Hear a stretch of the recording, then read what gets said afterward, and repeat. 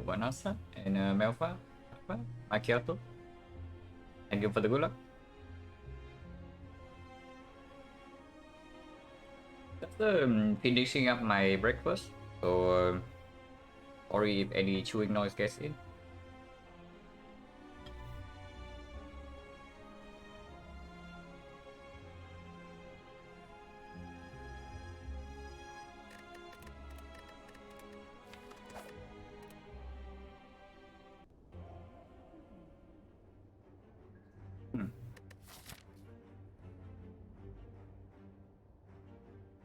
Two edits only.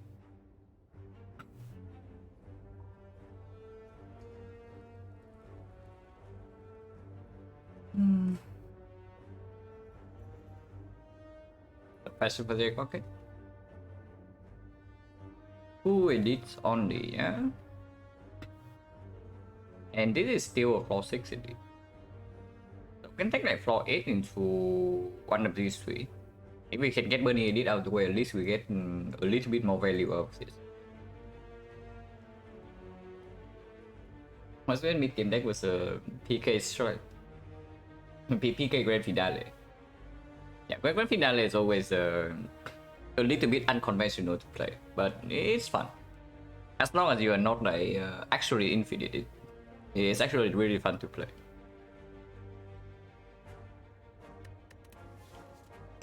But yeah, so basically, if we can only take two elites, we should pick the option with higher late game potential first of all. And the path we want to go through is to maybe not for 6 elite, right? It's this elite, so we are forced into a shop. If we are forced into a shop, then suddenly lose Ogre loses a lot of appeal. And common relic is still a strong option. It's not overwhelmingly powerful, but it's still good enough. And this elite is not that risky, especially if we pass through this shop. So even if the common relic bricks, it's fine. If it gives us something like a Morbang or Smiling Mask or Mew Ticket, this shop gets slightly better. If we get a Morbang here, this shop is actually a real shop, because then we have 200 plus gold. But yeah, we just click the common relic and see what happens. And Chaku, okay. Right somewhere in the middle. This thing is not insanely powerful at the start of the game, but it's also not a brick. But yeah, we still go here, yeah? And now the value of Blade Dance definitely goes up. Almost back to 3 to 1. I mean, we go back to above 3 to 1. But then I lost 2 games in one stream. Didn't play too badly in those games, so not as sad as like the blatant flaws.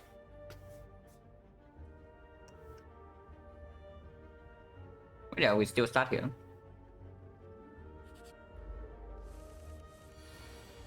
Yep, drawing 3 strikes on turn 1. It probably means I take 4.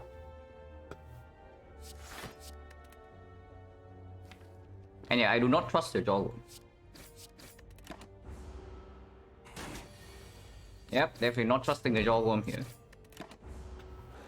We might still take a very big hit this turn. We do not.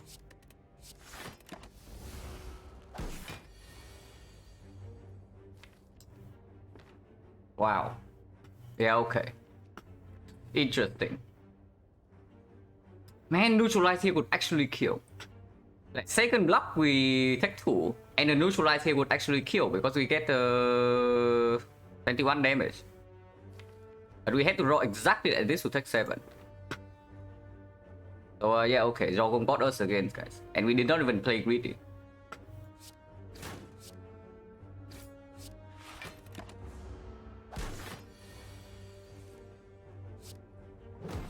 And Nunchuck's broken for the next fight. Like perfectly broken as well, back to 0. So very cool. At least we got a good card.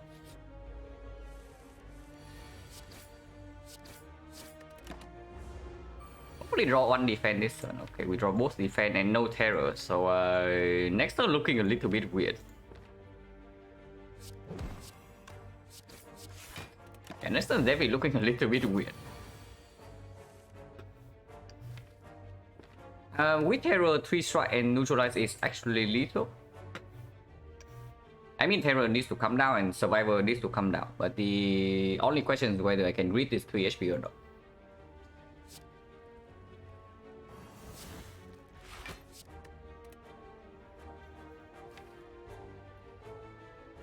If I greet this 3 HP, next turn he is a 16. And we... Yeah, greeting this 3 HP is complete nonsense. Because next turn 16...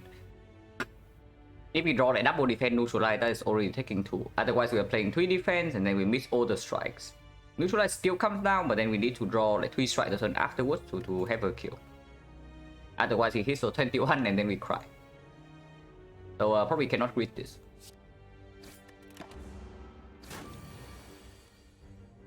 And yeah, at least Nunchaku is to 9 right now. Careful, no potion. I mean, Quick Slash, the first attack, Quick Slash does have some use with this, and then Venom's absolute trash into Slime Boss. Also not even a good card in general. No Banhara, and by the Sunny side. But yeah, Quick Slash, yeah.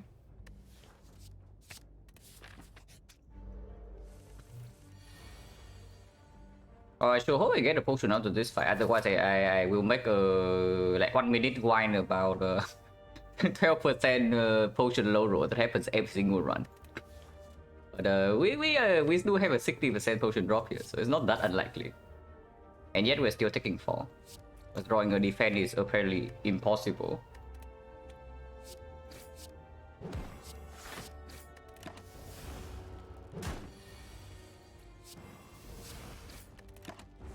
We attack some Nunchaku to 7.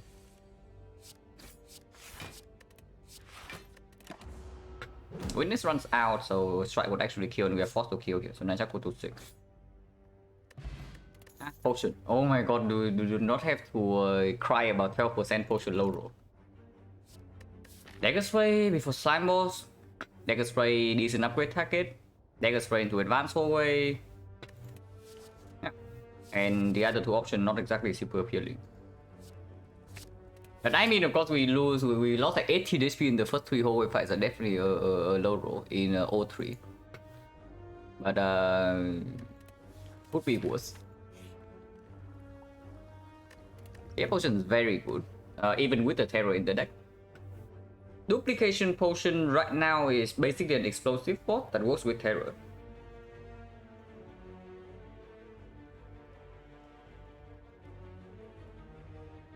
That potion is always salvatory.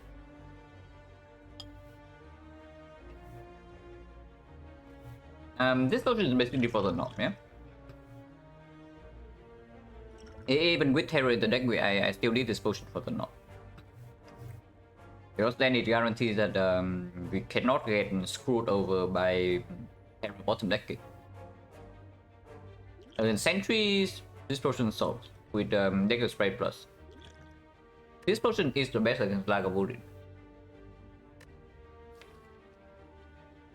So what is the worst matchup for us?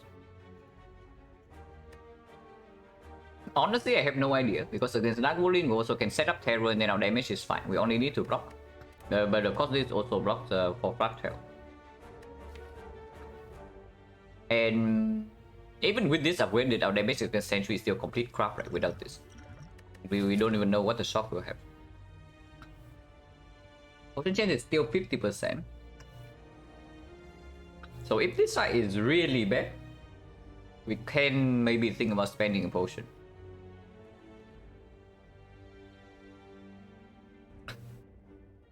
But that doesn't really speak for any of the 3 potions, right? More than the other. So this potion has to be kept. Like, this potion needs to be kept because it makes sure that the knock fight goes smoothly. If the knock fight doesn't go smoothly, we take 24 damage extra or even more, and that's unacceptable. So the only question is whether the block potion is better than this or not.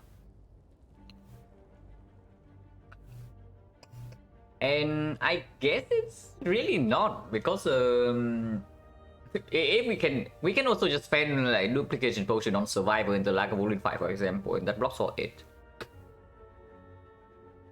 If we say the block potion is only for Lagavulin, so at worst the duplication potion is -4 HP. At best, it's instantly solves the Sentry Strike, and the Sentry Strike is actually not like super easy for us either because Terror cannot come down. Taking block over this is probably just complete nonsense. So yeah, we live with these 2 potions, yeah, and enter the shop. Buy a card. Yeah, we say goodbye to the membership card. It's gone. We also can say goodbye to Back of Marbles. Hello, James. Yeah, another early terror, but we roll fairly hard in the easy pool. Right, this HP loss is basically from the easy pool only and from nothing else. So we lost 18 HP in 3 fights. Withdraw 1 terror, by the way. That was pretty bad. But here we can take a defense remove into the north and then into the slime boss. Or we can just buy this plus still. And honestly, with the fear potion against the north, with the dagger spray plus against sentries, the fight we are most unprepared for right now is Lagavulin. And removing the defense into Lagavulin is not exactly a super good thing. Yeah, Flash of Steel Nunchaku also has synergy, right, for sure. I think I just buy Flash of Steel here and then dip. Lex Steel is not even positive. And even by Flash of Steel, I don't think I buy the Slice. But technically, Slice does have synergy with both the Quick Slash and the Flash of Steel. And then of course it grants Nunchaku for free. But buying Slice for full price from this spot is kind of sad. Especially when we only take 2 elites in this set. So I don't want to quote unquote waste too much of my go on very current power. I also want to leave the late game scaling option a little bit more open, because Act 1 we can only take 2 elites no matter what. We cannot actually get more value out of playing more aggressively from here. So flash into leaf is fine, because like, if I buy the slice here and this fight drops the slice, then suddenly I cannot even add 2 slices to my deck. Adding 2 slices in my deck is just like a terrible idea to Act 2. Slice can help switch summon. Yeah, I'm not saying that the slice is not a positive cut right now. But I'm saying that if we only take 2 elites, do you really want to spend all your gold on power right now? Because the slice will fall off like very quickly. And if we see a free slice here, suddenly the slice we bought is just wasted gold. And we already have 2 potions for the elite. I think I just take Flash of Steel and then leave this shop. If it's not Slime Boss, I would actually buy the Lex Sweep. Yeah, if it's this Guardian or Hexaghost, I would actually buy the Lex Sweep here. But it is Slime Boss, not super extremely interested, because even with the Terror, right now the big attacks in our deck is non-existent. And we do not have like a 5 potion guarantee for this fight to make sure it's a very good split. And yeah, we just buy flash and we leave this shop. Potion chance is still 50%. Upgrade has to go on dagger spray.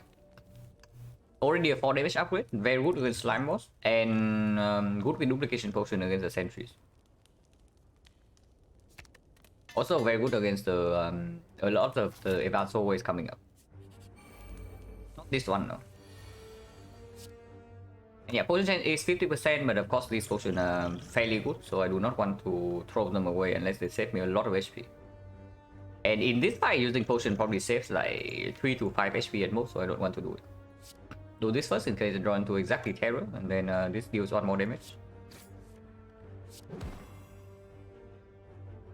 And I think I take 3 here to deal 18.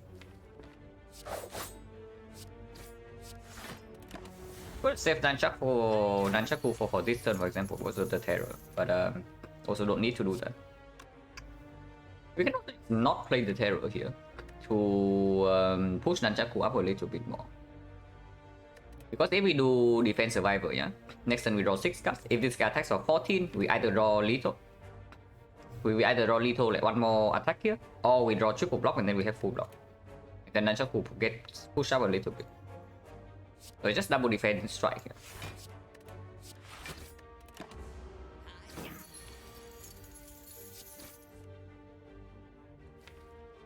No smaller attack than 6, so we just kill him with Nunchaku on 4. Actually, no. We triple block. This guy blocks for 6 next turn, and then we can put Nunchaku to 5. Let's actually do that. Only to block, he's always blocking next turn. And we know whether we can read one more attack or not afterwards, because we know exactly what we draw in 2 turns. And yeah, we always have lethal next turn, so this grid has 0 risk. If Quick Slash draws into Flash of Steel or neutralize here, we can put the Nunchaku up by even 1 more.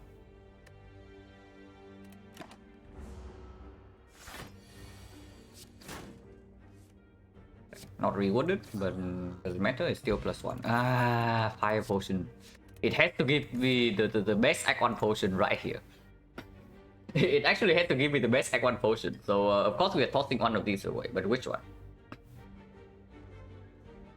I mean...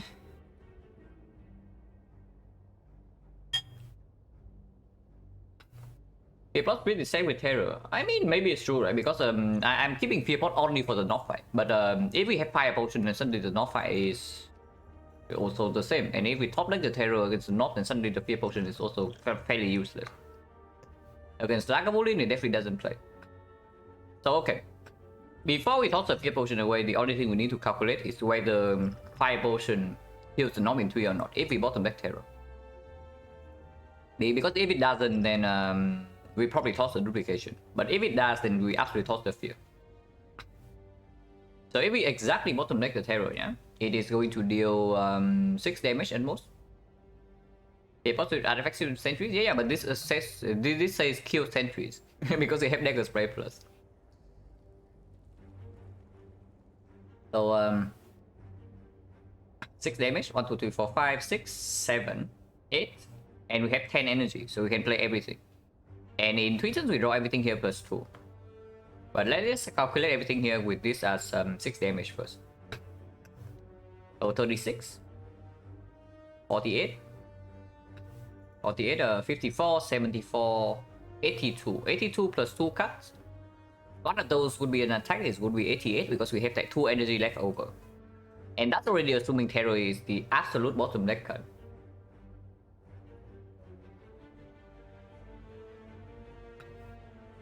Yeah, we throw the Fear away then. 5 potion can do, and that is already with a low roll.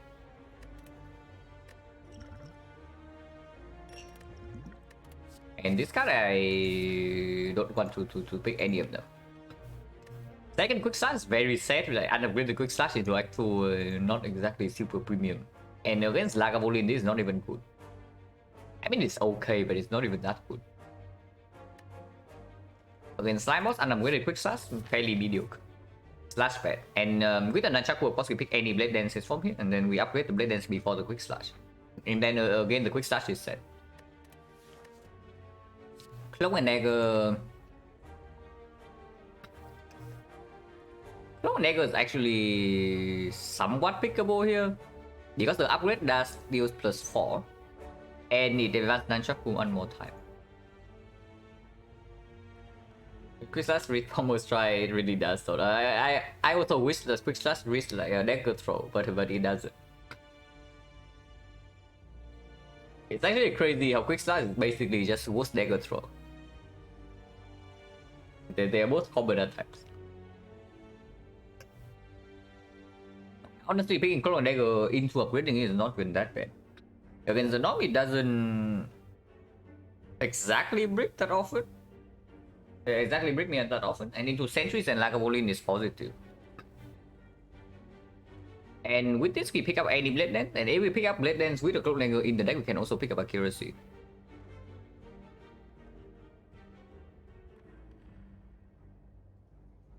Yeah, it's not too bad, right?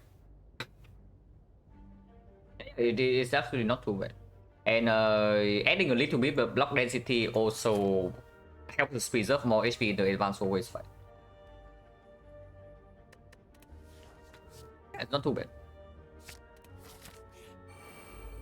And yeah, sentry. So I guess we use explosive. I say like explosive fort. Technically, it is basically an explosive fort, but we use this here on the dagger spray. And we preserve 5 potion for either the next elite fight or the slime boss. This potion is also phenomenal against slime boss. And your survivor is the most effective block card in our deck, and there's only 2 energy worth of attacks right now. So of course we play survivor into 2 strikes. This is 24 AoE, so this is only a 36, so this is a clean kill with 1 strike. But we have like 3 damage, and 4 damage here. And of course we draw Golden Dagger, we want to play this next turn. 1 energy already has to be committed on this, so if we leave this guy a 6 HP for example, we also need to play another energy to have a clean kill. But if we target this guy and leave him on 3, we do not need to actually commit an energy on an attack to kill next turn, and then we can play like double defense. And with 24 AoE damage, I absolutely want to defend as much as possible next turn. Duplicate explosive fort on third. Yeah. I also see the same line. We survivor into double strike here.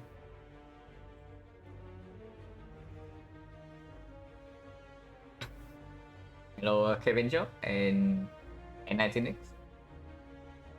So this is the last night I spent here, just finished packing. So you are traveling soon, yeah? Have a good trip and be safe. Traveling in I don't know, like the current situation regarding COVID, but it's mostly gone right now, right? Like the situation in Vietnam is still fairly bad, but there are many cases, but not a lot of like really bad cases or anything. It's kind of like a common flu, so probably not a lot of problems if you are properly vaccinated. So yeah, be a little bit careful. Not a whole idea, yeah, okay.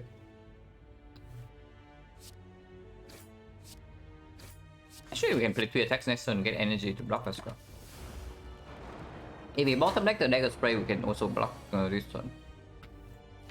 I should hope that we didn't break the dagger spray, but if we do, then sure. If we draw exactly to dagger spray right now, we still have Nunchaku energy to double block, so the quick start should not go here. Quick start should go on where? Next turn this guy attack.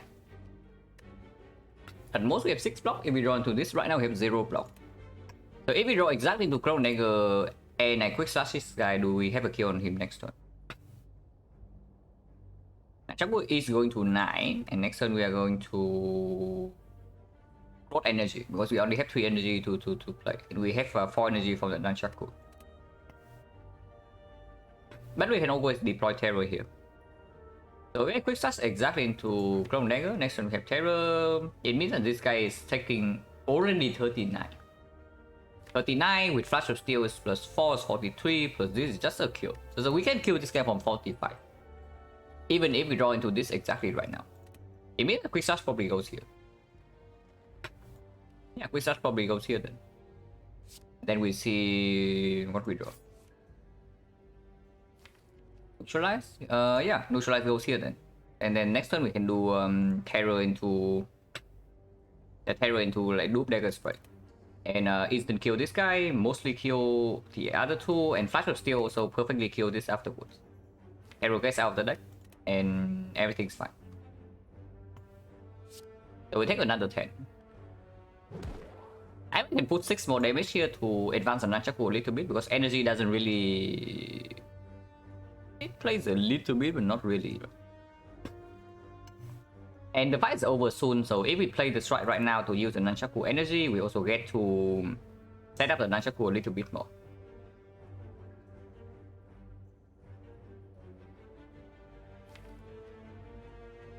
Double check is 36. So we can strike in the middle, and that's a perfect kill next turn. Now I want to shuffle in Clone Dagger, right? So Clone Dagger shift is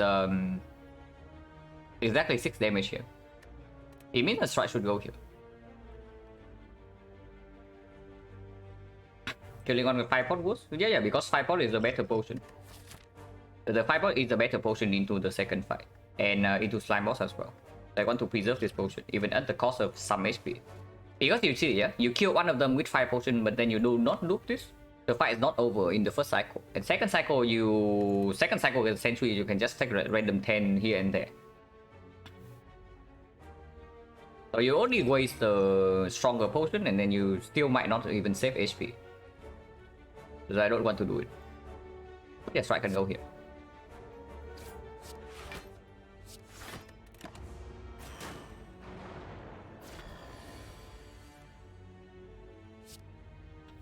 Arrow here. Duplicate on the dagger spray. Slow dagger shift kill this, and then flash of steel kill this. And we only need to draw and attack this stuff. Hourglass is very good against slime boss. Good against the knob. Decent against Lagavulin. It's just a good relic. Oh my god, after image. Man, if we have like Blade Dance right now, this after image would be so sick. We don't. But we still do have the Nunchaku, so we have like a lot of incentives to pick up Blade Dance. And we have the Flash of Steel already. On the other hand, we can pick all attack, but we just fought the Sentry, so the value also goes down. Against the Lagavulin and the Knob is decent, but we also have Fire Potion and Mercury Hourglass. Against Slime Boss, the same. The Hourglass, Dagger Spray plus Terror. Unload's actually not bad. Unload's actually not bad, but with the Hourglass, I think we can greed a little bit. And the Fire Potion Preserve as well. And after we leave Act 1, the after image is going to be way better than the Unload. And if we see a single Blood Dance is already better right now. We don't even need to wait for that long. So yeah, after image. Now also good with the Clone Decker. So we get to... Oh my god, I'm really... I mean, we can always go here, and then see whether we're strong enough for this or not. But the most dangerous fight here is most likely max HP now. So we'll calculate when we step to the fire after this pro.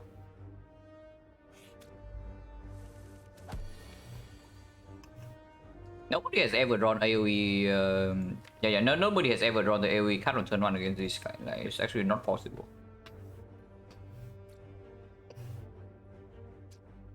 But here we are only taking 2. Is there a cleaner line than just strike neutralize double defense? Triple defense into neutralize. Triple defense into neutralize only take 1. But of course we don't kill them. But Hourglass is still doing it, and if we draw this next turn, they all die. If we do not draw this next turn, very bad thing happen.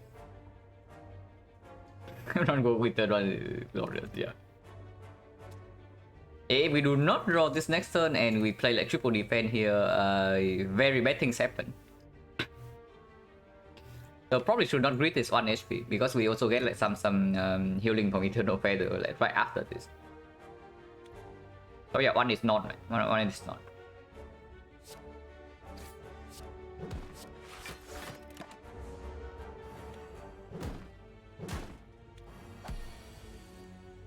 Yeah, we did not draw the thing.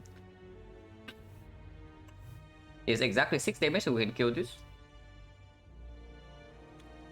And then we full block. So yeah, that's clear. Huh? Quick slash. If we don't do Dagger Spray, the fight ends instantly. Actually, it doesn't because Dagger Spray deals 8 AoE damage, and this guy is alive. If we want to kill, we have to break Nunchaku. So I think that I has always quick slash into Survivor Cloak. And we get Nunchaku to 9 for the next fight. No matter what we draw. And yeah, next turn Dagger Spray kill all of them. Or we can just play 1 strike to... No, 1 strike doesn't kill. So if we bottom deck exactly Dagger Spray, we also break the Nunchaku. Hopefully that doesn't happen.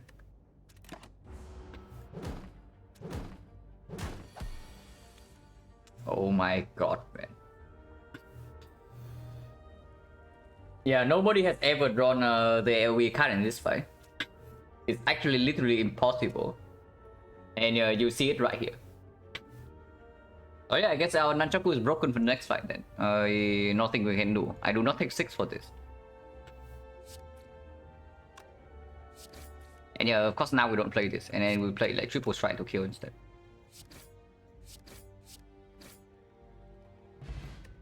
Nightcore, yeah, my favorite potion, guys. Potion chance 1, 2, 3, 4, 5, 6, 40%.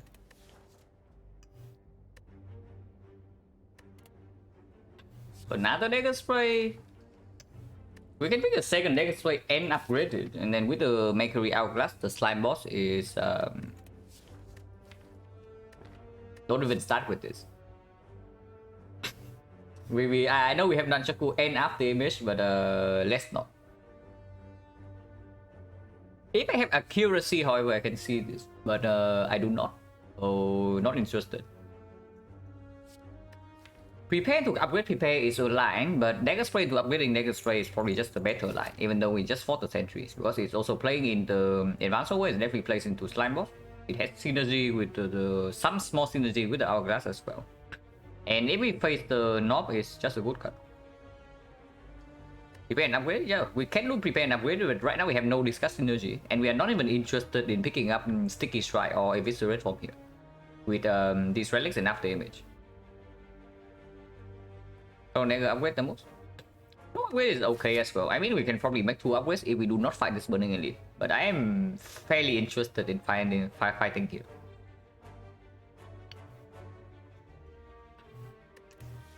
But yeah, honestly, yeah, even with the hourglass, our slime boss fight is not that trivial. Like do not underestimate the slime boss if we had to burn fire potion in the elite fight.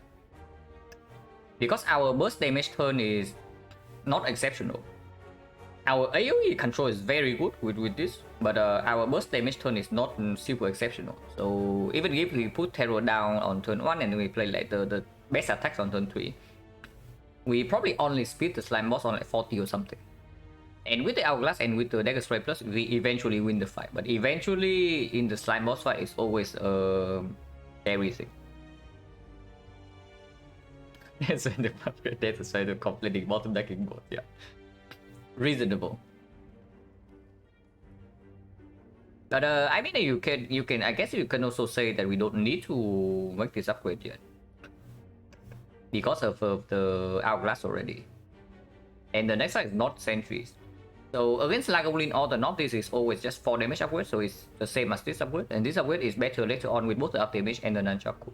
So I can see it because we still have another upgrade afterwards. If we see nothing better to upgrade than the dagger spray, then we still can upgrade the second dagger spray. I do like the second dagger spray though into to the slime boss, just because our split is not exceptional at the moment without 5 potion, and 5 potion might need to be used here. Hello, Clark, I'm a chick. I don't mind. Of course, we go here for the feather. Oh yeah, picking up 1 card also heals us for a 3 ball. Yeah, clone dagger upgrade can go first, and then suddenly when pick up blade dance accuracy immediately afterwards.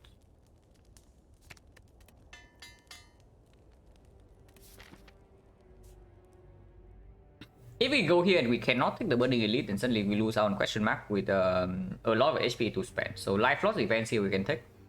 Like Scrap Ooze, Shining Lights, Wind Statue, Wood of Whoop. We can actually take all the life loss events here. The greediest line is of course taking Burning Elite and then taking life loss here anyway.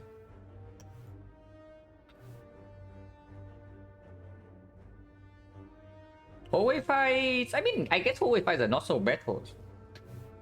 So even if we fail to go to this, no, it's not so bad. Because the hallway fights also give us another chance to see blade dance before we step into Act 2.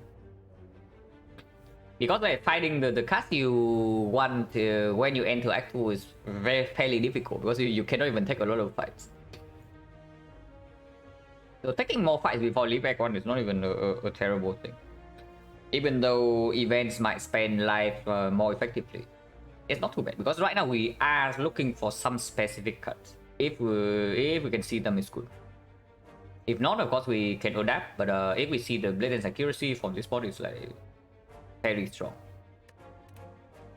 And yeah, of course going here also always open the option to take the burning elite, so we can do that.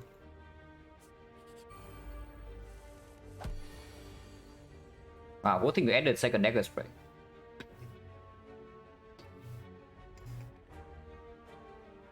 Yeah, good thing we added second dagger spray, like, otherwise we would like bottom deck the other thing and then we cry here. This is 12 damage. We can do like dagger spray, clone dagger, flash of steel. Do not need to deploy terror here. Yeah, we don't need to deploy terror here. So and we need to block for 9 against this guy because he's going to get upset. Unless you tell me that terror, can we kill both of these? If we can kill both of them, it's very good. If we terror into dagger spray here, it's a 6 HP. And 6 HP means that one shift will kill. And this guy is losing 8, and we have one more shift, and flash steel is 7. So we have a perfect kill on both, yeah, if we do that. Yeah, we have a perfect kill on both, and next turn Hourglass will kill this guy, and the turn after we can easily deal with the wizard from 11 HP. Yes, but terror damage, yeah, dagger so is 12 damage after the terror. So yeah, we terror this guy, we kill both, like double check. Terror here to dagger spray to one shift, kill this. And then we have this the other shift plus flash of steel 7 damage, kill this with 8. And this guy is at 11. This guy is 4. 11 gains another 11 blocks, so it's 22. But 22 is only 18 next turn. So we can still actually just draw a kill on this guy. If not, we kill this guy and we kill this guy 2 turns from now easily.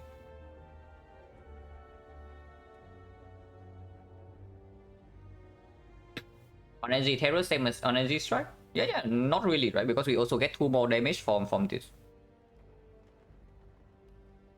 Yeah, like we play exactly one shift here and then we have the other shift for this guy. So terror deals more damage than strike. Oh, is that true? Actually, no, it's not true. But we cannot play this strike, right? Because this we need to play this. Hey, am I like... Yeah, I guess it doesn't matter. But terror, I don't want to redraw, right? It's exactly the same. So what about Nunchaku? That's the boss, it's slime boss. But what about Nunchaku? Because we... Basically, if we play the terror here, we save 1 attack. So 1, 2, 3, 4. Nunchaku goes to 6.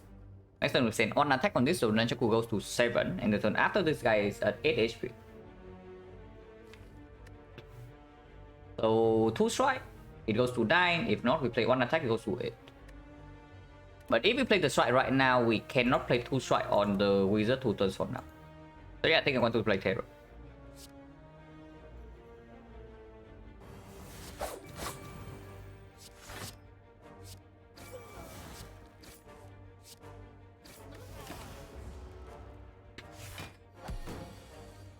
Yeah, 1 attack on this, and then next turn we have either double strike or a single attack.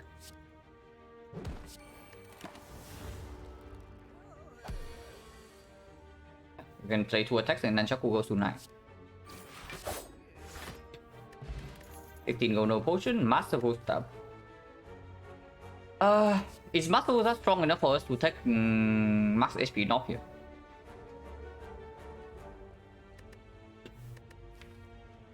Masterful stab is definitely positive into slime boss. It is absolutely positive into the knock. Against Lagavulin, we have arc damage terror. So in 3 turns, if we add the masterful stab, we draw everything -2. So in theory, we can bottom deck like Dagger Spray Plus and the thing, or we can bottom deck Terror as well. Max SP knock is 90 plus 22, yeah? So it's 112 maximum. In 3 turns in the fight, this deals 9 damage. And we are going to have 10 energy. So 1, 2, 3, 4, 5, 6, 7, 8, 9, 10. So we can play everything, but most likely we -1 strike. If Terror is bottom deck on turn 3 or just not drawn at all, it is 6 damage, or maybe can count it as maybe 9 damage. how much damage we have? We have 9 from Hourglass, 9 from this, so it's 18. 18 plus this is 42, 50, 56, 76, 88, 100, 108. So if we use this deco oil, most of the time we have a kill. And that already assumes the worst possible draw into the worst possible elite. The worst possible elite happens 1 out of 8. It has to roll the norm and then it has to roll max HP. So that is 1 out of 8. And then we need to absolutely bottom deck the terror. Which is another... so terror needs to be at the bottom 7 cards. No, in 3 turns we draw 18. We draw 19. We draw 19. In the first 2 turns we draw like 14. So yeah, bottom 7. So that's already another 1 out of 3. It means that the scenario where we do not kill the dog in 3 turns here happens like 1 out of 21. 4.5%.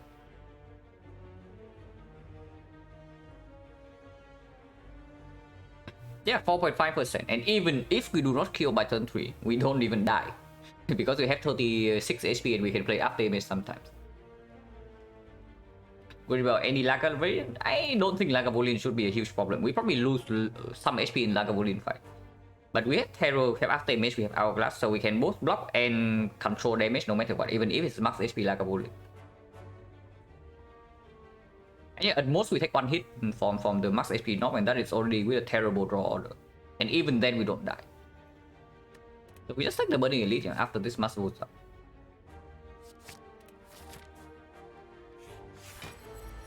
It is max HP Lagavulin. So I did claim that this guy is not a problem. He's here to test my claim.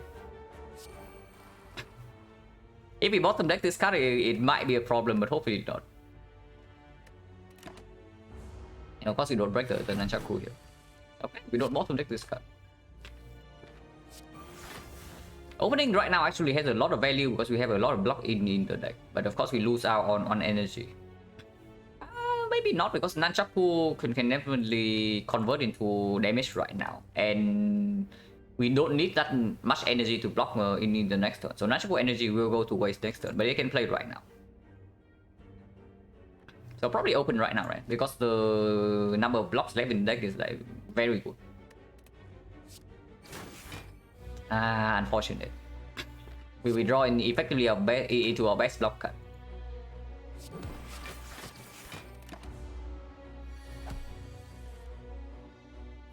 We can actually triple block here, because triple blocking here also preserves the Masterful sub cost, and with Terror, with Hourglass, with 18 damage coming up for free next turn, I'm not actually worried about damage I put in this fight. Because even after debuff, we can still block with after damage. And damage is still ticking with the Hourglass.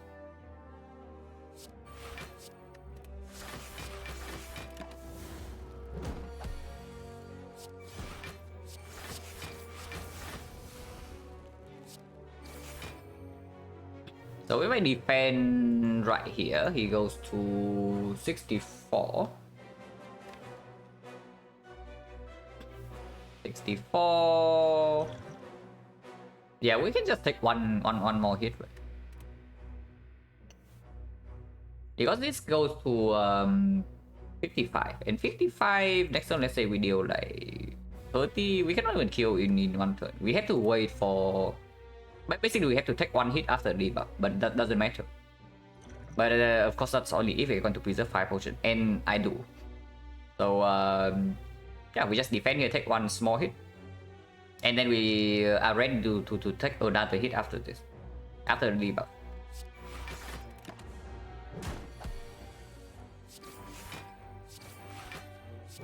Once again, we go into the neutral line.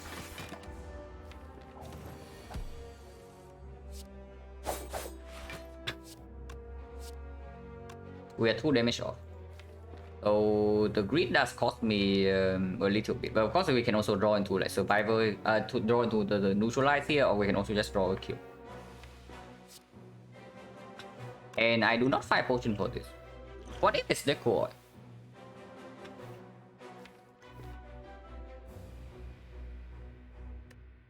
Yeah, what if it's decoy? Because decoy into masterful stuff instantly kill this. And any zero cost cast block for a reasonable amount with the after image. And this option is absolute garbage into slime boss anyway. I do not use this into slime boss. But most decoy can cost me 1 defense. So that's 4 HP. Yeah. Yeah. We just kill this guy then. Very nice. Yeah, potion refill as well. So perfect. We lost 3 HP into burning Lagavulin. Use unuse this potion and now get a potion back. Not interested. So if I'm not interested, then of course Weststone can be picked up right now. 1 good hit, 1 strike. Wow, great life loss event, guys. Just the life loss event I'm looking for. But of course, this is for 14. We have upgraded attacks, we have terror, we have hourglass, so this fight is probably not a big problem. Compared to when we always face this kind for 5. But yeah, any actual event here would be way better, for sure.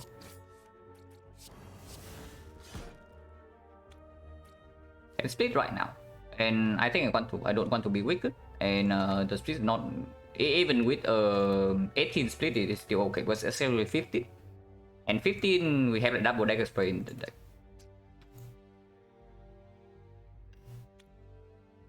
I mean, I don't know, if we don't draw dagger spray next turn and they attack for 24, I'm also crying.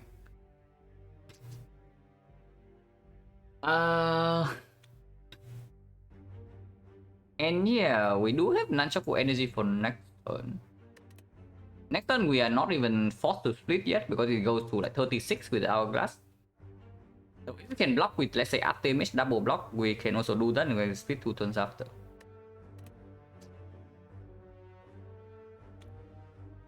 But splitting right now probably means that I get to push Nunchuck up the most. Give me a second.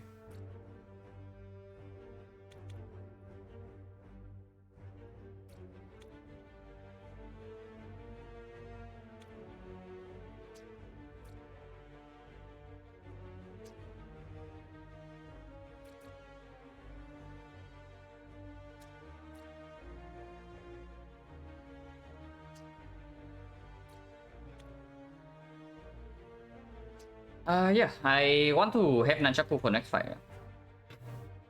Using Nunchaku gets down to 17 is 21.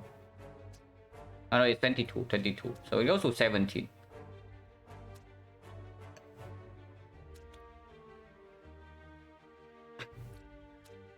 Yeah. 4 plus 9 plus 9 is 22, so it goes to 17. 17 is actually 14. 14 we are not wicked.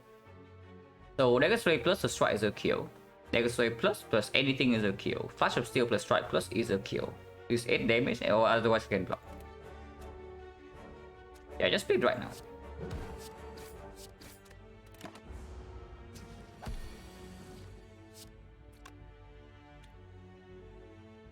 And if it's like this, then Stone Dagger into a single strike here, push the Nunchaku up by the most.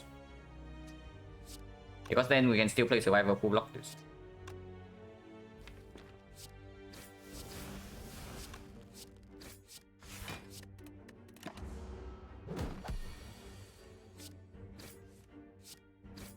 Seven. No potion. Potion chains 1, 2, 3, 4, 5, 6, 7, 8, 9. 9 fights, 4 potion, 50%. Not interested. So now we can upgrade the dagger spray, the second dagger spray. We can upgrade terror for Act 2. We can upgrade neutralize for Act 2 as well. Or we can maybe even upgrade after image. But upgrading after image is the greediest line here. It's not even guaranteed to be good. I really was with have like the, but I refuse. And of course on 45 we are upgrading. So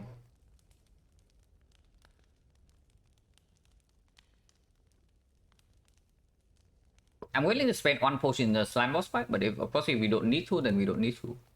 Because potion chance is still 50%.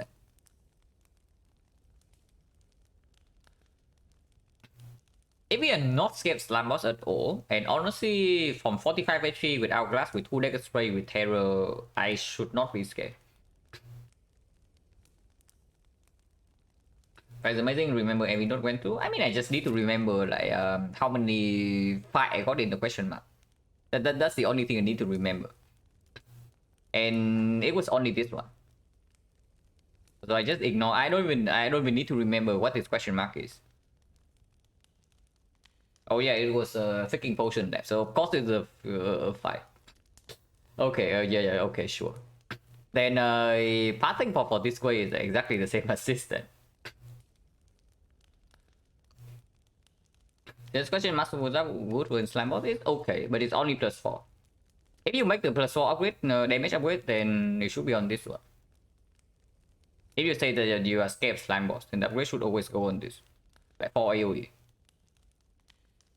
But I'm thinking of upgrading defensive card for Act 2, like either neutralize or the after image. Because if we say that we are not scared slime boss whatsoever, and we don't have a bottle terror like guarantee burst damage like mega marbles or anything, no backstab, then making a defensive upgrade for Act 2 can go a long way.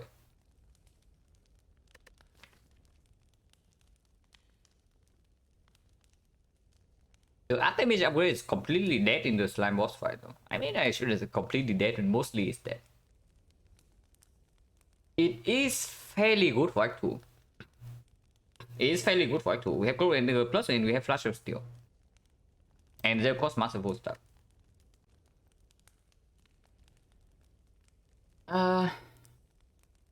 Usually I really demands that we also have to draw to it, and against the baseball, for example, it doesn't play. Against baseball, it doesn't play. Against double tips, it blocks for 3. Against avocado is good, but against avocado, the after image upgrade also plays.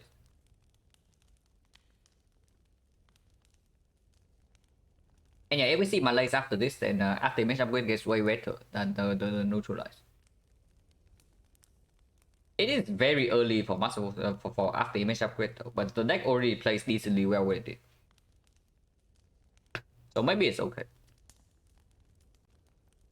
Because yeah, this deck might want to deal heavy front load damage in Act 2, but it actually cannot guarantee to do that unless we top deck terror. So in the cases where we don't top deck the terror, we need to make sure that we don't actually take too much chip damage. And after image can absolutely help with that. But I guess we can make this upgrade immediately. Because besides this, we actually don't have any defense in the deck.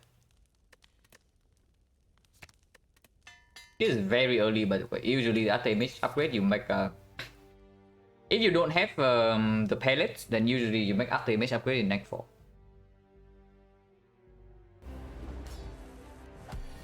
Top deck terror, yeah, okay.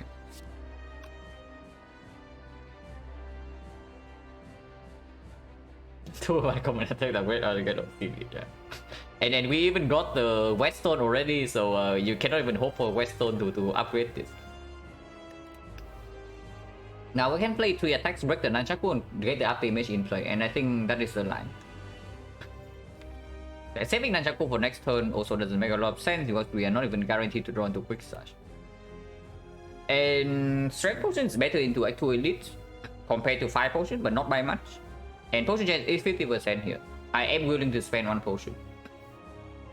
So I guess we can open with a strength potion and then save the 5 potion, but it is better against the Act 2 easy hallway fights. in particular the double tip, and yeah, into like elite levels is also exceptional. Not potioning here is quite greedy. We can probably get away with it, but potion chance is still 50%.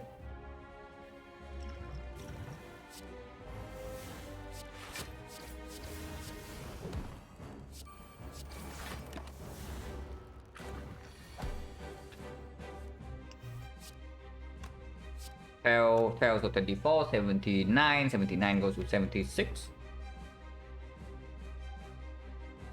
Flash of Steel here and C is probably the line. Okay, draw here to defend means that we don't need to open this turn. Yeah, 79 next turn Hourglass 76, and we have like better attacks in the deck compared to this. Splitting right now is also a thing. Yeah? Splitting on 55 is actually only 52, and 52 we have both of these in our deck, which deals 24 AoE damage in total. Actually, it's more than it's 28. Yeah, this is 16. This is 12. Yeah, it's actually 28 AoE damage plus the Hourglass. So splitting right now on 55 is not even the worst idea, but we can do better. Because this attack also gets shuffled in, and we might actually one-shot this from here, looking at this draw. Yeah, we actually one-shot. I got back the potion. Not exactly a super good one, but we did not throw away potion for nothing.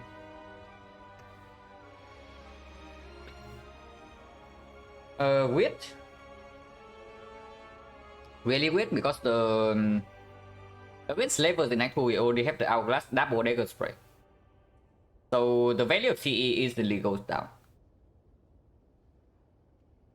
We don't have any poison, we don't have any incentives to lean towards poison at the moment.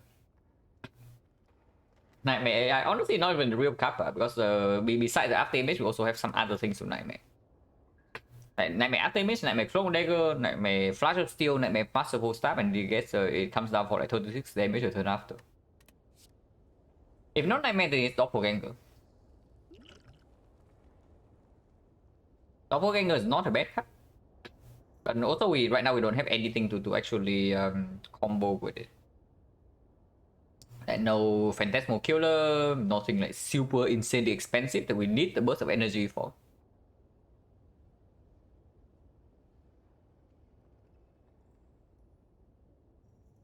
It does mean that we draw into Terror faster in the fight, so we bottom deck Terror, but we have to sacrifice one turn.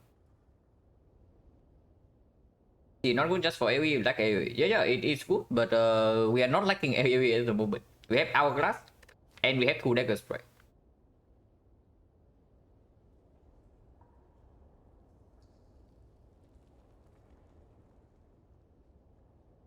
Yeah, have a good time to unput, and thank you for the The only weird thing about the Nightmare at the moment is that first of all, we don't have any draw manipulation. And secondly, we're not even guaranteed to see Force Energy. And our deck right now is also not equipped to pick up Snecko Eye. If the deck can pick up Snecko, then suddenly the Nightmare pick gets a little bit better. Whereas of course Nightmare insanely powerful with Snecko. But here it's already not happening. So the Nightmare is most likely going to be a dead card for most of Act 2. Because Nightmare after image definitely doesn't even play in Act 2. Like, Act 2 fights are way too fast for this nonsense. And Nightmare Flash of Steel is not too bad with the Nunchaku, but it's also not that good. Nightmare Masterful Staff is decent, but it's still 3 energy for 36 damage. See, the safe choice, does he even do anything here? Is what I'm asking. Like, do you really think CE can do anything here that is relevant? Before I click CE, just click Doppelganger.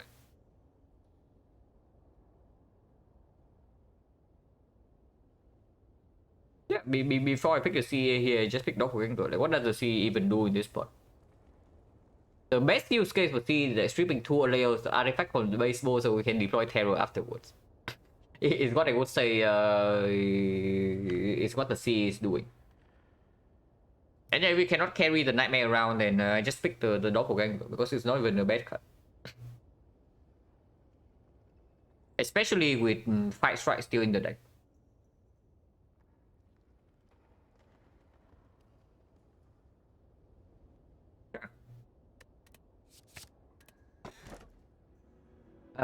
Reaper with Feather seems clear.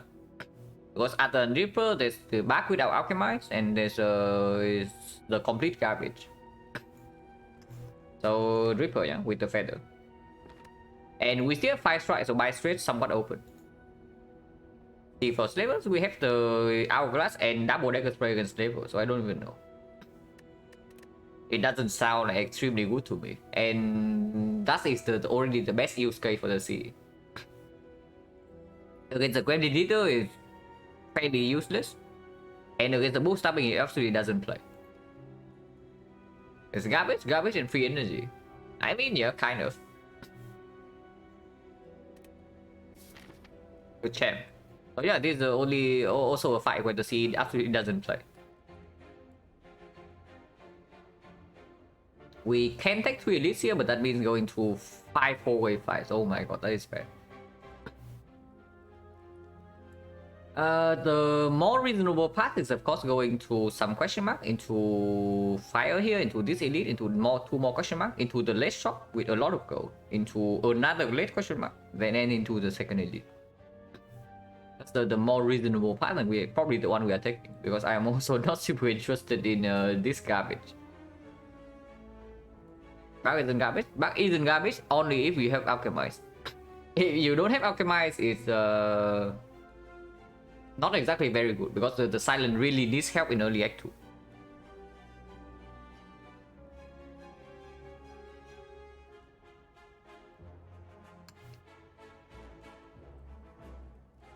We're making me think about Doppel, always thought it minus a death draw. Right? Me too, until recently. And then I started picking it more, I started thinking about it a little bit, and honestly it just seems like it's fairly positive. It's not exactly adrenaline, but with a lot of base cards in your deck, it's actually just a positive card. Because like 2 case scenario, yeah? Case 1. You draw this together with the good cards, and then it is actually a death draw because you spend all your energy on relevant things. Yeah, okay, cool. So you already have a good turn. Case number 2. You draw this together with like some garbage base cards, like let's say 3 strike, 1 defense. And yeah, you don't even want to spend your whole turn playing 3 strike, right? So then you play Doppelganger to make sure your next turn is actually good. So this is effectively like a pocket watch in a card for 1 turn. And pocket watch is phenomenal. So I don't know. I don't think this card can be set as like negative when you have like so much garbage in the deck. If you have no garbage in the deck, if your turn is always reasonable regarding like energy usage, then this guy is bad. But this is not our situation. We still have 5 strikes. But yeah, we start here, take 3 question mark. Hello, server. Always thought it was more like ice cream. Yeah, not really ice cream, because if you doppel for a big amount, usually the turn after you also float energy. But just make sure that you do not break your draws like 2 turns in a row. But yeah, start here triple question mark, and then probably fire first because of Feather healing. But we can also do fire second depending on what happens.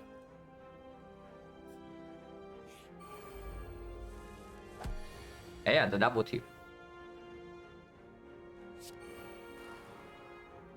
If possible, I want to kill this guy first, but of course he has more HP. We can also kill this guy without the terror, and then we terror this guy and then kill him afterwards. We can let Quick Slash go first, and I think Quick Slash can go here, because if we can kill this guy by next turn, I would absolutely like to, because that already prevents 11 damage upfront. Drawing into dagger spray right now might mean that I have to dagger spray. Wait, we get Nunchaku energy, so we can do everything.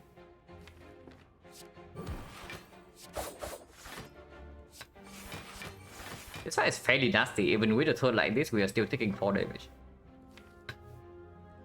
Could have considered fire pot here, but I don't really want to. With after image in play, and this guy is fairly low already at 22 and 23. Liquid Bronze, however, I'm willing to use. I do not think we have a lot of problems against the birds with the Hourglass and double dagger spray to down them. And Clone Dagger Flash will steal as well, and 4 energy. So it is right now just for 3 OE damage. Currently, might put this under threshold next turn because it goes to exactly 20. And 20 is like dagger spray plus clone dagger, masterful stuff plus clone dagger. And potion chance right now is also 40%. Liquid Rod may be okay against the book. Yeah, but the book is potentially like super far away. And if we have to throw away a potion, then we just use it here. Hello, Falcon.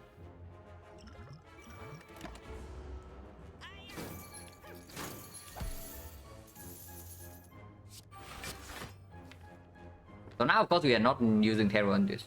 So that's absolutely clear.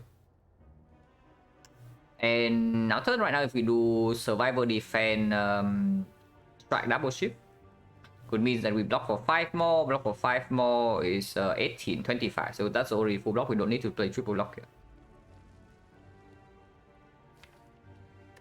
And this 12 damage AoE. It means that we actually only need to deal. This guy is at 17 already. It's actually at 14. So one shift is sufficient. One shift is sufficient. Then we put all the damage on this guy. Because if this guy attacks next turn and this guy doesn't attack, we can also just change target immediately. And if we draw into dagger spray plus, this guy is already dead.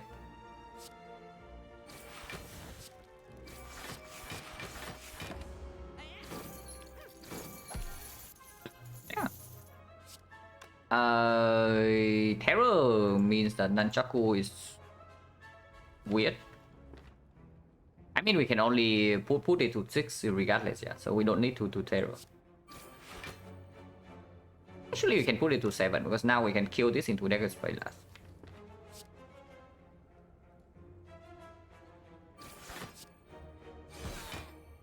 We can even intentionally not kill this right now, but if we draw into like 2 defense right here, we don't get to actually kill next turn. Even with the terror. So I don't want to risk losing the gold for 1 second Nunchaku. Like 7 to 8. Not a huge deal with the Ripper energy as well, and no cut draw. Yeah, potion. X1 for energy seems super clear.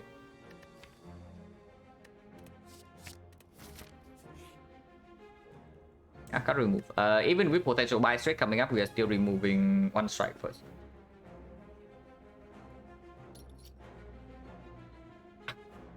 And I don't even know whether to take buy straight or not because we already have sustain from some sustain from the feather, and then 1 strike is upgraded.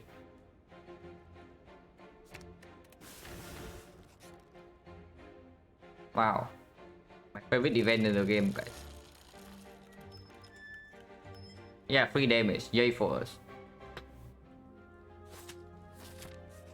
And of course, seeing the shrine garbage also means that this is going to be a fight. So it's double negative because of course we don't get to see a real event and then we are forced to advance always. So very cool, amazing.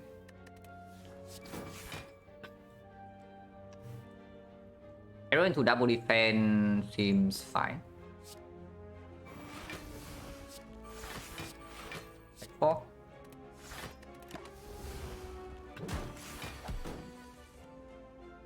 Would not get got the ship, yeah. I wish I was better at that event, but simply impossible for me.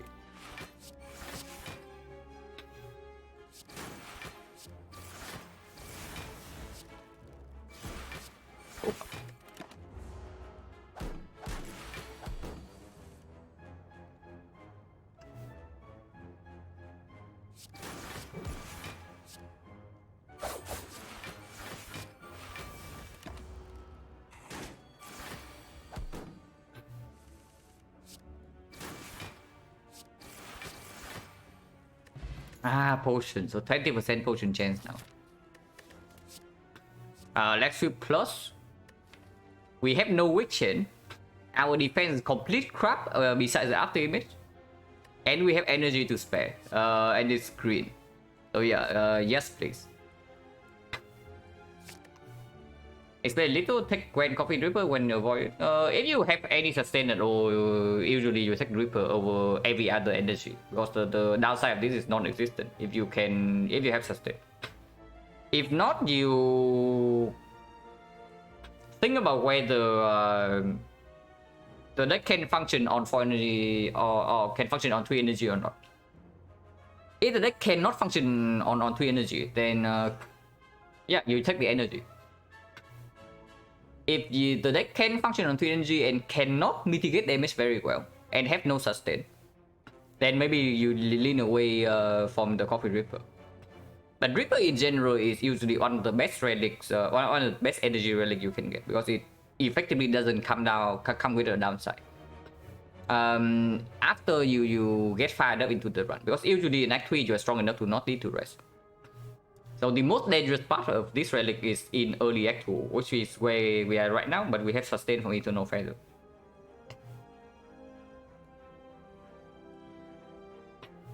Like the downside of every other energy relic is fairly significant later on in the run. Like Kurski, it is minus 1 remove on relic,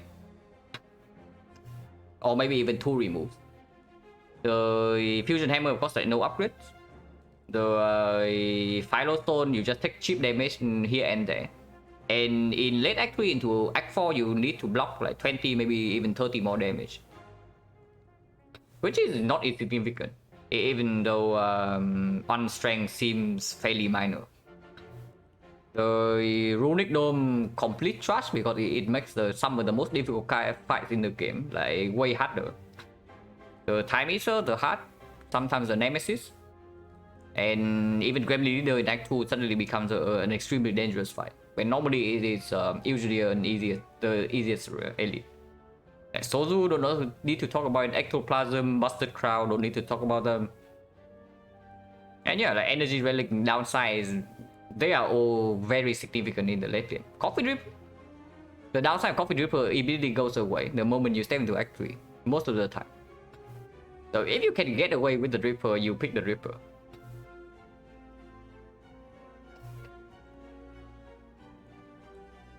But yeah, Blessing cannot be better than this, right?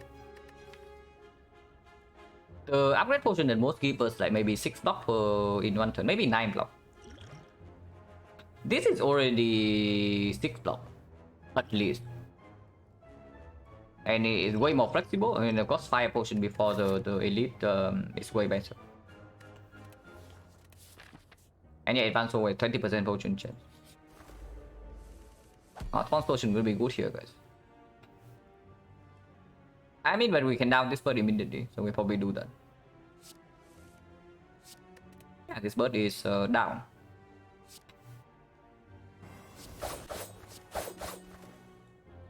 And I think we play after image here over 9 damage. Unfortunately, drawing into leg sweep also means that blocking this guy can be a slight issue. But I'm willing to liquid memories on leg sweep plus if this guy decides to go for the nasty pattern.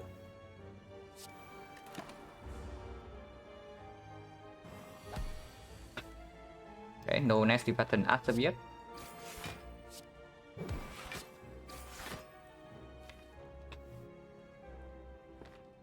Rank plus 2 right now means that we still do not reshuffle next turn. I probably just want to put the damage and then doppel for 1. Actually, no. We do not kill the Chosen in this deck cycle, no matter what. Actually, do we? This is go to 29, yeah? It goes to 26. 26 is weakness, vulnerable, it goes to 13, so it's 13. 13 is 7, 7, this is actually 8, so we actually have a kill if we draw into O3 next turn with the doppel. You know, I can always block this hit. This is not that big. This bird needs to die next turn, no? Chosen also needs to die next turn. I mean, not really. The Chosen doesn't hit that hard next turn.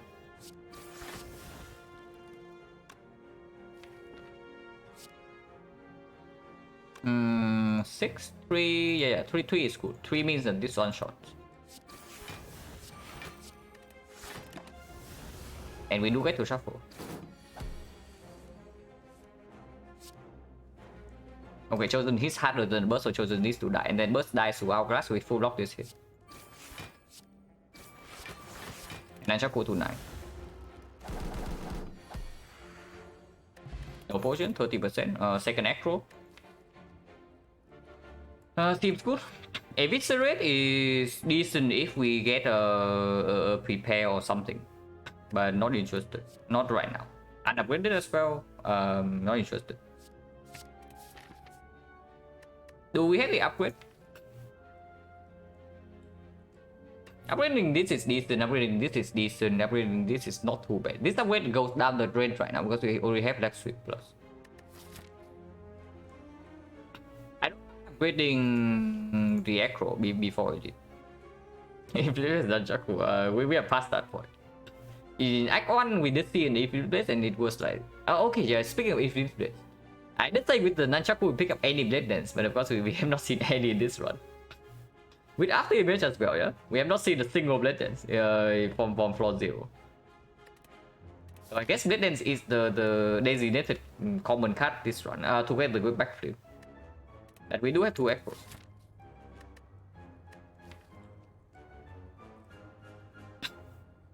I mean, with double Echo right now, maybe upgrading Terror is actually going to play. Even with the Copy Ripper energy. I can also see just upgrading Terror because the... if our hand is terrible, we also need to freaking draw. With the Echo. And if we draw into Terror with the Echo, this Terror upgrade is going to be like at least 9 damage. And yeah, if we miss the Terror in the bull stabbing fight or the leader fight or even the slavers fight, it's actually a terrible thing. It's just better to miss this card. Acro upgrade is quite strong though. I have to say Acro upgrade is quite a strong upgrade. But we can probably make the Terror upgrade first. Because if we see the third Acro, then suddenly the Acro upgrade is like less impactful, slightly. Just because we already overdraw sub-turns and we cannot like use energy to Acro into Acro into Acro. That makes no sense. Like you spend your whole turn like just playing Acro and then not playing actual output.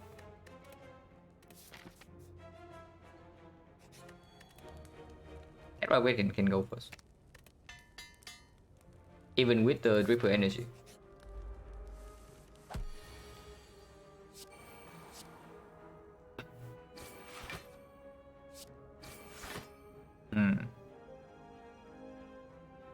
Yeah, double strike into 5 potion, kill this is probably the clear line. Potion chance is only 30%, but 5 potion is at its best in this fight. And immediately it also prevents some fairly heavy damage. Also make us make the fight like not messy next turn.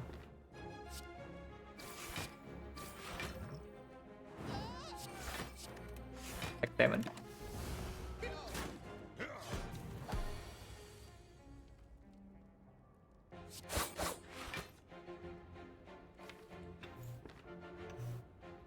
For deal 12, it goes to 19.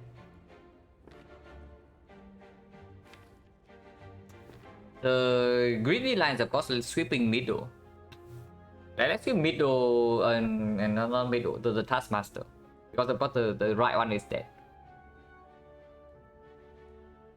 Let's sweeping Taskmaster. Next turn, if this guy, the blue slaver attack for 13, the sweep would actually block for 4. It still blocks for 3 against the Taskmaster, so at most we lose 1 HP. But then we preserve the weakness because we still kill this guy before the Taskmaster. So at most we lose 1 HP from this. At best we gain 2 turns of weakness.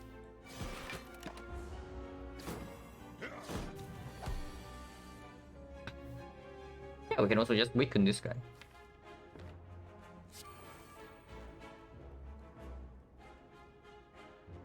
Eight and 16, 20, and 1, 2, 3 energy. So Terror upgrade does play here.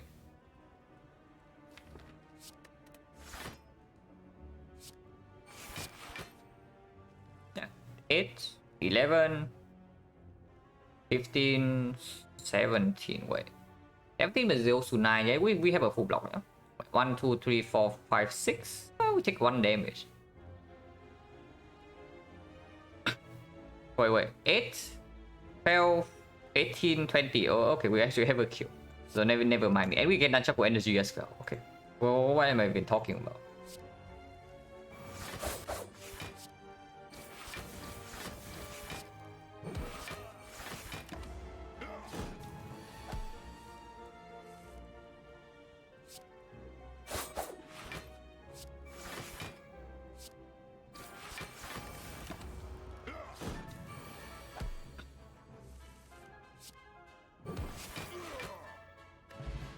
potion back, so 20%. Ah, speaking of Blood Dance, it's here, and of course with the after image plus and the nunchaku, we pick this up.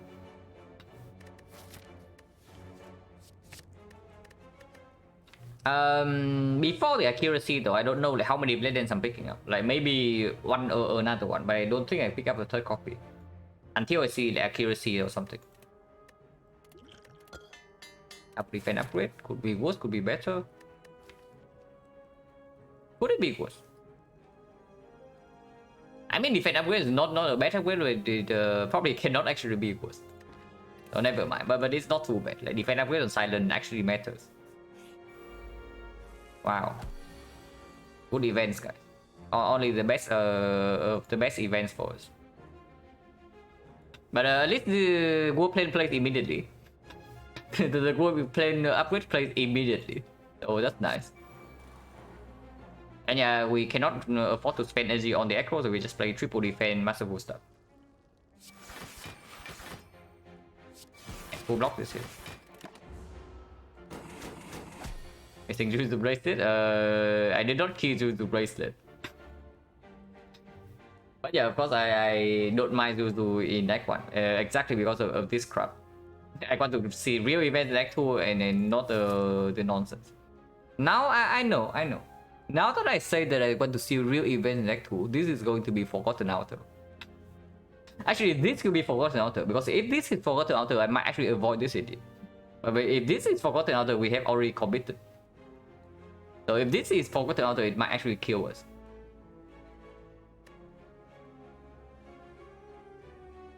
Not a fan of Act 2 events? Skull exists? No, Skull is a shrine.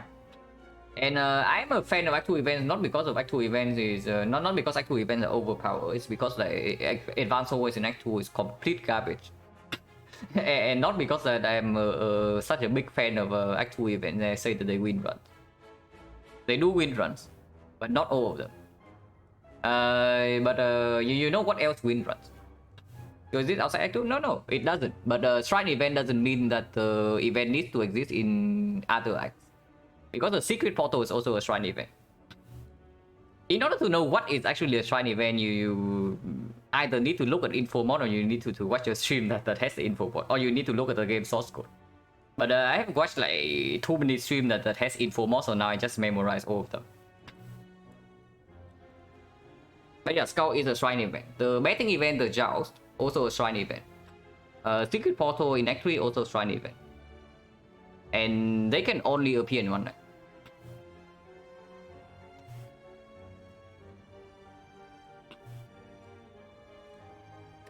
But yeah, have not drawn Terror. At least we have like decent defense in the deck next turn.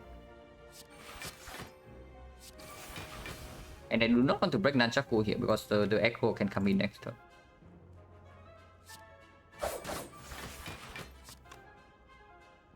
Don't mind leaving the ship in deck because it deals more damage as well, like the strike here.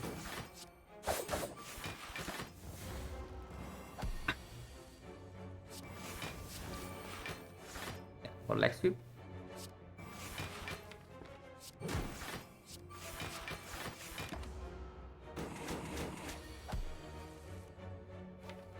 Did not draw into Echo.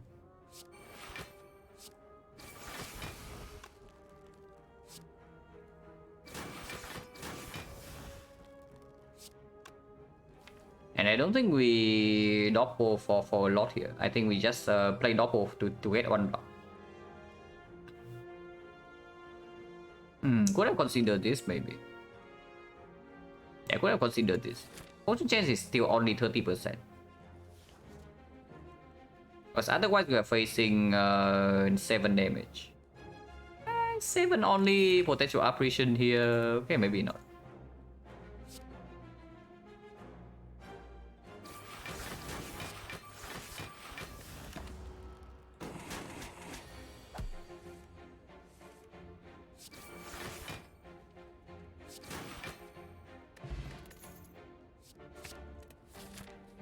I could have thought a little bit more about that.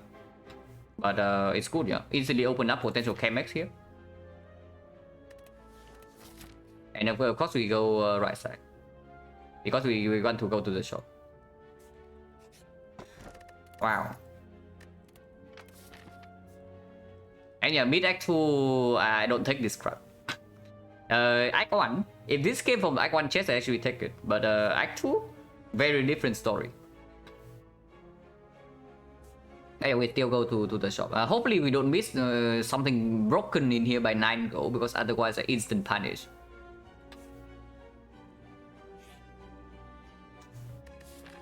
Got more shrine craft. It's all shrine craft here, man. Like, I literally do not see a single real event in this act. Okay, I just see the cleric, so one real event, but basically the worst one. Okay, second worst one, because the second worst one because the forgotten altar is actually harmful here. But yeah, we went to like how many question marks in act 2, and we see one event. 1, 2, 3, 4, 5, 6. Yeah, okay, cool. 6 question marks, see one real event. Just another classic day in the Shrine Spine. Yeah, this is actually the wheel, because I don't also want to lose gold before the shot. But of course now suddenly we have like 2 advanced always into elite from 37 HP, and sustain does not come until here. So that is weird, because the champ right now we also don't have a real plan for yet. Maybe I just spend 20 gold to avoid this damage. Because if I spend 20 gold here, we get like 15 back. So we get 279, still enough to buy uncommon relic. But I still hope I don't miss like kunai shuriken by 5 gold. Because the uncommon relic, I think the highest price for it is still 284. Yeah, it's like 284, 285 or something. So spending gold here, if we low roll gold in the next fight, actually can make us miss an uncommon relic. And yeah, uncommon relic with shift synergy, you always think of the big 3. The kunai, the shuriken, the ornamental fan. And they're all very strong. Yeah, maybe we should just take the freaking damage and move on. If this shop is a brick, we can think of avoiding this city. Hopefully we don't have to, but we can.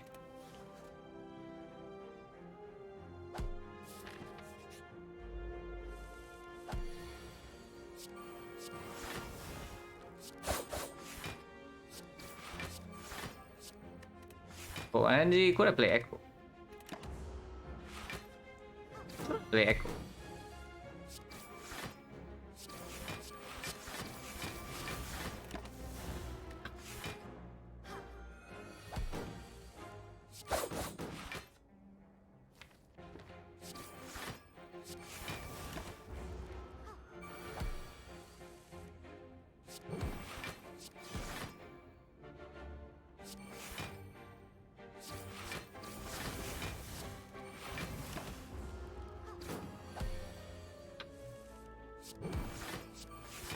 This side we can control with Nunchaku.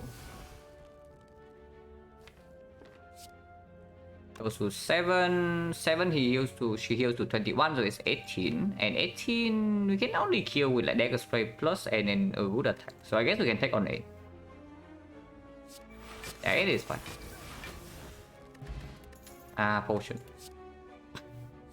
Oh, here's an accuracy. We have one blade dance, one cruel dagger only, but we can pick up a second blade dance right now. And accuracy also needs an upgrade before the champ fight. Because otherwise our damage plan against the champ is also extremely weird. If it's a red plus, not too bad, but without Cow Gamble plus, without a prepare to actually make this cost less than 3, I don't think it can ever beat this. Explosive, we just fought the labor. So the next fight is either leader fight or the book fight. Okay, the book is way better because we can upgrade Malays. Against the leader, we break on damage on turn 1, then the explosive is better. But we can always liquid memories on turn 2, even if she buffs turn 1 into attack turn 2. Because if we do not draw enough damage on turn 1, it means that we draw into O blocks. Attack coster. So I think we keep the blessing over this. We go to the shop. Oh my god, it's here, guys. It is here and we buy it. We have a Malays. We have doppelganger, so normal stabbing is mega dead. If we draw into the Malays.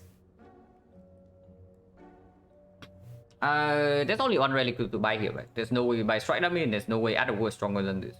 We buy the Chemex.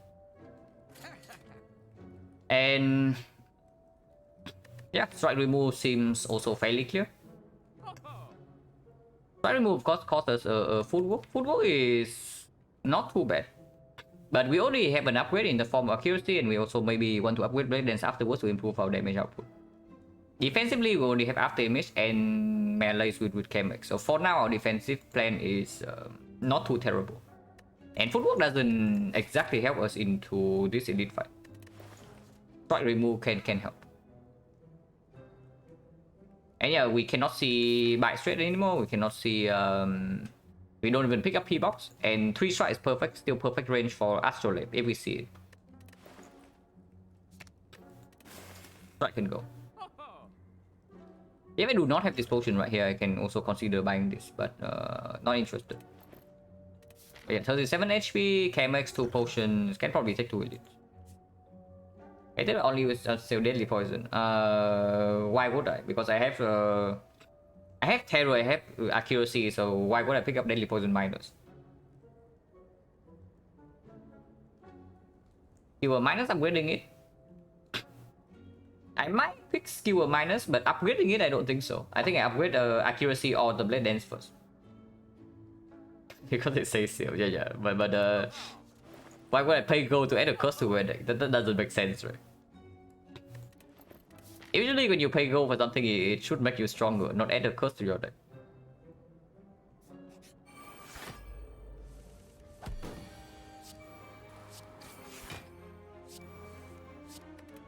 Drawing into both blade dance before the accuracy, also the classic. With after image in play, I think we can try to block this guy. Potion chance.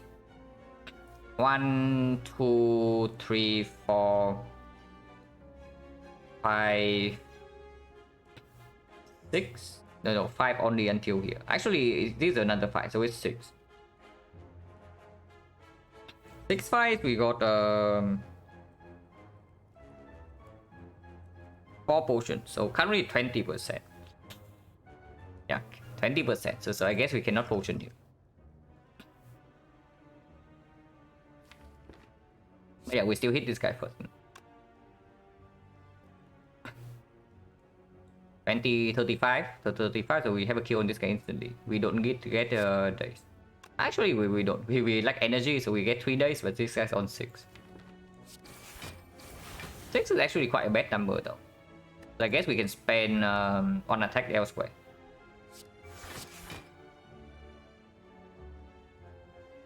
The 1 goes to 5, actually goes to 5, goes to 2. Oh yeah, 2 is bad, yeah. So we leave him at, I guess 6 is fine. So we put 1 shift here and then the other thing on this.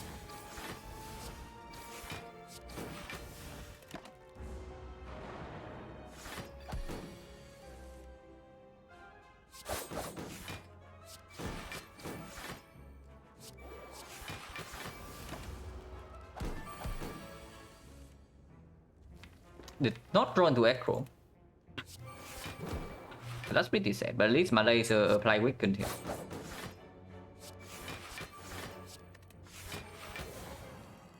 I'll take 1 damage.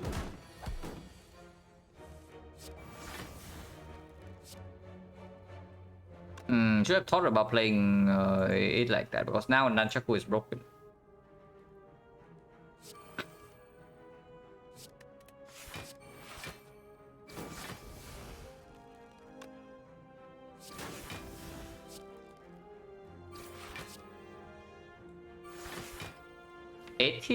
Either we have block next turn or we just kill, yeah.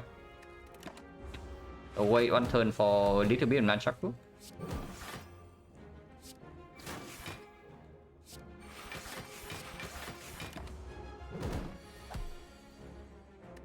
%30 fortune chance, another blade dance. Piercing will. First piercing will, but we do have Chemex Malaise now. So the piercing will is only for the hub. Because against actually bosses, like 1 Chemex Malaise is enough against both the Awakened one and the Time Eater. And another blade dance make the accuracy upgrade like way better.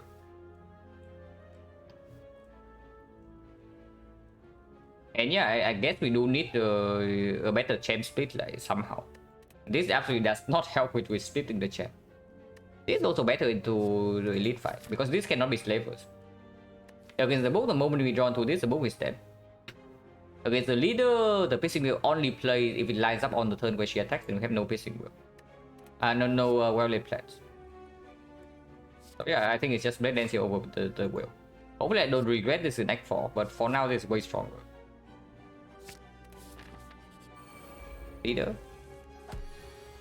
We attack on turn 1, but we also draw into Leg Sweep Plus.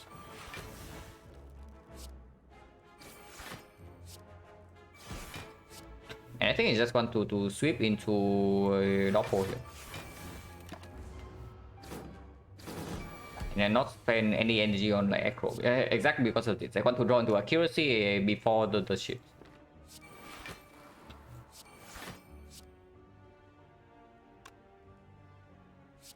Spend 2 attacks on this. I guess we can do leave this at like 2 HP.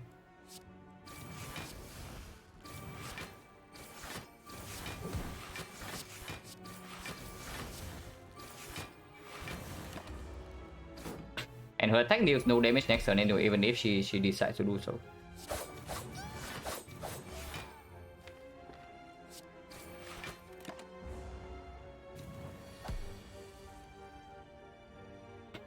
If we can kill with Hourglass would be great.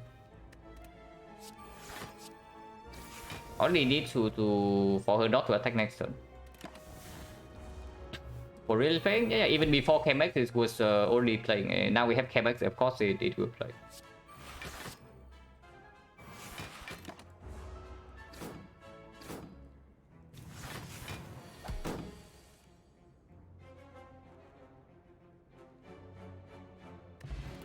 Kill.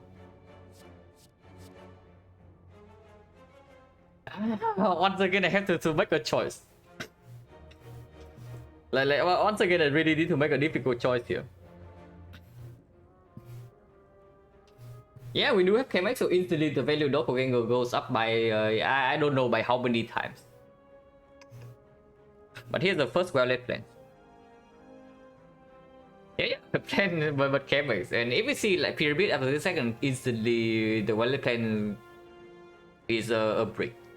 But the Doppelganger is still as good as ever with the KMX. We just click the Doppel here, right? I'm pretty sure we just click the Doppel here. Because right now, without the... Oh, no. Against the champ. Other plans against the champ is also fairly important.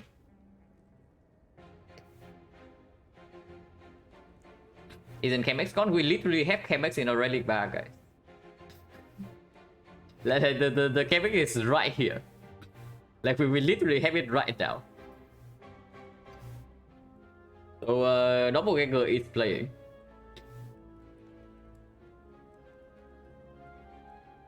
Doppel here is delay Adrenaline Plus. Yeah. Like it's even better than that. Yeah, Doppel is super good. Doppel is super good, but what about Well Defense against the champ? Because we still have 3 strikes. And even with accuracy plus, like if we don't manage to hang on to at least one of these, then the champ can be annoying. Because KMX Mala definitely nullifies the champ in the very first cycle, but I guess we have the memories for that. Yeah, I guess we have liquid memories against the champ if the Doppel into Blade Dance combo doesn't really line up. And we have double echo. It's just Doppel, right? It's just Doppel. But Weapon also demands an upgrade. And same Doppel phase 2 rely on RNG. I mean, we can also just Doppel right before the turn where we decide to split. Because the upgrade here goes on accuracy. Even if I pick a well-laid plans, the upgrade doesn't even go on the well-laid plans. Upgrade goes on accuracy, and then we can only hold one Blade Dance at most. I mean, of course we can use upgrade potion. But it is still this. And still break, yeah, but with liquid memories is not easy to break. And even if we do, I think we can actually block the execute. So it's not that bad. Yeah, we have double Echo, double Doppelganger, Liquid Memories, and even if we break, we can actually just block. We'll definitely goes on this.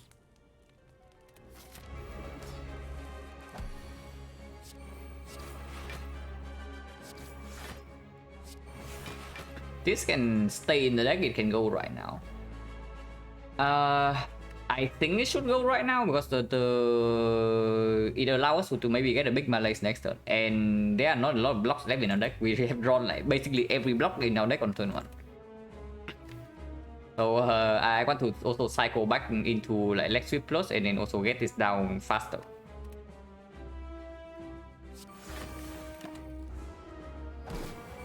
Couple into massive malaise can happen immediately, it doesn't. Unfortunately, we only draw on red dance. If we draw to like Echo, maybe second red dance and just upgrade potion immediately. But this hand is not good enough for upgrade potion.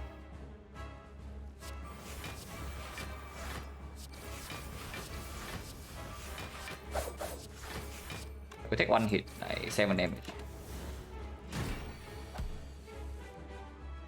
Oh my god, we're just breaking fairly hard here.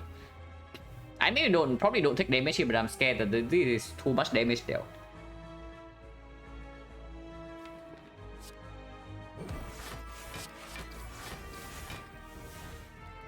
This is 15 is 45, 45, 18, 63, 71. 71, he takes another 3 from Taunt, he has no Metallicize.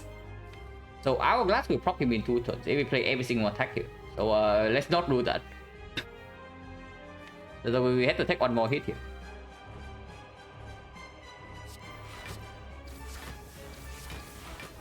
And yeah, we play Strike over Dagger Spray first because I don't want to split right now.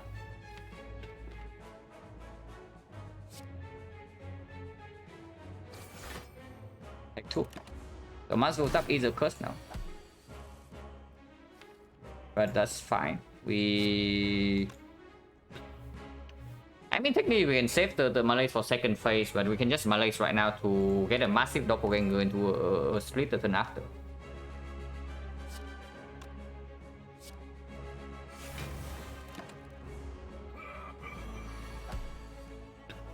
If it's buffing and the blade is in our hand. And this fight is getting really weird.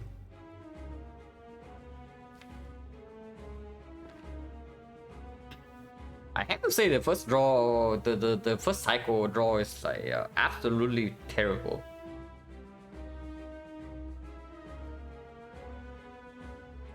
Yeah, James is playing well and we are also drawing like complete garbage. So they definitely need to pay attention here. There's okay, there are 2 choices, yeah. Either we can double and accept that he has 34 block next turn and we still split anyway, which sounds like a terrible idea because we are also weakened. Or we redraw into the Echo. Or we wait for the Echo and we redraw into this Doppelganger and split next cycle. Meanwhile, I guess this guy buffing is actually not too bad for us. I think I want him to buff at least once. I do not want him to buff twice, but blocking at least once. But buffing at least once to prevent this Hourglass from screwing us over is also not too bad. If he doesn't buff, if he just keeps attacking Hourglass, it's forcing him to split in like 3 turns. The taunts will split, force him to split in like 5 more attacks, 6 more attacks actually, because 5 more attacks we go to exactly 220. So there is still time to cycle back. And yeah, I think that's what we have to do. Like, going in right now makes no sense because this is already in our head. There's not exactly a lot of damage left in here if we lose our non-red dance. And he is malaise for 6, so we do have some time.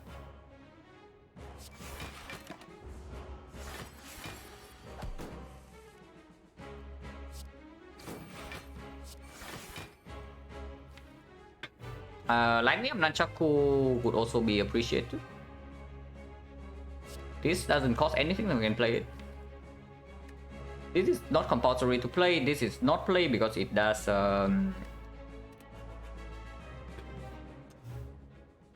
I want to leave shifts in the drop out? Because on the turn when we go in with Doppelganger, we are going to draw like basically a full hand into an attack the turn after. A full hand we have a lot of energy, but we can also draw into the Echo. And yeah, all those ships are upgradable. We're investing on the foot. 0 energy deal 15 is not exactly that good, but when we overdraw on the turn where we want to go in, it's probably just positive. But I don't want too many, right? Maybe 3 is enough. But if I leave 3 ships and draw power and I don't want any more, then suddenly Thronegger cannot be played for block. We can settle with 2 instead. Like we do not play this, and then when we draw into this, we play this to block, and then we leave 2 ships in the deck. Unless you say that we want 5. 5 is too many, right? Because I actually want to draw into the real Blade Dance instead of the ship. Because the real Blade Dance can be upgraded, can be liquid memory, and suddenly that's like 120 damage. Yeah, 5 is too many, right? I think I want 3/2, but right here we don't have a choice. But this can be played for free.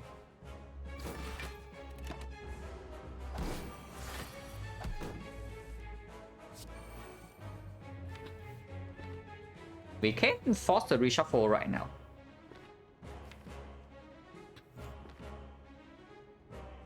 Is that too much damage if I force the reshuffle? Echo on the quick slash is 12 damage, and he goes to 221. But next turn is when he weakens us again. So even if we draw into Doppel next turn, we don't even want to go in yet. Lining up both the Doppel and exactly this turn, like the third turn in the champ cycle, is like not going to be trivial. It's really difficult actually. So maybe we just accept that we are weakened. Maybe we just accept that we are weakened and we go in anyway. Weakness, shift is dealing 11 damage each. So let's say we get 2 Blade Dance plus, it's 8 ships, 88. For another 2 ships we put in the deck is 10. 110, like 3 more ships from the second Blade Dance, 143. So it's split at 80 or something. That is scary. Yeah, that is exceptionally scary. So maybe we don't force the reshuffle then? We can play the Echo, but then we don't play Quick Slash afterward. It's probably. And yes, we still do have time because Champ is my late for 6. And he has already buffed once. And the Taunts only procs him after 5 more attacks.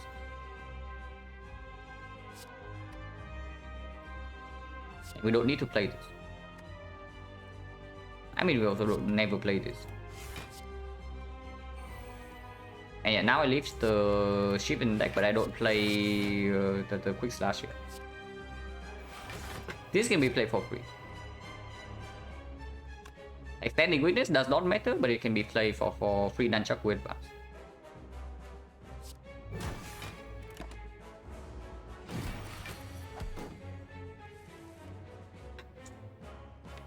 Once again, we top deck Doppelganger on the turn where he weakens us. But that's not good.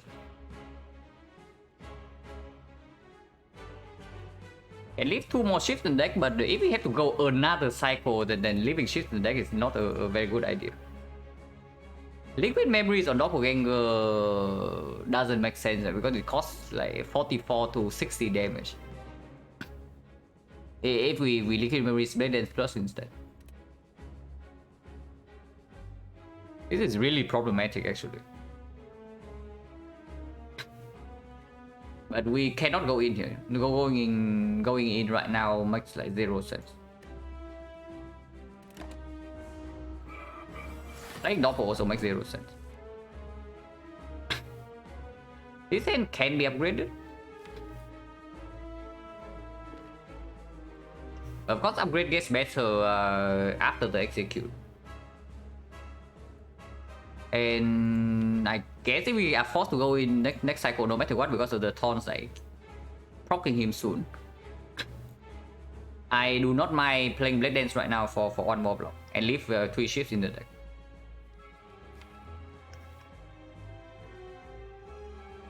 Yeah, really this hand still makes no sense. Perfect block. He buffs again. If possible, I would like to go in next turn, but of course Doppel is not here, and we don't even have damage in the draw pile.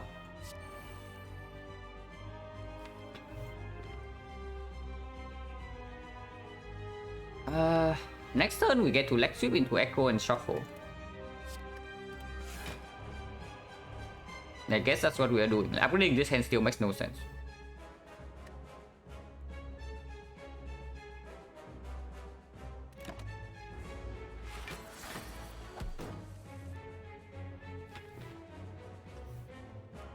We do not need to redraw leg sweep. Next turn is the weakened turn. But if we draw into a double right now, I can go. Yeah, I want to I guess I want to force the reshuffle.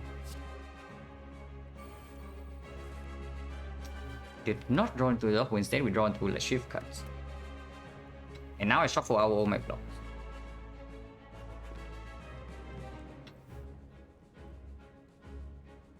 Yeah, going immediately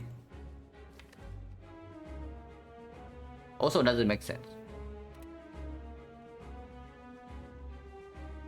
If we draw into double next turn, I think I'm willing to go in.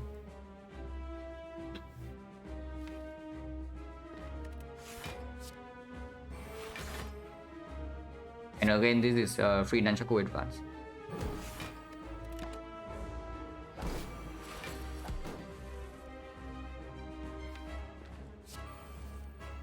We do draw into double. And we get Nunchaku energy here. If we play these 3 attacks and we double for 5, we will always hit both Blade Dances next turn because of Flash of Steel. So either we have like both Blade Dances in our hand and then we can upgrade into Liquid Memories and we are not weakened.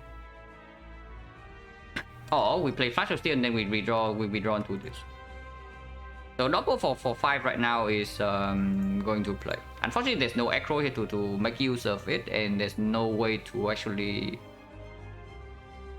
Unless you say that we use Liquid Memories on like the Acro and not the Blade Dance for 60 damage.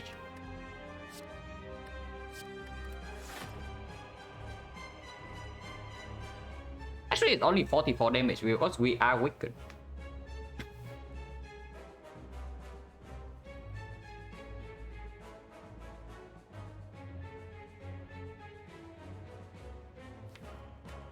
But we also upgrade like 4 blocks.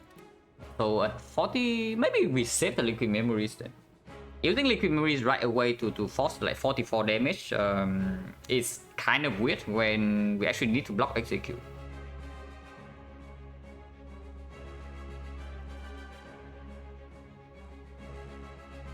Yeah, it's really strange, right? To pop the Liquid Memories immediately.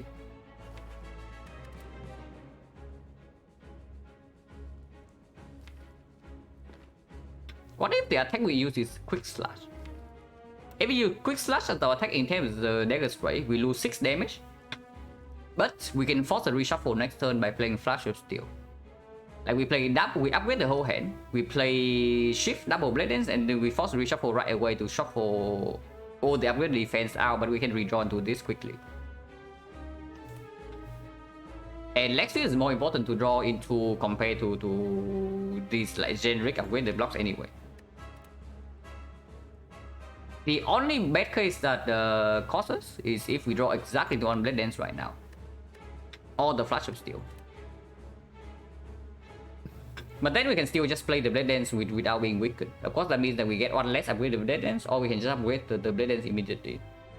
That also upgrades the Doppelganger. So I guess it's not that bad. Yeah, Quick Slash is always correct. I guess we upgrade this hand then.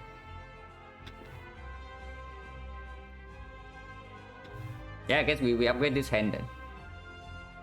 And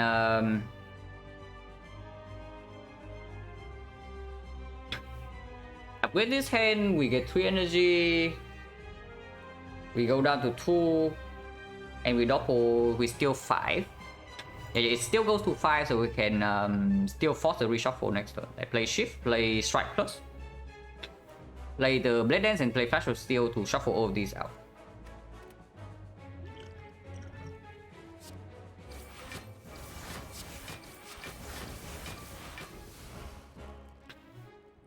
And yeah, just double here. Over playing 18 damage each, because like forcing shuffle next turn is very powerful.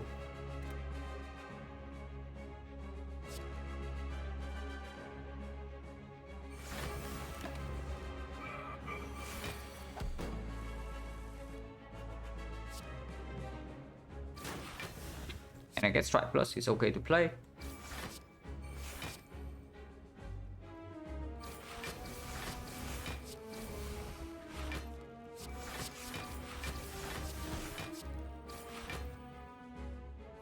Unfortunately, that is not Blade Dance Plus, otherwise we can Liquid Memories to instant kill.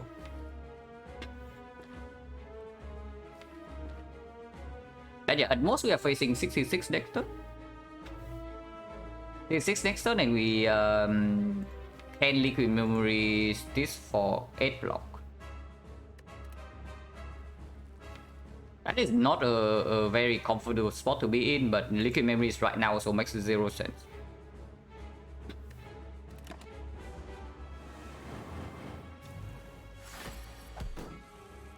Okay, we get a kill here.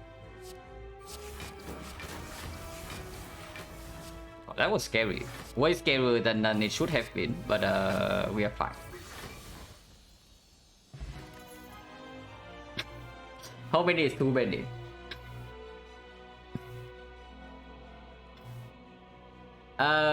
Three is not too many, yeah? Yeah, 3 is not too many. Is this the doppel run? Yeah, we have like doppelganger build right now. Apparently. Our deck is an old doppelganger. I mean, of course I prefer second Malays, but this is fine, I guess. And yeah, here's the pyramid. So suddenly this is a mega overdraw, but at least it still gives energy.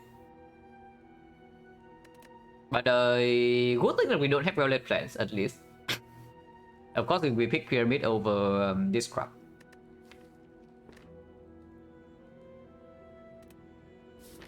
Okay, we are like mega overdrawing right now. Every time we play doppelganger.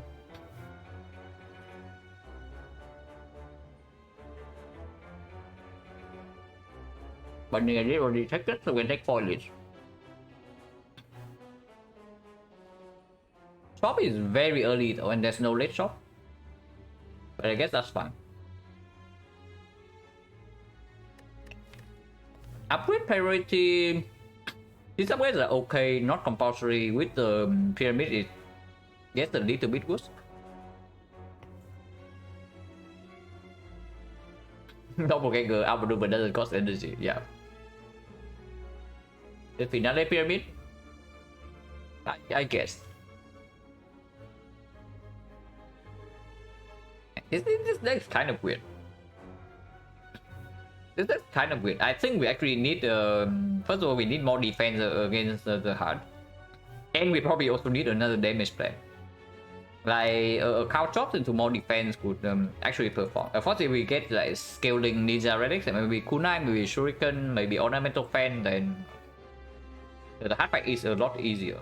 But right now, of course, we don't have any and we cannot buy it here. But I still think we go to the shop, the early shop, even with only 200 gold.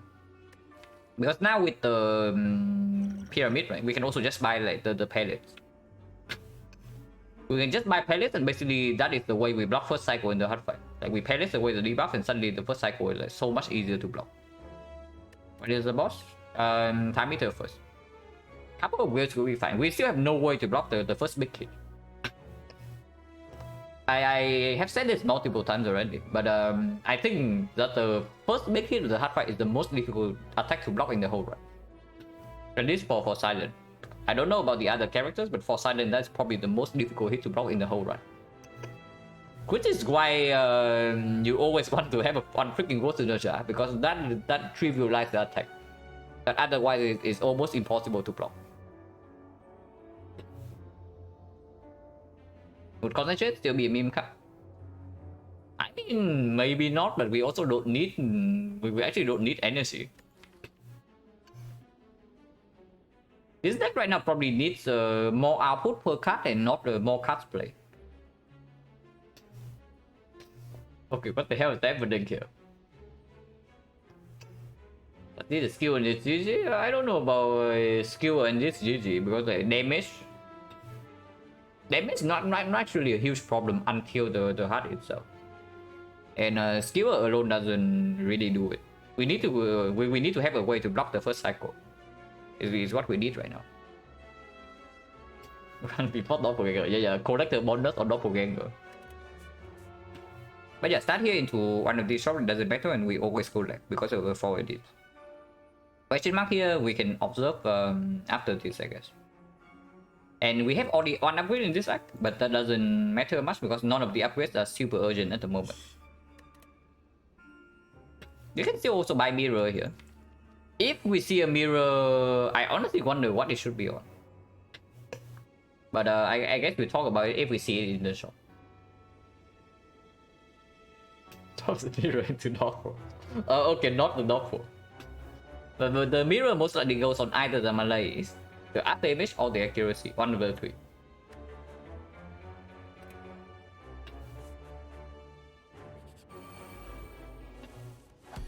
Okay, we have Spiker solution right here.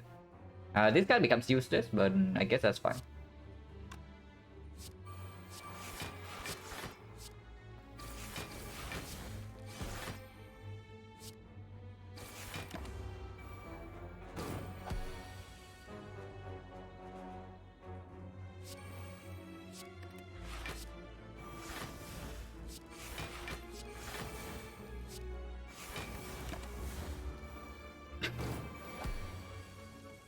Man, this deck without the pyramid would actually be quite sick. But we do have the pyramid, so like we waste. I don't even want to think about how much draw we are wasting like every time we play one Doppel. But this deck without the pyramid would be quite sick.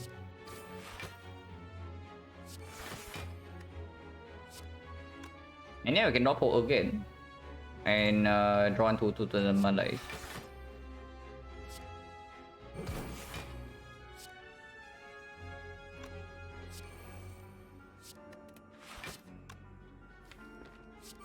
Yeah, this guy doesn't know what's going to hit him, guys.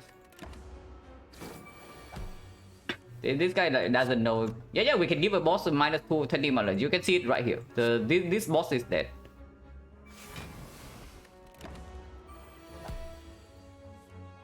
Yeah, who's the spiker now? But we still want to play one more attack for the Nunchaku. Now we can just wait for this guy to either die to Hourglass or he dies to the Taunt.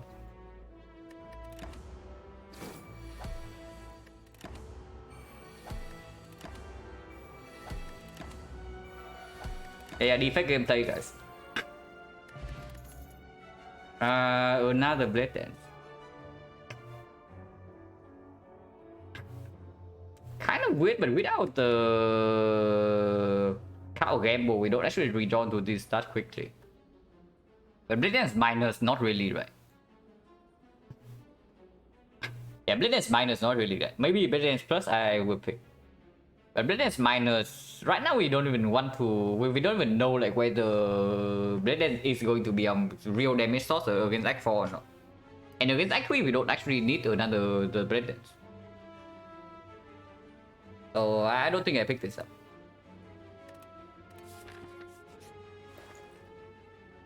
Wow, well plans. Bad doppelganger. We can also poison pivot. We do have pyramid, so if we buy the funnel right now, yeah, catalyst pickable.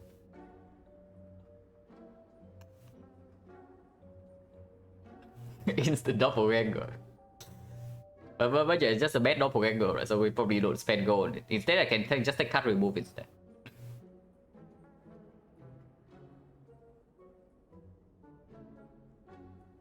But yeah, funnel is not good enough.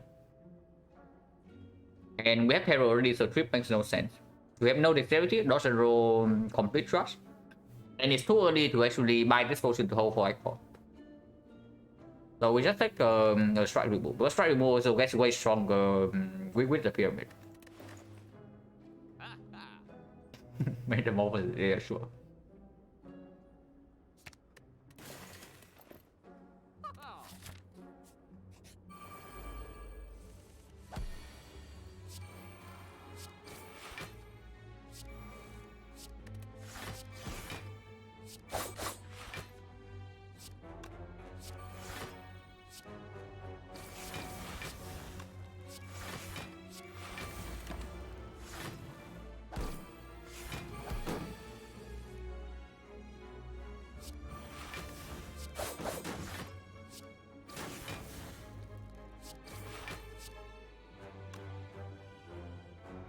How do you block this hit, by the way?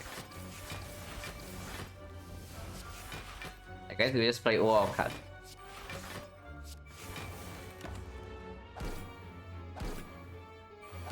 Okay, so from what I'm seeing here, we also maybe did a footwork. But we probably did a footwork or something similar.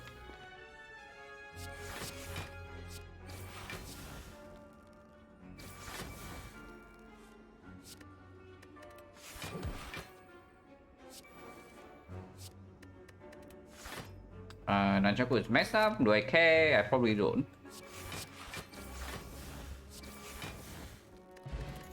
Deeper? Nasia would be nice now. Any artifact ready. Blur, not really it, right? And Sticky Strike Plus only plays with Acro. It plays with this sometimes, but it is a chunky attack, so it is good against the Time Eater, but not anywhere else. Blur minus, not really like without burst, and then without real dexterity, it doesn't even play.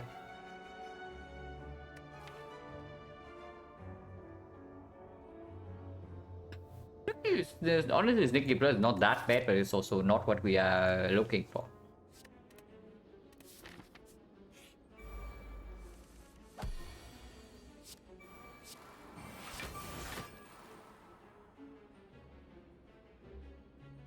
I guess one defense can go. No, deck scaling, no straight scaling, just for Northwood. Yeah. That's basically our deck right now. You're not wrong there.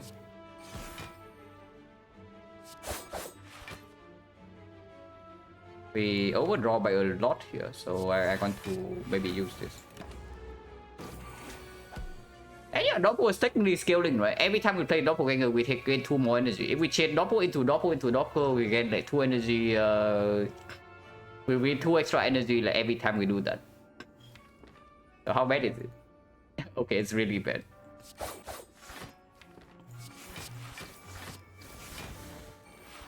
But it's what we have to live with, guys. 35, yeah, no problem. We block 35 by playing a lot of cards.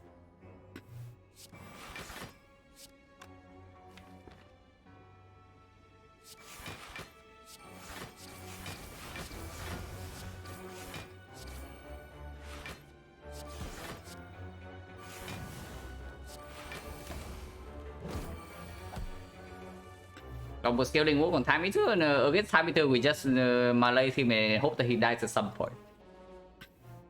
That's why I say we also need like more defensive scaling, because melee only takes care of half of the fight.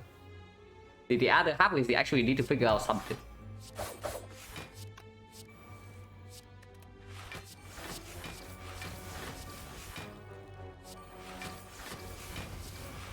And this even with accuracy plus, our damage is still like so slow, even with accuracy plus.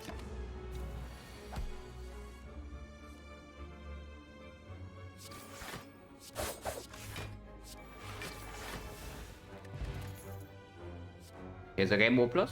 Shuffles back into these things faster, and if we have like a lot of so now I could pick a Sticky Strike plus, or maybe even Eviscerate, but this is good, yeah.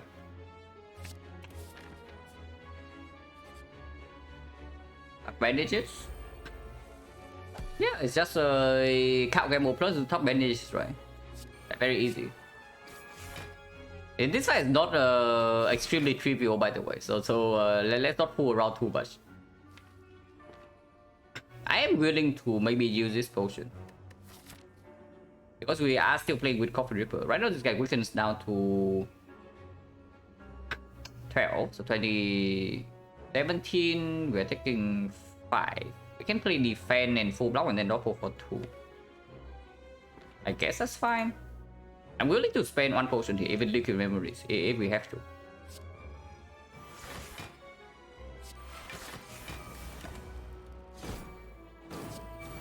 And yeah, damage in this fight needs to come down quickly, so I don't want to actually play the shifts before accuracy is down, but hopefully we draw into accuracy at some point. Okay, this is good at this. Terror is not here, but I guess we can live with that. The shift deals 10. It means that this 8 shifts plus dagger spray plus can kill this. If we do double dagger spray, it's 20 AoE, and then we need 7 shifts, which we do have because of the nunchaku. So I guess we can kill this guy first because this guy is still weakened next to it.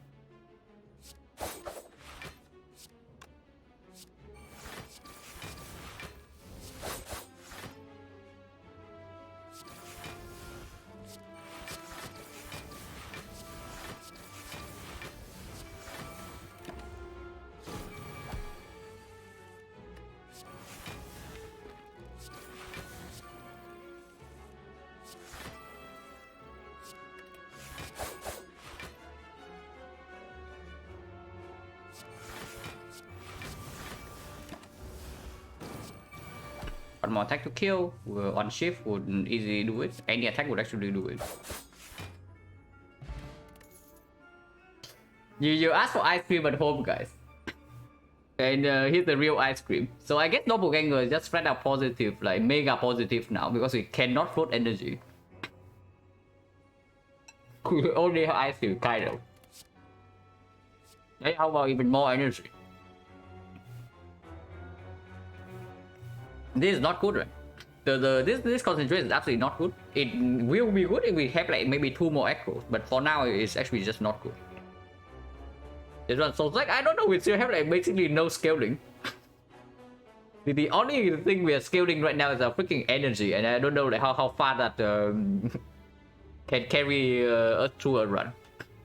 But yeah, okay, Skewer is a super mega ultra premium now, so of course if we see Skewer, that is our damage against I guess half of the enemies in the game. But let's destroy Time Eater only halfway. We can completely nullify the Time Eater in half of the fight. The second half we have to actually play. So right now I actually want Skewer because that means that we can get a huge malaise in. And then we just wait our energy to stack up and then we unshot the Skewer before the strength reset happens. Yeah, Skewer is now an actual scaling card if we see it. Of course, like 3 uncommons or rare chance also doesn't advance.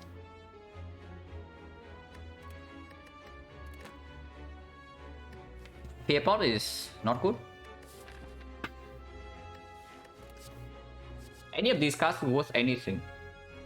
Predator minus, not exactly it, right? And yeah, concentrate.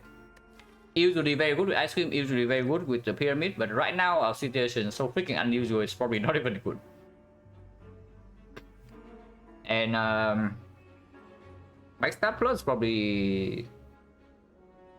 It's still okay actually, the Backstab Plus in this spot. Because against Retromancer we also need a way to guarantee that we can delay her first attack. More energy, yeah, more energy. I don't like Backstab Plus too much because you can also proc Nunchaku for free turn 1. Only like 0.1 energy for free, and it definitely deals with Retromancer fairly well. And yeah, if we have Ripper into 4 elites, and with our Piercing Wheel, with our way to make sure the accuracy is top deck with the Terror, we need to kill the daggers. And yeah, it's green. Like, how bad is it? And yeah, we run into 4 elites.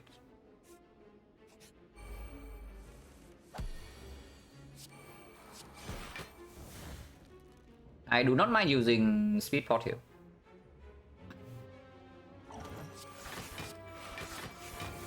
And use it right away for another +2. With the ice cream right now, honestly, no reason not to, right? We can just melee this guy for 20 or something, and suddenly the big hit is not even big anymore.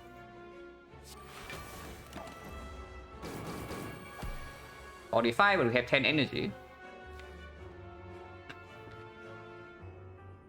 Game over everything? Yeah, game over everything seems fine. Not drawing new terror malaise or accuracy, but we can fix that. Malaise is here, and so is accuracy.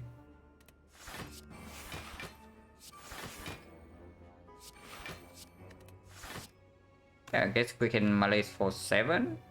We can also just save the malaise. Don't actually need to do it. Shuffle out this, but we don't have any burns yet, and Count Gamble Plus can also redraw into it fairly decently well.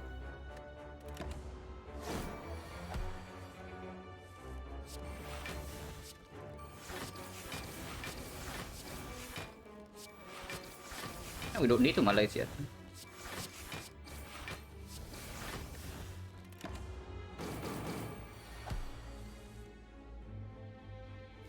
Now we can malaise. Now and we can malaise for 4 here, and we can double to refill our hand. We can draw into this so to redraw into the blade dance faster as well. After we play gamble.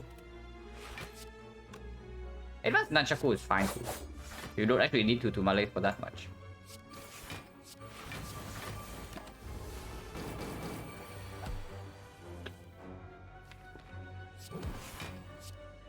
Heal this turn, which I don't even want to do. So I can end turn and use Intangible to advance Nunchaku. Because with the ice cream right now, Nunchaku to 9 always plays.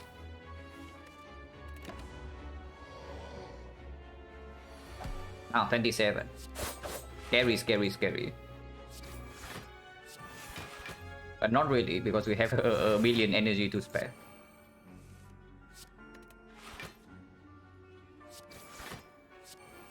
And yeah, 1 attack kill next turn, and then Nunchaku to 9.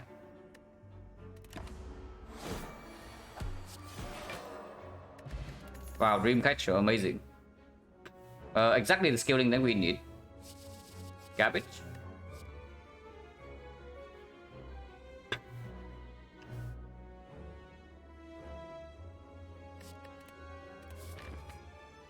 Of course, we take more at least, yeah. And maybe recall here first, because none of the upgrades are like super urgent right now. I was thinking that maybe we upgrade the Malays or probably not Doppelganger, maybe the Malays. But now that we have the freaking ice cream, the Malays upgrade doesn't even play anymore, because we have like so much energy we cannot even spend all of them. So we can just recall first in case we see a footwork here, and when we can upgrade it. If not, I can see upgrading an Echo as well. It's not even that bad. If it's the Red Side Relic, that also can play. And yeah, here's the Recommencer.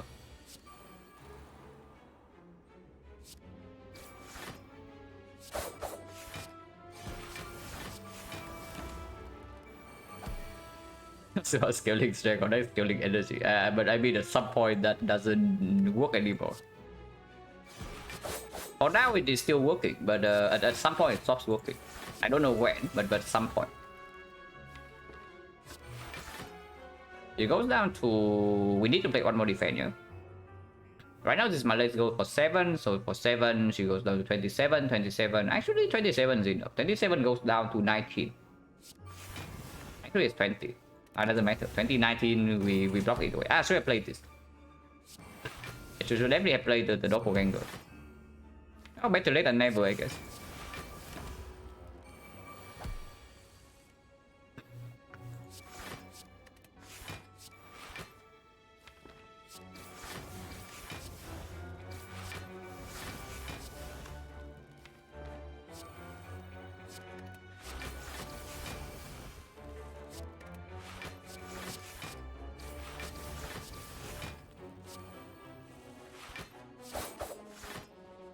Is Weird. It's what I would say to describe it. And if we want to advance Nunchaku to 9, then we need to finish with an attack that is fairly big, like the Master Stab or the Dagger Spray. Oh, we need to resummon. If she doesn't resummon, we can just block and Hourglass and the Taunt will kill eventually.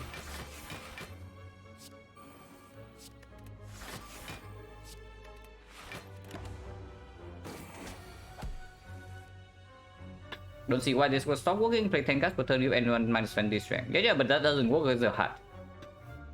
That actually does not work as a heart. And then that's why I say that I want to recall so that if I see footwork, I upgrade it immediately. Because this without footwork doesn't work as a heart at all. And we also need to block first cycle somehow.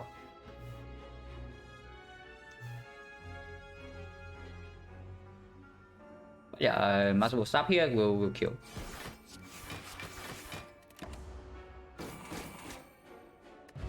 Okay, back cool. This is not footwork, but it's comparable. So we pick this. Yeah, it does nullify the update. Yeah, it's not footwork, but it's close. Back tip is also fairly strong, but without dexterity, this has to be better. Wow.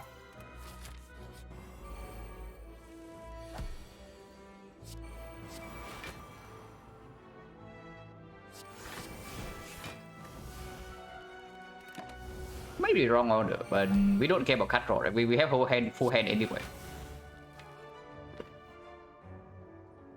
Okay, do we do like Malay this guy for 20 or what are we doing? Because we can actually do that.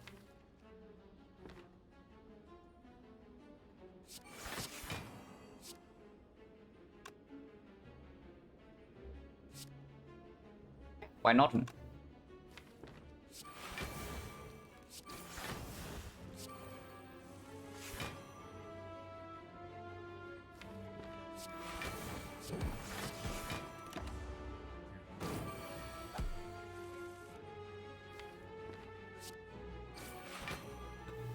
$18, I guess 18 is fine. 30, 40, we don't have enough time for that. We still need to actually block next turn already.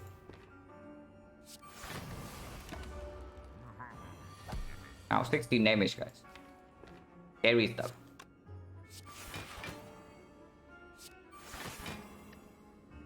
But yeah, now we stop for energy because eventually we need to block for more than 2 energy per turn.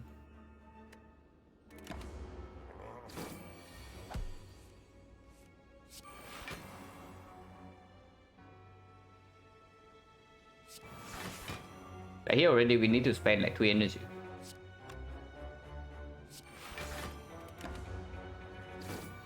Of course, whenever we draw into the shift card, we get to do slightly better. Because of 2 stacks of art damage.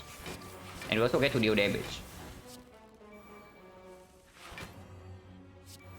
And yeah, we also get Nunchaku energy. Maybe we should have left maybe we should have left the shift for next turn. But doesn't matter. This fight is probably super under control.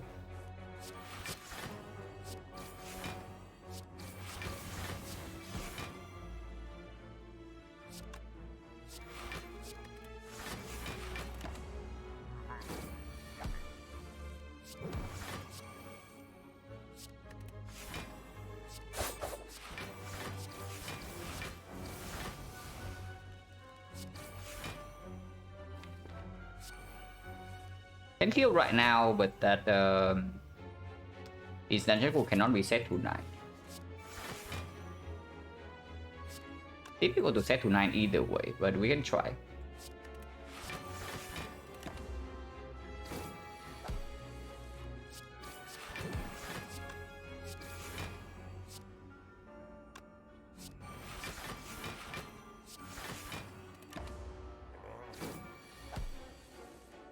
The Hourglass actually they betraying us because right now at most we can put it to 7.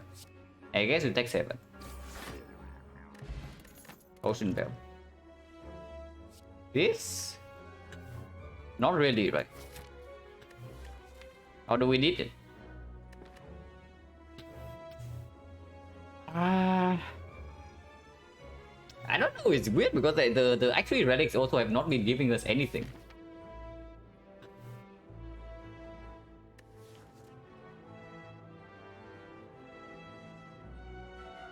Okay, with 2 after image, I don't know. 2 after image only nullifies the bit of data, it doesn't really gain block.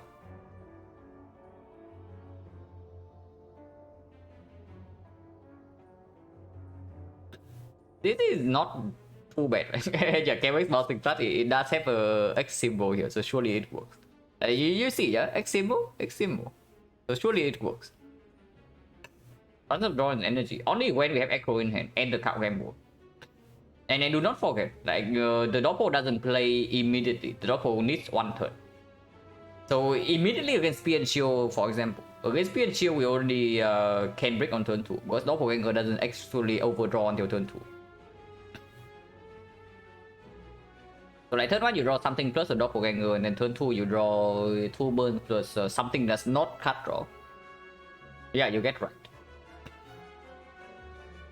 I'm not scared out of Act 3 at the moment, but I am very worried about Act 4 in this spot.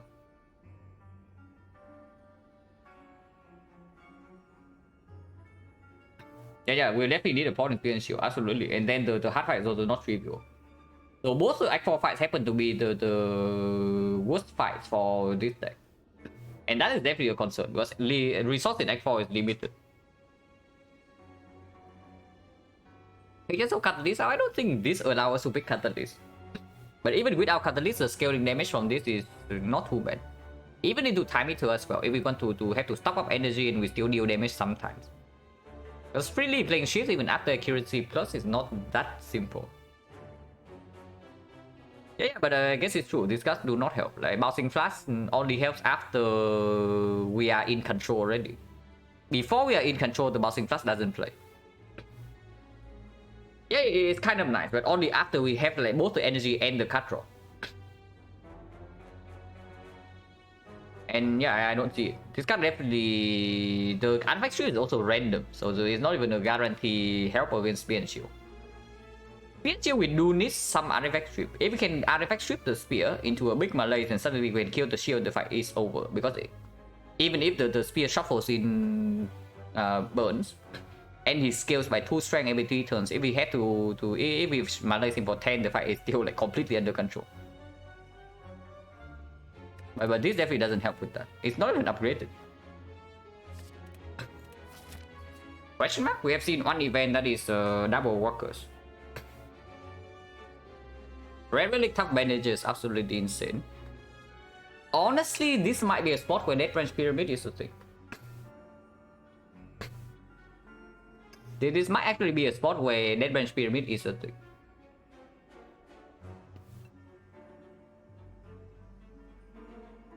And of course, Sensory Stone, Silver Premium. Even Madness, actually Madness is quite... Madness is not even bad here.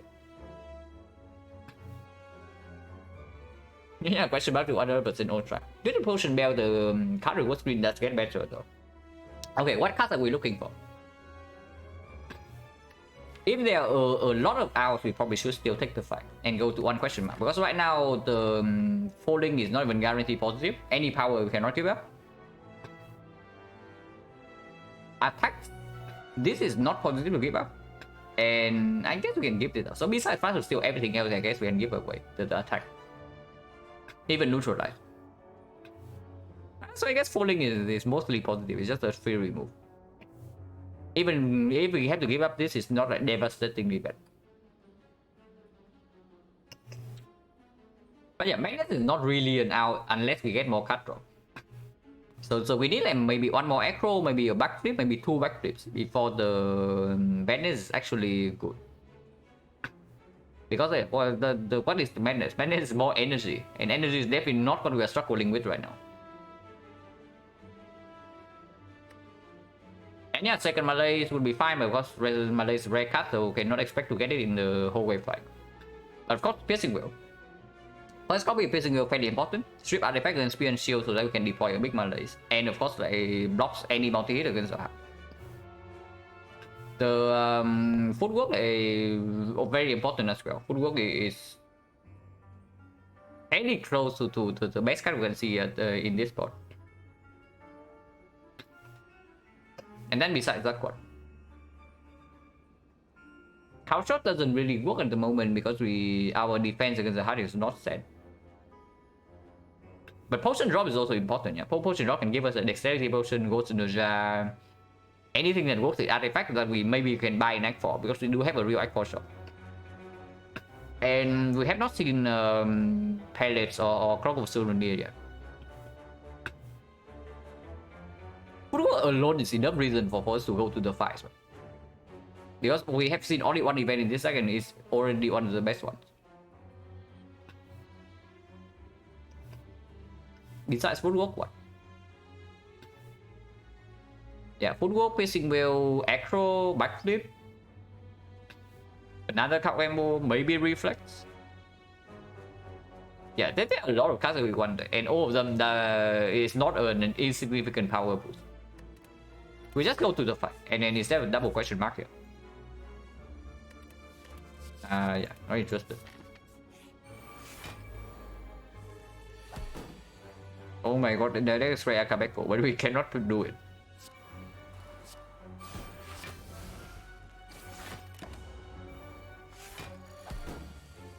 Texan expertise is really weird. Expertise without concentrating this boss is really weird because you also see, yeah. We need to spend 1 energy per card. We actually don't have 0 cost. So to make 1 hand space for the expertise, we actually need to spend 1 energy. And our energy does stock up fairly quickly, but it's not limited.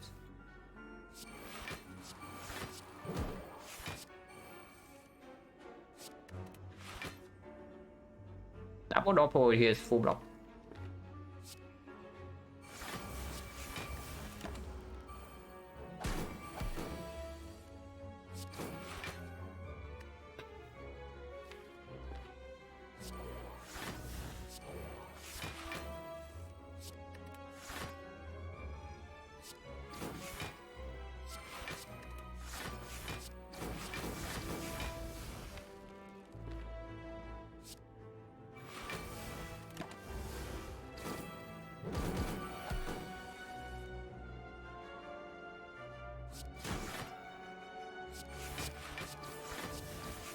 And yeah, we hit this with 1 more attack and then we wait for him to die.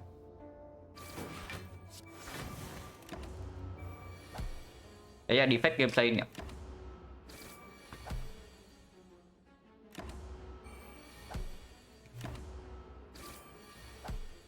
Yeah, very exciting though.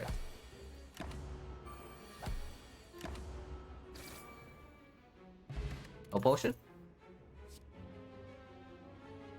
Not quite a footwork, but it is good. Yeah, this is not quite a footwork, but it is actually quite good. Like, this is absolutely positive against both the time meter and the spear and shield. Oh yeah, even freaking skewer, like even skewer is a card that we can look for. But there's so many outs actually. Yeah, let's pick this. This is actually quite strong. Bowling. Yeah, strike remove for free. So yeah, the event was positive, but it also doesn't solve our problem against Act 4. So taking a fight over it, I am not even upset. Unless you tell me the other event is a freaking mind bloom, then I would be sad. Getting Nunchaku in this fight is not super easy. You can try. This doesn't need to be played right now. Playing it right now and next turn makes no difference.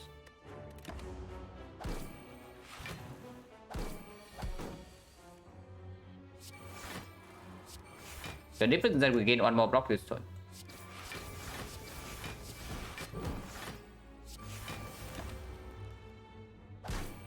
Resist will kill this perfectly. So yeah, nice.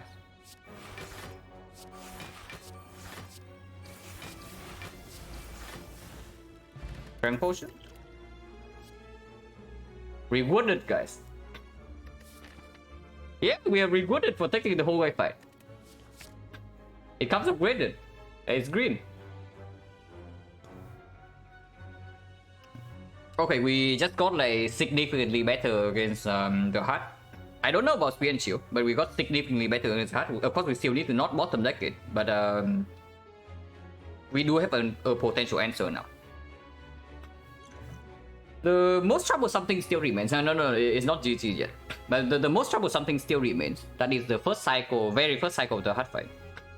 Blocking the 67 is extremely difficult.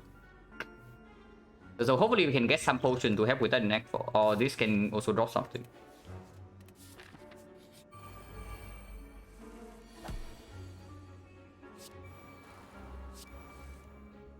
Next player Quebeco. This doesn't need to be deployed yet. It's back to next turn because it's also one more block. So we just end turn here.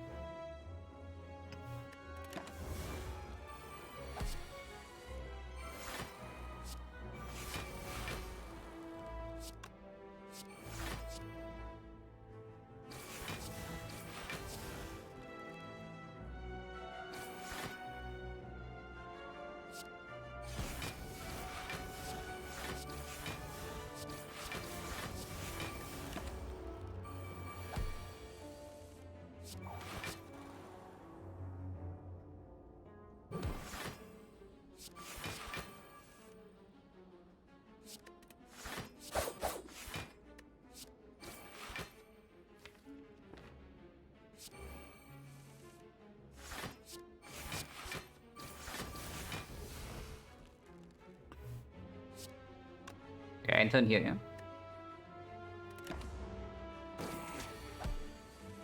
And she keeps attacking. Want to set up nunchuck in peace, man.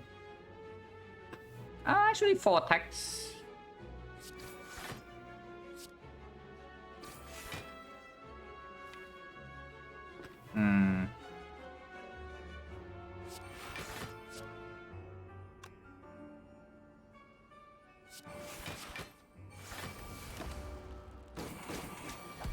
Yeah, she just doesn't resummon, huh? But we are weakened now, so we can actually kill in 3 attacks. Wow, very useful. I mean, it is useful against Act 4 elites, but best time to get it, I guess. Terrence, thank you very much for the raid. I hope you had a good stream. Recently your defect sample has been going like really well, right? So congratulations with that. I've been playing decently, but the sample has not been going as well as I would hope it to do. We have been dying to the heart recently, like a little bit too much for my liking. But hopefully this run is better than that, because it does have a chance to also die in Act 4. Not interested? Escape plan actually is quite good. Yeah, escape plan is just positive, right? We double up the image, the full work plus.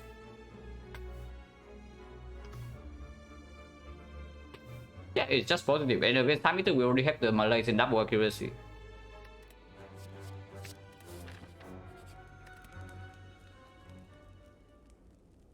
Okay, what is the upgrade?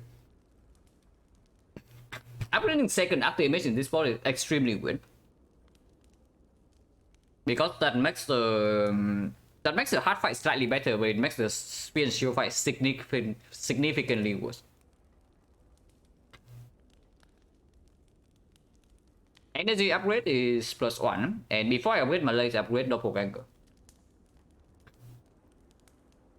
Upgrading Blade Dance with double accuracy plus in the deck maybe is the best. I can also see it upgrading Echo. My Malays is only +1 energy, and before I upgrade the Malays, I upgrade Doppelganger. Because we have Ice Cream. And this is a more cut draw, faster setup. It's probably just Echo or Blade then. So which one do I want more? Dagger for more damage with Acapulco, that doesn't actually work, because the added damage from this is not, it doesn't interact with this, you know. This is only 4 AoE damage, and we are like beyond the point where this is like super useful. Echo sounds better. I guess that's true because the blade dance upgrade only matters after every power is down already. But at that point we are already somewhat decent. Then we can stack up energy as well. The upside of the blade dance upgrade is that it sometimes allows us to burst speed and shield. With preserve in second Echo right now, we can actually just try to burst the shield down on turn 1 or maybe turn 2. And blade dance upgrade is better for that specific scenario. Echo with too much energy, Echo pull blade dance better by blade dance upgrade by a lot. Yeah, but that's assuming that the fight lasts decently long. The spear and shield fight is probably decided on. Ideally, I want the spear and shield fight to be decided on turn 1 or turn 2. And that is when that is before the point when we actually stock up our energy like crazy. But it is still Echo, right? Because the Echo upgrade is probably way better in the hard fight. And I think the hard is more dangerous than spear and shield by a fairly large margin. Now that we have preserve insect as well. And even into Time Eater, this upgrade is also playing. Against Donor Deca, this upgrade is also playing. Against Awakened one, I don't think so. But maybe. And we can upgrade both Echoes. We have to upgrade. Upgrading both Echo does improve the cut draw of this deck by a fairly decent amount.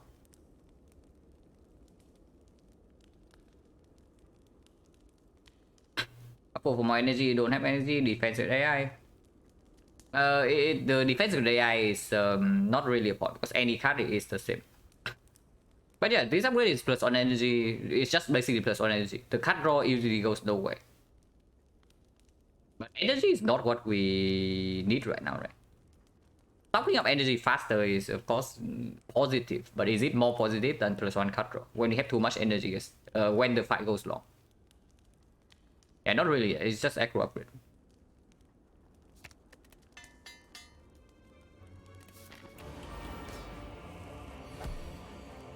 Rude.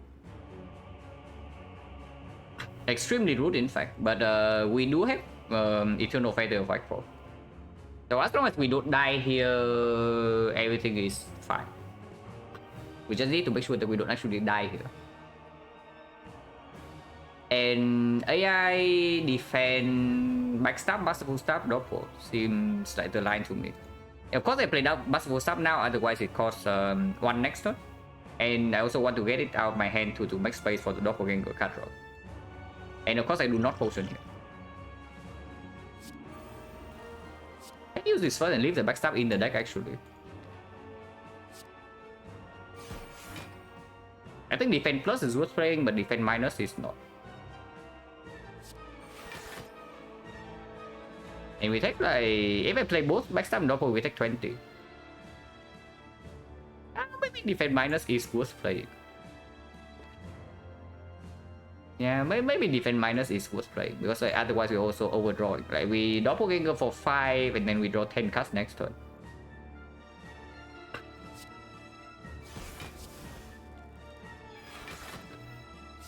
Yeah, for now we doppel for 4 so we don't overdraw and accuracy doesn't need to come down yet. Like 14. Actually no, we only draw 9 cards because of the freaking draw debuff.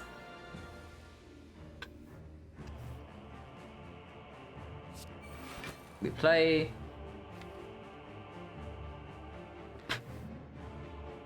There are 2 ways we can play this fight. We can force a split quickly and then Malay second phase for 15-20 or something, and then we control for the fight from there. Or we save the terror for the second phase after Malaying first phase. First phase to get a more comfortable setup, and then we we play terror second phase with 3 dexterity plus 2 after base stack and 12 accuracy, and then he has 0 strength. I guess it all depends on when we draw the terror. So I want to play Echo here. I do want to play Echo here. Maybe I don't. Maybe I just want to play 5 cards like accuracy, blade dance, and 3 ships. That leaves me with 5 cards in hand. And I have like a lot. I can play 12 cards next turn with this Echo. Maybe that's just better.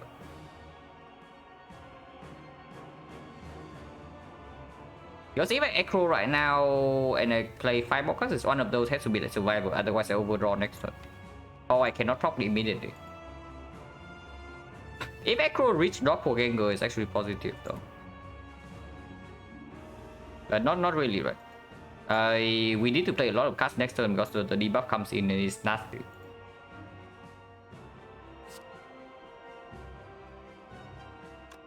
The other line is just Terror Blade Dance and we preserve one more energy.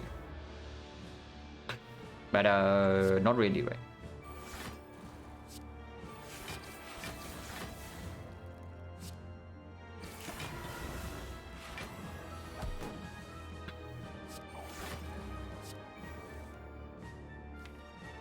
Okay, Dynasty, we did not draw into the leg sweep.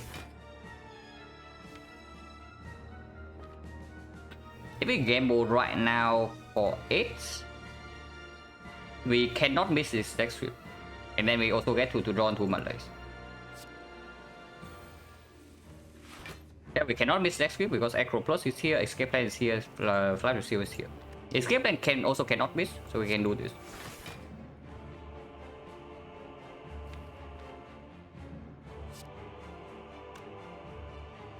But I think for 9 right now, and then Terror second phase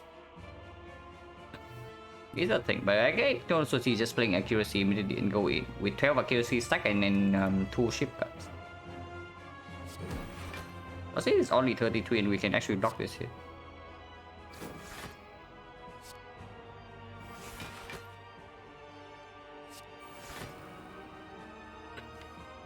Yeah, they're playing Blade Dance here, 4 more cards. With 4 more cards, it goes to plus 4 strength.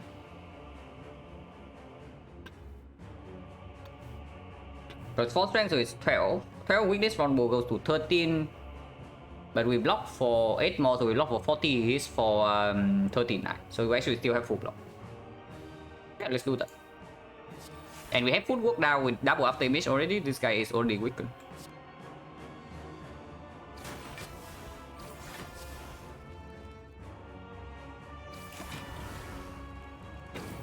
And I guess we save Malays for second phase then.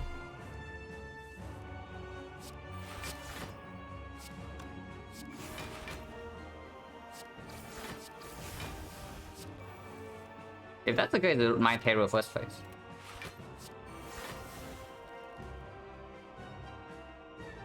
This is fine. And also my hand space with this. But we also don't need to push this guy too far. And saving energy is always playing with this. Okay, just play this doppel.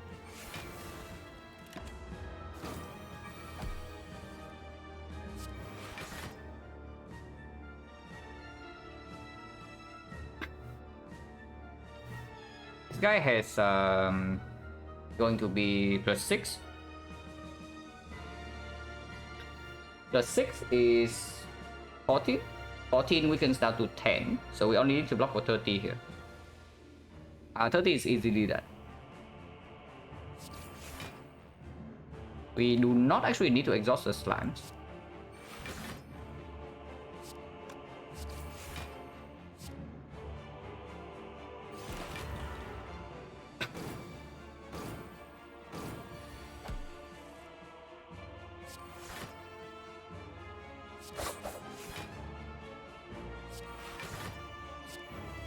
Yeah, Blade Edge is here, so we force a split.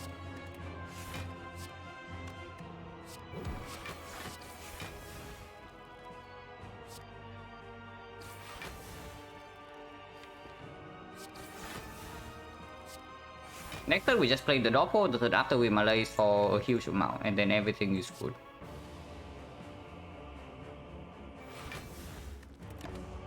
And we can play doppel right now actually.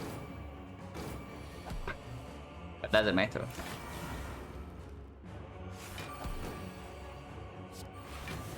Yeah, nullified.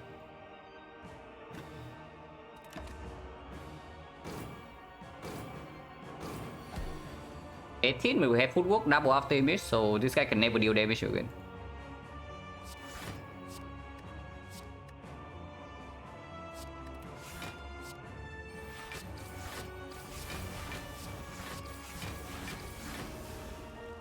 And next turn is never this big hit, so we can even leave 2 cards. 8 mana is 16. It was not 8, it was 16. It's just that this guy had 8 strength when he proc. Yeah, 0 times 3. And play 2 cards, it goes to 1 times 3. And I want to draw into shift to control the Nunchaku better, so we can game move right now.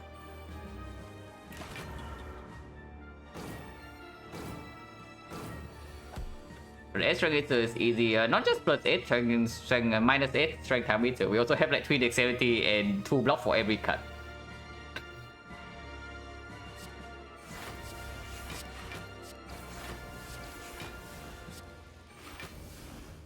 Now we can just end turn until he dies to like Hourglass or Taunts, and we block with Leg Sweep when the big hit comes.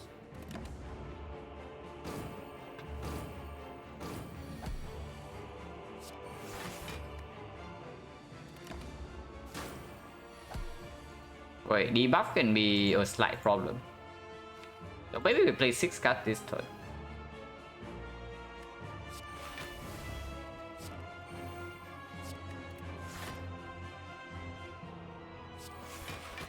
The game board is in our hand, so nothing can go wrong.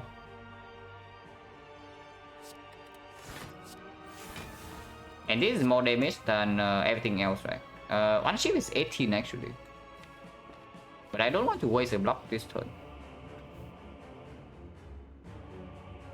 I guess 12 is fine.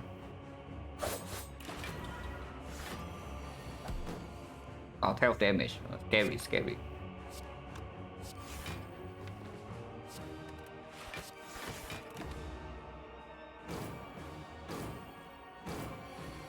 Three times 3 is 1 block sufficient.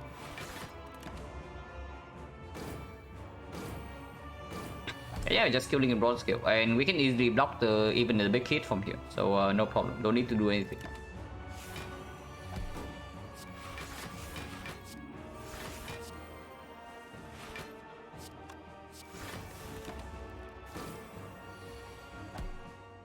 Oh yeah, he dies this turn.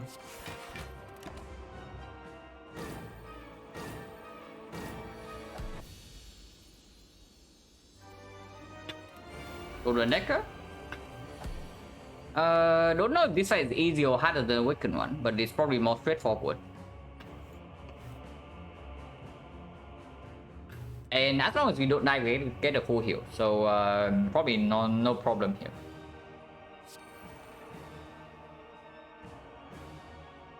Start with Echo, right? To find actual scaling, and yeah, scaling found. Kind of.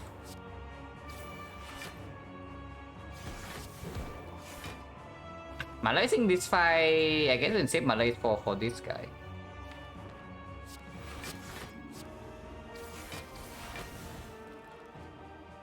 We can actually just Malays here right away, to be honest, because killing this guy quickly is basically the way to make sure that this fight goes swimmingly afterwards. And stripping 2 layers of artifact allow us to play Terror immediately with double accuracy in the deck.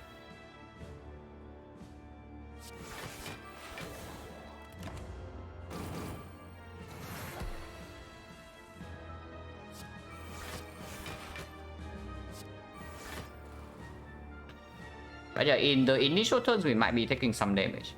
Because if we don't draw into any doppelganger, and yeah, like for example, this kind of draw into Spear and Shield is going to be fairly disastrous. Which is why I'm saying that we are not like super clear against Act 4 yet.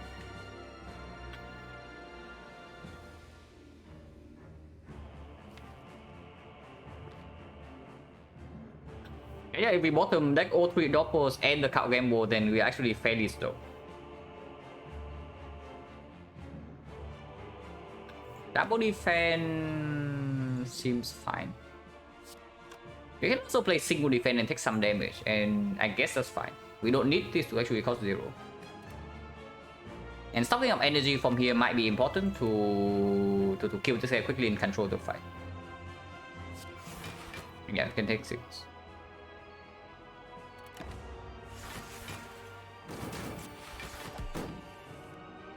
Got draw 4.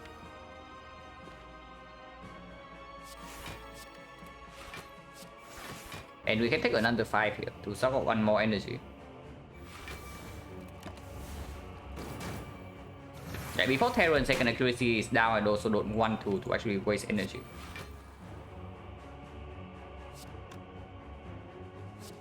This always draws into Terror. Okay, not always, but with the quick slash it always deals. So we can go in right now. Yeah, now we attack.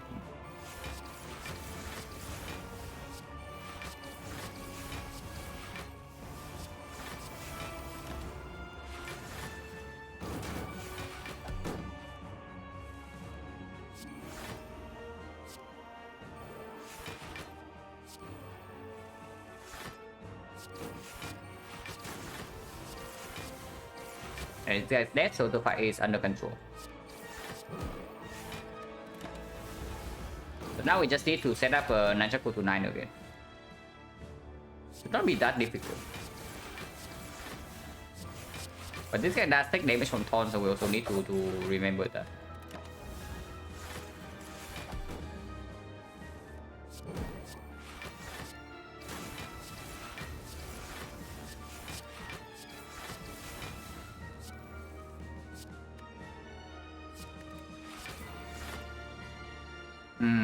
Maybe this is a mistake. I played too many ships, maybe.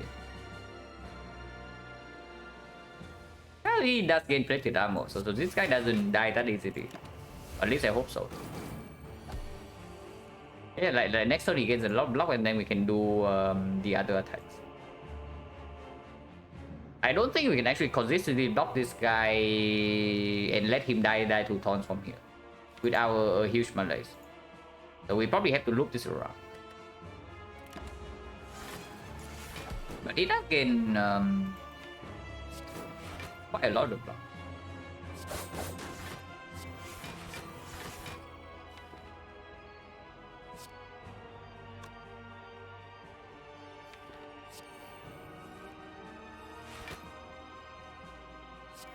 And we can do like whatever we want from here actually.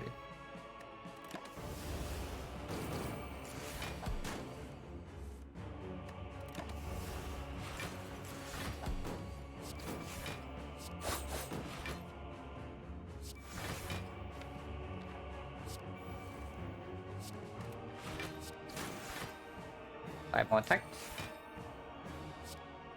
I don't actually want to pierce the plated. And we can make hand space whenever we want to.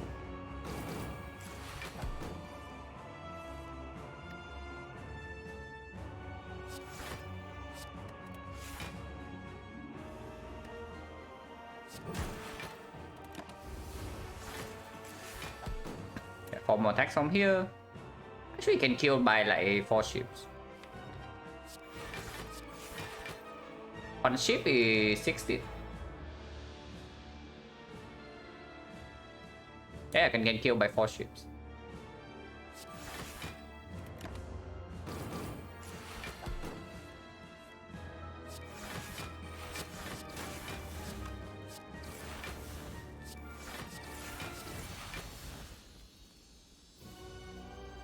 Okay, we get a big shot with deck 4 and hopefully that gives us something good.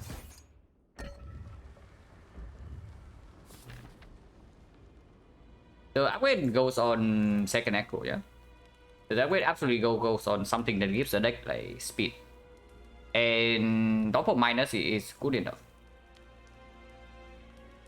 The upgrade definitely has to go on this. Looking at what happened in the first few turns of Donald Necker. This is technically also +1 card, but whenever we draw to this, our turn is already good enough. And after we saw energy, this is just stronger.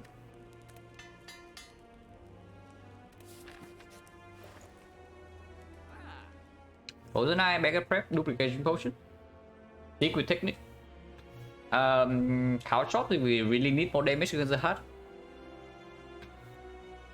Okay, there are a lot of things to consider here. So I take a short break and when I'm back, we think about this more carefully. So be right back in 3 minutes.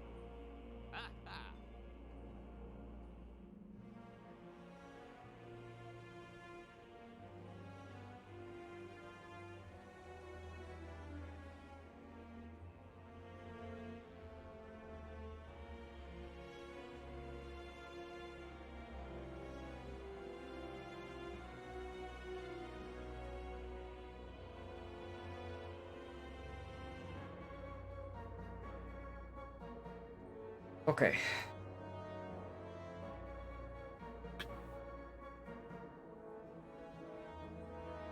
So first thing first, yeah. It's never mega prep. Now, that seems crazy to say because this relic is extremely strong. But it actually is just never mega prep here because my concern right now is that we don't have a single piercing build. And first cycle, if we don't draw to leg sweep plus, we need Malays to be deployed. We actually need to deploy Malays first cycle if we want to block the big hit with the weakness. And if that's the case, we don't have Malays, we can never play a super long fight against the Hut. We don't have piercing build. Because when we have Dead 3, like in the third cycle when we have Dead 3, even if we have 6 dexterity from the footwork and 2 stack of after image, our block cast basically gain 8 per block. Because we lose, we gain 8 per block, but we also lose 3 from BF death, so we only gain 5. And gaining 5 per block cast means that this blocks for like 13 and this blocks for like 10 each. But all the ships lose 1 HP. And we don't actually have a lot of cards that actually use dexterity to block. These are not freely played. So when that happens, yeah, the hard hitters for, let's say it's still weakened. Third cycle is only 6 times 15, so it's 4 times 15, 60 damage. How much energy do we need to block that hit? Yeah, 60 damage, and then this blocks for 10. This blocks for 13. So we need to spend 1, 2, 3, 4, 5 cuts. At least 5 energy to actually block the 60 hit. Let's say we spend like 4 energy instead, that's our whole full turn, and then we take some damage. Yeah, 5, maybe 10 damage, maybe 13. But then we don't advance the fight at all. We cannot actually deal damage. And that takes away a full turn. And of course the fight doesn't get easier from there. When it gets to 8 times 15, the hit is actually not blockable. And then we get flooded by wounds because it's painful stuff, and then we die. So getting set up faster is not even that much faster, right? It's 2 casts on turn 1. It's good, but it's not good enough to pay gold for in this spot, because it's also competing with like so many other things. Frozen Eye, for example, is only probably better than this because it allows us to first of all get a cleaner spear and shield fight. We know exactly when to doppelganger, whether we need to take more extra damage on turn 1 or not in order to full block turn 2. And in the hard fight, of course, it's the same way. It allows us to set up faster, and we know what we need to do to block first cycle, if we can do it at all. And it also makes this potion like way stronger than it is currently. So before I buy Mega Prep, I buy Frozen Eye. I do not buy both, because I do not think that Mega Prep with Frozen Eye will give us enough output to win this run. Because of course, like, if we buy this, we also don't get to buy Duplication Potion. And Duplication Potion absolutely... the Duplication Potion is absolutely necessary. So Duplication Potion is probably super clear. After Duplication, we have 264 gold. So we cannot buy Secret Technique and Frozen Eye, and I think Technique is not as strong as it. Also more expensive. So this is probably the second strongest thing in this shop. So we can do this, and it's 245. And then we have like 99 gold left. Now what can we do with 99 gold? Discovery costs 98. Our maneuver count drops cost 89. Count drops draw potion costs 93. But of course, if we take the draw potion, it means that we are giving up on the strength potion. And strength potion against the elites might actually play because of especially if we have Frozen Eye. Because we also have Preserve Insect, Akabeko, and Nunchaku is set on 9. So with the strength potion and 3 blade dance, 2 blade dances, and a clone dagger in our deck, we can actually, and backstab plus as well on turn 1. We can actually just burst the shield by turn 2 with this strength potion. So even though the draw potion is fairly strong, I don't think like dropping strength potion for draw potion is ever the play. If that's the case, yeah, then we either do discovery, we can do a second leg sweep, which doesn't make a lot of sense. Because in the hard fight, the hut is already permanently weakened with leg sweep plus and the malaise with Chemex. So what's left is only either discovery or Couchop's Outmaneuver, and I do think Outmaneuver is a positive card. If we have to play second, third, maybe fourth cycle in the hard fight, and yeah, we need to generate output from somewhere. Like you just said, we have to block us. Yeah, but it's not efficient. The leg sweep is less efficient than 2 defense when you have dexterity, and you don't need weakness. Cisco and back, yeah. We cannot afford both of those. Discovery gets pitching when magnets. Unfortunately, it's discovery minus, so we only get 1 roll. If it's discovery plus, I can see it.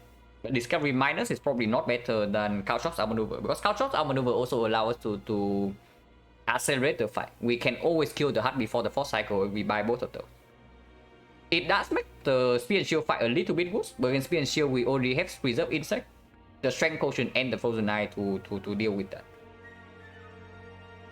So the only way this goes wrong is that if you say that Outmaneuver and Couchop is enough bricks that we die instantly in the very first cycle of the hard fight, which can happen.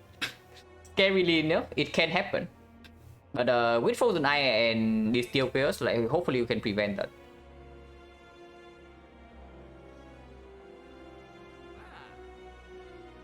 Then maybe we just don't buy the Outmaneuver.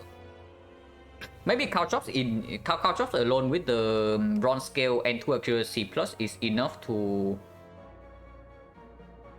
It's enough for us to kill before the 4th cycle happens. Because I think 4th cycle is when we completely fail to block the hut. And Outmaneuver is definitely not super positive into Spear and Shield. We want to decide the fight like super quickly. And the initial burst of energy from 3 Doppelgangers is probably enough for us to block the first 3 cycles of the hut. First cycle we probably have to face tank the big hit though. That's the thing I'm the most scared of right now. It's just first cycle, the 67 hit we have no answer for. But Outmaneuver doesn't really help with that. So this is just Frozen Eye. It's just Frozen Eye. Duplication Potion. And maybe Couchop, maybe Discovery. And what is stronger? Couchop, if we do not line it up in the very first cycle of the hard fight, and we say that we cannot never block the 4th cycle, it's going to be 96 damage.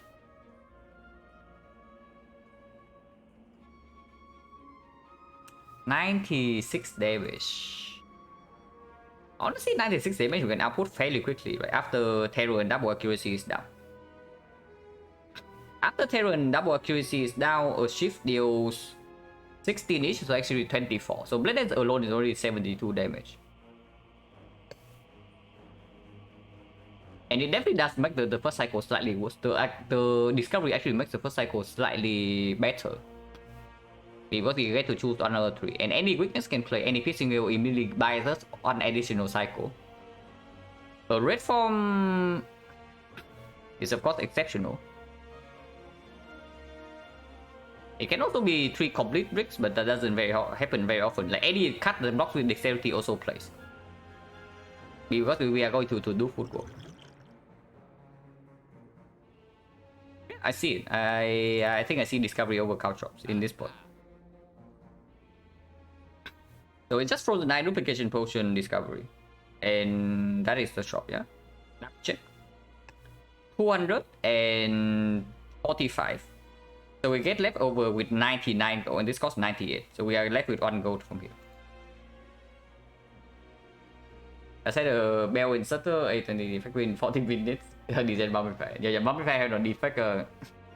Always leads to some silly things. If you live long enough. But yeah, this is also like perfectly using our goals, so we don't we are not upset that we kill the ceramic fish. So it has to be correct, yeah. Okay, I don't know how call. I don't know about the absolutely correct, but I do think it's the best thing to do in this shop. Like Frozen Eye, Duplication Potion, Discovery. Yeah, run. Yeah, this is on run on at the end, and I am slightly afraid of the heart at the moment. But yeah, Frozen. If we draw, I could say it right now. If we draw well against the heart, the heart fight is not a problem.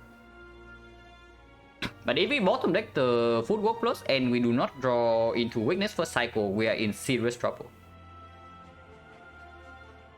But if we draw well in the hard fight is not a problem. If we do this, we know how screwed we are on turn 1. But yeah, it's just good.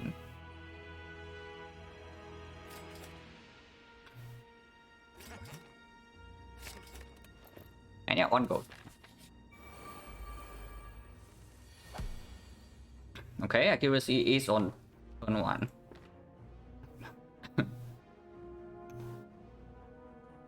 If we do not distill chaos here for this doppel for 4, next turn we draw to these 3 cards and we cannot actually never block this hit, and then we are screwed. Discovery, distill chaos right now does not break the Akabeko. And get the doppel for free for 6, and get the discovery for free as well. Also block with the defense.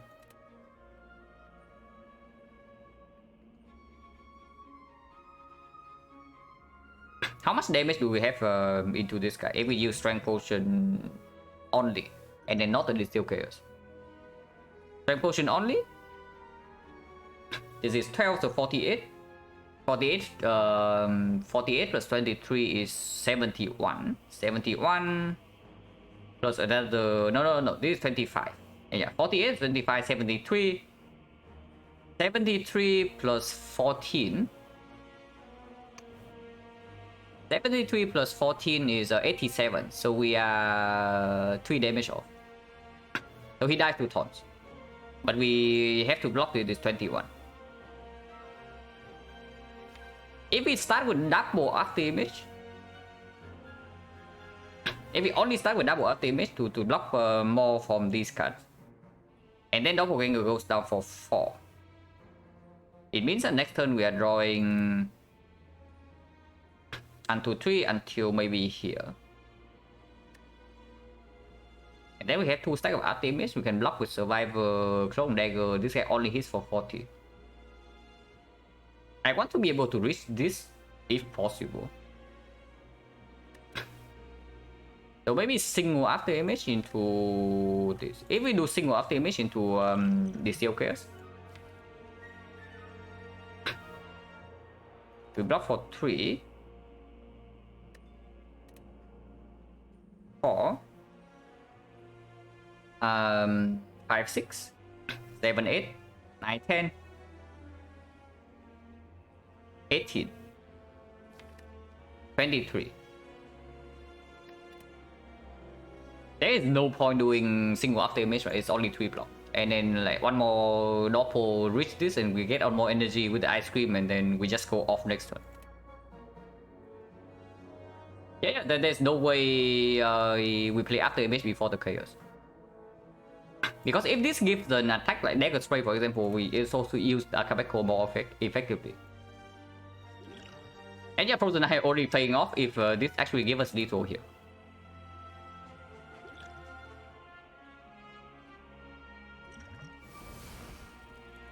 And it does. Any of these would be lethal. All of these is lethal damage on this. So start first for Nunchaku? No, I want to protect the Akabeko if this gives like something that works with it. Ultimate V is lethal, and which one is the strongest? It's probably Discovery. It's probably Accuracy, right? Yeah, it's probably Accuracy is the strongest. Because I don't even want to redraw the last knife after the fight is under control. I want to set up Nunchaku for the hard fight. Yeah, now we can play all the powers.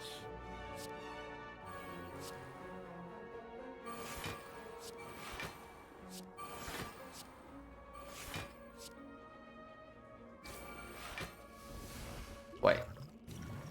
Hopefully it doesn't cost me anything. Wait, what? It is not lethal. Wait, what happened with my math? Did I count like 10 damage extra or what? Okay, that is bad. Okay, that is bad. That means the glass knife was necessary then. Okay, so we have double check. But this is actually quite bad. Because it cost me 10 HP here.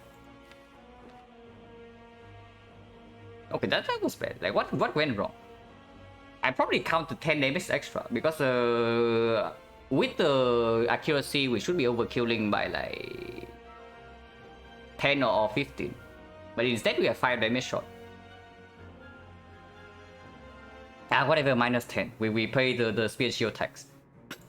I do not go for sunk cost, and then we also use another strong potion. Okay, this is costly. Hopefully, I don't lose the hard fight by 10 HP. I can go twice. Maybe. But yeah, we don't turn around. We don't turn around. Turning around right here also makes no sense. Turning around right here makes a 6-7 more from this, but only block for 6. Well, minus 10. Very cool. And this turn we know that we have full block.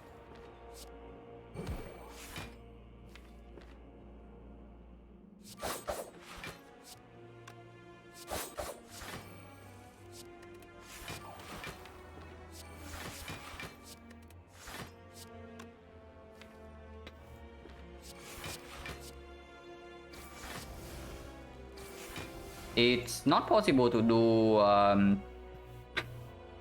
10 more attacks on this guy, yeah? So we just do double doppel and then we terror malaise this guy. And we block the burns.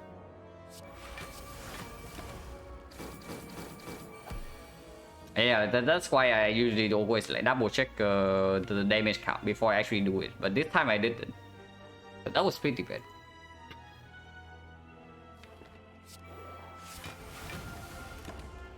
This guy never deals damage against to us, and we just wait him to die to taunt and this, and preserve the thing.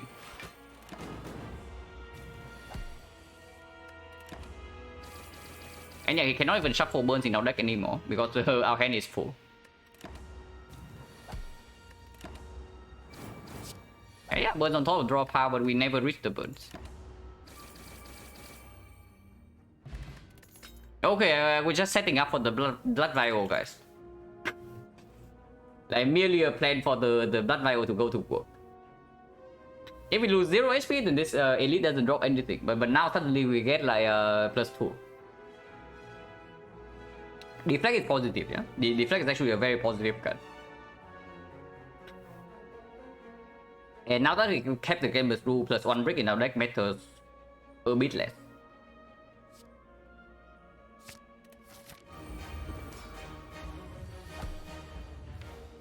Second after image is here, Malay's bottom of the deck, footwork plus is absolute bottom card.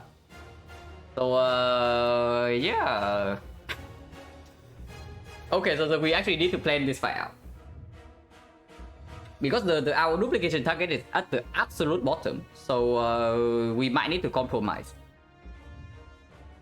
We might need to make a freaking compromise by looping like after image or something. Looping after image is so much worse than looping footwork though, I have to say.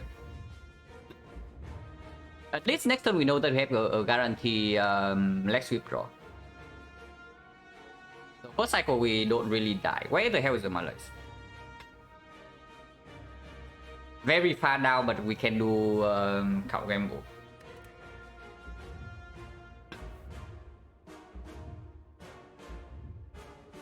That is actually a very interesting line. I just thought of.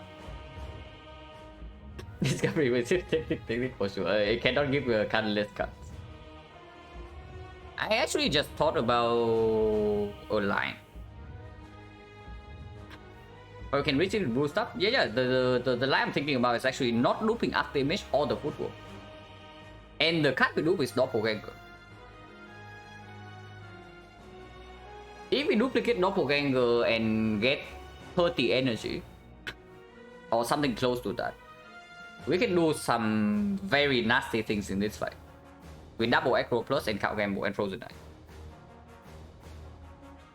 Because waiting for the footwork is way too slow, and looping after image I don't think is actually impactful enough.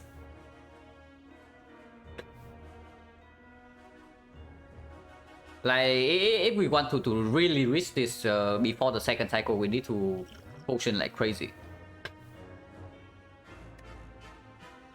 On the other hand, we know already the second after image is coming in, like right now.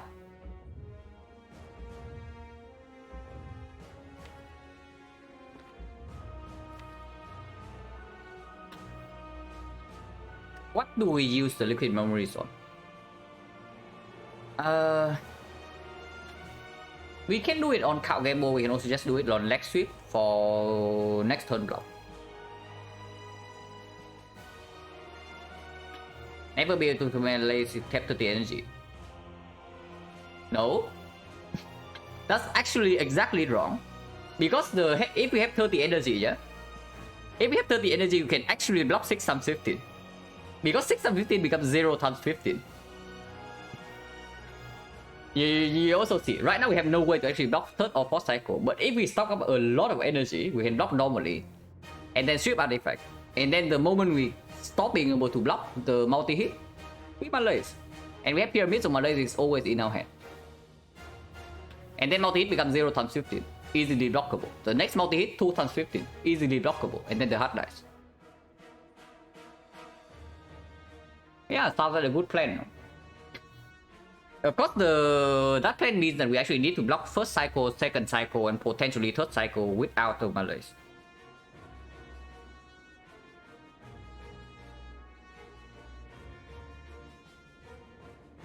We do have 2 other image play card doesn't hurt much, yeah, but immediately the Masterful Staff is going to cost 1.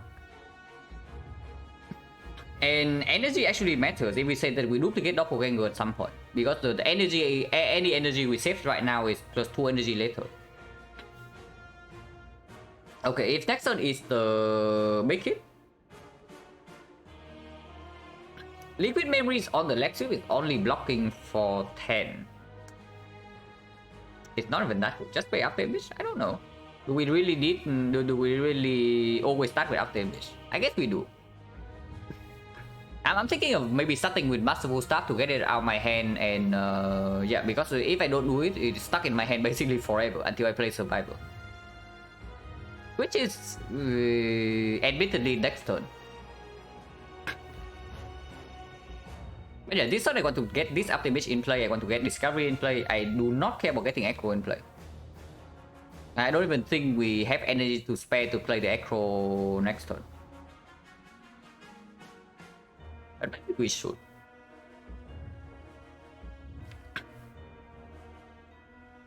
What happens if I just do Echo to Gambler's Blue right now? Because I don't want to draw into... No, Gambler's Blue next turn has to be stronger, yeah? Because I don't want to draw into the Blade Dances yet. Accuracy can come down, but we are also not attacking. Energy, macro, element, frozen control. Yeah, and also we don't really have a tool to block first cycle easily, so we are taking a lot of damage. It's actually just a lot. What about using Survivor on the Echo? Like next time we Survivor on the Echo and then we Liquid Memories to the Echo. So instead of Liquid Memories in the leg sweep for 10 block, we Liquid Memories to Echo for plus 4 card draw. And then we can use the Gambler's Rule afterwards to reach the Doppelganger. How big is the hit next turn? It's 60, potentially 67, weakens down to 50. So in 2 turns we are facing the total amount of 50 plus 30. So yeah, 80 damage, yeah? 80 damage, and we can block for 10 or 6. But we lose 2 HP immediately. And for 3 here. And Frail is such a garbage like thing right now. No dexterity potion.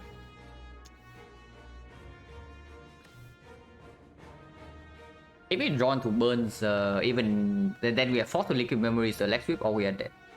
First cycle.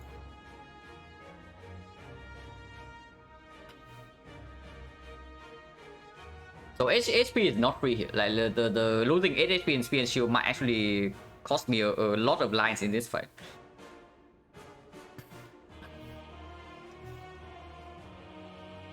Because I want to maybe play Masterful Staff first, but that is not free at all. If we say that we need to block a total of like 80 damage per cycle. But yeah, if HP is not free, then we always start with after image. And then Discovery is better next turn.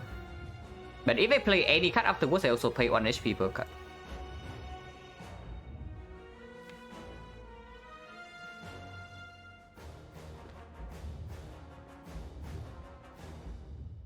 Like after image, backstab, and end turn. We take 3 damage, we go to 62. 62, we take another 1 damage from here, so we go to 61. 61 with Survivor Liquid Memory Select Sweep.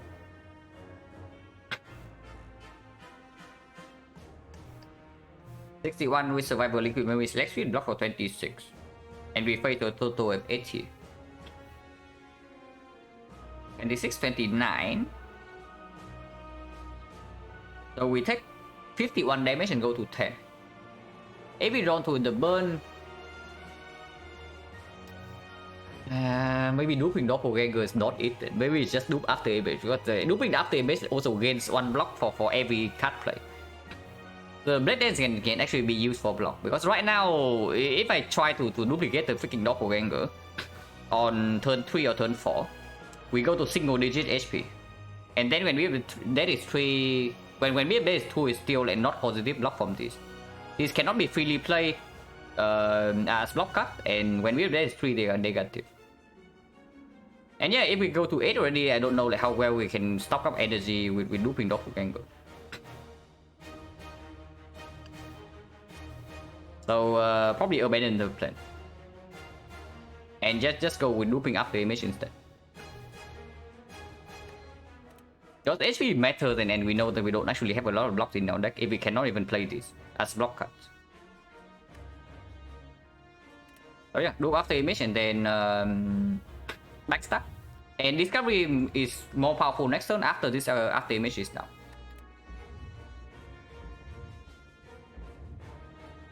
And yeah, do after image into backstab. Eh? I don't want to spend energy on the dagger strike, even though it deals more damage with Akabeko. And the Masterful Staff is going to be discarded eventually with the Survivor. Yeah, it doesn't work. It really doesn't work if we try to do this Doppelganger. The bottom card here is like way too slow. And that is even before factoring in the statuses. Yeah, it just doesn't work.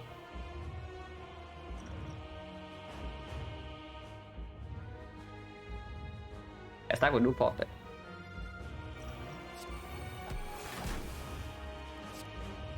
And start with backstab, make hand space, get Nunchaku energy, and then we end turn.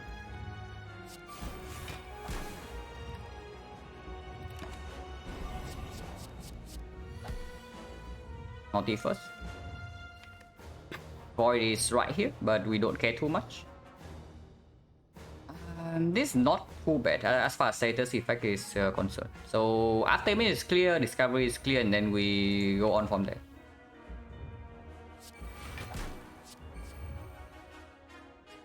Dodge and roll is a little bit of block. It's okay after this is down, but this is not duplicated anymore. But it's still decent value for one card player. It's not quite piercing well, but it's not too bad.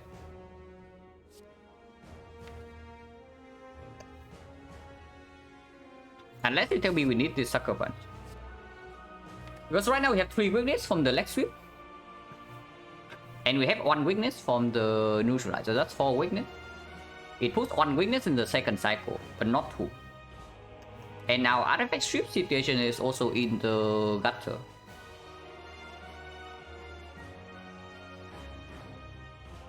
If we have to use terror to strip, that's insanely bad. So if we want to guarantee weakness in the second cycle, we need to liquid memories the leg sweep plus. Do we want to do that? Otherwise we can just pick Sucker Punch here block for 6 left. It block for 6 left and have a sucker punch in the redraw instead of dodge and roll. But we guarantee weakness second cycle. We can calculate this turn and next turn immediately, yeah? So this needs to come down for 2 energy. We have 6 right now, 2 energy here, 1 energy here. Maybe 1 energy on the Acro and then we get voided. And so I guess we better play all the caster. And then next turn we probably have to Liquid Memories the leg sweep plus. Regardless of what happens. So if that's the case, then I guess dodge and roll just straight up better. Yeah. Spending all our energy here into drawing into the void is another possible thing. Punch will give an energy. Yeah, punch also gives 0.1 energy. That's not super irrelevant.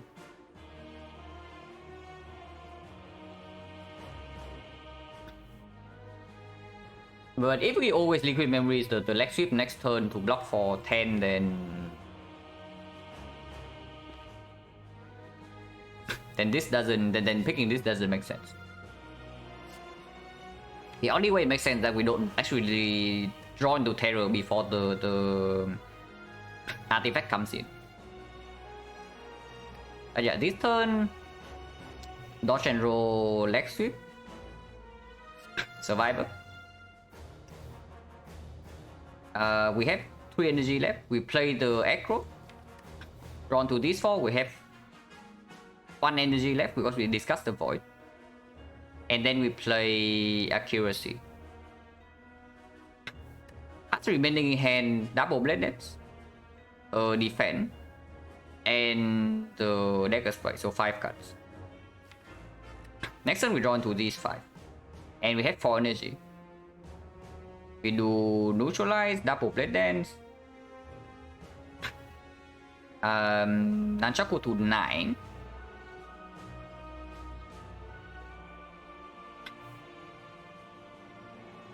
Liquid Memories.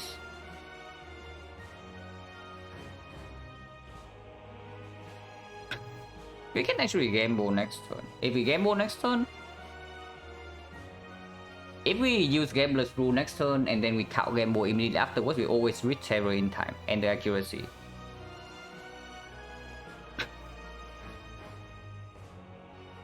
Yeah, maybe we don't actually need to Liquid Memories the next week plus. But then dodge and roll is still better. Yeah, and then dodge and roll is still better.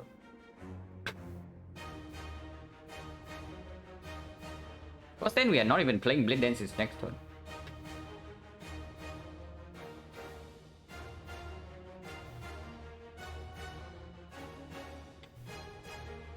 That's not actually, that's not true. Yeah, that's actually not true. That's not true.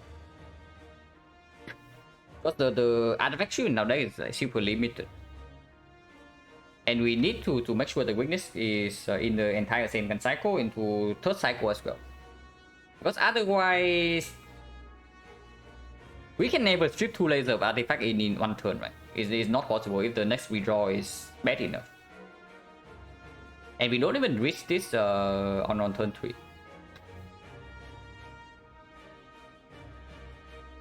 Yeah, we Acro right now, draw until this. Next turn we draw until here. 10 cards in hand if we gamble for the full 10. We draw until here. We put Terror down.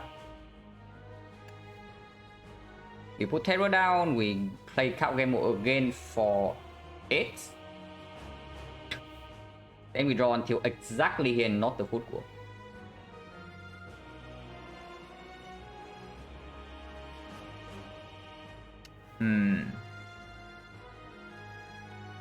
So we can never reach footwork on turn. Actually, no, we can play escape plan. We can play escape plan.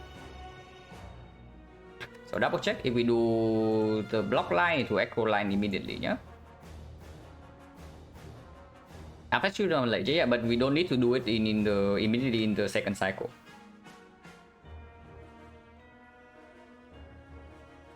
So we draw until here. Next time we draw until here, our hand has 10. And for energy, we game over the full 10. There is no energy to actually play Echo, so I don't do that. We game over the full 10, we go until here. We escape land into this for some block. We play the Terror. And then we game over for 8, which draw exactly until this. And then we can play... We still have 4 energy. We still have the full 4 energy, so then we can play the footwork. Triple block. Flash of Steel to shuffle. And then double for 1 energy.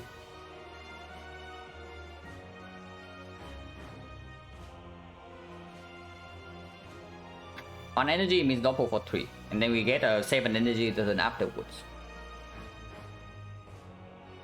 With accuracy is not down, but terror is deployed. And we have double after image stack.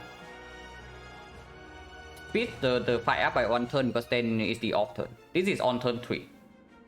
Then on turn 4 on the off turn we can mass block in our hand and also play after image, and also we draw basically a full hand with doppelganger. The heart will not be weakened though if I do not liquid memories the leg sweep. But I think I want to if this comes down on turn 3, then 1 dodge and roll in my deck more than the sucker punch. And I am willing to use this on turn 3 as well, after footwork is down. We guarantee weakness, second cycle, and then we force the reshuffle.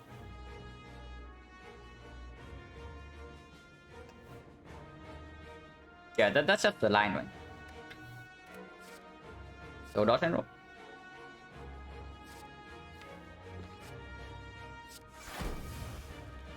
Play the dodge and roll.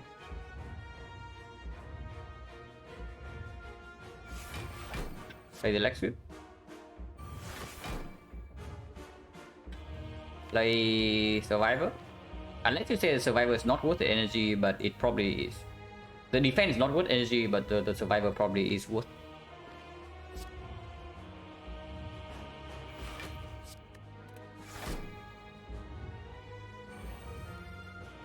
Right now, discard and Masterful Staff, and we have like 5 cards in hand exactly. And next time we draw until here, we game ball for the full 10.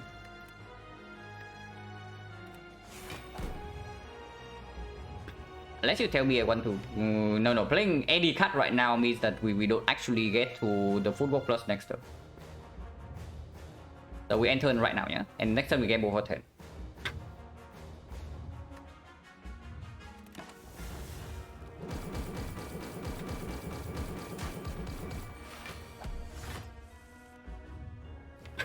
Yeah, gamble for the full 10, play the escape plan, play the terror, play the count gamble, play the footwork, liquid memories for the leg sweep plus, and then we go after that.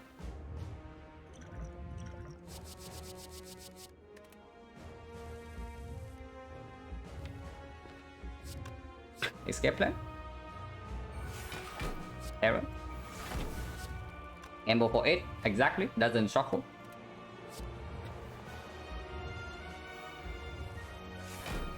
Play the footwork.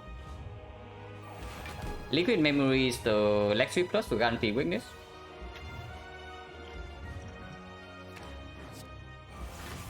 Play all the block cards. And then Flash of Steel to force the shuffle. We actually successfully block the first cycle. And slam into Malays. If we Malays right now, we overdraw. If we Malays right now, we overdraw. So no, not Malays. Doppelganger immediately. So slime into Doppelganger seems super clear, but this needs to be played at some point. And we still have 2 other Doppelgangers in the deck. And now we can stock up energy. Yeah, take 3 damage. 7 energy, get to play dodge and roll as well. Accuracy is not here yet, so of course we don't attack. Then we still need to make hand space. This is already 1 artifact strip, and then block for 17. Dodge is better next turn. So this turn is just reserved for clearing hand space then.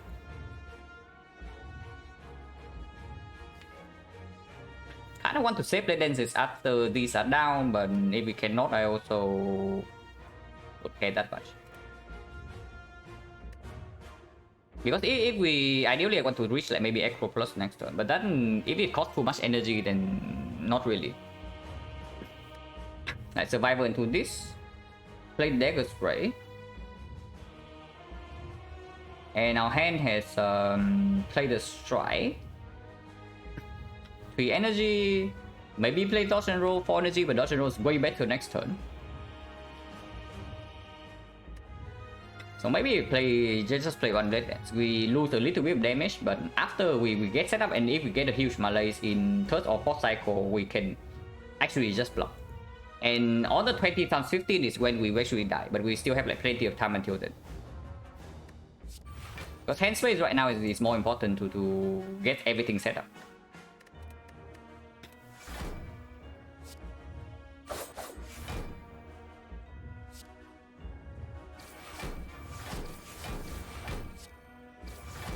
Yeah, Doppel right now. We still overdraw, but we draw exactly into this aggro. And then we can continue on. And then reach this Doppelganger next turn. Honestly, I'm thinking of also saving 1 Doppelganger for after the malaise comes down. Like when we malaise this guy in the 4th cycle or something, 8 times 15.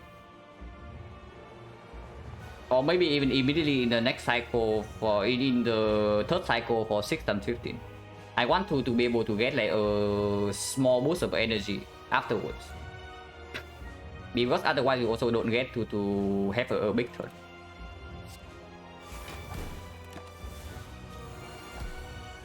So 35 only, and of course we can play all the cards now. Those basically super good. And we only have 2 artifact ship in 1 deck cycle, so we have to play this at some point.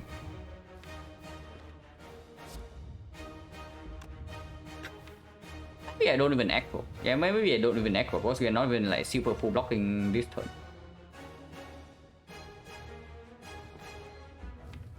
The echo right now also demands that I spend quick energy on a garbage card like this.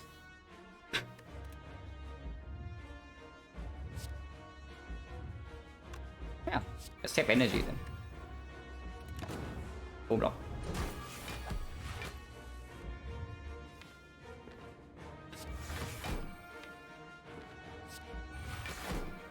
And if we want to save this echo, then we do that.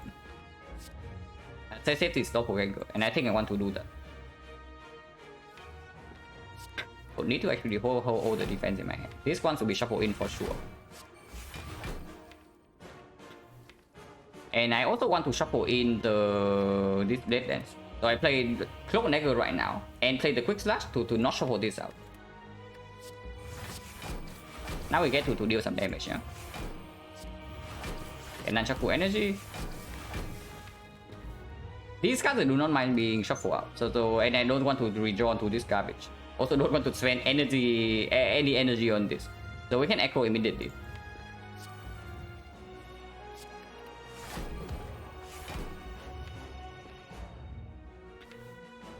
Maybe not pulling here is fine. Because otherwise you also draw only until 4 cards. And then next turn we have like... We need to play Count Gamble actually. We need to play Count Gamble at some point because otherwise... And next cycle we still don't need to malaise, right? We still have enough energy to block next cycle without the malaise. With 3 stacks of after image. It's only 6 times 15. So it weakens down to 60. And we lose nothing from bit of that.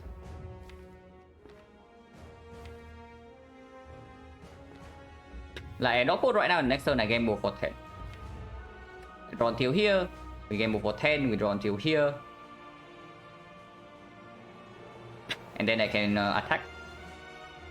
And the turn afterwards, we guarantee to have weakness, leg sweep, and some block cards in hand. So nothing can go wrong.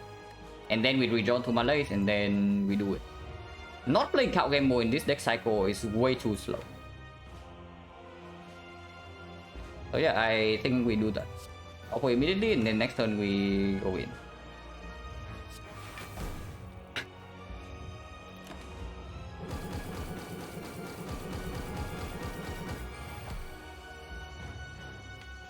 Can even play this first. We have energy to spare.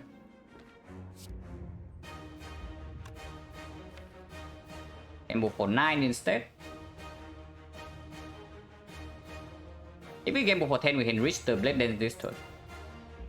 And no, we only get to next gamble for 9 either way. So we draw until here, Flash of Steel draw until here. So we don't actually reach the Blade Dance unless I also spend energy on Acro. But if I spend energy on Acro, Leg Sweep is not in my hand, so that is extremely bad. So yeah, probably just gamble for 9 and accept that we don't reach this card this turn. It doesn't matter. And I guess that means the escape plan is positive then, to live in the deck. To live in my hand for next turn. Now we deal some damage. Yeah?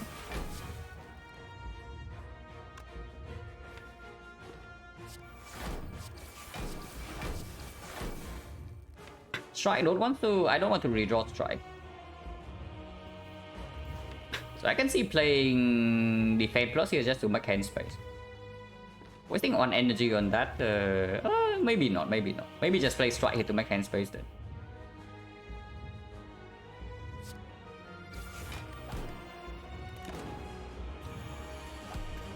Forty-nine witness runs out, we already know that. This blocks, we know that with Frozen Eye. And my lazy is coming next turn if you would like to do so. And yeah, fight should be under control from here. Of course we make hand space, and of course we attack.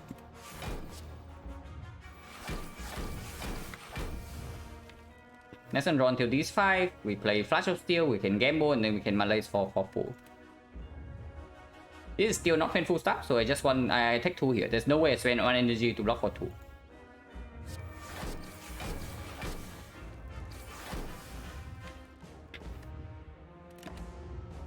And yeah, we full block this hit easily with the malaise. And fight is absolutely over from here.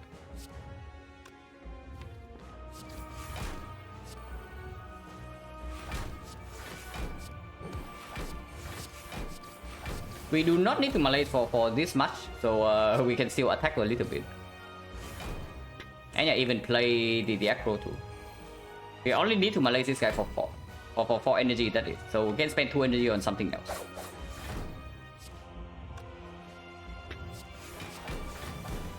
0 times 15. When we need to malaise, I guess we don't even need to malaise. When malaise just completely secures the fight.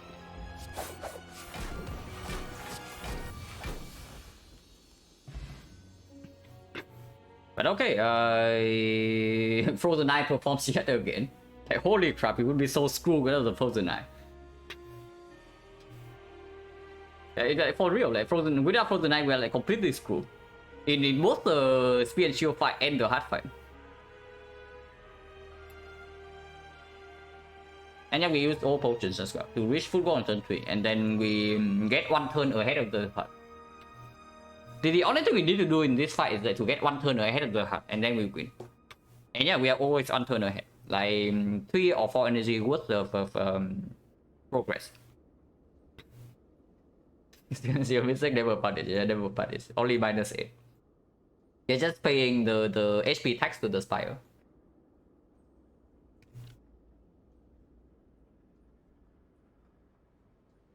Oh, it's pretty OP, yeah, absolutely, if you can use it. And then this thing is really funny, right? Triple doppelganger Chemex and into like ice cream. It's really interesting.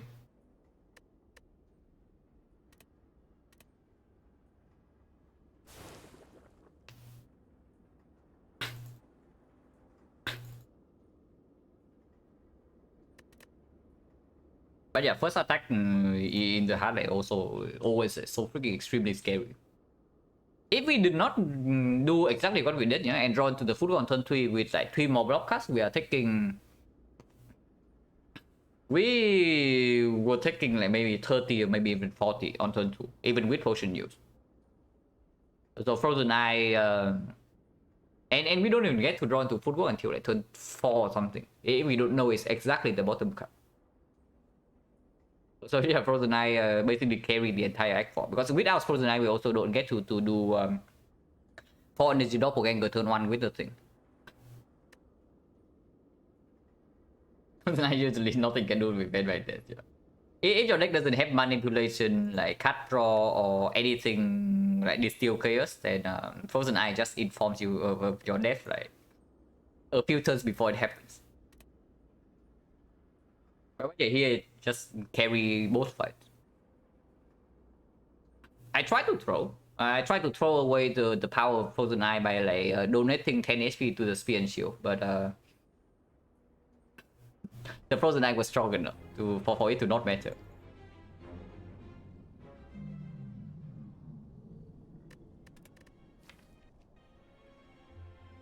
I mean, of course, this time we have like a Chemex, so of course Doppelganger delivers. But even before that, it was still pretty good. And yeah, picking Doppelganger over Nightmare and Sea, you don't see that too often. Like pre-Chemex as well. But in early Act 2, this absolutely plays more than the other two cuts. Like in this fight alone, the same goes for this fight. Which is good. And this one's generally just fairly solid until Act 4. We know that Act 4 is the worst matchup for this kind of deck. Act 3, never a problem with a deck that has a billion energy, a Malay to nullify Time Eater, and then also the freaking Pyramid for consistency. Only in Act 4 this deck is tested because we do lack output. And also another thing, yeah? Passing for fights right here over question mark is probably winning us this run, because without the Footwork Plus, I don't even know what the hell we are doing in the hard fight. And it's actually crazy. It's crazy, yeah? In Act 1, I think I turned down one Piercing Wheel. Or maybe it's somewhere in Act 2. I turned out one Piercing Wheel for a Blade Dance or something similar. And I say that Piercing Wheel is very good later on in the run. Hopefully I don't get mega punished and never see one again. And guess what? We do not have a single Piercing Wheel in this run. And that was pretty spooky in the hard fight. Interesting pick double overcook. At the time I had 2 Dagger Spray and the Hourglass. So the biggest use case for the CE that is into the Slavers fight is already not super relevant anymore. And then if we are not worried about Slavers, then the CE just doesn't play into anywhere else. Like maybe the Collector fight, but that's it. It doesn't even play into Automaton, because against Automaton you need to draw exactly the CE on turn 2. If you draw CE on turn 1, it's useless. If you draw CE not on turn 2, it gets stolen.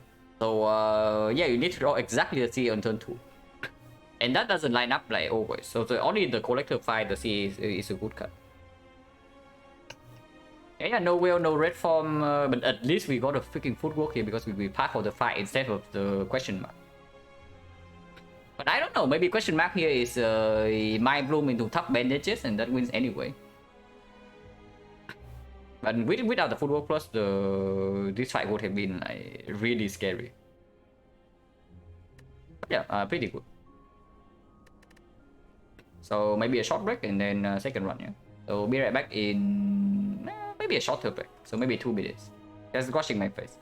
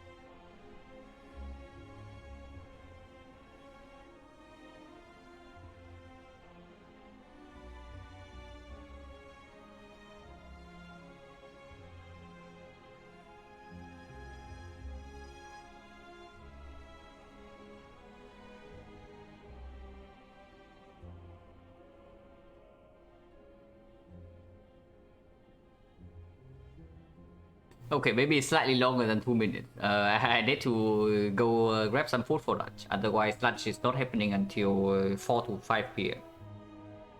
Oh yeah, maybe 5 more minutes.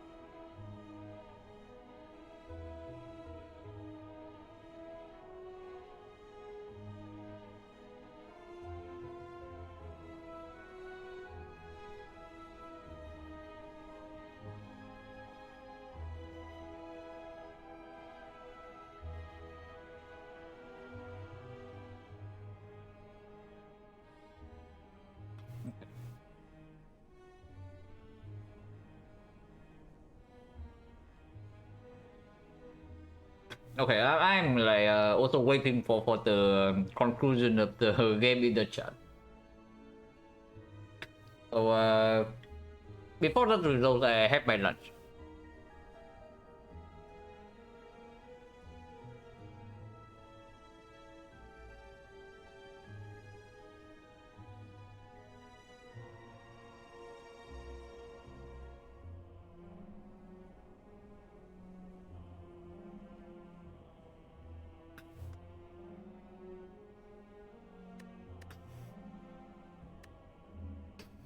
Okay, game finished. Yeah.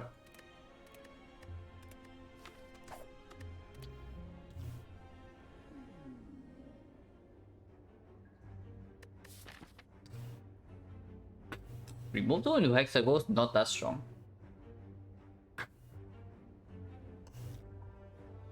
Basically, Frost Elite on Frost 6.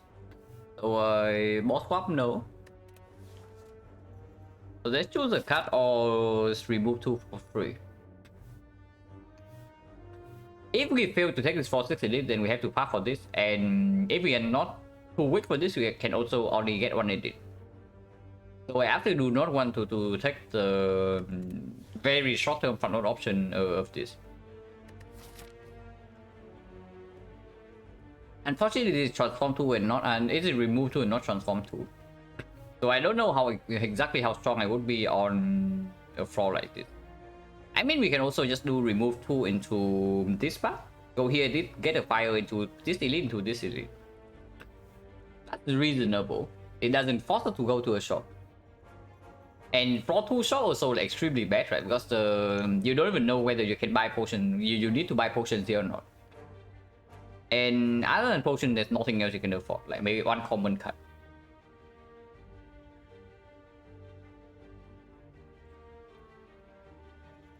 What am I eating? I just thought some rice with fried duck and a soup of mixed vegetables. It had seaweed, it has corn, it has carrots, it has some tofu. Pretty tasty.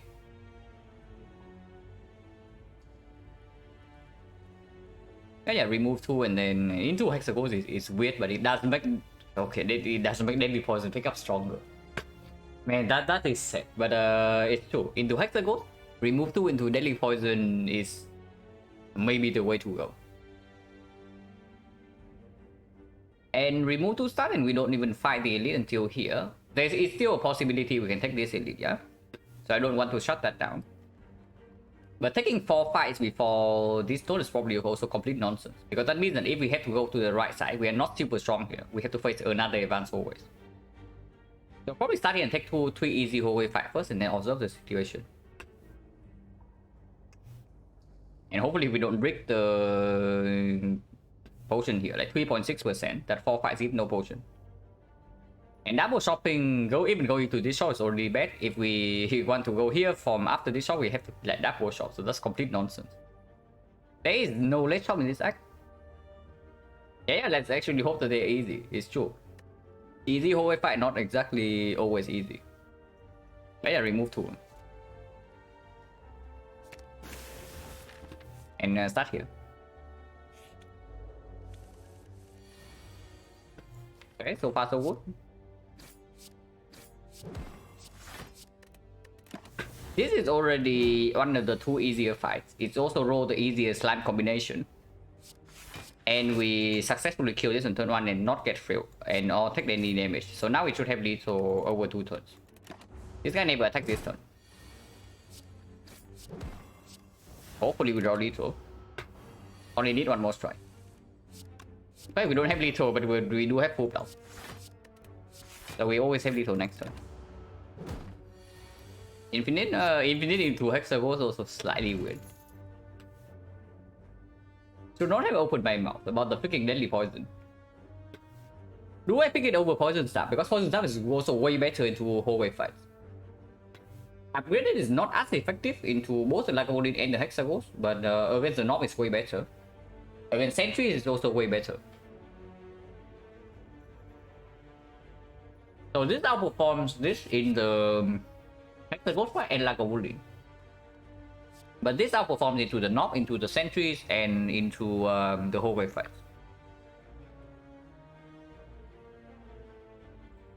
Is it ever remove 2 defense, super hit and miss? Removing 2 defense makes you slightly stronger in Act 1, I would say.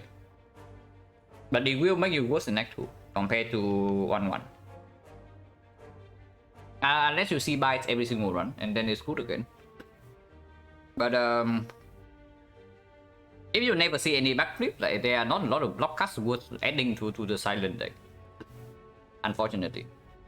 But yeah, here is probably Poison Star. If it's a quick slash or something over this, I would probably click Deadly Poison. But Poison Star is just better than Deadly Poison in more than half of the cases.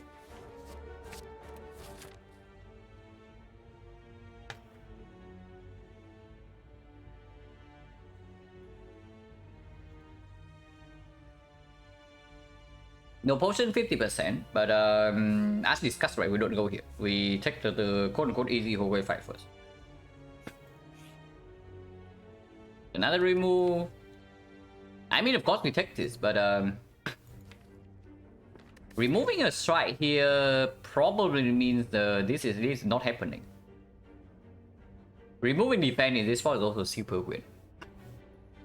Because against Hexagons, you also don't get to play the fight without ever blocking. You actually need to block sometimes in the Hexagons. And yeah, we are still picking up more attacks here. So removing a strike, if we see some damage cuts from here, it's already better than removing defense. And the elite is not until here.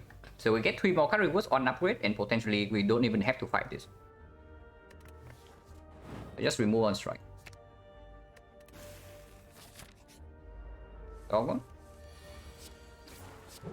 And take 1 here because we don't really have strikes in our deck anymore. Poison Star 12 damage is worth 2 strikes. But it's only 2 and not like more than that. This draw is quite good then. We're drawing into... This guy doesn't even buff. Man, floor 3 Jawworm is such a loser compared to like floor 1 Jawworm. I have to say, this guy is quite bad at the game. Unlike his brothers that appear on floor 1. And yeah, in this spot, like, or attack is probably the clear choice. Already the card with highest output. Blindly complete trash to Hexagons. And yeah, against sentries we also pick a card that doesn't perform super well against sentries yet. Definitely take elite. Are you sure we can definitely take elite with a potion that doesn't give anything? This elite I can maybe see, but this one probably not. Honestly, if we are strong enough, I actually think I just go here and take this one, and then this one into 5, into the second one, into the third one is cool. But not in this spot, right? We are still getting completely wrecked by the knob unless we pick up more attack cards or see a damage potion. Yeah, this elite is not takeable yet. Like before the upgrade, even Lagavulin or Sentry is also fairly dangerous. Yeah, it is optional. But yeah, we go here and we see. How this? This time I did not talk about it, so you did not discuss this. But yeah, I play all attack before I play a strike because like even if you discard one of these two, it doesn't matter. And it increases the chance that it doesn't discard this thing. So yeah, maybe I should just keep silent because every single time I say it before I do it, it just discards this thing. Probably should just explain after the fact.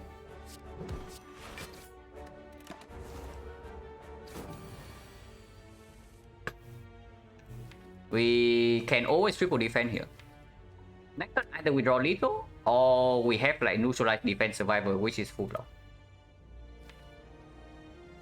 Yeah, we bottom deck this card is lethal. We bottom deck this card is not lethal, but then we have full block.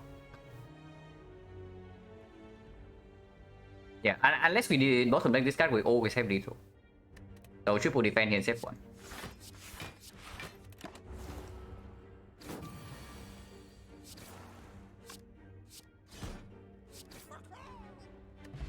Essence of Steel. Not exactly a potion to give me damage. Okay, damage acquired.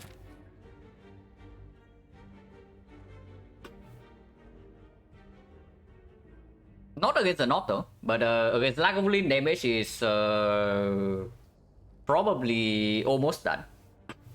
Against Sentry, slightly less so, but against Sentry you have all attack. And artifact strip from both the poison stab and the neutralize. Remove 2 ends up can transform early cutback is so good. The problem I have, the biggest problem I have with remove 2 is that you do not know how strong you are on floor 1. So and then you are not sure on floor 1, yeah? You have no idea how strong you would be on floor 6. So it makes the initial pathing very weird compared to Transform 2. Because Transform 2 you get hits, right? You Transform 2, you know that the Transform is good. You immediately can path for the floor 6 in it. Yeah, play watch a remove 2 defense already with the dog. But yeah, that's my biggest problem with remove 2 usually. That it doesn't really allow you to take the most aggressive path in Act 1. Did not skip anything. Yeah. We do have decent upgrades, and upgrades get stronger in a deck like this. We can also remove even more to, yeah, not do anything. If we take the remove and we leave this act alive, we are fairly close to infinite, even without any cut draw at the moment. But yeah, transforming here also makes no sense, yeah. And we already have 3 cards that are reasonable upgrade, so we probably just take the upgrade. Is the upgrade strong enough for me to take this? Because if we can take this into potentially this, that is an exceptional Act 1.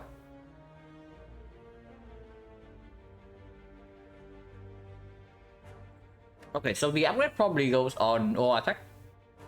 Because against the knob, these attacks are these upgrades are roughly equal. And after Terror is done, this upgrade is way better than this. Against the Sentries, of course, I don't need to talk about it. This upgrade is insanely superior.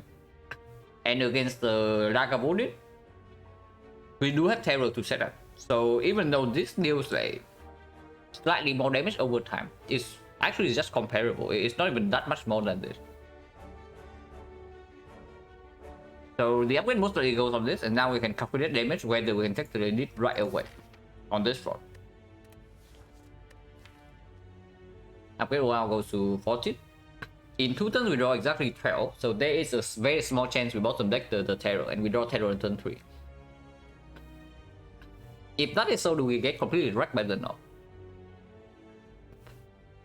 The first 2 turns we can always play everything, and this is going to be 11.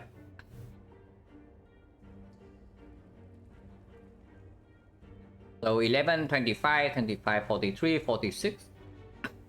Okay, so we do get wrecked by the knob. If we bottom deck Terror. Remove is good to be 100 Terror turn 2, yeah. But if we remove a strike, the Terror turns 2 also doesn't do much. Removing defense also slightly weird.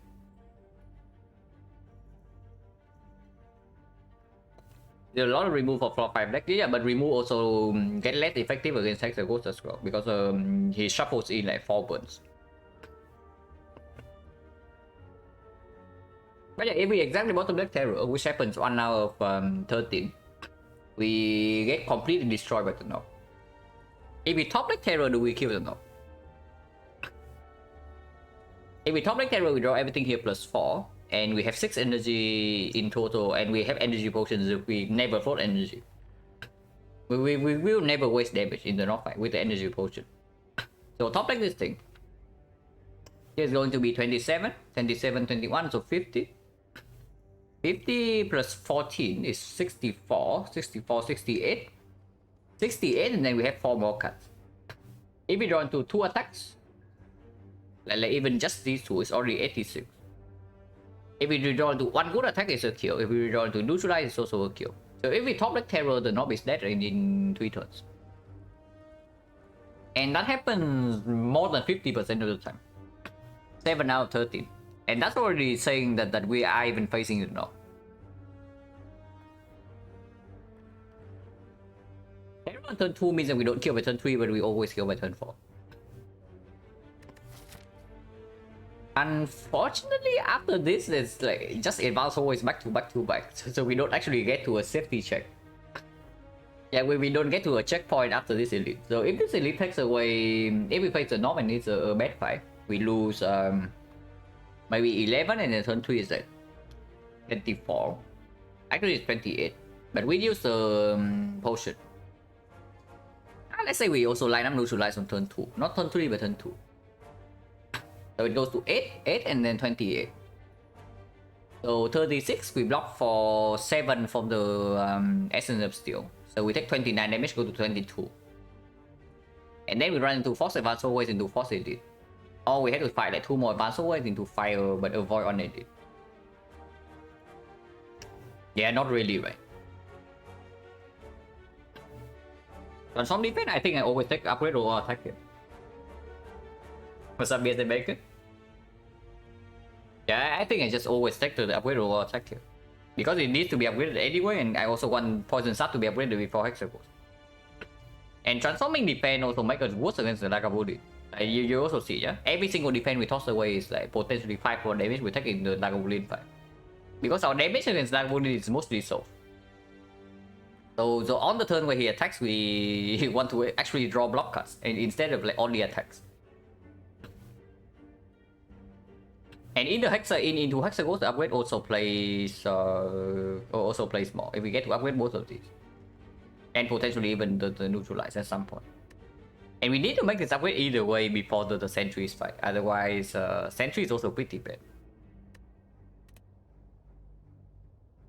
Got a Steko Pyramid win yesterday. Awesome. Did you have like 1 bullet time, maybe 2 bullet times, or what happened? Usually it's like 2 bullet times, right? But Steko Pyramid win is pretty sick. Like really rare. Oh, yeah, let's take the upgrade or attack, and then we go right. Your this upgrade also makes us way better against the advanced hallway fight here. Slime boss, but it's the other one. Unfortunately, we draw all the damage on turn 1. So on turn 2, we cannot split this guy, and then we take 9 damage next turn, incoming. Searing blow, armament, and tongs. Oh, it's on Ironclad. Well, that's even more awesome then. The 3 energy Steko Pyramid on Ironclad win is pretty amazing.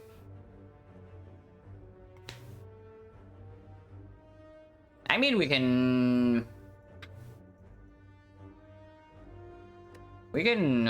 how much damage do we even have here? If we do terror, can we split this turn? Is that 21, 33? We can. I don't want to do that, right? But if I try to split next turn, there's 1 out of 3 that I bottom deck 1 of these 2 cards. But I mean, there's no other line here. Splitting this turn on like 30 is... Splitting this turn on like 35 is completely nonsense. So we try to line up damage. If we play Terror first, it's 21 here, plus 12 to 33. And we need to deal 36 at most. It means the neutralize comes down before the Terror. So the line is just neutralize. Terror, poison up, or attack. In that order. And that deals 3.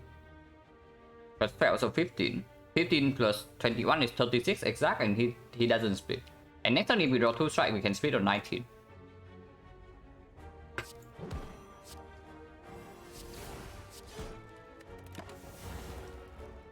Actually, it's better than 19 because of the 2 poison as well.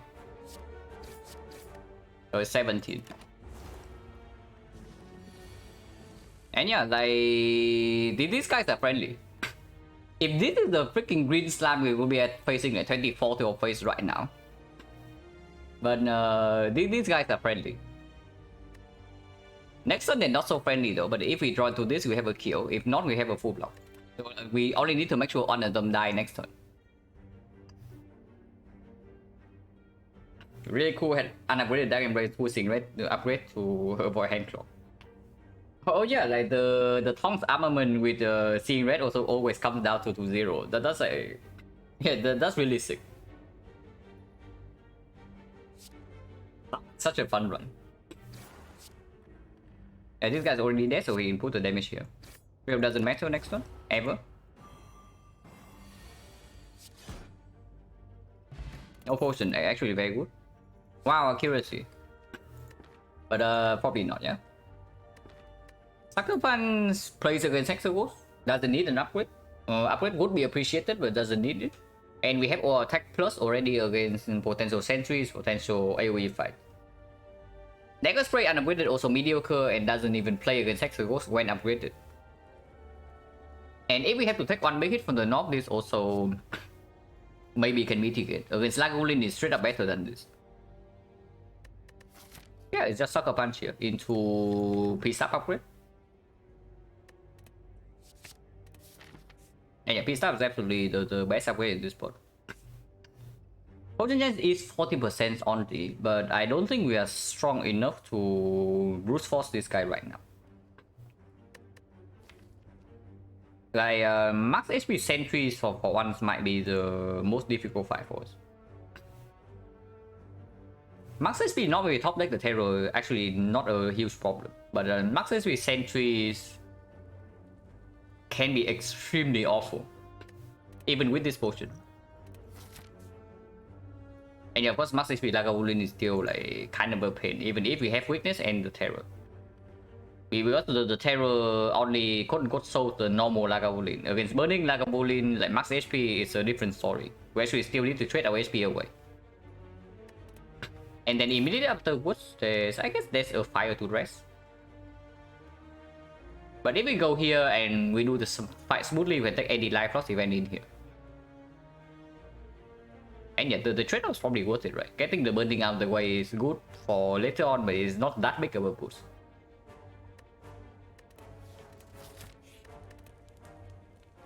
The upgrade goes on poison stamina.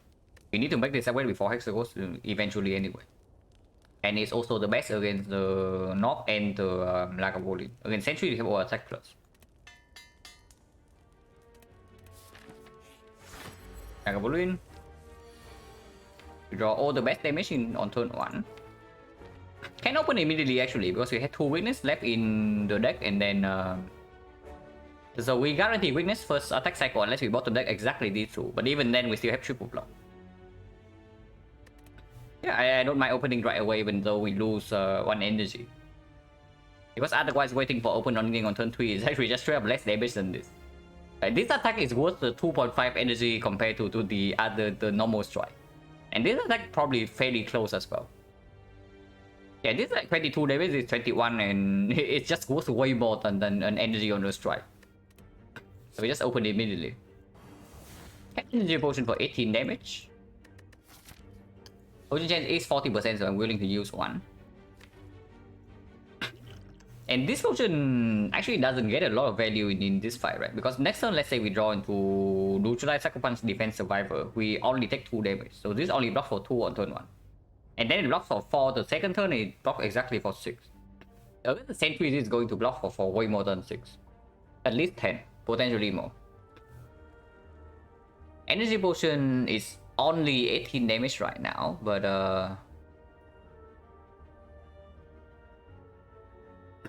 do we need the 18 damage? So let's calculate damage, yeah? We open right now. And do Poison Stab is let's say we draw Poison Stab 3 turns from now, not 2 turns. So poison goes down to 1 and then it goes back to 5. So this turn poison is 4, the next turn he attacks 1, poison is 3, the turn afterwards he attacks, poison goes to 2. And then poison goes to 1 on the off turn, so it goes up to 5 and then goes down to 4 again. So it's like 18 damage from poison. 18 damage from poison, 21 damage from this. Oh, he rolls maximum HP. 18 damage from poison, it means this guy is 105. 105 is minus 21 is 84. 84 minus this is 73. 73 minus 14 is 59. 59, 36. We don't need this damage. Holy crap, we have so much damage here, actually. Hello, someone. We just won the first run, so far so good.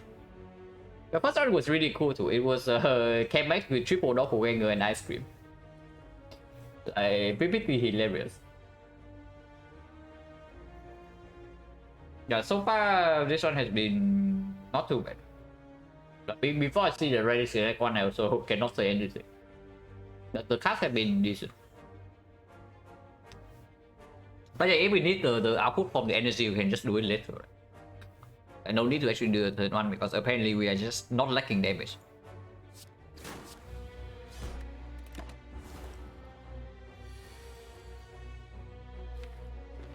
I guess I'm still only block for 6 here. It's still only block for 6 here.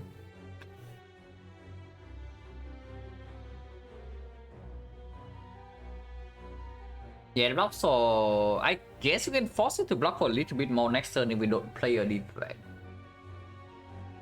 But it's block for 4 this turn, next turn it only block for 2, and then we kill this guy.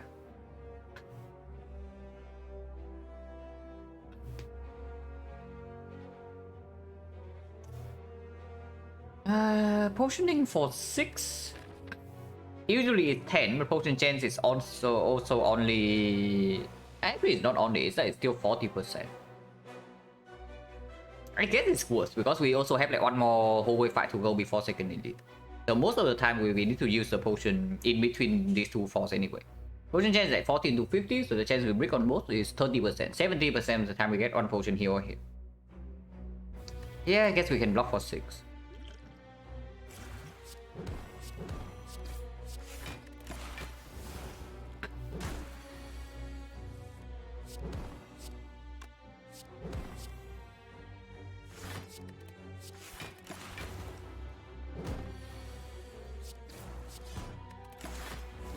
Yeah, we never need the damage from energy potion.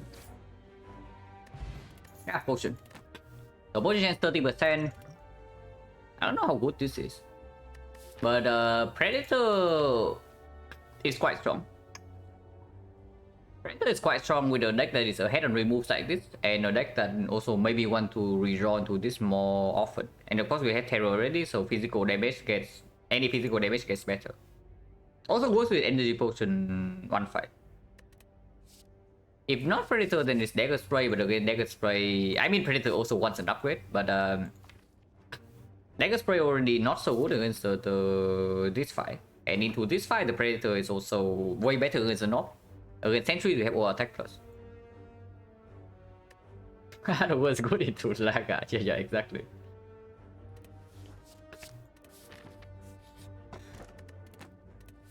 So any goal from here also gets better. Yeah? Not the Serpent, but Water Whoop gets better and we have health to spare before Hexa goes. So question mark is fine. We only have 2 potions as well, so that's big even against the hallway fight even more. I just say not the Serpent. Down in a deck like this when we cannot remove is like terrible, right? We are ahead of remove, so we redraw to this thing more often. And into the next elite fight, we are totally fighting against the Nob right now, but with the curse in our deck, like who knows? And into Hexa Ghost, this is also quite bad. Yeah, 150 gold Cory, I can also see that. And unfortunately, we probably cannot take this. The taking this is like way too greedy at the moment. I mean, we can afford to be greedy. We are on 45 HP. But this thing might straight up just outright kill us. It's the thing I'm scared of.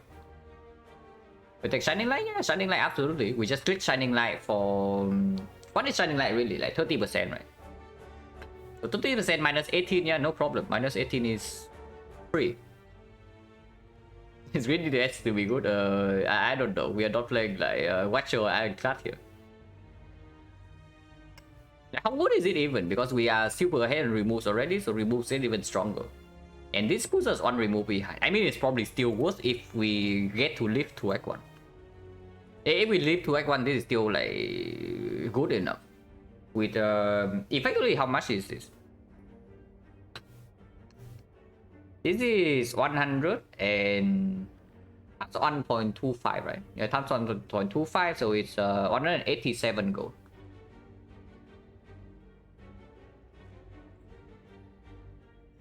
Only next fight get dash. What does dash even do? I don't think dash solves any problem here. Now you say this fight give the 2 as a threat, however, then we can just take this. You know, 187. It's not quite a regret for 225 gold, but it is fairly close. But now it's just terrible, right? The holy crap, now is so bad. And currently we already have a lot of gold into Act 2 shop. Like here it gives plus 30, plus 75, plus another 15. So plus 120. We already have 300 times 1.25. We already have like 400 gold into the Act 2 shop currently. If we take this, is 600. Holy crap, 600 gold is quite a lot. The 600 gold actually allows us to do like so many things. We need to spend 75 on a remove, but then we still have like 500 and then... Yeah, then we still have 500 to spend on anything else. Literally anything. So we can still easily buy 2 relics. Let's start, right? Let's start. The taking this is it's not really it, because if we lose a lot of HP here, we cannot even take life loss here as well. Everyone sees the top and the boot in the shot. Yeah, I think you'll remove. Yeah, but I calculated every value with the Courier already. I calculated every value of the Courier already, so that's why I say like 75 on remove. And this thing gives us like 187. But yeah, not really, right? Because yeah, this fight can also screw us a little bit. Not really. It could have, but for now it doesn't. And I think we're strong enough to not take 4 here. The non-greedy lines to Predator turn 1 into taking 4 damage, but here we are probably strong enough to not do that.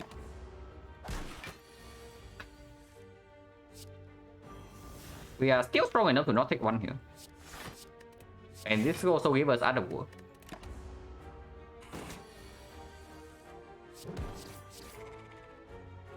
No potion, so currently potion change 40%. We probably take one of the 0 cost, because it plays decently well with Predator, and we draw back into them fairly often with being ahead on removes. So do you want damage or do you want draw? Yeah, Predator into 0 cost is good, especially in a deck as small as this, where we can play Predator fairly frequently.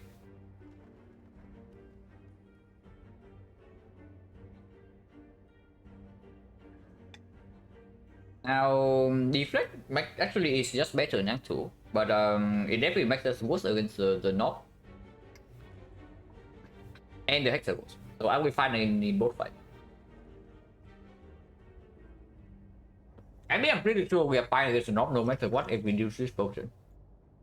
But let's not with our potion. In 3 turns, we draw everything here plus 1. If we pick up like deflect here. So this can absolutely be at the exact bottom. And then it deals 6 damage. Energy wise, 1, 2, 3, 4, 5, 6, 7, 8, 9. So we perfectly spend our energy. If not, we can always energy potion. So damage, we have 15, 29, 29 plus 24, 53, 68, 78. Oh yeah, with the cunning potion is always a kill. We never fail to kill the Robin 3 even if this guy is bottom deck. Even if we don't pick up the strikes here. That alone is probably enough reasons for me to pick deflect. Because into Hexagons we also get to upgrade Predator, we have a Work Chain and we have the Terror. And deflect plays way better than into Act 2 compared to Slice. Yeah, against Sentry is also just... I don't know about Sentries. Against Sentry is probably close because killing the first one is also fairly important. But we have our life to spare. 90 HP knob. Okay, the knob is testing my claim, guys.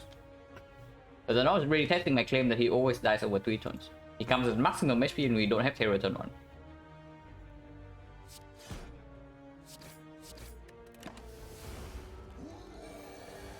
No turn 2. And this is actually 15 damage. So that we know exactly what we draw next turn, yeah? This is 22. So 26 damage next turn. 26, 41. 41 plus 7 is 48. 48 plus this is already way overkill. So we can actually play P-Stab Sucker Punch into double block here. That goes down to 14, so we take 1 damage. If we do not play the P-Stab and play Sucker Punch into triple block instead, this goes to 57. 57 next turn, this is 27. So it's 30.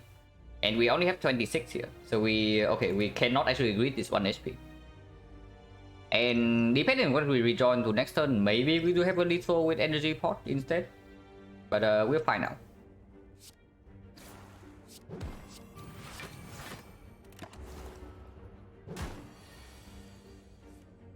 Do we have a lethal here with energy pot? This is 22, 26. 26 plus 16 is 42. 42 plus 3, exactly lethal, guys. We have exactly lethal with the energy potion. Yeah, bottom right terror still gain 3. Like we already know that with potion use. And yeah, here we can use the energy potion. So what is stronger? Because 3 potion is 27 damage. Energy potion into Hexaghost already plays a lot less, and especially after we upgrade the terror, which we are probably also going to do. Yeah, we just energy pot, right? So before I do that, double check damage. 22, 26, 38, plus 4 from poison, 42, plus 3 from poison, 45. Yeah, we just have an exact kill, so let's do that.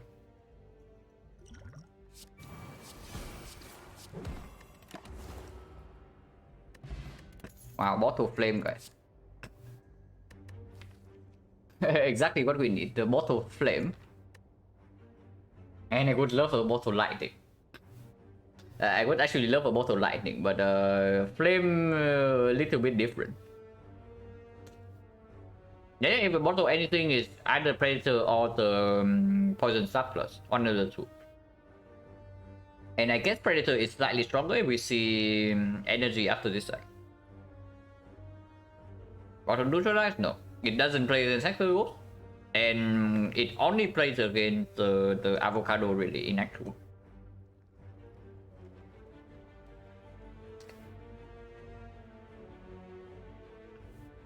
Okay, before we talk about bottle, like, what card are we picking here? Because there's the Cow Gamble and there's also the Noxious Fiend. I guess it's good there, so. And yeah, like once again, yeah, we have 0 relative to Act 2. We effectively have 0 relative to Act 2, so early Act 2 is going to be slightly rough. So there's Filmstress and there's Cow Gamble. How good is our damage against Hexaghost? If our damage against Hexaghost is completely fine from the Gamble, because the Gamble also doesn't demand an upgrade like the Films.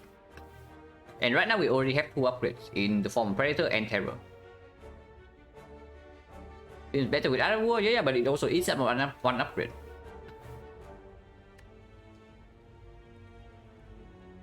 So our damage against Hexaghost, if nothing happens in this node and we pick the Cow Gamble, we are going to have this upgraded and this upgraded.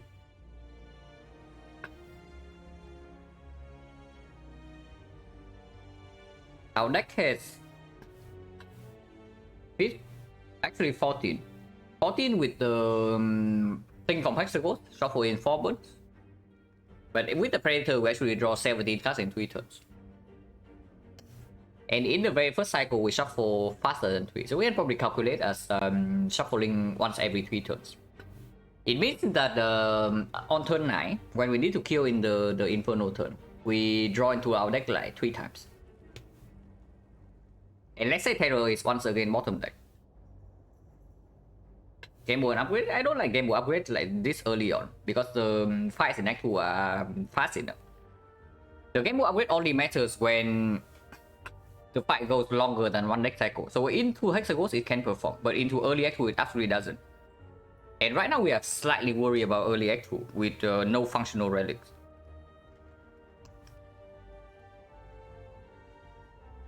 And yeah, we draw exactly... Actually, we draw even more, because it's true, we can play card game 1 time. So we actually draw slightly more than 3 whole full deck cycles. So that is even assuming the Terror comes down on turn 3 still. So we need to bottom deck both the Terror and the card game for this to be the case. Doesn't really happen that often, because we have 17 cards and we draw 7 on turn 1. On turn 2 we draw another 7, we also have Bottle Predator, so we draw already 14 out of 17. And we need to bottom deck both the Terror and the card game for this to even come down turn 3.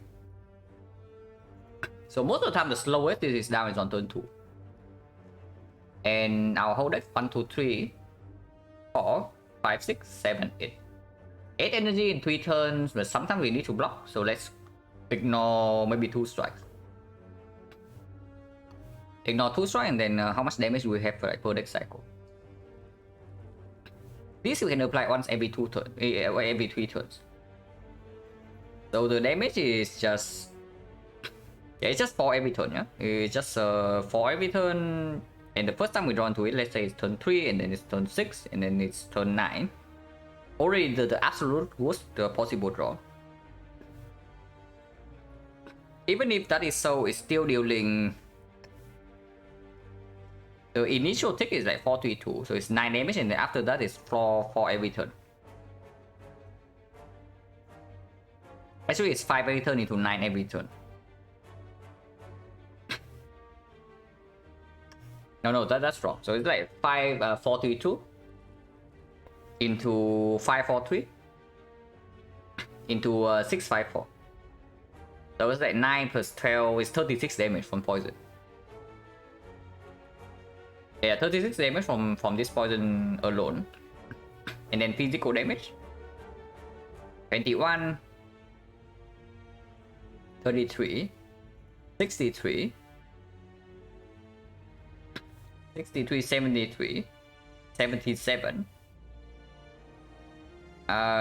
86. So we have 86 times 3, which is 262. No, 258. 258 plus 36 from poison is 294. And that always kills Hexagons by turn 9. And this is already assuming that we bottom deck the Terror in first cycle.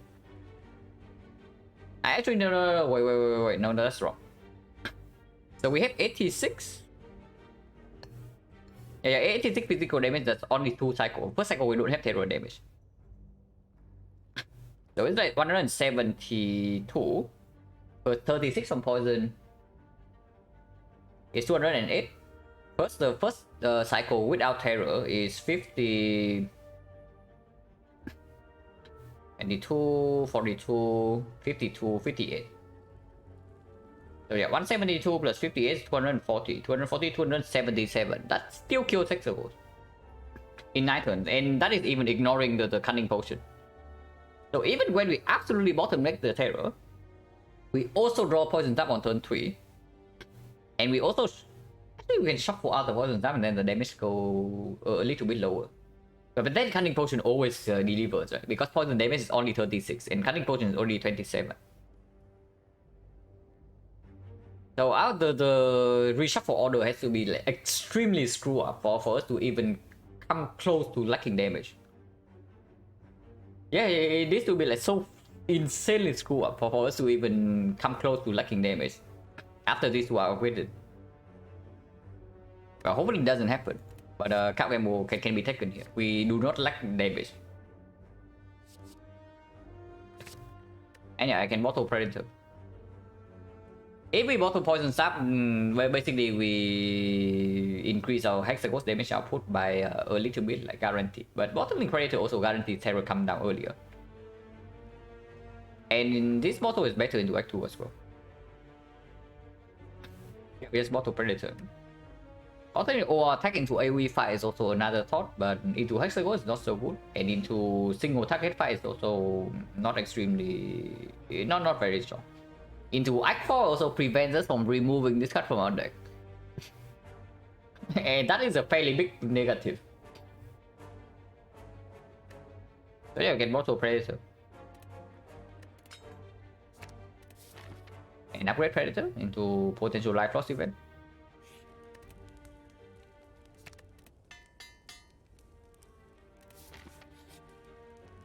Wow, Life Loss event, guys.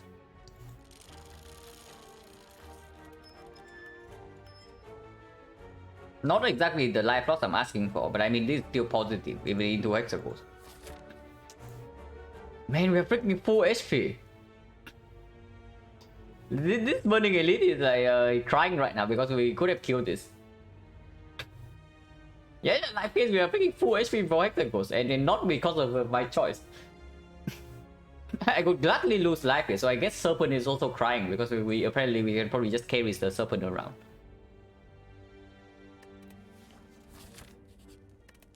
Yeah, Terror upgrade, especially with Bottle Predator. If we draw both of them on turn 1, we have to be able to freaking play Predator and the Terror.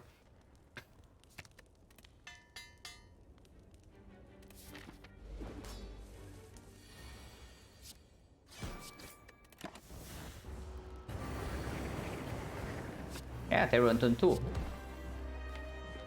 We can choose to not shuffle out the poison tap, and I would like to do so, so I gamble here for 3. Weakness does play next turn, but immediately it costs me 5 HP. Yeah, with this next turn only block for 2, right? So I just play defense right here into card gamble for 3 into Key Staff Survivor.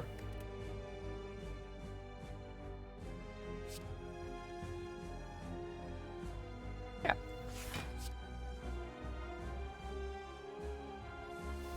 It tries to shuffle out Key Staff, guys, but it doesn't succeed.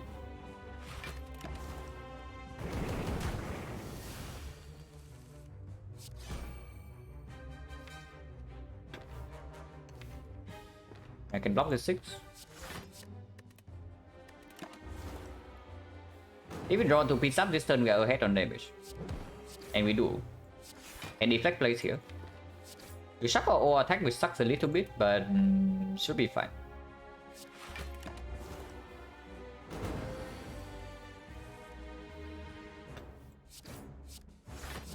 And I do not, of course I don't block for 1 here. Playing Predator right now will shuffle out the piece up in the 3rd cycle, but I guess that's okay. Because not playing Predator is also like complete nonsense.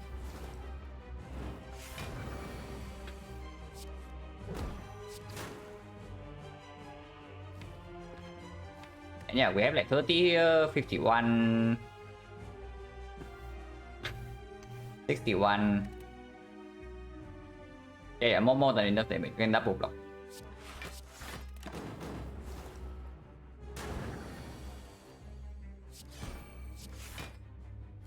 Yes, and we know that we always draw into these two, so he's dead.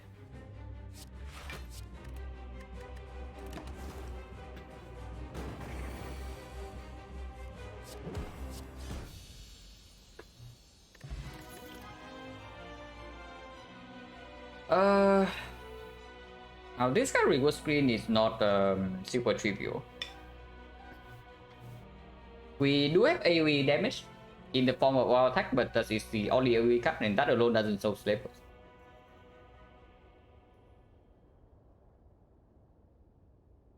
That already speaks for C more compared to the other two. Because we also play Act 2 with basically no relics. And into the single target fights where the C doesn't perform, we have Terror.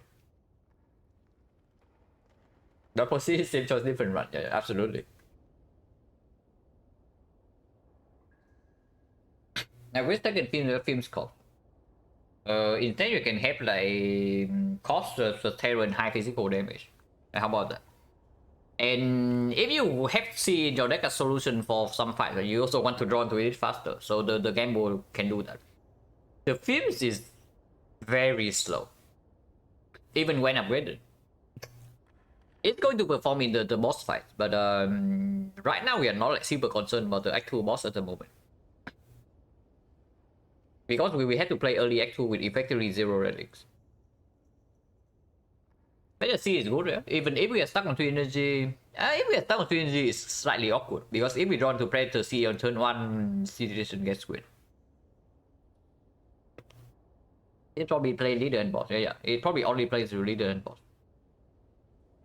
And it needs someone one upgrade as well, but unupgraded film is just utter garbage.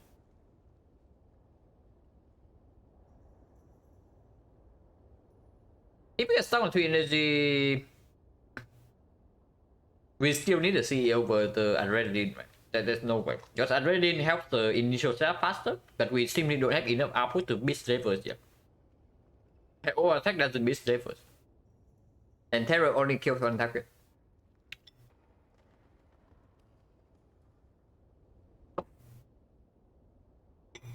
And yeah, this is just CE. It's slightly worse than the adrenaline into easy hallway fight. Not always true, but it is true in triple bursts. Triple burst CE also performs. We just cannot really block in that fight. And if we play C, then we rely on like killing one of them instead of like, downing them one by one. So I guess triple bursts are roughly equal. Maybe C even slightly favor if we C for energy. Into double tips, C is probably better. But only better in the sense that we guarantee that they don't run away. C might cost us some HP compared to the adrenaline, but that's why we also have deflect in the deck. Into the baseball.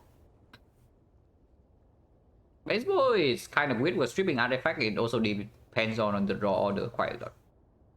Into chosen, adrenaline is probably better. Into the avocado, the adrenaline is probably also way better. It's close. I guess even into easy hallway fight, the C is not that bad. And yeah, definitely plays better into way better into Slavers. And being better than Slavers alone is already one reason to pick up the CE. Because if you are better against Slavers, you just die. You are better against the avocado, maybe you take 15 damage and move on. If you are better against Slavers, you are just dead. What kind of cards are looking to see in the future? It depends a lot on the boss relic and the things that come afterwards. Of course, if you ask me what kind of card am I looking for at the start of every run, probably I can just say like Nightmare Red Form, Well-Lit Plans, Count Game Goal, and then everything lines up. Maybe even Alchemize and Malaise. All the good cards. But of course, you don't get to choose. Remove Reflex goes infinite? No? Possible. Not impossible at the moment. We are fairly ahead on removes, and we do have a Count Game Goal in the deck.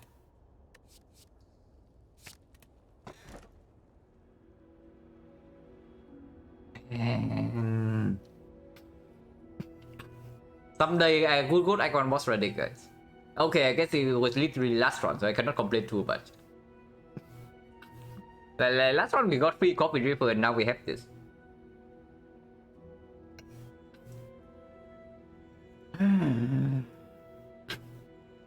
Man, the dome is so actually so terrible on the silence. Like you have no idea how bad the dome is.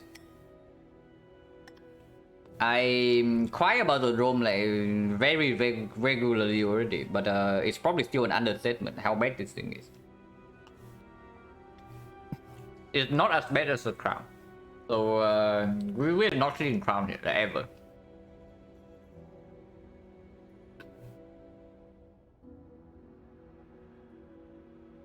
Oh yeah, tiny house.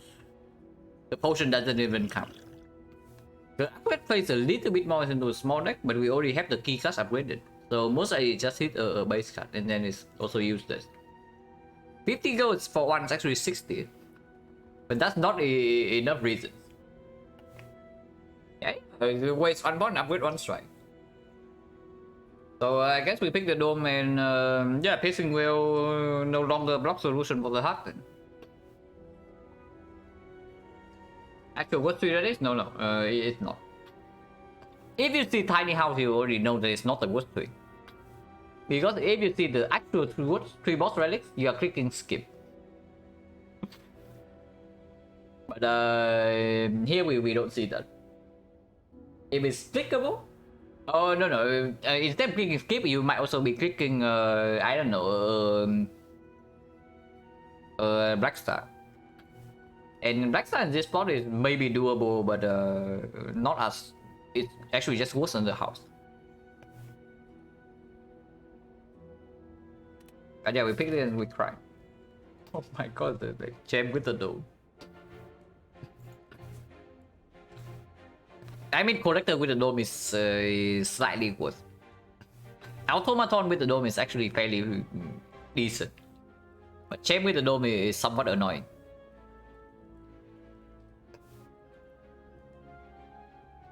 But other worst relics, the relics effectively do not give you anything. Like, yeah, Wristblade. Wristblade doesn't do anything here. And then there's the Black Star, like same story. And the last one, yeah, you can just keep the Bastard Crown. And then I don't even want to think about like what I would pick in that spot. But I mean, okay, the dome is bad. But if we get to a point where either we have like super fast damage or we have infinite, then the dome can be mitigated. But yeah, the early shop is super clear. So we go to this shop, and then it's probably this elite into this elite into this elite. Oh my god, I could release with no like also freaking Gremlin leader. So the Gremlin leader went from a fairly friendly fight to yeah, we die. Okay, cool.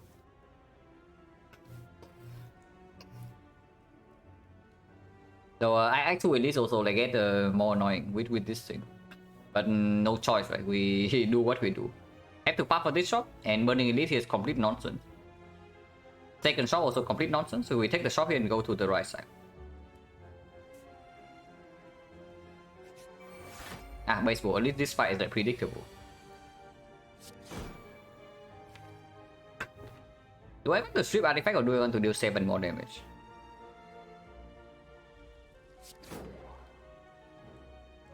If we deal 14 here goes to 18, 18 that will be 52, 53, 53. We strip artifact, yeah. We got stripping artifact allow us to maybe put poison and maybe we put weakness on turn 3, maybe we put terror. And putting terror alone is already more damage than 7 here.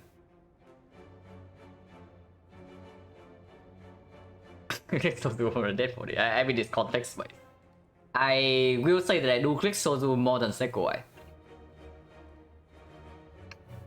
And yes, don't post this on Reddit, guys, because apparently Sekoi is like got here he always quick, and Sozu is probably complete trust.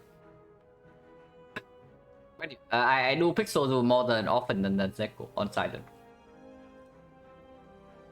My Sucker Punch has to be better than this.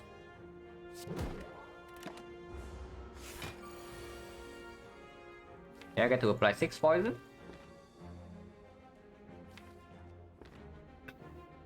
But I don't want to really do that way. Hello, my dude.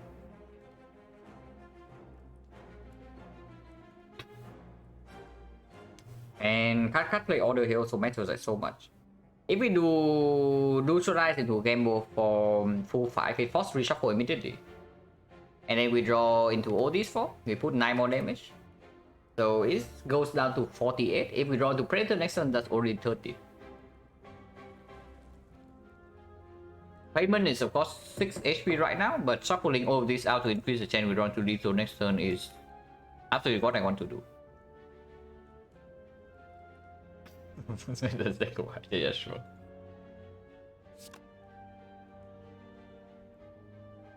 Hello, the soccer.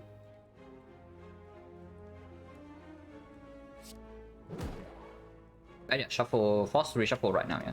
We cannot actually play any block card yet. Because if we don't kill next turn, it's going to be very painful.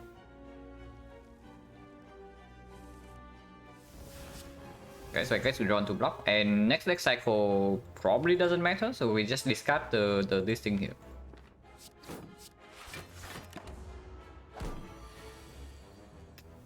Do we have a kill?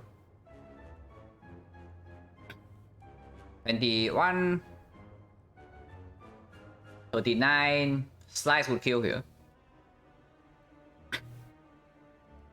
So we don't have a kill.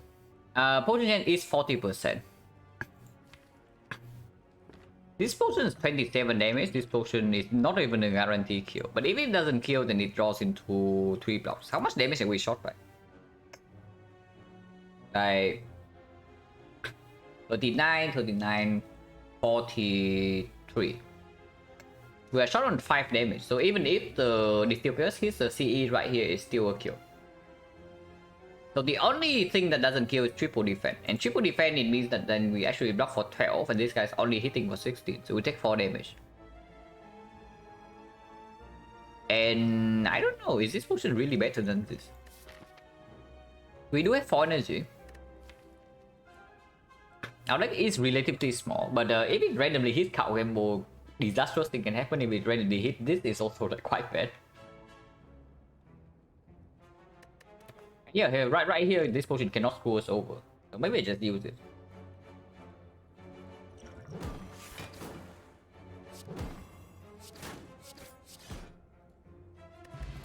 And yeah, potion refill. Dagger throw. Dagger throw minus. That's mediocre, right? Our deck is ahead enough on removes. Dagger throw plus I can maybe see because the output is significantly better. 12 actually with vulnerable goes to 18, so it's like 5 damage upgrade. But energy deals 9 with Terror and energy deal 13 is probably not what I want to see at the moment. Or skip.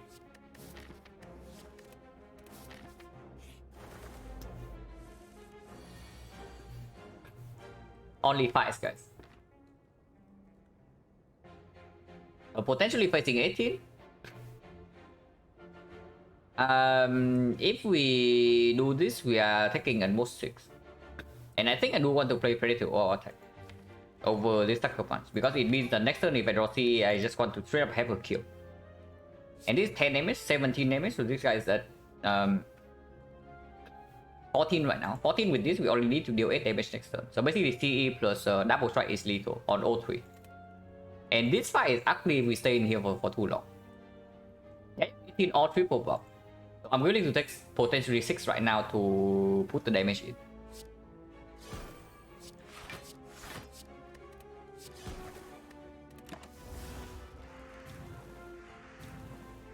Yeah, good thing we put the damage in. Yeah, really good thing we put the damage in, guys. But here, like, if you pick Adrenaline in this spot, I don't even want to think about like what you are doing. Like, imagine this guy's like not seeing but Adrenaline right now. God, that would be a very sad story. But it is CE, so we get to kill all of them immediately.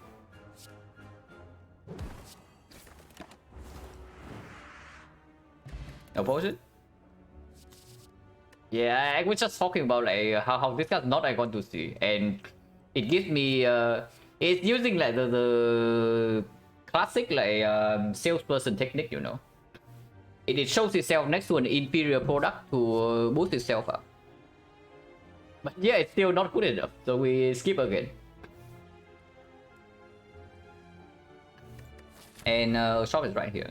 Potion chain is 40%.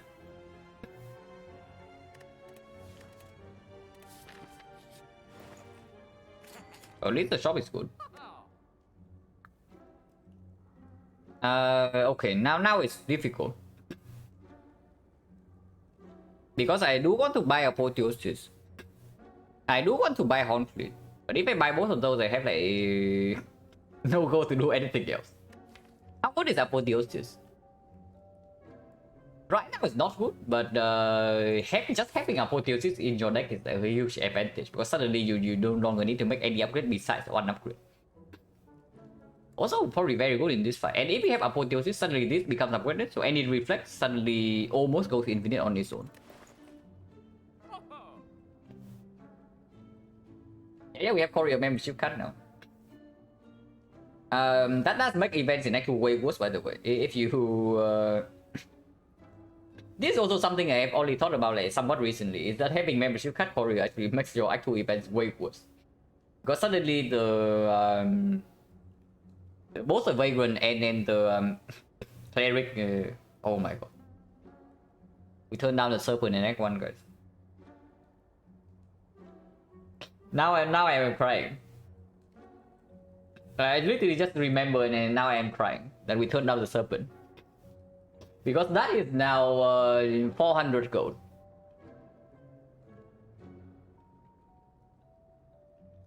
That's not 400, it's like 300 and then maybe 330. Turn out Serpent to go into X with 4 SP, like no kidding.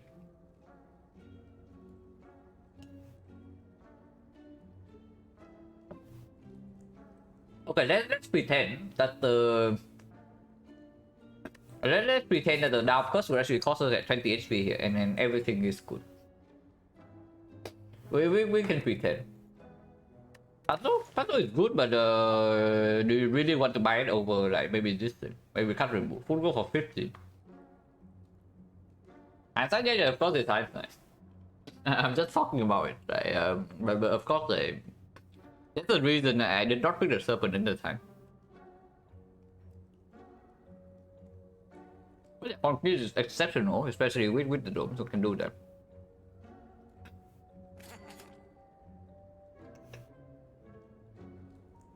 And we can still do Full Apotheosis. That basically shows that defense for after the run. If we have Full Apotheosis in our deck, this basically goes until the end of back 3. Am I eating something? Yeah, I'm having lunch at the moment.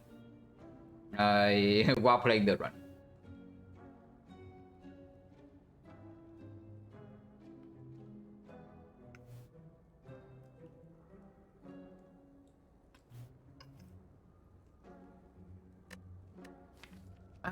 And yeah, we do have 4 energy again with the Apotheosis, we will carry it through one fight. Afterwards, we upgrade Apo here, no more fire for the rest of the act. So if we have to rest here, suddenly Apotheosis is not as good. But Into the Champ is still extremely powerful. What food? Just some rice with stir fried duck and mixed vegetable soup.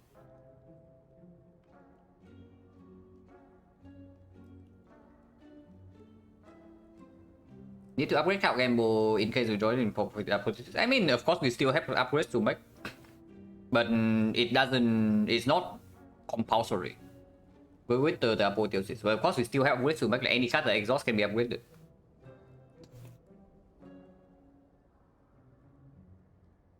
Or a card based event good goes in advanced always. No. I mean, advanced always do give us more gold, but the other thing is that if we don't go here, where the hell are we even going? Do you really want to run into Burning Elite here? And of course, we don't go to the shop if we spend all our gold here. So we are forced to go to this part. But this shop might happen because if we get like, if the chest give us gold, we actually have like a lot of gold to spend here still with this combo. Every elite fight right now drops like 30 gold, yeah, and 30 gold with membership card Courier is it times how much is that? Because the cost is goes down to so it times 2.5, 75 gold per elite. Hey, buying Apo here means we get bottom really, absolutely. And then it's just good, right? But we can buy full gold first to see what's under this. I think I want to buy both of these. And I don't even know what this should be under this for it to be better than Apotheosis. Even red form I probably don't even take. But we can do it. Yeah, okay, definitely not this. And yeah, we go to the right side. Ouch.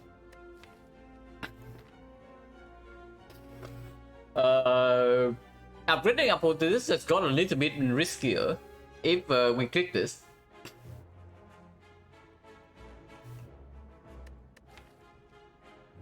And okay, real talk. I know we only have 3 strikes. But if it is buys, I think I still take the buys. Because the buys are actually buy plus, and buy plus is OP. I'm not even kidding, buy plus is like so insanely strong that I will actually take like 2 more cards in my deck. Yeah, we do have Bottle Predator, so like Necronomicon immediately means like 40 damage turn 1 guarantee, and we draw 9 cards turn 2. If it's not Necro, it's Newry is like beat the champ. And Newry with the Apotheosis also somewhat decent. And Cridian is potentially the worst out of the 3, but if we have Apotheosis in on turn 1, it also upgrades the power. Minus 21 is pretty bad, but I guess we can rest here. We don't even need to upgrade Apotheosis first because we do have Node energy from the dome. So if things go really bad, we don't see apparition, we can rest here. I sure hope it's not the book into Forgotten Outer, because then we are forced into taking the curse.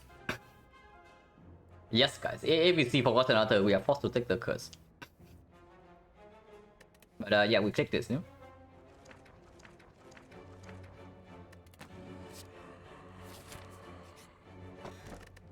Okay, Lantern with Bottle Predator. Holy crap, Lantern with Bottle Predator and Necronomicon. So of course we pick this.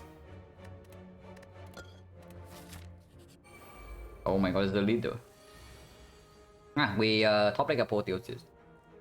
But we cannot play Predator C if we do that.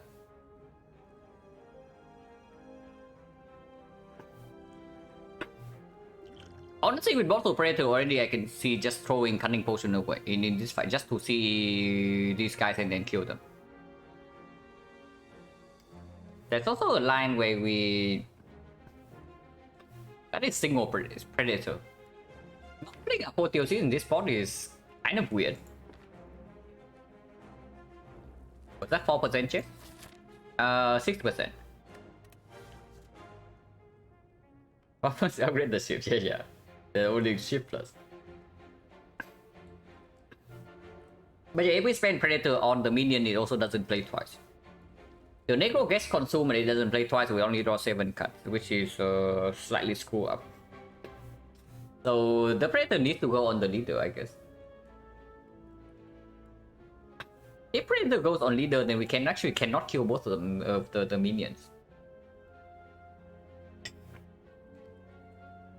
Man, Adrenaline would be good here. Compared to the C. Even with 5 energy turn 1, we still don't have it though.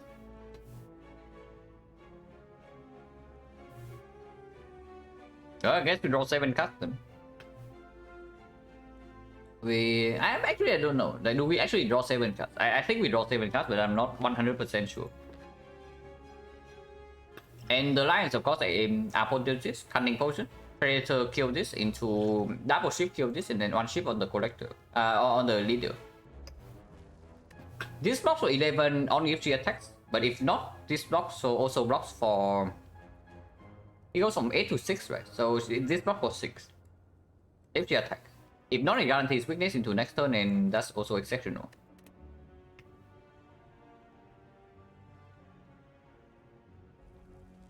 The other line is... there's no other line.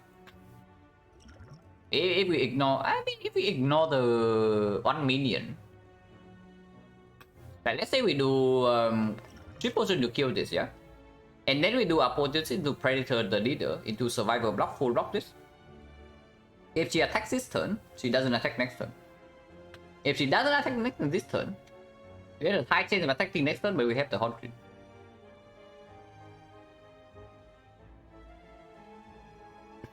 And that also allows me to play the Predator on the leader, so that's plus 20 damage and plus 2 cards.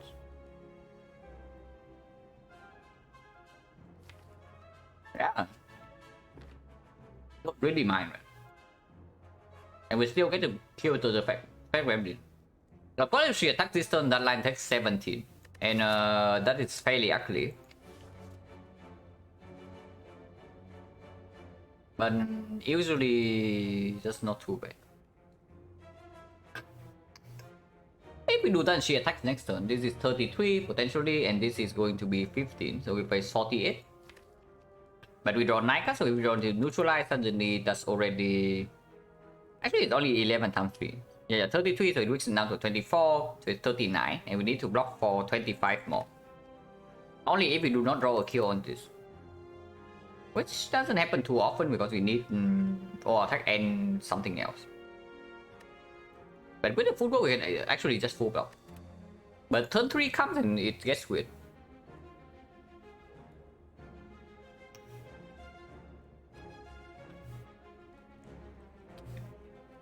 So... I guess we sacrifice 2 cards?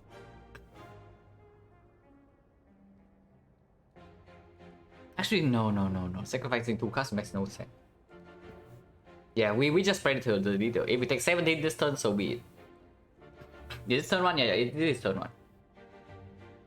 If we take 17 from the leader this turn, so be it. If we take 17, the fight is so from there. Because then we have like 2 free turns. And we draw 9 next turn with everything upgraded. So card ammo can also be played to cycle back into Predator Plus. With the Terror down as well. So the next time we draw into the Predator is 60 damage.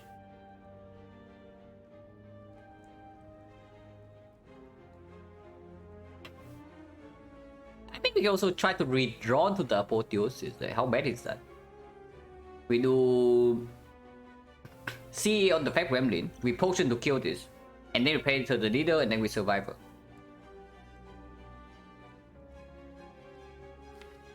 That's not even... It's not even that bad. Maybe that's the cleanest line, like not an Apotheosis thing. Yeah, it's like we don't upload this. I'm also considering that. Maybe that's the cleanest line. Kill both minions this turn, draw 9 cards next turn. At most we take 10 damage. If she attacks next turn, we are also not taking that much. We don't even need to block a single point if we play neutralize on her, and then we only take 10 at most. And not playing Predator on the leader never makes sense here. We lose out on way too much damage and dome with the leader. I don't really want to stay here, you know. But let's do that actually. See on this guy. The potion. Need 2 hits on it, and then this on the leader. Better on leader. This block for potentially 8. This block for 6. So Psycho Punch is just superior, yeah? Because if she doesn't attack, then this is just free 7 damage. Back up 2 potion line. We don't block potion this turn, right? Because she's not even guaranteed to attack. I want to use this potion in a fight where we know that it will play.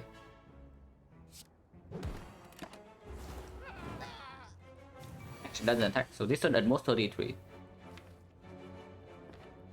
And gambling for 8. I don't like gambling for 8. You can play footwork and maybe even poison stab and then gamble for 6 instead. That still shuffles everything out. I think I do want to force a reshuffle, and I also want to have a lethal if I draw to Predator next turn. That actually probably means I don't even play the footwork. Yeah, please stop into gamble, yeah. Oh, I draw to Predator this turn, so I guess we just kill this turn then. Okay, leader dead, guys. Hurricane... not that strong with the Necronomicon.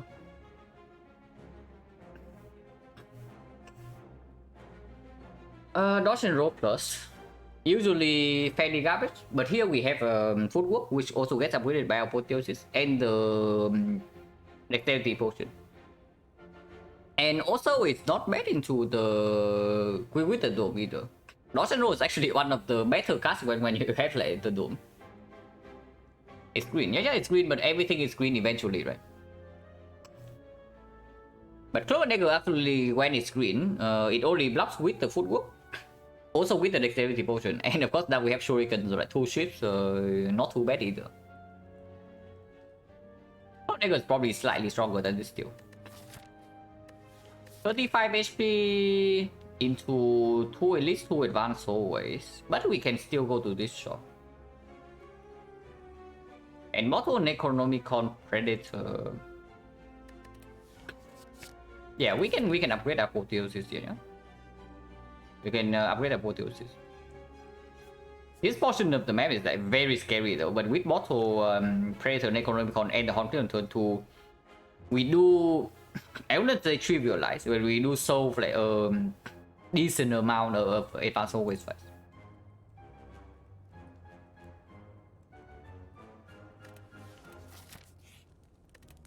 And yeah, this upgrade needs to freaking happen at some point.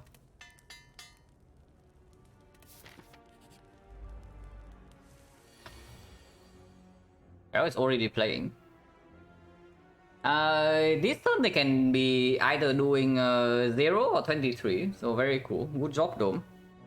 But the line is still the same, yeah? At most we take 7. We do Apotheosis, Predator on Centurion, and double defense. So the only way we take damage is both of them attacking, like 18% of the time.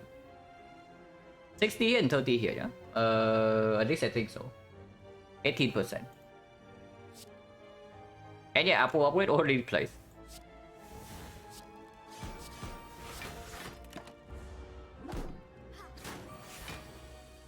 Yeah, very nice, guys. We got 18% yet again. So just another day in the office, I guess. No, the line is probably still the same even without the Doom. I mean, maybe it's slightly different, but not playing Predator is also like kind of weird.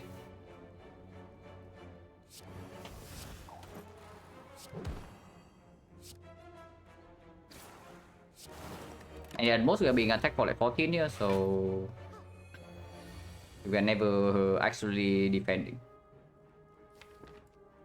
8-7, once again she's healing, yeah? And this guy at the most attack for 10. We can never break if we gamble here, yeah? Either we have a kill or we just have the block.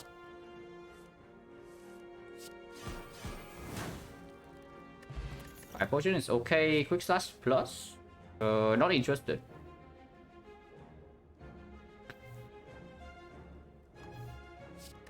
Quick slash plus, not interested.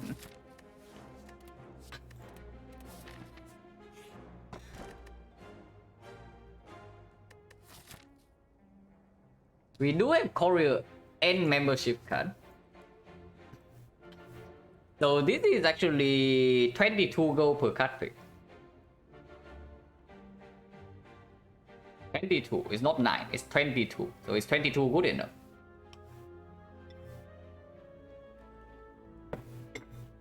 Because of the way I see it, we are probably also passing on this shop just for on-floor safety.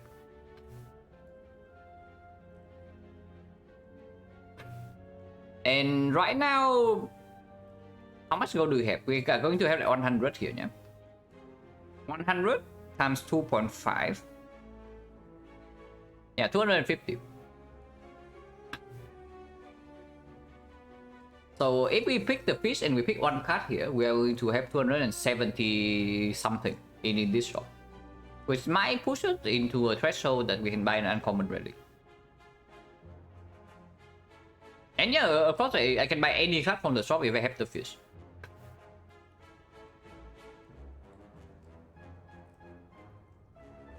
Yeah, I think I don't keep this. I don't think I keep this. That's because this shop is urgently needed. We are freaking dying here before the champ. I don't really want to die in this run. With Necronomicon, with Haunted, with membership, Korean, with freaking Apotheosis.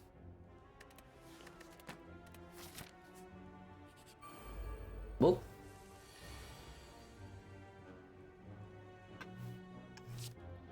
I sure hope we don't get 15% here. 15% or not, the line still the same. The only consideration is maybe Dexterity Potion to block for 2 more here. Potion chance is what? Potion chance is actually important here, yeah? 1, 2, 3, 3 5s. And we got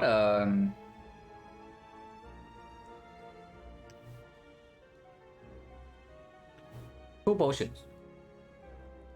Yeah, so 30%. We can buy any potion here.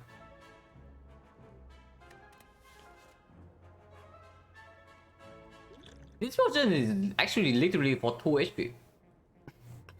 This potion is actually for 2 HP and then nothing more. Because next time we have all 3 already and we kill over 3.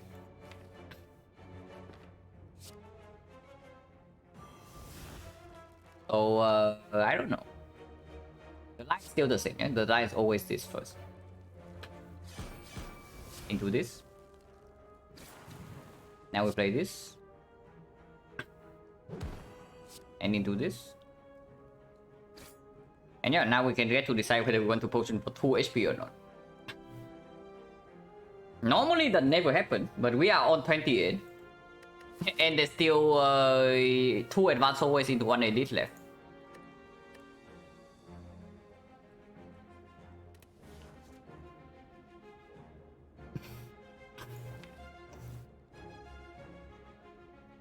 I may just do it, right?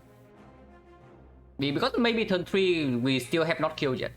Turn 2 we have blocked with this, but turn 3 if we have not killed we actually need to block on turn 3. I just do it. 2 HP right now, potentially 4 or 6 in if this fight lasts 3 turns. Okay, we did not get 15%.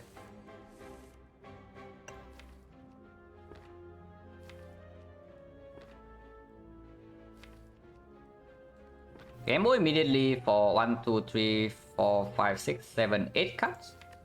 Run till everything here. These guys are taking us for either 21 or 24. So either way, we always have full block. And Gambling right now gets into apotheosis, gets us 1 more strength, and then sometimes get to see. If we see we don't get to have 1 more strength. But it's still good because the moment we run to Predator is a kill.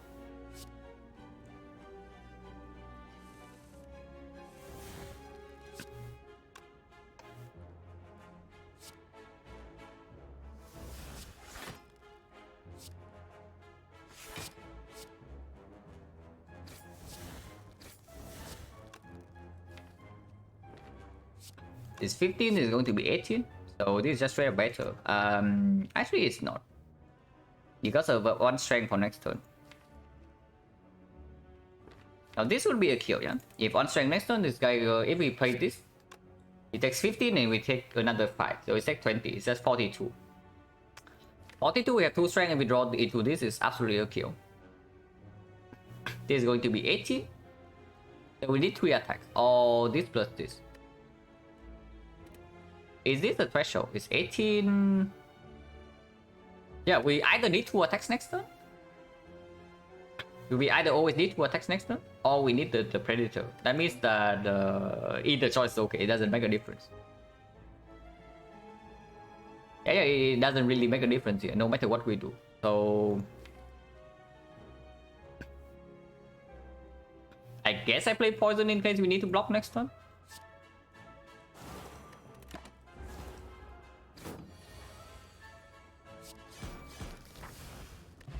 Shot, backflip, yes, with footwork, with apotheosis, and cut on for energy.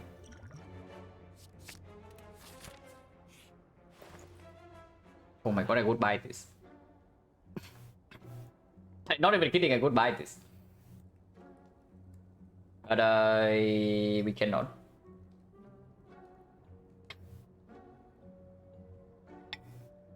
It's Mega Marbles with our Bottle Predator Plus and freaking Necronomicon. That is 60 damage guarantee on turn 1 on 1 target. Yeah, that is a very cheap backflip. It costs 2 gold, and of course we buy it. There's also secret technique. Makes the apotheosis way better, and if we upgrade the technique with this thing is also like insanely powerful in the deck. I don't even start with this guys. Well depends, yeah, well depends, I can also see. But we really think, I mean, we can buy all three, right? With the fish. So this is 2 gold. This is 24 gold. So 26. We cannot. We cannot. Okay, is weapons really stronger than secret technique in this spot? Because the weapons we can see for free.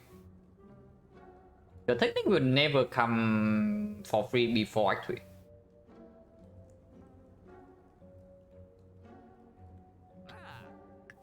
So backflip into... Honestly, I think this is way stronger than this. But maybe I'm talking myself into some nonsense. Because we do shuffle like fairly fast, yeah, with Predator Plus. Especially if we have like Predator Plus to upgrade into like secret technique upgrade, we can just cycle back into this every single turn. And that is completely phenomenal. This is 2 gold. I mean, when this costs 2 gold, we probably always buy this. But maybe it missed some threshold. It is 77. So 2 plus 77 is 79. 79, we have 27 gold left, so we can buy 1 potion.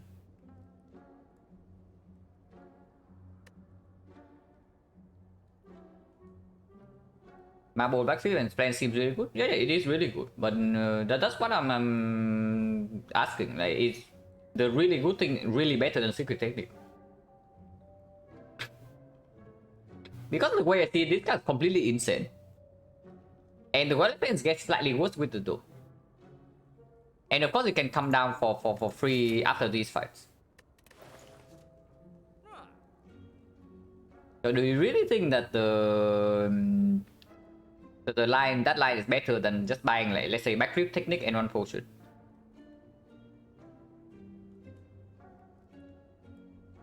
Secret technique was nerf 6 3D effect card. It's not. It's better. Secret technique plus is better than 6. It might not be better than 6 plus, but it's definitely better than 6, the secret technique plus. And right here is the secret technique plus half of the time. We like secret technique more because of its apotheosis. Half of the reason, but I'm also like a heavy believer of this. I have bought this for like full price for I don't know how many times now, and it never disappoints. Hopefully it doesn't disappoint me this time. It's allowed to remove a potion. Yeah, but it's also, if we buy back with marbles with this, it so doesn't do that, yeah. Technique is really good. Yeah, technique is like completely insane on silent. Is what I would say. Yeah, I am a heavy believer of secret technique, and I also believe that it's like insanely strong, so I just buy it. And the weapon is already works good with this. And if it comes for free immediately after this fight, you are also crying. Oh my god. Wait, hang on a second. Yeah. Hang on a second, guys. There's also a freaking nightmare now, and nightmare is going to be nightmare plus.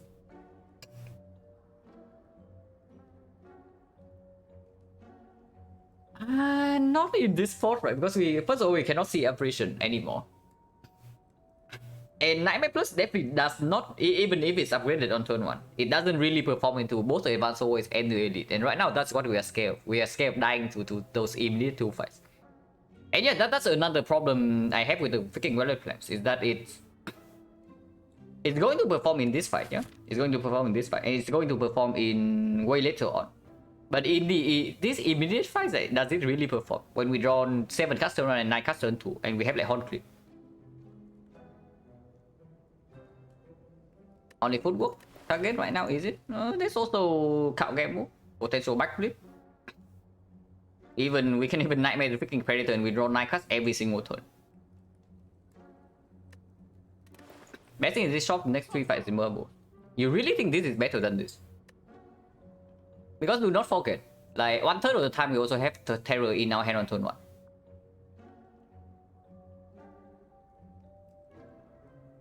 And this can also pull the freaking Terror, man, and that's just straight up better than this. If you need Terror on turn 1 over Apotheosis, you just pull it. Like, how about that? Of course, it's cheaper, so it makes sense that the technique is stronger. But I think I just prefer the technique way over the marbles here. And yeah, I am a very heavy believer of this card, and I just buy it. Can we buy potion? Yeah, we can. We can still buy one of these potions, and I think power potion is probably fairly clear because the upgrade potion gets good with apotheosis, and of course it also gets good with this card in our deck already. Now remove relevance, yeah, but I don't even want this. You see, this card is a burden in this fight. Half of the time, it's going to be good later, but right now you're not concerned about like super later. This does let me remove. Actually, does it? 103. I guess we have 1 gold left over if we do this. Remove is quite strong.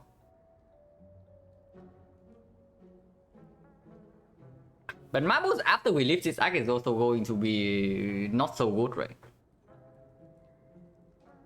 The deck doesn't... The deck is small enough, like we are fairly ahead on remove. And with Terror and Secret Technique, like how many times do we actually not have vulnerable on turn 1? Artifact and Spear Shield, yeah, absolutely. I know it's Artifact Shield, I buy it all the time just for one shield.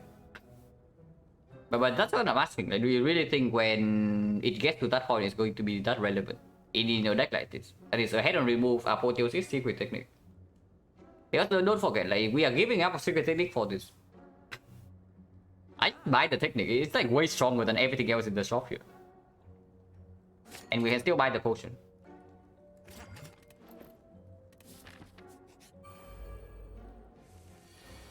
Yeah, Terror turn 1. You don't need Mega Marbles for this, guys. Okay, now what the hell is this guy doing? He can be attacking for 24, he can be doing nothing. We can kill this instantly with Fire Potion to Predator. Yeah, we can kill this instantly with Fire Potion in Predator. Can we kill this instantly without Fire Potion? Because that is still a fairly significant amount of damage, yeah? We deal 60 here, he gains 3 block. We deal another 12. So we deal 72, and he gains 3 block into 4 blocks, so he gains 7 block. So we deal 65. 65 plus 10 poison, we are 3 damage off.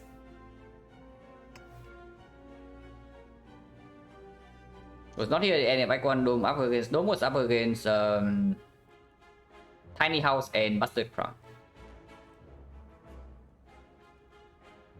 You see, yeah, we are 3 damage off. Strike is more damage than C, you know. Yeah, Strike is more damage than C. Hang on. He gains 3 block into 4 block. So 3 block first hit into 4 block second hit, and then he gains 5 block. And then this one strength, it only deals 5 damage. But that means I can backflip for free. I can backflip for free and then I can see. If we backflip into the all attack, for example, it actually kills.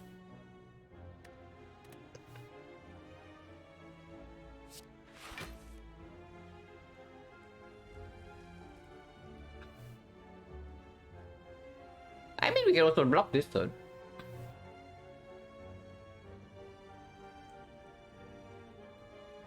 We can block this and potentially take 5. Potion chance at the moment is 40%.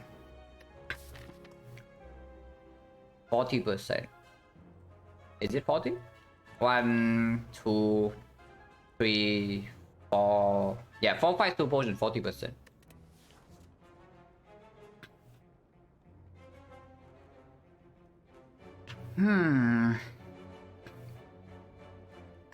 Double block into Sucker Punch is full block, but then of course we don't deploy Predator. But next turn we have the Horn Clip.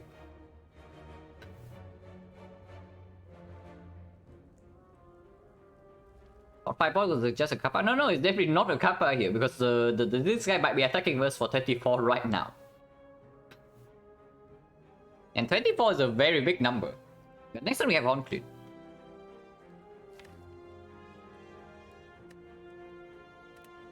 And honestly, after apotheosis and this thing is down, even if we are frail, we can actually block second cycle.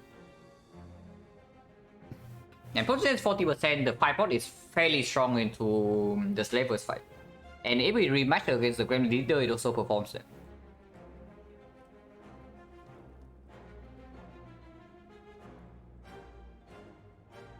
With the not Ring Predator line, we are also dealing some poison damage. I mean, this is clear.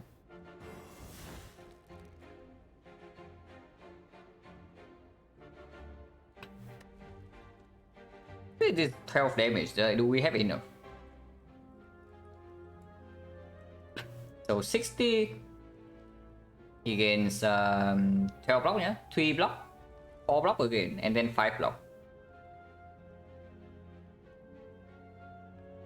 So we get 12 block, and we have 60 damage. 72, 76. 76 plus 12 is 88. We are 2 damage off.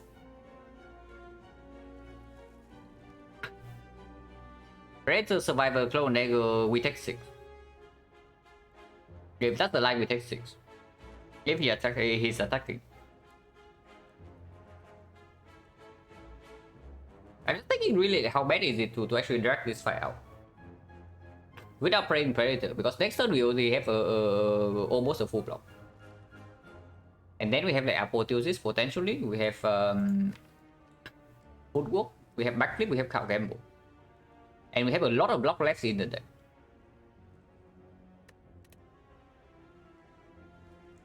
The only dangerous thing is that he debuffers this turn into next turn and turn 3 guarantee attack. And then we no longer have a kill in the deck. And we bottom deck the Apotheosis, we bottom deck the Footwork, we do not draw into neutralize. And then we get completely wrecked over the next 2 turns. Special Shuriken Drop? Yeah, that's only Shuriken Drop calculated for this.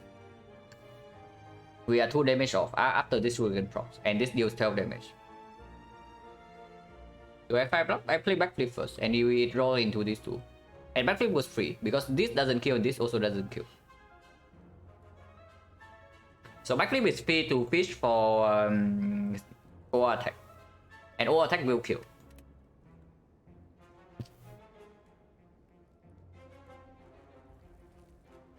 Can't kill him next turn? We can kill him next turn if we Predator here. But if we play Predator here, we're also taking damage. If he attacks. So do I trade 5 potions for 6 or not? We go to 19. 19 into potential Slavers fight.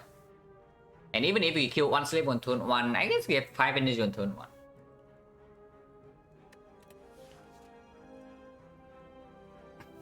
Okay, so the other line where we just do full block into like poison tap, sucker punch this turn, like how much damage is that? Do the other order better, man? Oh yeah, we Predator last.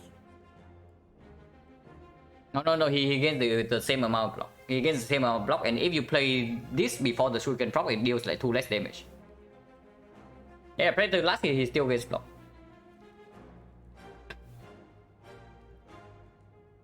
And you just deal like 1 less damage. You got the even number is better with the vulnerable. So we start with 3 and this card also becomes an even number, and then you get more damage from vulnerable. Okay, the line where we just not play the Predator is of course these 4 cards, and we also get 1 Shuriken stack. So how much damage do we deal in that case? He's blocking for 3 into blocking for 4, so he blocked for 7. And we deal 22, 28. So 21 damage plus 4 poison. It's not even close to being a kill.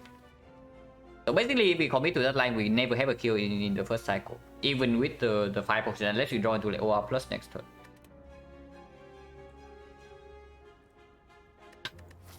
Potion chance 40%. Against the leader, this potion is so freaking important though.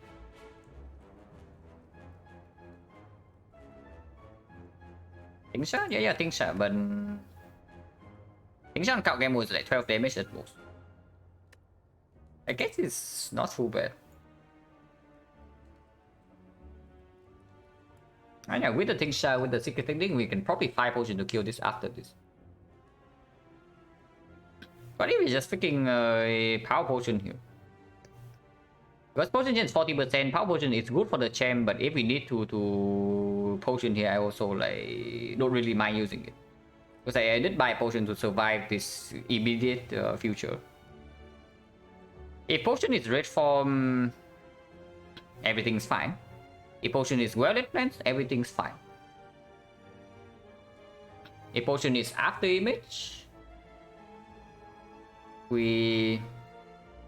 what? Only 6 HP? Only 6 HP. We are on 25 right now.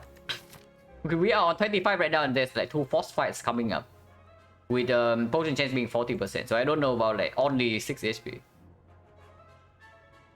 6 HP is like 1/4 of our life right now.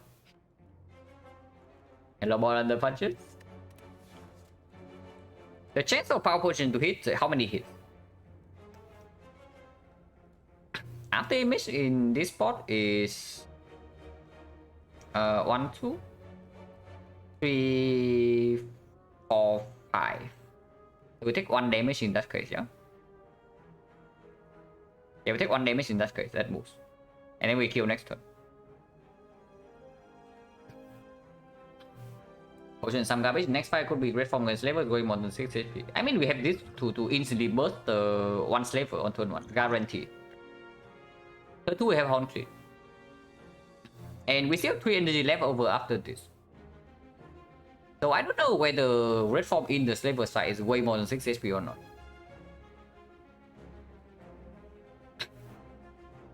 Is it math wrong? 78 minus 11 plus 3 minus... Oh?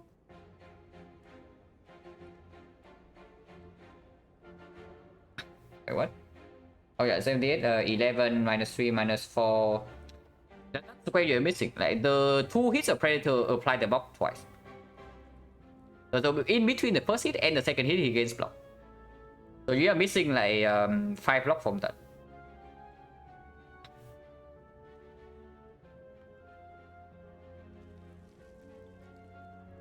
Of course, if he doesn't gain block, if he doesn't gain block from this, then we just have a kill.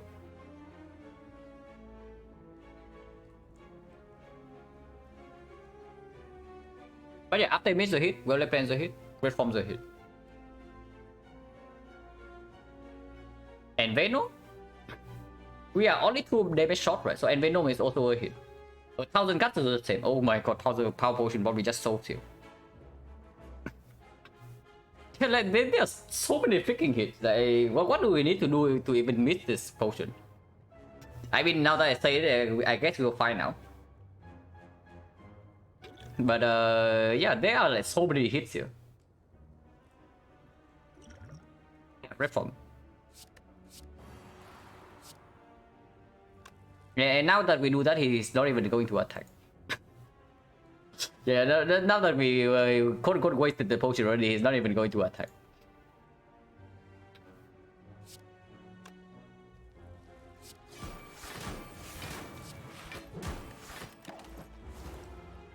Oh my god, he attacked. Okay, so we did not throw away a potion for nothing. Ah, no potion, 50%. Another backflip? Yeah, sure. Plus 22 gold as well. A woodcut and 22 gold.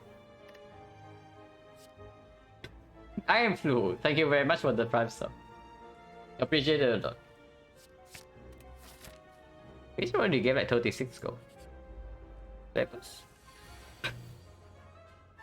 Yeah, we just have a kill on this without the even without the 5 potion. But we also don't need to actually terror this guy. We can just double predator into terror here into like war attack, and if we draw to another damage card, it's actually a kill.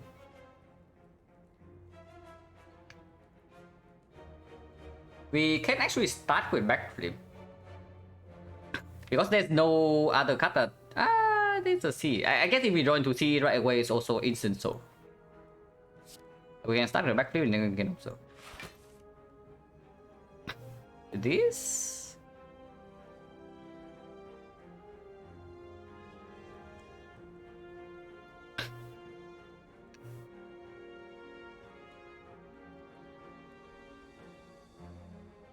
This 10, 22. We do have a kill on both of these if we don't play Apotheosis. And use Fire Potion. Appearance? Awesome, man.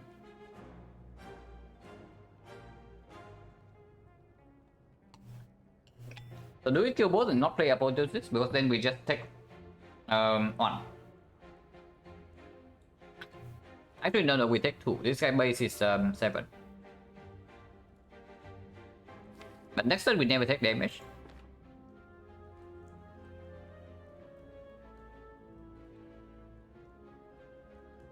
If we play Apotheosis, that's not enough damage, right? Yeah.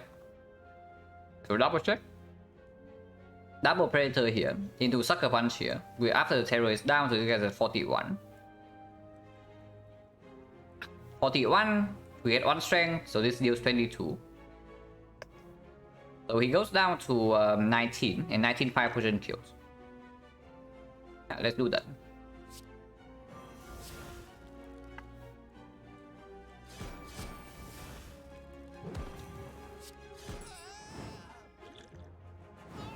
I even think calculable for 6 damage. 6 damage might be relevant, might not be, depending on what we draw next turn. We have a lot of block in the deck, so maybe we can actually store this fight a little bit. But I don't mind using this. I mind a little bit. But this turn we also draw 9 cards, yeah?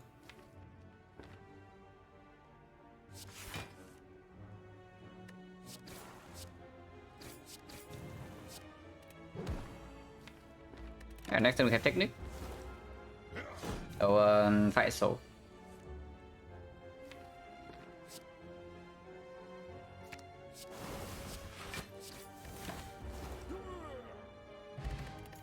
And it's good. Duplication Potion is fine. It's a real Envenom, you want that. Man, if we have second Predator, I would actually instantly click this outmaneuver. If we have a second Predator, I would instantly click this outmaneuver. Like, the combo is ridiculous. You draw 9 cards every single turn with 7 energy. And you just keep chaining Predator Necronomicon into outmaneuver. And you do that over and over and over again. Setup plus with those Spectres and Predator. Not interested, right? Before I pick setup, I just pick outmaneuver because like, it's plus not a problem. In longer fights, everything is plus anyway. And in longer fights, everything is plus. And any 2-cost attack, also, I don't even want to play setup on it because of Necronomicon. So is outmaneuver positive here? Because honestly, I'm just looking at that. With all the backflips as well. With triple backflip, whenever we play Predator, we draw 9 cards per turn. And outmaneuver energy will always play with like triple backflip, secret technique, count gamble. It's just good, right? Because you just passed the elite already, and now it's on. Okay, on the advanced always fight. And we also just fought the advanced always fight that dealt the second highest fight node damage on turn 1. Potion chance right now is 40. So there's only one fight. There's actually only one fight that deals more damage on stake than turn 1 in the advanced always pool. Hopefully you don't run into that. But even if we run into that, if we draw terror turn 1, we can also just instant kill. Hey, this is just good.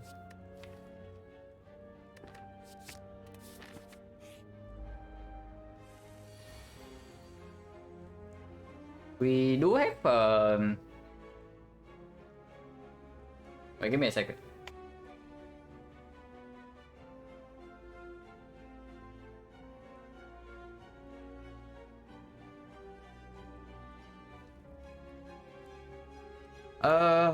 Yeah. Can start with backflip or we can just play all our cards here. I mean, I don't mind playing all our cards. Because I also don't mind playing backflip. We lose 1 energy, so it's like footwork, predator, double attack, and we get 1 shuriken proc. Lose out on 1 strength, but potentially fish up apotheosis or terror, or even secret technique, like it's both of these. Or even armor maneuver is also good. You get wrecked so hard by Neko. Yeah, we are also getting wrecked so hard by the dome here. But this guy can attack you for... I mean, it's not that big of a difference, but 27 is a pain to block. Let's start with backflip, yeah? Because if we draw into nothing, then of course it also prevents the super bad cards from being drawn next turn. We still have Shuriken proc because of the Necro.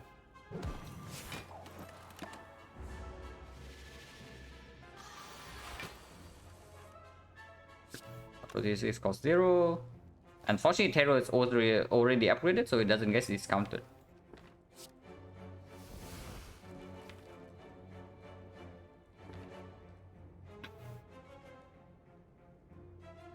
So Terror defense strike. No, Terror backflip strike. You can also just play C instead of the double strike to get energy next turn. This guy either attacking for 10 or 18. 10 is the debuff. I want to backflip. I'm gonna cost 2.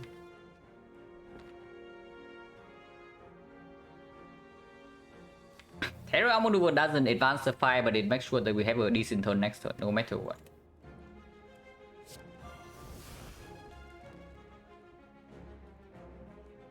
This is 30 damage. This is 17. We do have 4 energy already, and these cards are also like blocking for a lot on their own. So I guess we can double strike. Debuff. So potentially 27 next this turn, but we also have 0 cost backflip.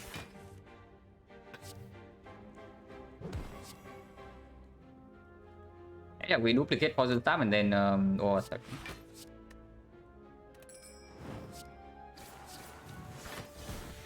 He's dead. Energy pot. Addition after our maneuver, not interested.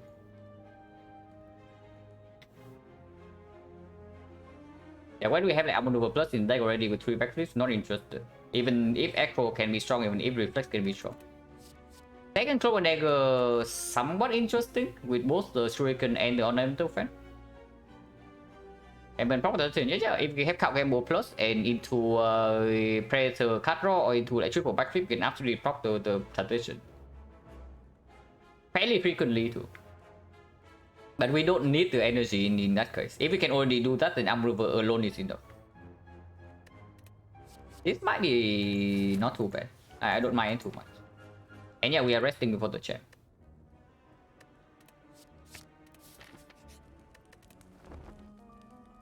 Because I do not want to have to use this potion here.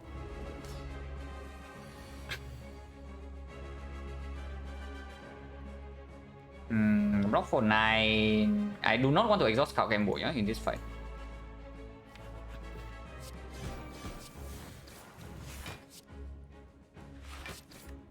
If I take damage here, so be it. Yeah, he's buffing. And now we have Secret Technique plus. Now that we have Secret Technique plus, and we have Cloud Gamble plus. And lead to a lot of silly things. Here we can take Permanent Weak Chain or Shuriken proc. And I think Shuriken proc is better because turn 4 this guy is never attacking. The one weakness from here is already wasted.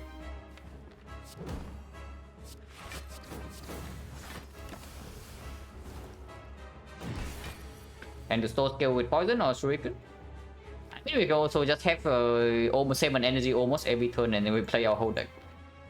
That's also a potential plan.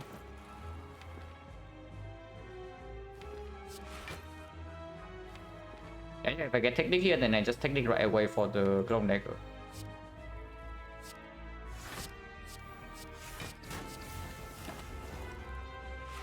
He buffs again.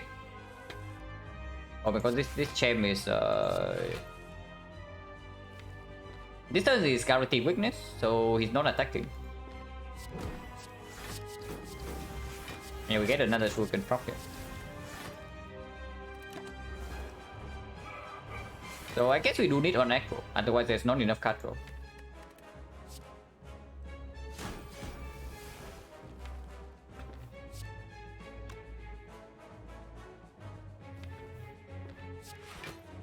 This guy, if he's attacking right now, the base is 18, so weakness run away goes to 19. It's actually 20. So if I strike right now and he's attacking for a big hit, we're taking 5, but in exchange I get a shuriken proc.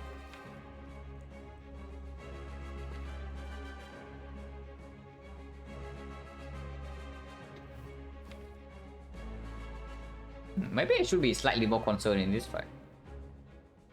Because only 4 strength at the moment, even with terror, it's not guaranteed we have a good split. If we always line up the predator though, then the turn after, even execute can always block with the energy pot. Yeah, that means that I need damage even more, right, from the shuriken. And I don't think I want to play poison stuff. What's this fucking again? Guys, that's buffs every single turn. Oh, he has 4 strength.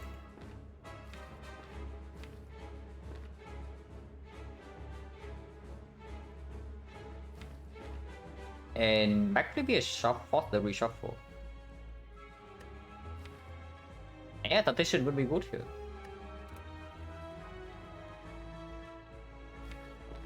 I guess we can Game Boy immediately.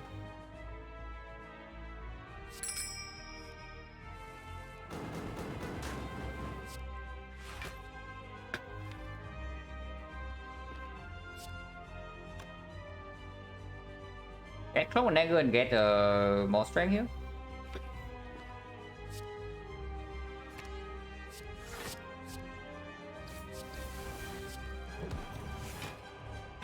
And next turn, if we run to Predator, is extremely good.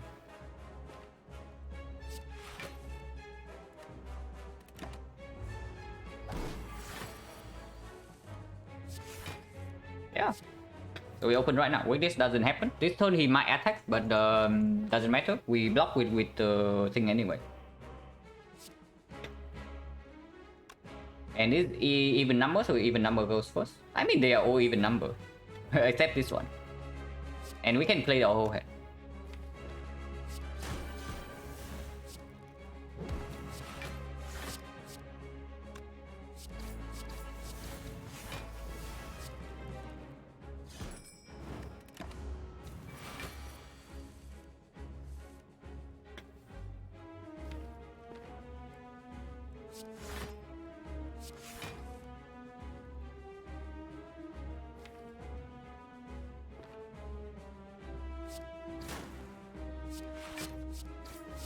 We just have to kill him. Okay, totally unnecessary, but maybe is it really unnecessary? Because our shuriken stack is also not that fast.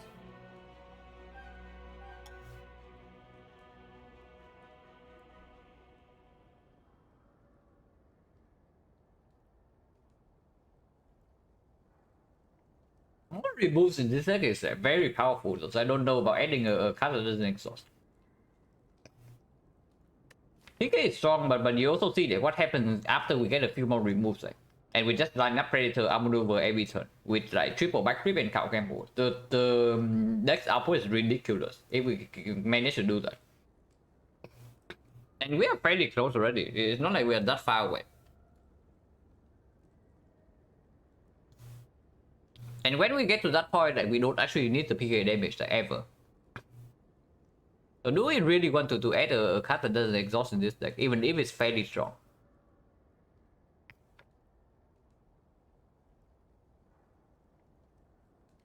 I don't know. Falling literally cannot ask for this because we have a multiple predators, so we can give it any other attack. So Falling is basically a free remove here.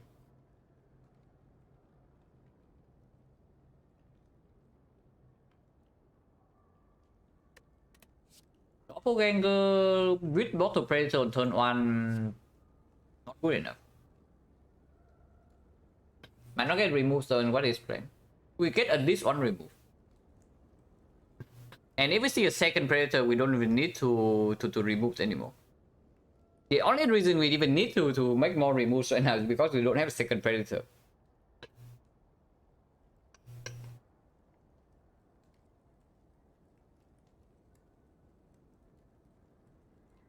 And honestly, I don't even know whether the PK is good or not. Of course, when it costs 0, yeah, and we have triple backflip with so much card draw, like, of course it gives damage, but is damage really what we did? I kind of have a feeling that damage is not what we need. Oh, it gets worse with Dome, almost. And it gets even worse with Bottle Predator draws 9 cards turn 2. Is it go infinite? No, this deck is not going to be infinite. It at most it's going to be exponential, but usually it's just linear scaling. It's not even linear, it's fixed scaling. We scale up until a certain point, then we stop scaling. But that is strong enough.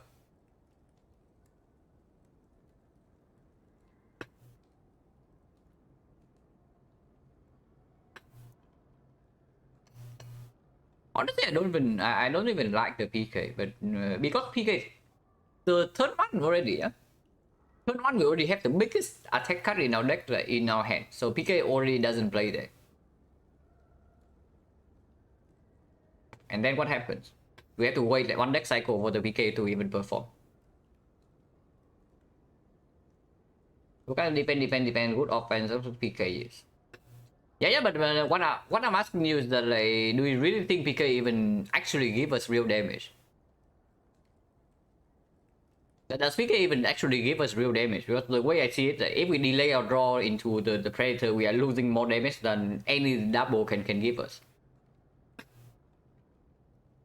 Scaling so linear scaling. I mean, okay, yeah, it's true. Then you also saw the difference in output in the champ fight. Any turn where we have like this Predator outmaneuver combo lining up, we have a ridiculous amount of output. We just bursted the champ down from, yeah, like 240 in 2 turns easily. Without this cut draw from Predator, double damage doesn't amount to really anything, right? Because we actually don't get cards in our hand. Even with triple backflip, we don't have a guaranteed 5th energy.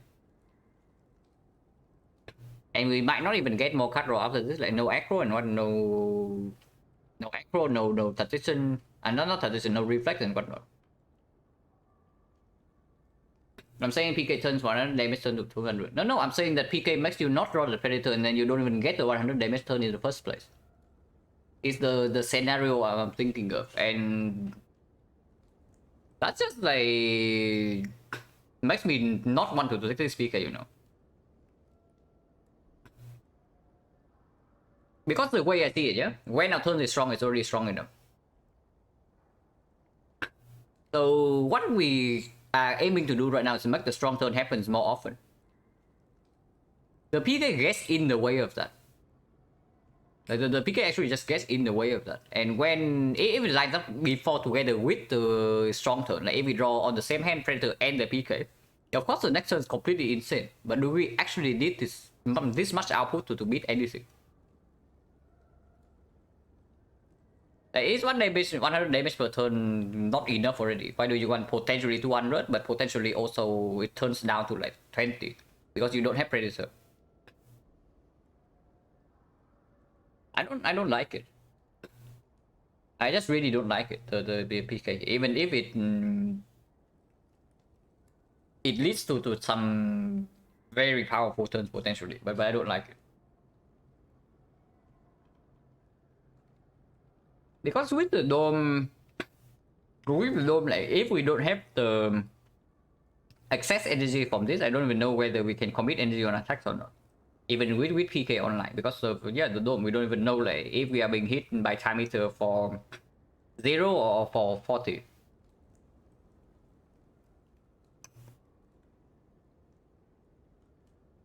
I wouldn't say it's super negative, but it probably just gets in the way. Is Nemesis and Giant Head prefer to 200? You think Giant Head is alive against this deck? And do not forget, against Nemesis, PK only plays half of the time. So if you want to give an example where PK actually performs, it has to be actually Time Eater. And Time Eater, I can agree that PK is absolutely positive. Because we do not get to do our usual nonsense against the Time Eater. But Nemesis PK is already way worse than usual because it only plays in half of the turns. And Giant Head is probably super dead against this deck. At least I hope so.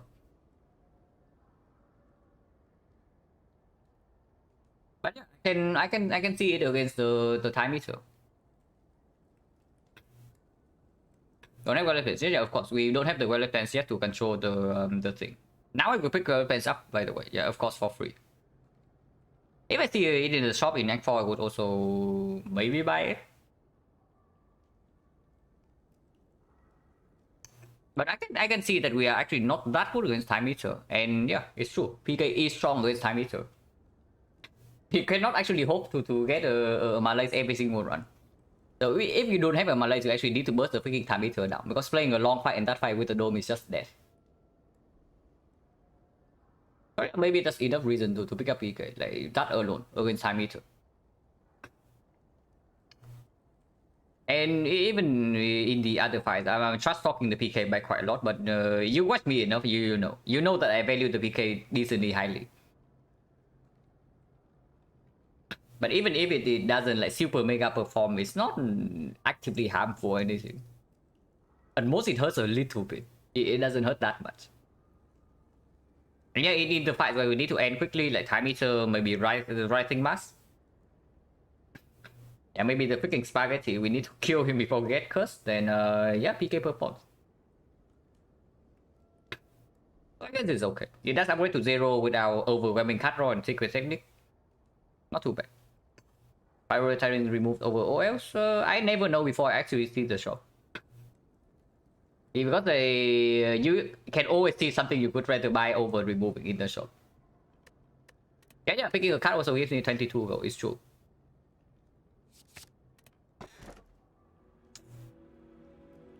Oh, kind of stinky, but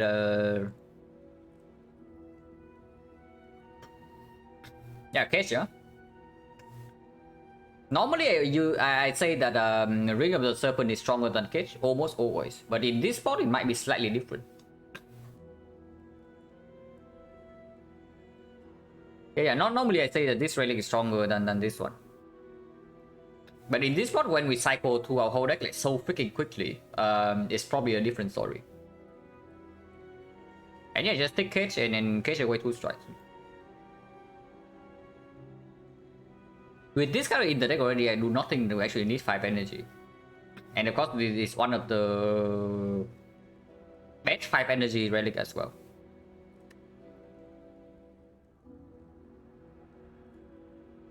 If we got bottle lightning, bottle apotheosis, PK or secret technique, it's definitely not PK. It's either apotheosis or secret technique. And it depends on whether I get the technique to upgrade or not. If I have upgraded secret technique, it's probably a better bottle than this thing.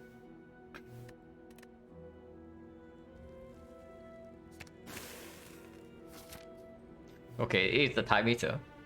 So fun times ahead. No shop before burning elite. Very early burning elite as well, yeah.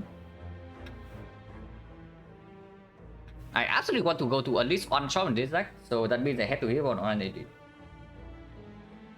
But I guess that's fine.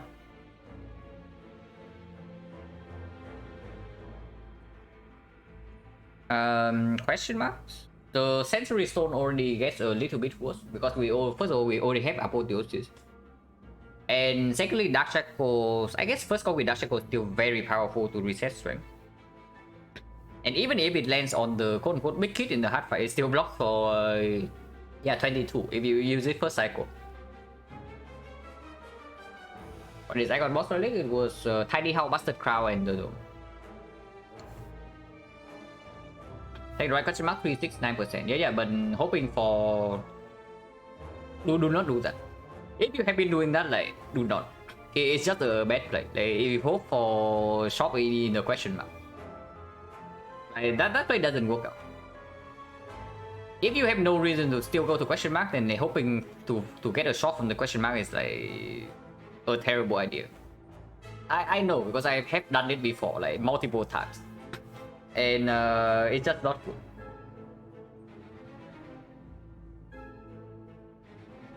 So do we want fight or do we want the thing? Any fight give us falling will be decent. Yeah, absolutely. Falling is almost a free remove. Unless it asks for one weakness card, but even if it asks for weakness card, we can just pick up like any alternative. Like because the weakness card we have right now is freaking Sucker Punch minus. It's like the worst out of them.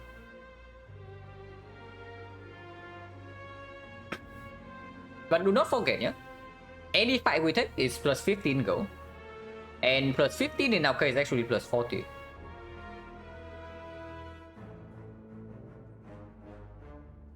And if we commit to this, we have to go to 3 question marks. I guess afterwards we still have like control, yeah? We can go here and we have control over... not really, we have like one more question mark afterwards. Yeah, there's always one question mark. You cannot avoid all the question marks after this. Menace good for once? Menace is okay. I think Menace is slow us down though. I think Menace is slow us down because like this is a kind of deck that after it gets set up in after first cycle, it just like goes off. And Menace is for a deck that even after first cycle setup, it still needs something extra. And then that's when the Menace energy comes in. But we already have Armor Plus for that. And it's not that easy to foster the Menace target either. If you draw to Menace before Apotheosis, it's also complete garbage. I don't like the Menace too much.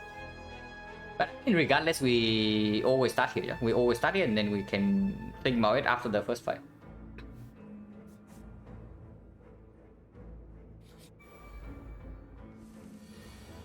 Spiker.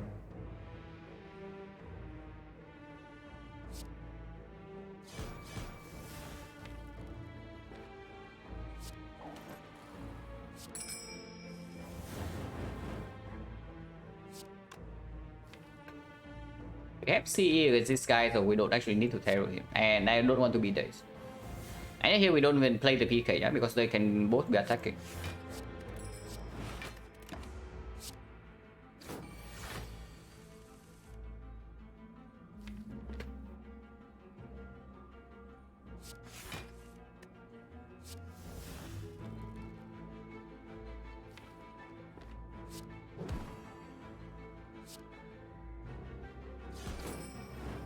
Our attack being a champion as always.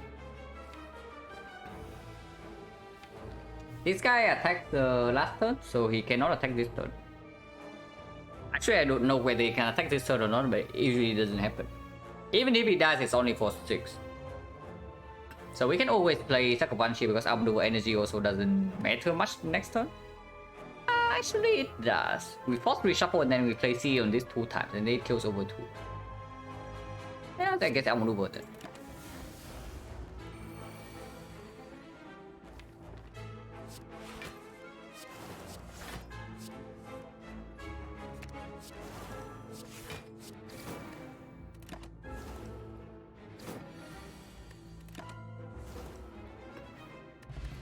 Energy potion, no garbage.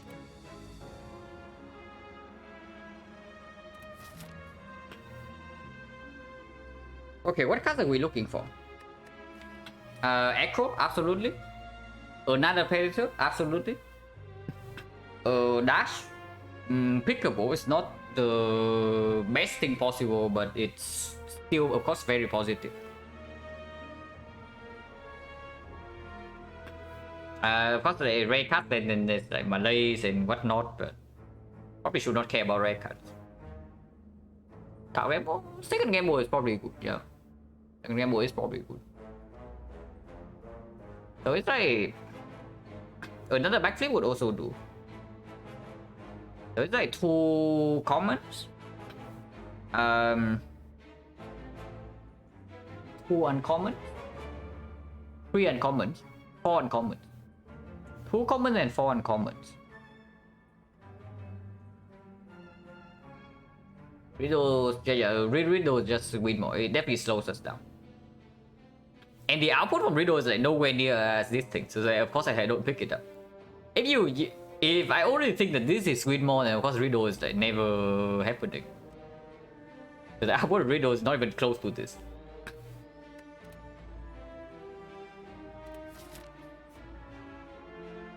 Red Man's complete trash. Any Red Relic event is super mega good though, because they also give more gold than unusual combat. But if we step into this question mark pass, we are forced to step into like 4 events. So bricks, Madness is probably still a mega brick. Don't pick Madness. Oh my god, Madness give us 40 gold. The Madness event gave us 45 gold if we pick the Madnesses. Oh my god. I'm not getting baited by 45 gold, right? Surely not. There's no way I throw away a whole run for 45 gold. Yeah, doesn't happen. Surely not. Yeah, definitely not. Okay, so Madness complete brick. Red Mask complete brick. Folding is a free remove, yeah. So folding good. Red Relic 1 good, Red Relic 2 good. So my blue Mawaka, so 3 good events. Sensory Zone is way worse than usual. It's still decent, but it's way worse than usual. With Apotheosis not being a mega hit.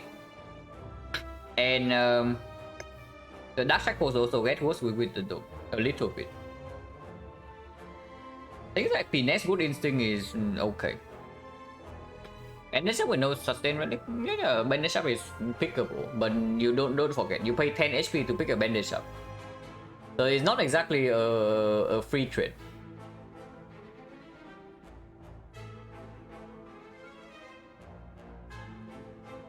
So I can maybe count Sensory Stone as a 0.5. It's not super positive as usual, but it's also not like negative or anything. Oh yeah, double folding is positive, and then double red is positive. 3 positive, 3.5 positive, and 2.5 negative. It's not good enough for me to go to 4 events. Master strategy, yeah, master strategy is of course positive, and think your hand is basically equal cry plus, not too bad. Transmutation 1+3, yeah, okay. But yeah, it's not good enough for me to go for question marks, right? So I go to 2 fights, and then I probably go 2 fights to question mark here, and then I take the compulsory like 3rd question mark into 2nd elite. If this shop is bad, we can actually do double shop and avoid the question mark entirely here. But usually it doesn't happen. But yeah, 5 is good. 5 is way better than usual with like this thing and this thing as well. Only 40 gold. And if we pick a card, it's actually 60 gold plus. And normally 1 floor for 60 gold is like stronger, already more gold than an elite ever gives you. Like it's 2 elites worth of gold. And that is actually very sick.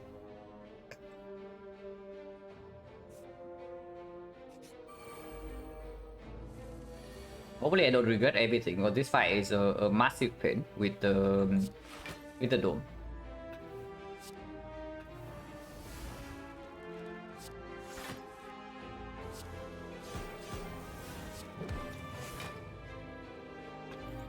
But we do have on keep next turn into CE Apotheosis.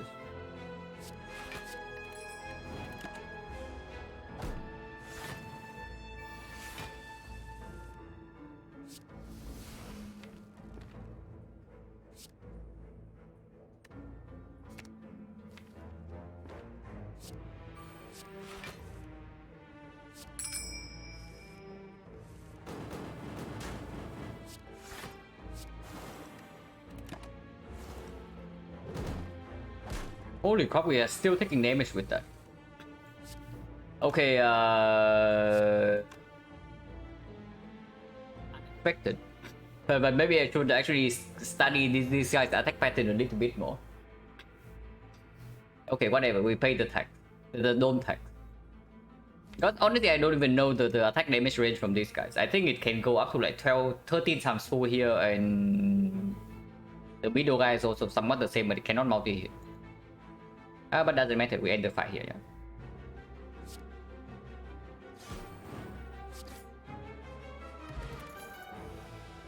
Garbage. Yeah, dome tax. Yeah, complete trash. Right? And potion chains 40%. Transient, okay, this guy is not super weird with the dome.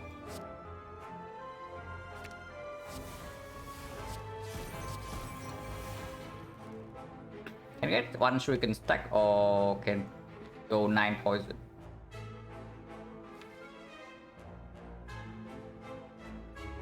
I think I like 9 poison more than 1 strength actually.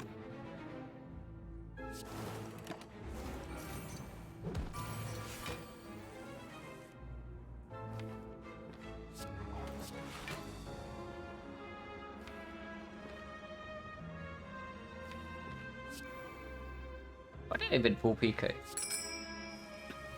Yeah, good question. You can tell me the answer because I don't know.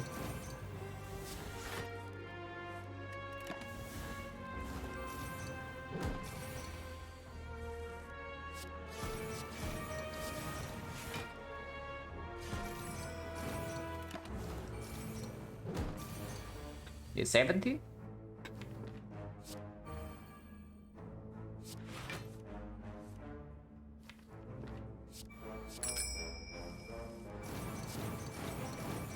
And yeah, our deck is like fairly close to the intended function.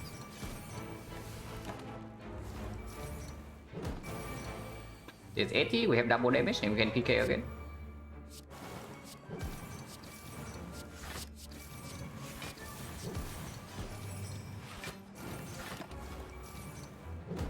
Now it's 90.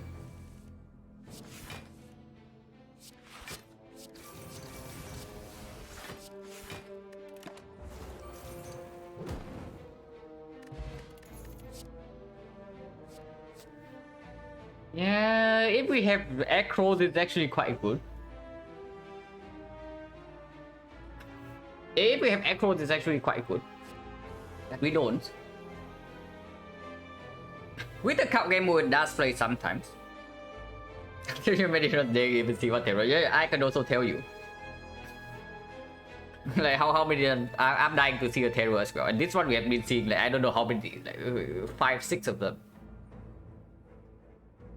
And I don't even want them, you know, like they're actually just taking away the uncommon slot that I want to see like something else from.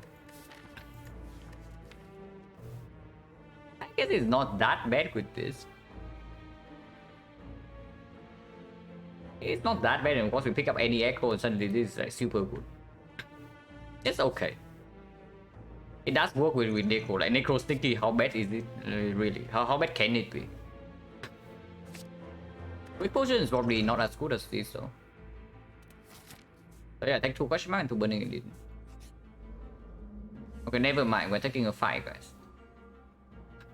Just kidding.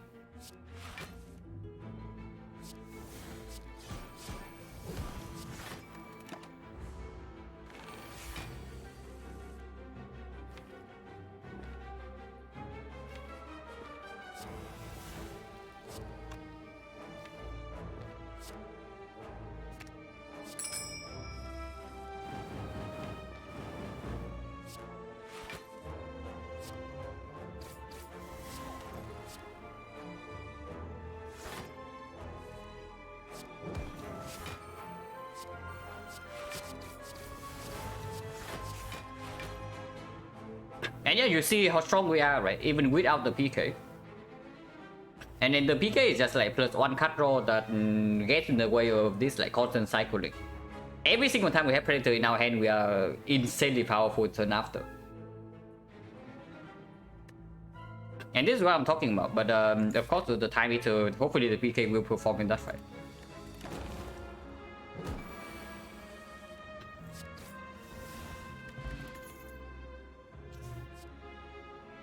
Wrong uncommon. This is definitely the wrong uncommon. I would like to see a reflex piece and not this crap. This gets even worse now, even when I have the sticky strike already. Because anytime I discard it into the sticky strike, that is already +2 energy. And yeah, like, once again, like more uncommon is not what I need, man. So rare chance also doesn't advance. But yeah, accuracy is definitely not good enough, even with 2 clone daggers and shurikens. So it's just a skip. Could have asked for a worse attack, but I guess we give away Sucker Punch. We can give away defense. Yeah, with triple backflip, we probably give away defense actually, because otherwise we also don't have a real witch yet. Yeah, with triple backflip, the defense is strong. Defense is actually quite a strong card, 11 block after the apotheosis Fugo is down, but we also have like better things to do than playing defense. And this might be necessary if we don't see a single winged source from here. I feel better defense in most cases. Yeah, absolutely. Just draw 2 more cards. Of course, it's better. Mind so?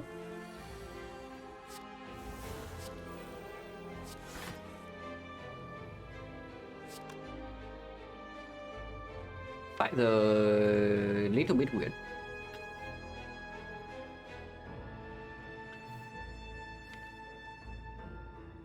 But I guess we can energy pot next turn.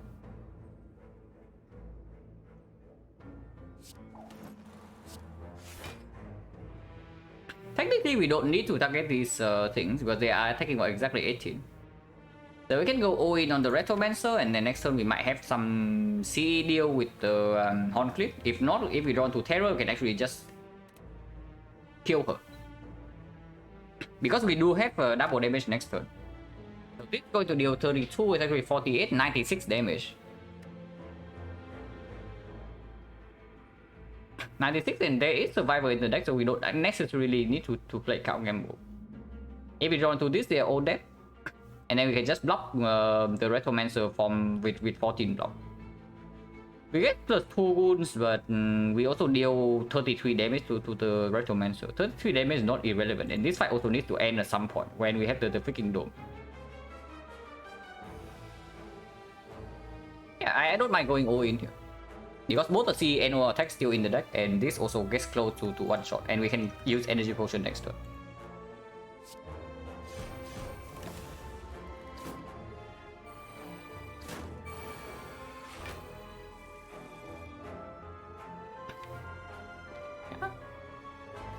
So we can actually technique defense here to make sure that we gamble into the good things.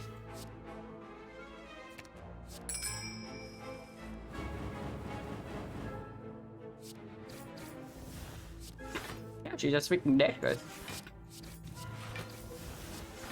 And yeah, PK does perform in this case because like, without PK I would not go for this line. So PK does perform here. Well, I just asked for a reflex. I just asked for a reflex and here it is.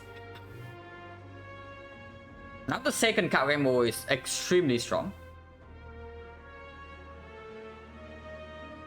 Of course, any echo is still ridiculously good. Yeah, plus go. It's only also plus freaking 22. I'm always lucky. I don't know. This is not overwhelmingly strong yet. It's going to be strong once you get one more piece, but right now it only lines up with the count gamble. It doesn't. I actually don't count survivor as lining it up because you pay energy to play draw 3 cards. It usually doesn't perform. But even with only this card, we can also line it up with secret technique. It's good. And of course we go to the shop here over 180. But with this much gold, there's no way I don't go to the shop and then I take the elite instead. Absolutely not. Don't need to upgrade anything urgently, so I don't mind recalling first. In case we see a red side relic that we might want to use here, like maybe, I don't know if we would ever buy Peace Pipe, but this can be Peace Pipe. Or Shovel. Yeah, well, the upgrade is not urgent. Any upgrade you can make right now is not urgent. So the decision to go with it. This relic kind of garbage. Okay, how about double shopping? Is more bank better than ceramic fish? It depends a lot on pathing, but usually it is. Usually the more bank is a little bit better than the fish. Not by much, but it can be. Okay, I take a short toilet break. So but this shop I don't even know what I'm doing in here, and if I don't do anything in this shop, then the pathing also changes. So yeah, take a short break. Be right back in like 3 minutes.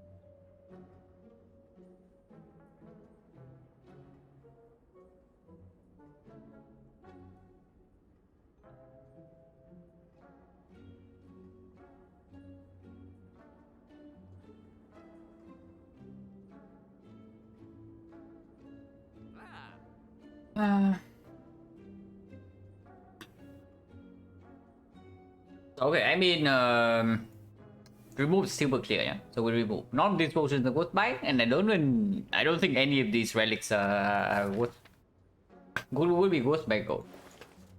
But remove super clear, we remove a strike.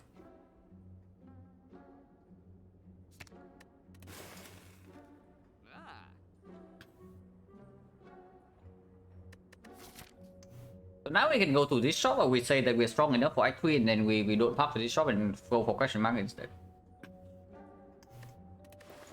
Because honestly, one remove, let's give some decent value, of course. It's not even that bad.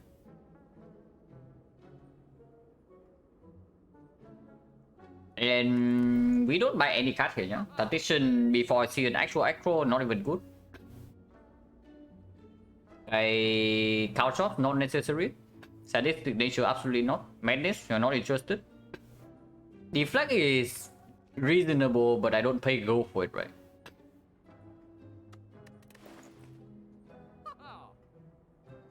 So we probably can just leave this shop. Thing unnecessary? Yeah, it's way worse than insect for once.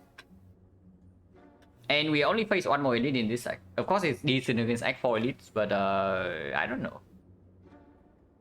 The turn 2 against Act 4 elites goes so like draw 9 cards with the Horn Cleave, so like how bad is the fight?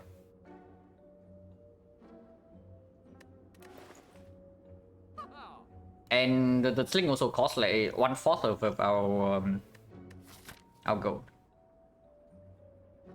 And yeah, without 2 more remove targets, I think we just leave this shop and we don't double shop here. And we go for the Act 4 shop. Unless you tell me that we are like so freaking... Okay, how much gold do we have in the Act 4 shop? With the Courier membership card, that's probably irrelevant, but I still want to calculate. Let's say the chest doesn't give gold and this doesn't give gold. We get 60 more. 60, let's say we pick 1 card. So that's like 69, yeah, nice. So it's 300. 300 is actually 750. Yeah, I guess that's not too bad. But yeah, shop breaking here is slightly sad, but at least it advanced the relic here. And yeah, I do not double shop.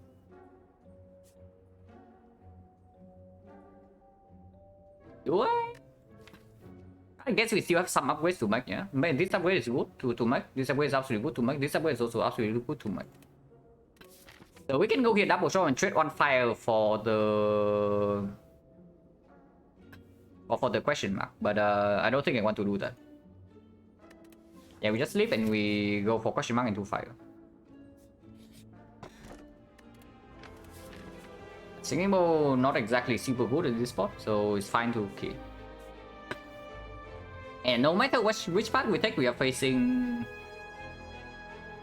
at least 1 fire and at least 1 question mark. This part has no fires, but fires are not even that bad for us, so probably can go question mark first to have more information. Because if this is double walkers sometimes actually take HP away from us. So if we see double walkers and we low roll enough that we take a lot of damage, we can still rest the last fire. But yeah, I want to go question mark first. This... I guess we still pick 3, but losing 10 now is not that good. But yeah, of course we can take 3 with the... Oh my god. Yeah, Dark Shackle is still good, even with the thing. And Panache is not too bad, but also not necessary. And yeah, fish value. Thinking ahead is positive. Flash of Steel is also positive, but not in the hard fight, not in the Time Eater. Thinking ahead, I mean this is the same, yeah. Not super positive into the Time Eater or the Heart either, but it's okay. But yeah, this we pick. Yeah, plus 9 gold. Purity. If we line up Purity, our deck is going to be ridiculously strong. But it's another card that breaks us in the very first deck cycle.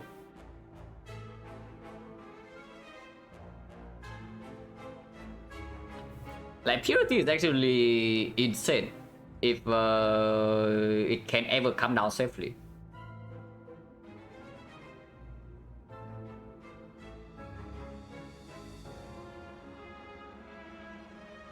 But I guess if we do that, we are like Puritying away some strikes, some defense. Not even... It's not that strong. It's good, but it's not that good.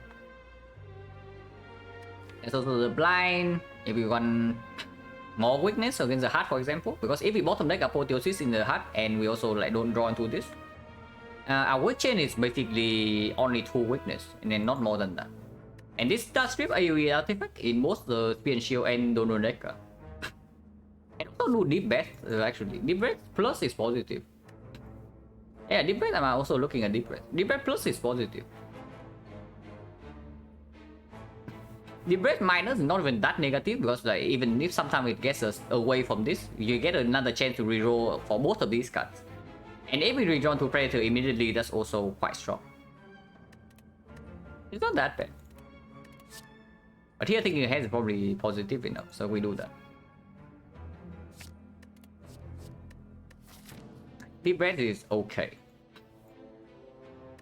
It's not that good, it's okay.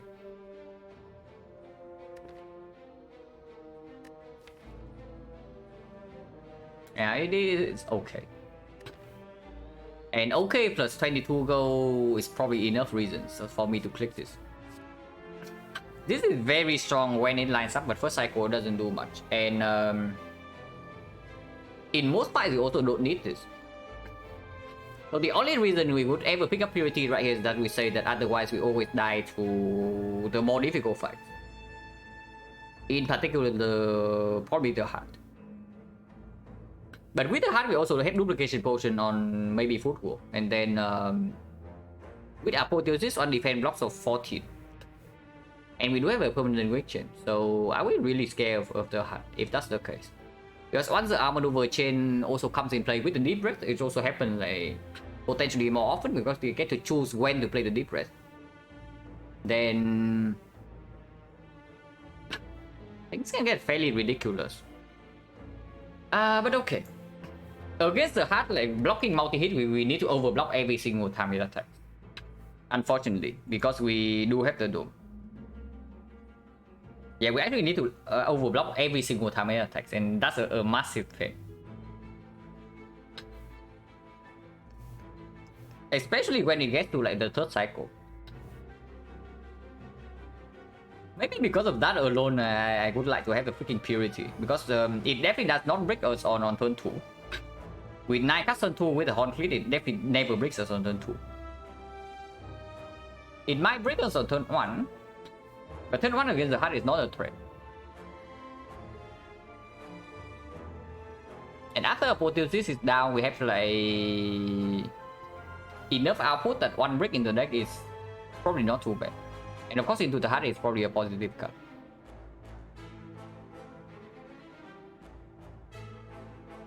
I don't hate it.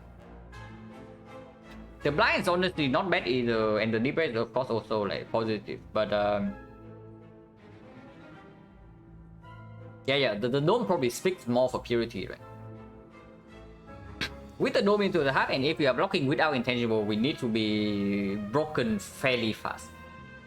If we are just like normally strong, by the time the beer black reaches 3, third cycle, we are probably crying, because then we have to block by yeah, we have to block for 45 for both turns in the third cycle, and then fourth cycle we need to block for freaking 60. Actually, no, third cycle is already 60. Fourth cycle is like 90. Holy crap. Okay, we cannot do that. So we need to be overpowered fairly quickly, and that probably speaks for purity more than the deep breath. And definitely not for the blind.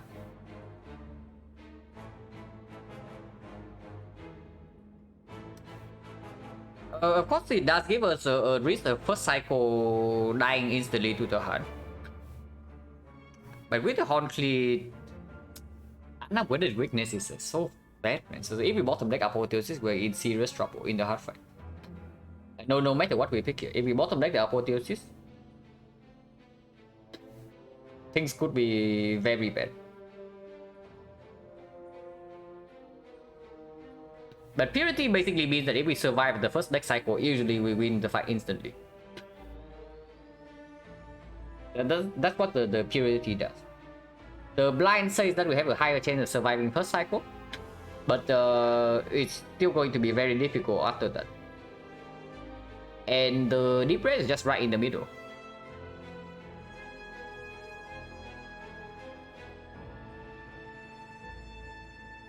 And yeah, probably believe in the purity, right?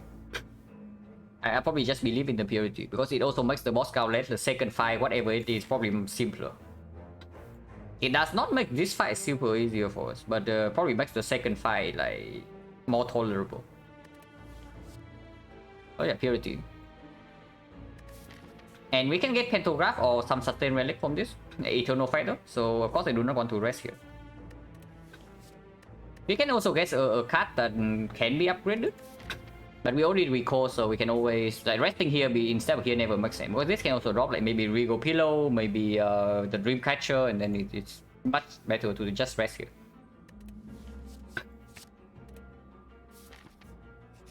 And the strongest upgrade in this deck, I would say it's probably Card Gamble over Secret Technique. With the Reflex right now and the Sticky Strike, like having Card Gamble exhausting is insanely bad.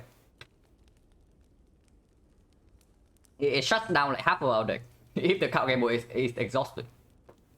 The Secret Technique being exhausted, of course it sucks, but it doesn't kill half of our deck. So that way probably goes on this.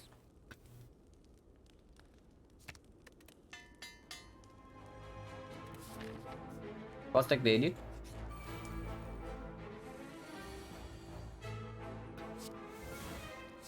Now these guys can be very pissed on turn 1 by the way. So hopefully they are not that pissed at the...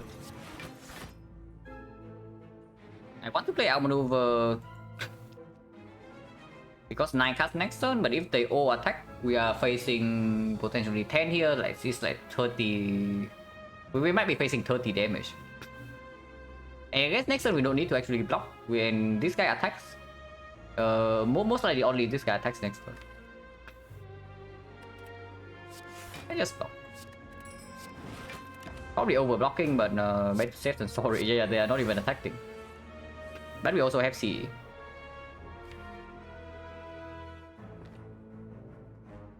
And this kills all of them, so we can do that. No potion? Yeah. Let's just say that our deck doesn't really function without Card Gamble. Because here's the second one. And of course we pick this. This is very strong, yeah? This is very, very, very strong. I don't know if it's strong enough to always win this run, but of course we pick it.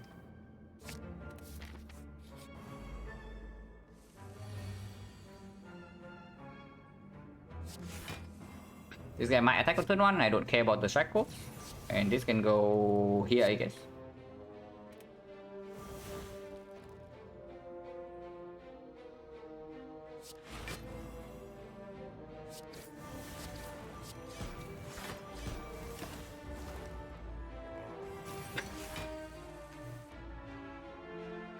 We can technique for opportunities, but with Gamble Plus and Reflex in hand, we also don't need to do that. Because we draw into opportunities anyway.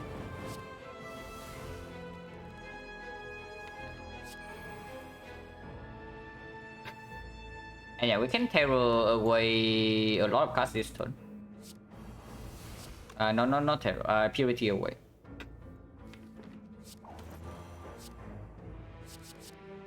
Maybe these 4.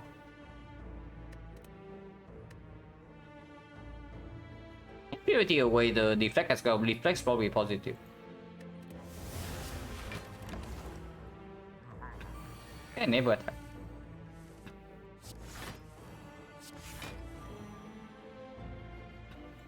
But yeah, like in this spot, you also see I don't even want to play the PK.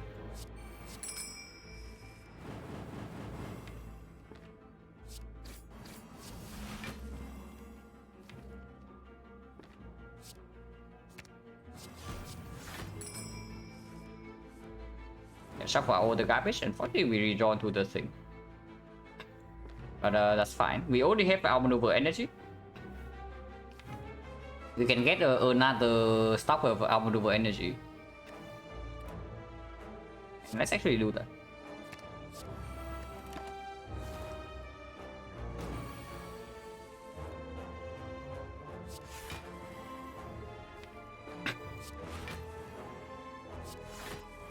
We are just backflipping this guy to death, I guess.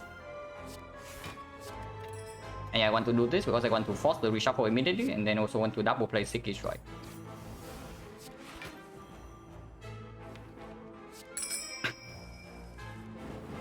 And yeah, I don't.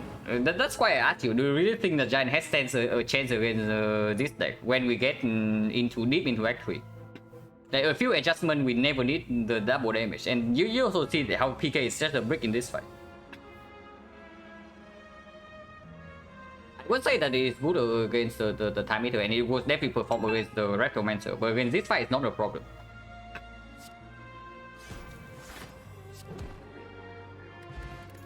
Dreamcatcher. I mean, of course I want to see something else other than Dreamcatcher, but I talk about the freaking Dreamcatcher, so if we rest here, at least we get some borders.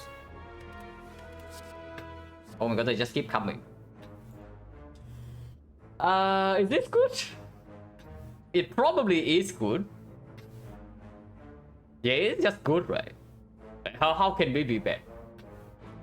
Yeah, surely this is not bad. But now I kind of want the Tactician back. If the Tactician comes back right now, we are probably just infinite on the spot.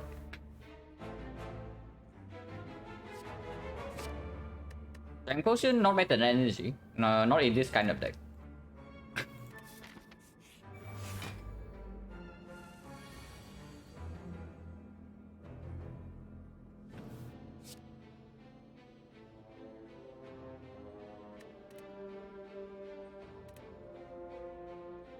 I don't even care about apotheosis now.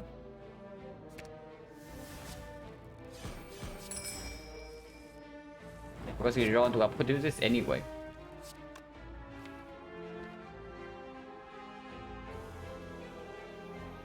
Not sure.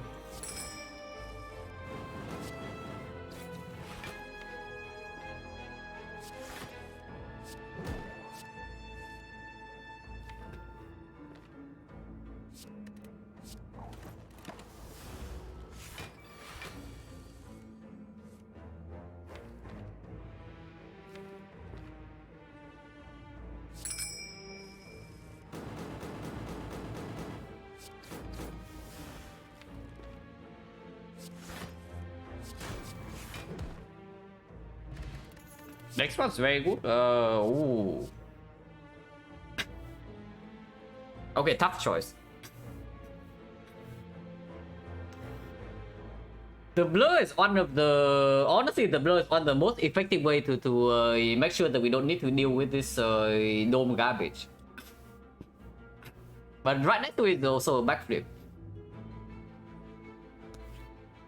I guess with 3 count gambos, we don't need that many backflips. With 3 count gambos and a reflex and like Predator secret technique, we don't need.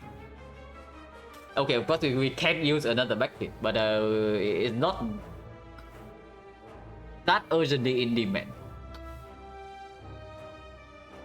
Any blur is good, right? Especially if we do full go in the hard fight and we just go. Like we don't care if it's the... We don't care if it's a big hit or if it's a multi hit, we just block both of them with the blur. And that's probably just good. Yeah, we have like 3 backflips and 3 count gambos already. This is good. And next spot is of course better than this. I'm willing to use next spot in the time meter fight, by the way. And here we can upgrade the technique, but honestly, I think I want to rest. I think I want to rest for the freaking Dreamcatcher and time meter dome. You never know what happens.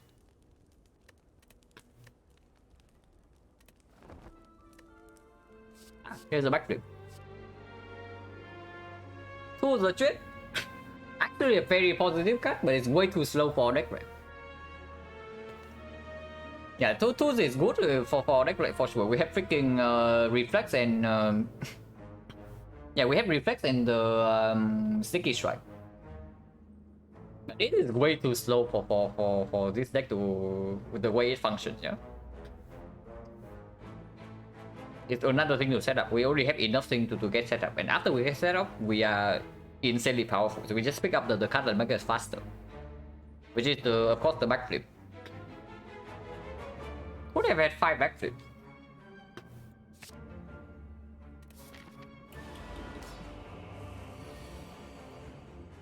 Okay, this fight is a massive pain. If we don't have to potion, I also don't potion. And right here in potion, this hand only says 4 HP. And we do have a decent opening hand with Outmaneuver Predator. So I can probably hold off on the potion for now and take like 1 hit.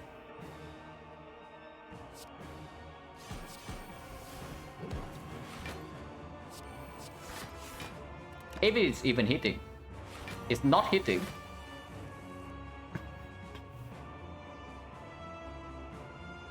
So we have 6 cards to block this garbage hit.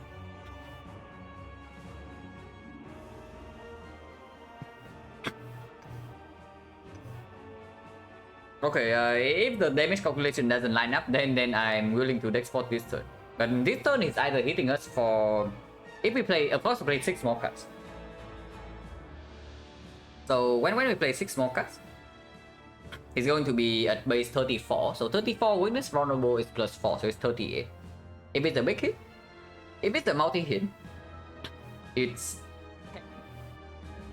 10. Then 10 goes to 11, so it's 33.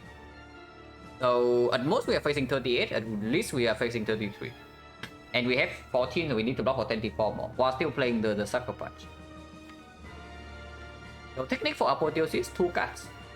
3 cards. And then this block for 8 only. So this block for 8.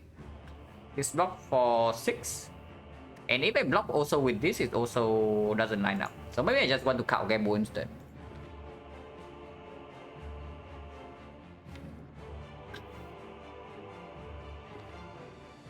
Is technique better than in the deck compared to the count gamble? Because we can also just count gamble now for potential Apotheosis. We also don't actually need to reset strength in this fight, right? After we get like super setup with the blur, now we don't even need to actually reset strength. So if I draw into shackles right now, I can also use it to block. Yeah, that probably makes it clear that we do technique into Apotheosis, we Sucker Punch, and then we gamble this whole hand. Gamble PK, we do not have room to play PK now, and then dealing damage is not my concern from this spot. I just want to get like these powers in play, and then we play the Purity, and then we like cycle our whole deck, and we get permanent turn. PK in this spot is not necessary because there's also no damage left in the deck. You PK right now for like 1 poison tap and 1 clone dagger. Just technique for Apotheosis. Like Sucker Punch. And we gamble the whole hand. Then it's just footwork Dark Shackles then.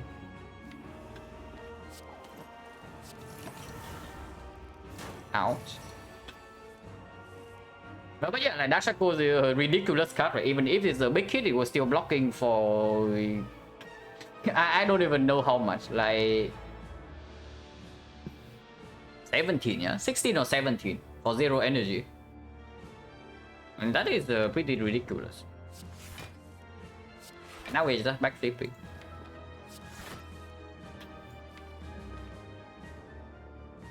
Terror can come down right now, so can just come second phase. Exhausting Terror right now is probably also what I want to... I think I had forced the reshuffle though, so it's probably good. Never know to tell before after the chain time either. With the chain is almost always before, because the damage not wasted. But for time it depends on whether you are confident in outscaling him or not in the second half. If you can outscale time either, and you have a reliable way of resetting strength, then you terror first phase and you force the reset like as fast as you can, and then you strength reset, you outscale with all the power setup, and then you win from there.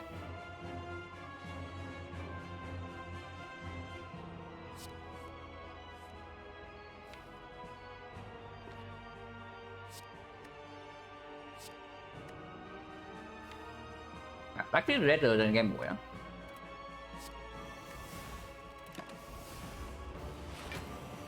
Debuffs again, but this time we have the thing.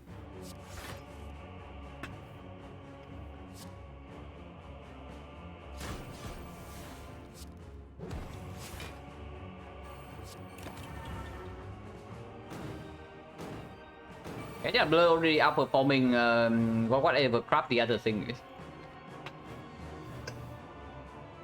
Okay, we can do the combo like all attack to the enable sneaky strike. But for some reason I'm not like entirely fond of the idea.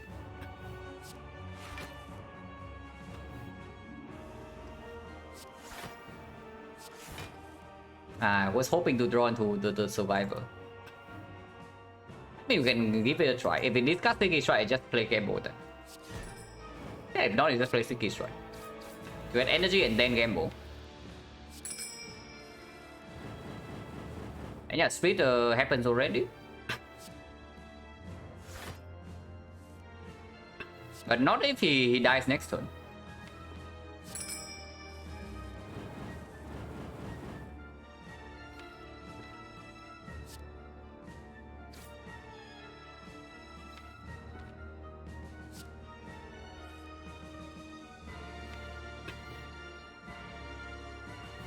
Without PK, we probably cannot actually burst next turn, huh?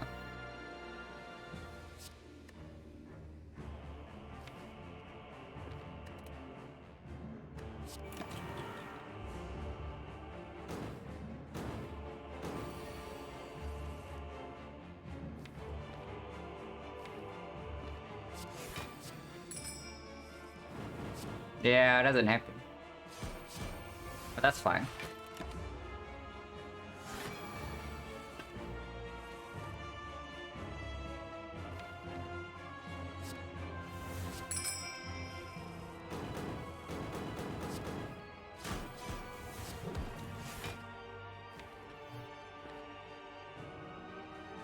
This hit is how much? This is plus 6, is going to be plus 8, so it's 36 is multi-hit. And big hit is 42, 31, so we are already full blocking. So can play Stack of Punch to guarantee weakness.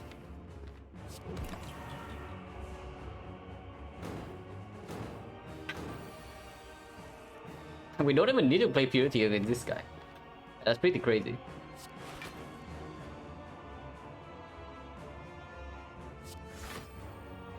I also don't need to actually play PK, but we can.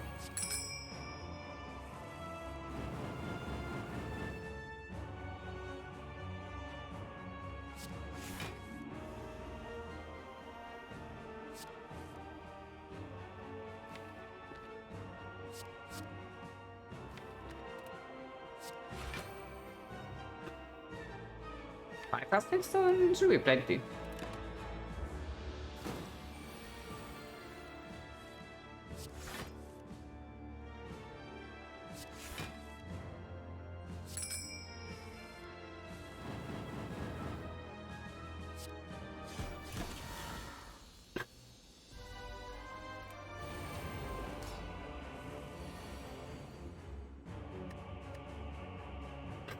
This fight would not be a huge problem even if we don't get to reset strength.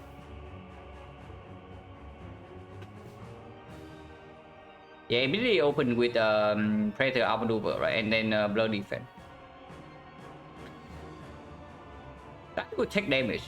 This guy's hitting us for 22 at the moment. So if we do Dark Shackles right here, we take 0. But probably we no longer have Shackles to reset strength. Do we care about that? We probably don't. Yeah, we probably don't care if this guy has like 4 strength next cycle, right? After we play football.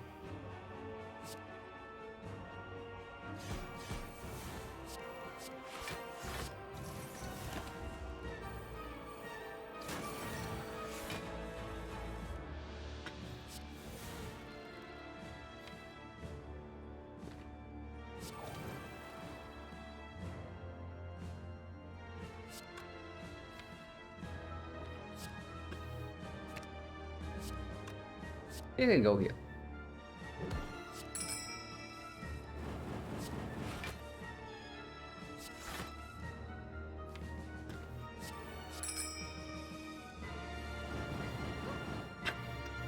You think resetting is a bug? I don't know. Bug or feature is in the game for like so freaking long already in the depth is away, so it doesn't really matter. Like bug, if it lives long enough, it just becomes a feature. Like Sunlight, or like who knows if Sunlight was is intended or not. But like Mental Fortress into Indignation, also same story.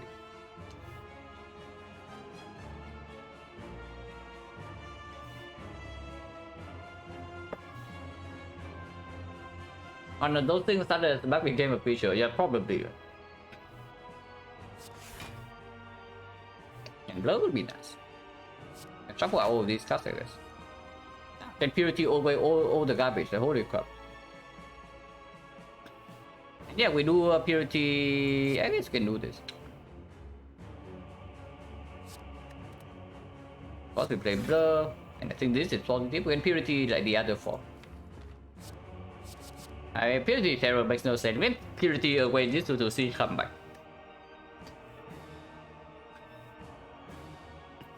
What does indignation do in Mental Fortress? It's the only stanchion card that doesn't block beat of death before Mental Fortress blocks. So you use indignation as your stance change, right? And you have no block, you are taking damage from beat of death first. Everything else blocks the beat of death, but only the indignation doesn't. So if you have like 2 HP into the heart and you have indignation stance change, yeah, you are dead. If you only have 2 HP.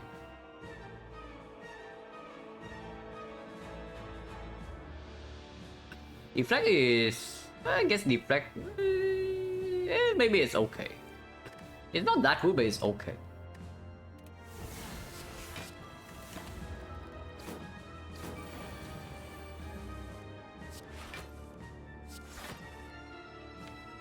Man, we're just backflipping here.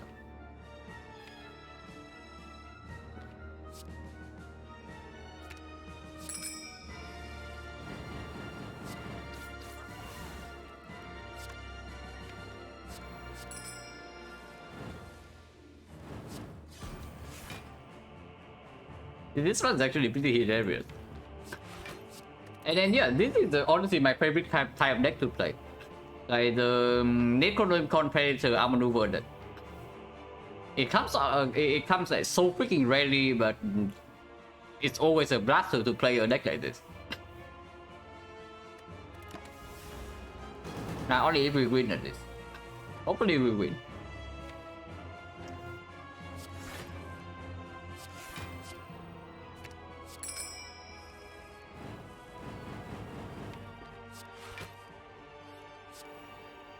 Okay, we just draw 9 cards into 7 energy every single turn.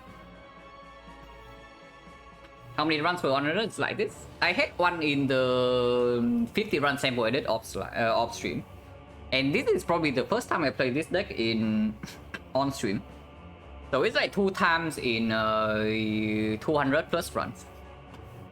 Very rare, but whenever it happens, it always makes me very happy. Because this deck is like... This deck is actually so sick, man. This deck is super fun. Amazing.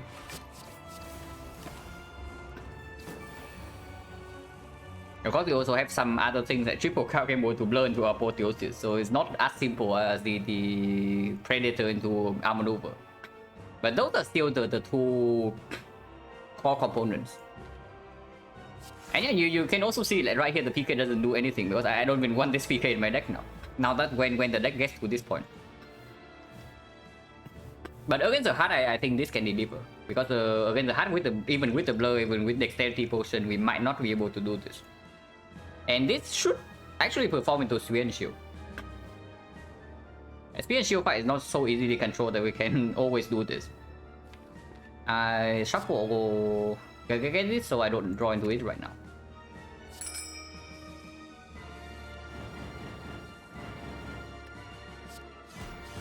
Yeah, we draw another 9 cards next turn. And here I can get the Outmaneuver again.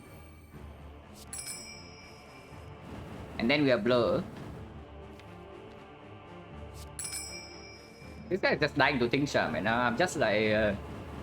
I'm just trying to cycle my deck here, but this guy's like also just dying to Tincture.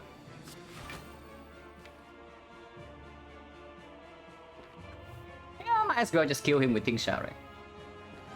Like, why not?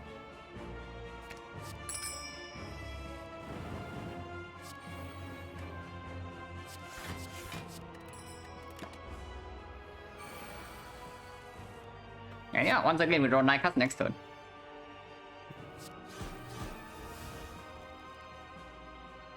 And we do not need weakness on this guy ever. Actually we draw 11 cards. With 7 energy.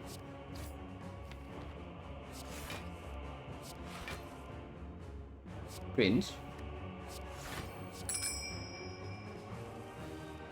Yeah, actually we have like 10 energy now. And technique for thinking ahead.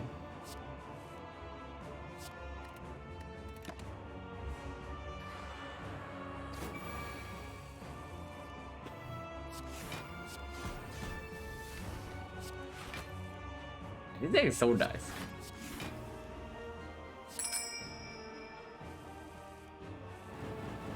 And yeah, now we get to this point, we just draw a full hand every single turn and have like more energy than we can ever spend.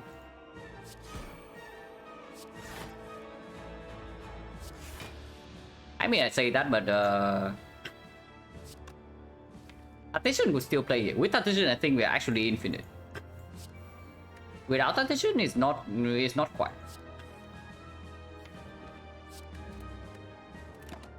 I can go and play PK for free, but I'm like drunk. Oh my god, this guy's shuffling voice to out there. Okay, that is unforgivable because the voice actually is annoying. Reject attention? No, I know I rejected attention earlier, but that's before we had like 3 card gambos. With only 1 card gamble, it's not good. But with 3, of course, it's phenomenal. Yeah, whatever. Now I can do PK. Ah, we have the combo. Like we set up a sticky strike on top and then we gamble away. So now we get double sticky strike. Predator is stronger, but whatever. We can just kill this turn.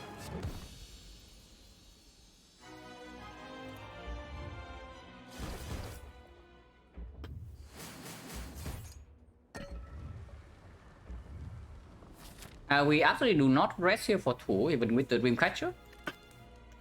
And with 3 card gambles, I think one of them can exhaust. But Secret Technique is very strong. We don't actually need to upgrade Footwork. Even if Footwork doesn't line up like duplicating this, we only lose 2 decks. So this is still like 6 decks. If we can cycle in the hard fight with the blur, we can overblock. So upgrade goes on this, yeah, the technique. And now we get a huge Act 4 shot. Pellets. Turnip. Buying both Pellets and Turnip is super good. And Pellets not even that strong because they have exactly 1 power.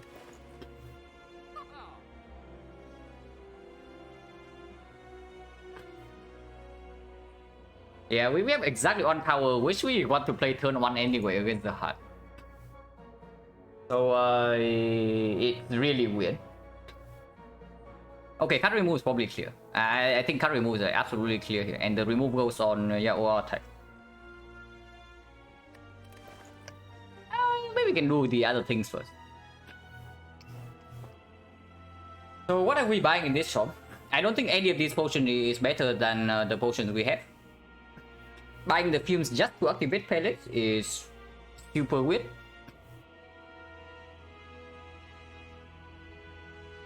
Can probably start with I would say Turnip. So Turnip actually plays in the hard fight if we duplicate Footwork and have the next potion. Then we block through the vulnerable and no problem. Yeah, we can probably start with Turnip and then we see what's under this.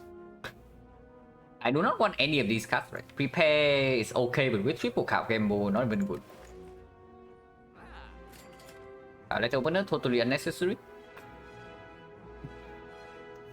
Yeah, if only this power is something pickable like a Footwork, maybe Wallet Plan, maybe after image, we'll actually just buy it and the pellets. We have nothing else to spend or go on, so how about Mango?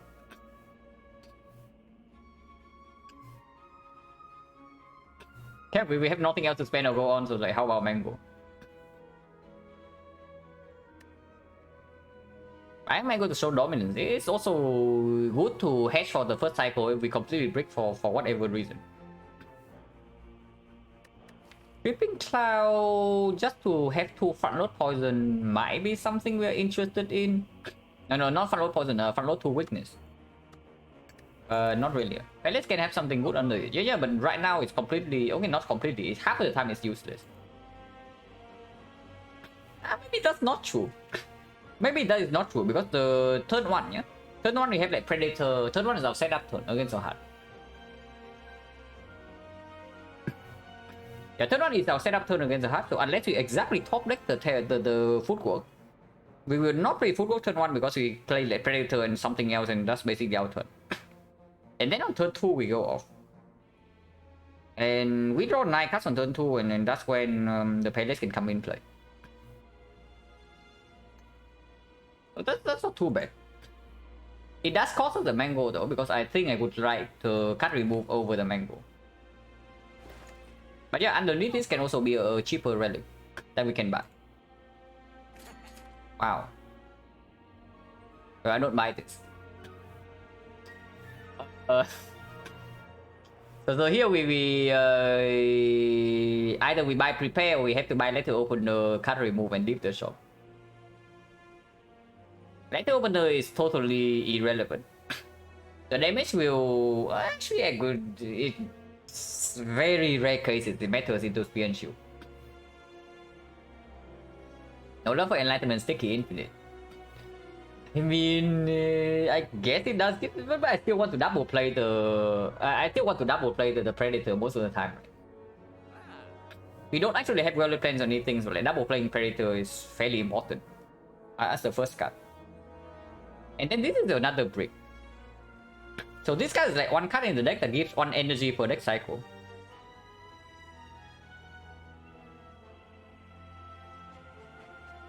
Yeah, this is basically just 1 card added to the deck that gives 1 energy per deck cycle, because I am not double playing Sneaky Strike. It's probably not even good now that we have Outmaneuver Plus. Even remove it to see what's under. I don't know, because this is another card that slow down our setup. And I don't think we would like to play slow, even with the Palace. Like, Palace line up, like, good. Palace doesn't line up, so be it. I can see buying Prepare. Prepare is not... Prepare is positive after it's upgraded with the Apotheosis. And even before is... It loses 2 HP in the hard fight Earthquake. Like, how bad is it? Into Spear and Shield, it can enable Sneaky Strike sometimes. Without Count Gamble. Even before it's upgraded, and then it also can discard a burn on turn 2. So it blocks for 2. Also deals 3 damage. And yeah, by this I can also see what's under this. Okay, not this. And yeah, here we can still take a letter open the card remove. I do not think I want to buy this. Because this actually slows us down. The prepare does not slow us down. I can buy this and see what's under this.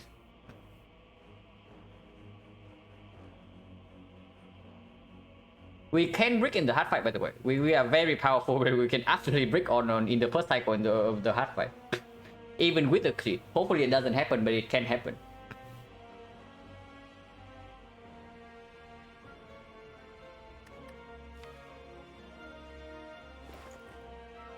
Yeah, let's open it.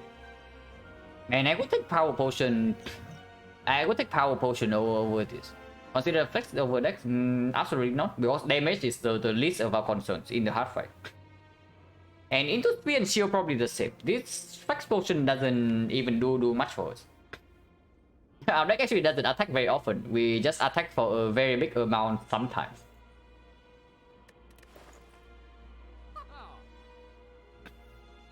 I would buy Power Potion over one of these, like to guarantee Palace proc on turn 2. If I value Palace prop that much, maybe I should just buy the freaking Fumes. Because lining up the Palace on turn 2 means that I instantly block for like 40. It blocks for 22 for the... Actually, with Weakness, how much does it block for? Because with Weakness, it's like 30, yeah? 30 is it blocks for 15 for the multi. And the big kit is 50 to 33, so it blocks for 17, like 32. If Palace lines up on turn 2, it blocks for 32 damage. Maybe I should just buy these fields, because underneath if it's the Violet Plains, I also get to buy that. If not, because this relic is irrelevant. This relic is actually just absolutely irrelevant in our case. Okay, this is going too far. By buying another field is probably going a little bit too far. No team field?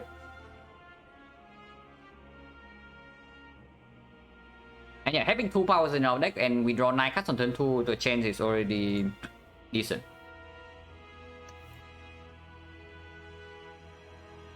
This to guarantee weakness for Psycho in the heart is another thing. Sweep artifact into Spear and Shield, but artifact sweep less relevant. If we don't have weakness in the first cycle, we are facing 45 into 67. But we are not fail. We block for 14. We block for 14, we are not fail, and we need to block for an additional so it's 112. And assuming we lose no HP against Spear and Shield, which might not be the case because it does still Spear and Shield with the Dome, then we need to block for it's 72 into 112.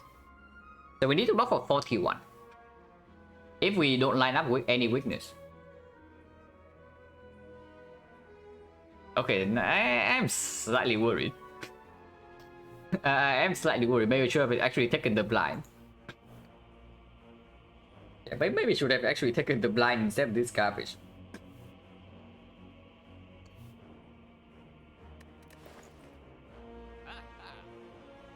But yeah, I guess this is okay too. Another card like can break us, but we also get to do one remove right here. And if underneath this is an echo or backflip, it also makes us slightly faster. Another prepare. It's okay. I can see a buying this. And then we get to see another card underneath. Guessing well. Guessing well with the Dome is extremely weird. But we can also do something like Will turn 2 and then Shackles turn 3. So the Dome never break us. The Dome will never prevent us from blocking the multi-hit with a thing. And it does exhaust. Man, we are just adding cards to our deck like crazy here. I have a feeling I'm digging myself into like a hole right now and I cannot get out. But this is not bad, you know? And we only care about first cycle. Honestly, we only care about first cycle. If we survive first cycle, I think we are completely fine. And this has to be positive first cycle. Oh, this can be added as well. Oh, we are going like too freaking far right now. This is good, yeah? It's actually good. This is actually very good for us, but I don't know, like the more cards we add, the further we go away from apotheosis. Yeah, it is good. It is actually just good. Okay, this one I stop. This one I stop. 2 unupgraded prepare is enough, and if I buy this one, I can still take card remove, but I cannot buy the what's underneath. And yeah, now we get to remove the card. Prepare is good, yeah, prepare is like okay. But if I buy this, I cannot buy what's underneath, otherwise I cannot remove. Getting bait is so hard. Yeah, hopefully it's not a real bait. How many cards did we add? 1, 2, 3, 4, 5, 6. Yeah, okay. Oh, hopefully doesn't matter, yeah. This remove always goes on this. Now we leave the shop.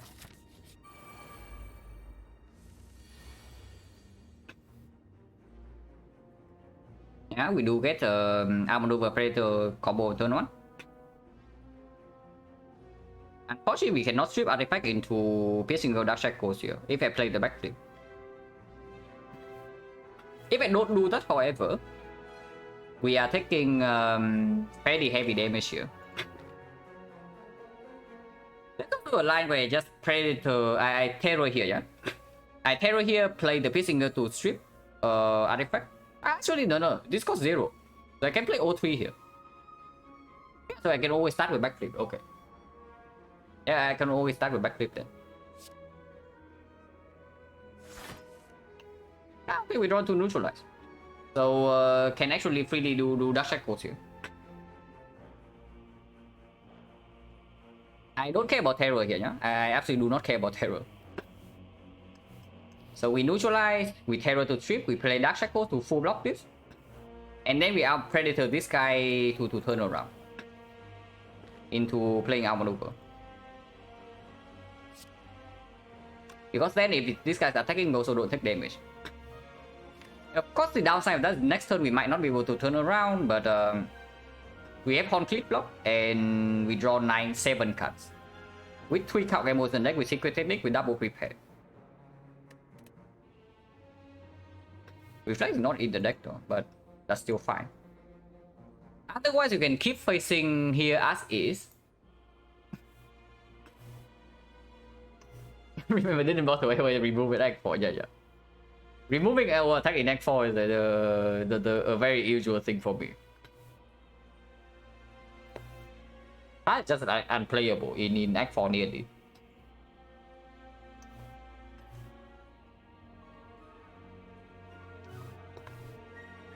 I think we'll still do trip. You think we'll to stream?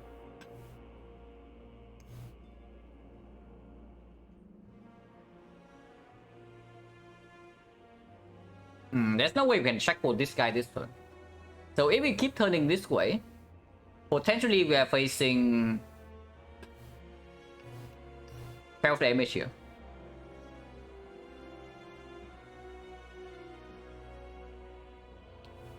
If we turn around, we might still be taking 3.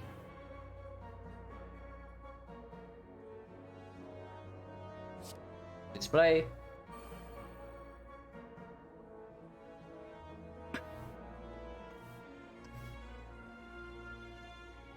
But yeah, piercing will can be exhausted, yeah.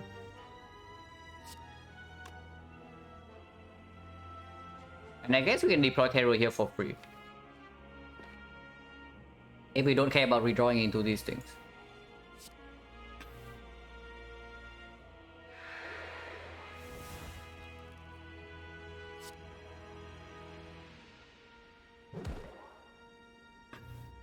So terror shackles into predator, turning it around.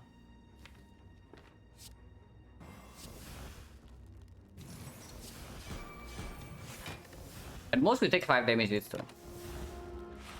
Take 0. So now we are being attacked for 65.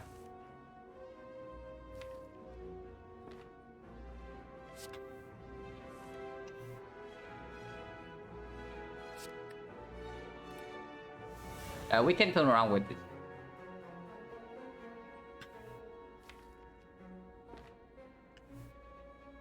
So footwork backflip.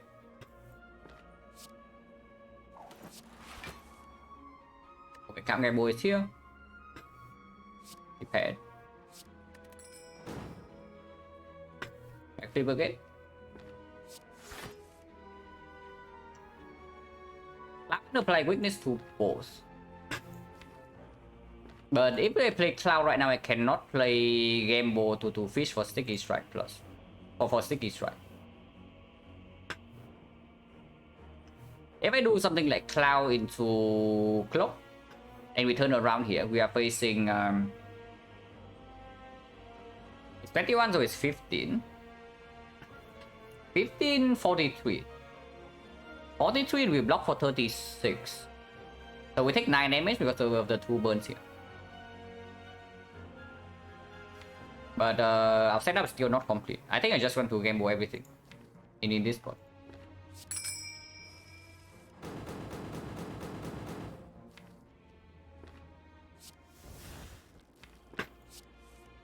Yeah, we get to play Sticky Strike now.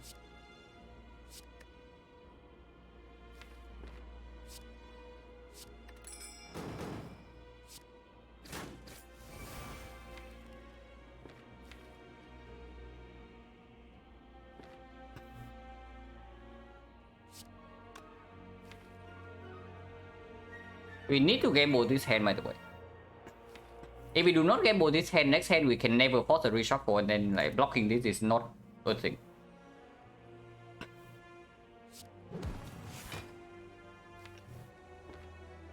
So currently we are facing 21 from this and 28 from this, so 49. Gambling for 3, can fish for technique, can fish for backflip. And force a reshuffle next turn guarantee.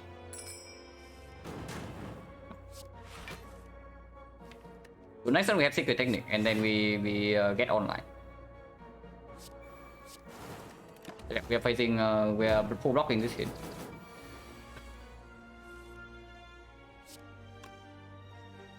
This hand without acro is scary.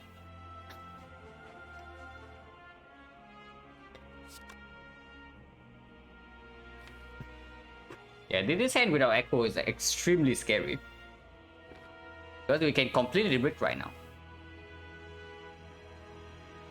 Gamble only draws for 4. Backflip is a damage control, but backflipping means that we are committed to taking a lot of damage this turn.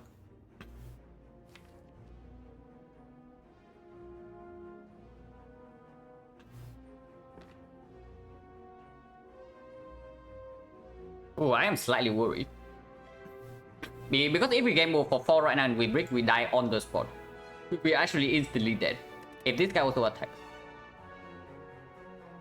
Looping technique gets us out of the situation, but it does make the hard fight slightly worse. But there is no way I take a chance to die here, right? So before I take a blind gamble, I just like loop the technique. It's true. Before I take a blind gamble, I always just loop the technique here.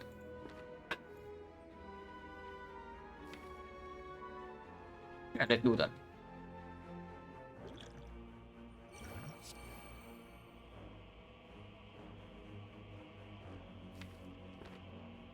Wait, did we exhaust one game mode? No, we did not. So we still have 303 count game modes. And reflect.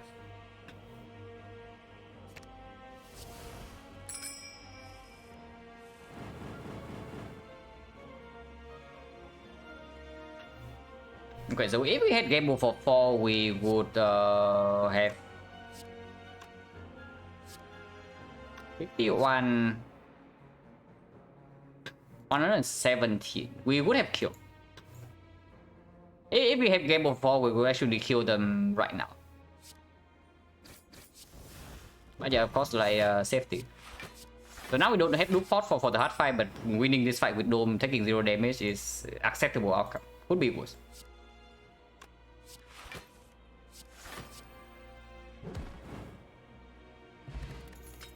Wow, Blood Vial showing up once again on floor 55. Exactly the same as last one. This is not positive, yeah? We only have 2 copies.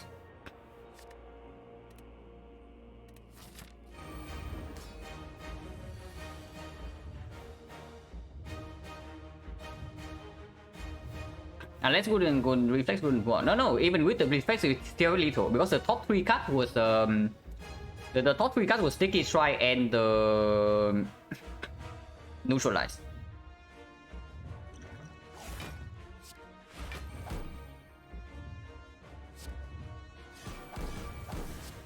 I take 1 HP here.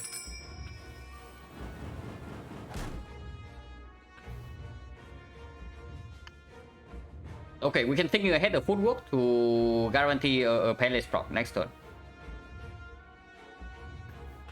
So technique the apotheosis, play out maneuver for energy and 9 cut drop, and then we're thinking ahead the footwork plus, the footwork plus, and then next turn we get to palace away the debuff. So that's very nice. Of course we take a bunch of beat of death this turn, but cannot be helped. And yeah, secret thinking ahead is positive in the deck, so I want to also leave this here. Of course we don't have a weak chain, but if we draw into any of these two, it also has weakness.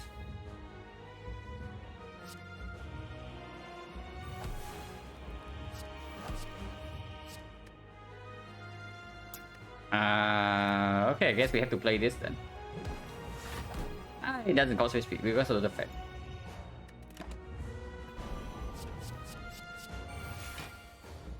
And now we get to palette the debuff away. And purity is some garbage.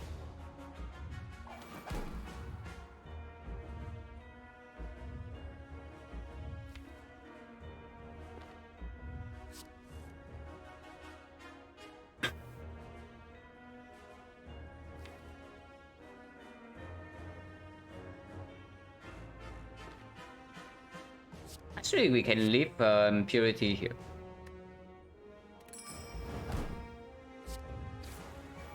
Let's avoid the debuff. Weakness is still here. And I think we gamble this whole hand.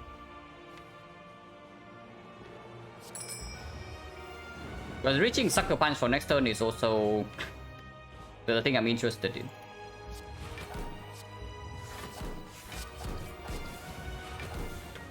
This is... Right now, if the big hit is 33, and multi hit is only 30, so this is free to play.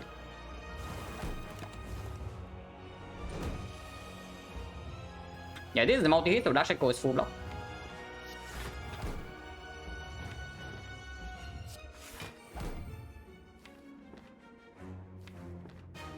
I don't want to shuffle out the blur and withdraw into the reflex right now. We don't even play the fumes, right? Because I want to play Sucker Punch over the fumes, I also don't want to shuffle this out.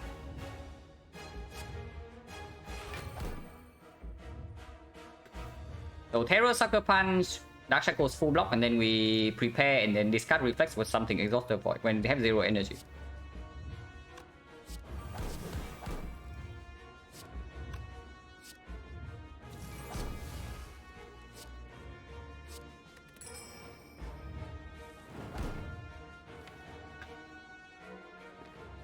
Drawing into reflex immediately is like slightly sad, but whatever.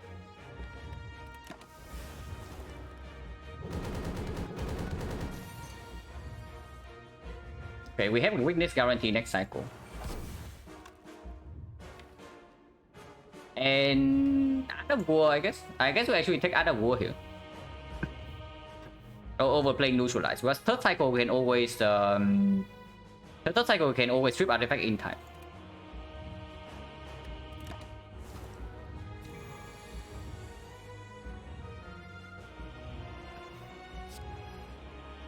Drawing into a draw card would be nice.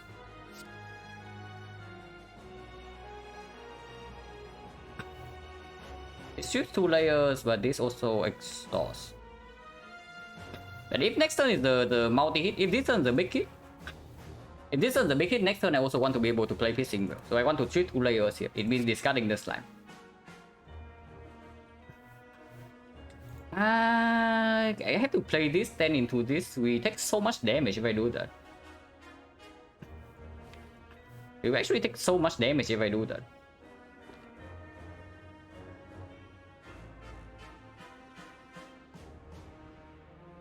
Maybe I should play the fumes. The multi-hit is only 45. And the big hit is again only 35, so we are still okay.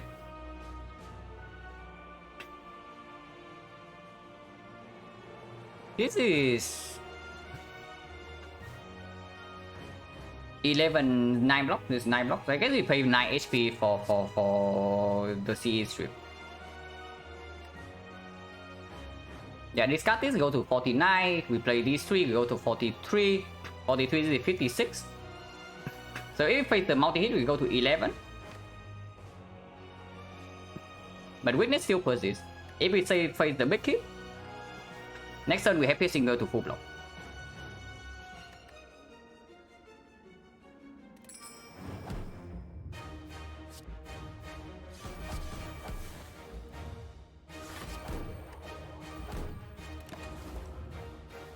Multi first. Multi first. So this hit is 35, yeah? Yeah, multi first is a massive pain.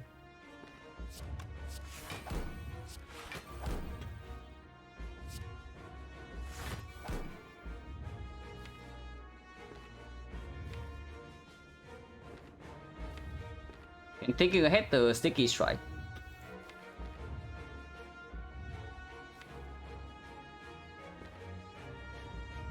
And Purity some stuff away and thinking ahead the Sticky Strike and then game mode to get more energy, but then there's no guaranteed cut draw.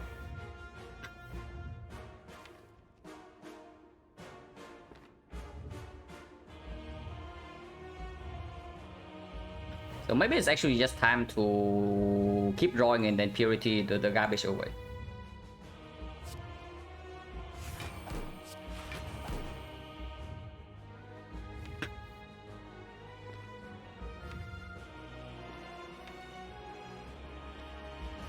We're thinking ahead on the back flip.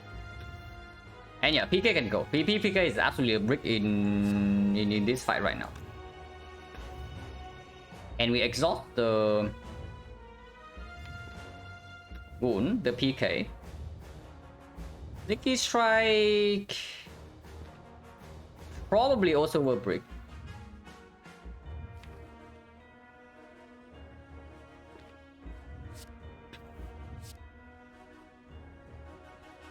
And exhaust the will.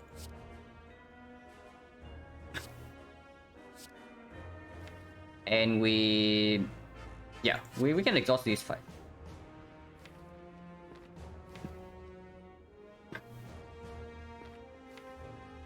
And taking ahead on the arm maneuver, for example. Taking ahead on arm maneuver doesn't make a lot of sense. We're taking ahead on backflip.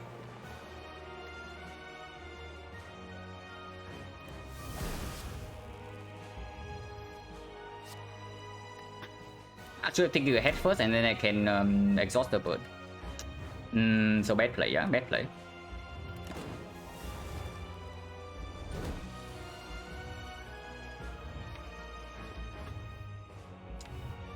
Backflip with Zen technique also doesn't line up. So I had to get more blind here. Okay, we get to draw to predator.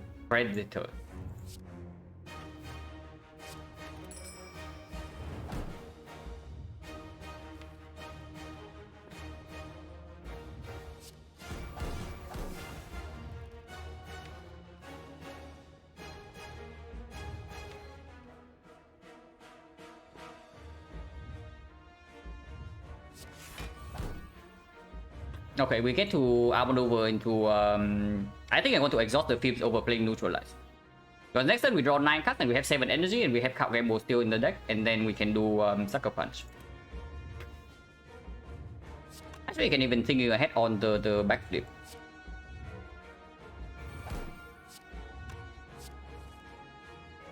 Yeah, thinking ahead on backflip. Or on the game board. Backflip is better.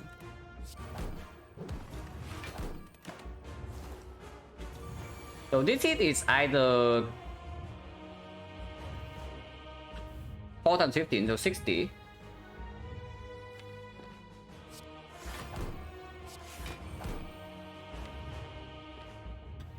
Or the big hit, which is 40. It's 49, yeah? 49 weakens down to 36. Okay, it's either 60 or 36.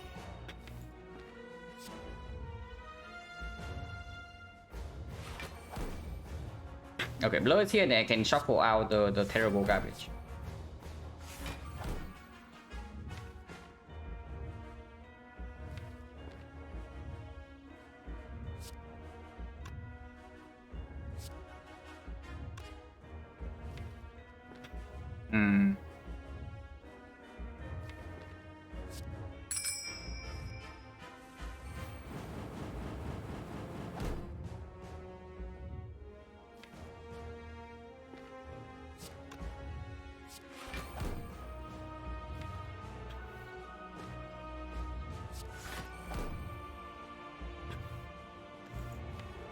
If it's actually the bounty hit, we lose all our block here. And we don't have like Predator set up for next turn.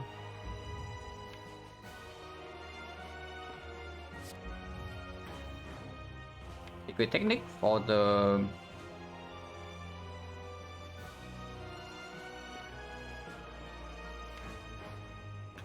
Thinking ahead. This never gets played.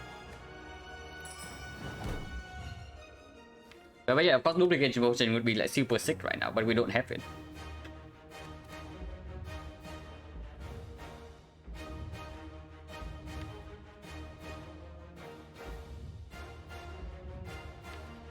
Technique for deflect might actually be a thing.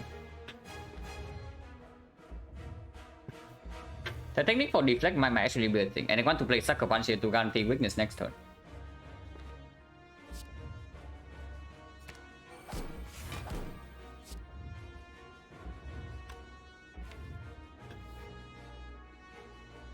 Maybe that's not true. I think I just want to gamble this whole hand.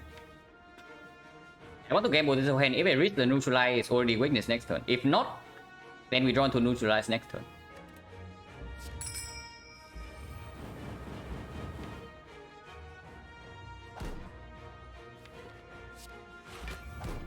Yeah, neutralize here, and we have weakness next turn, and next turn we can do like prepare to reflex.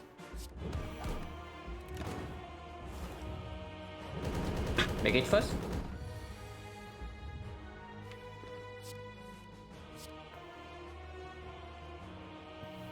So this hit is 36.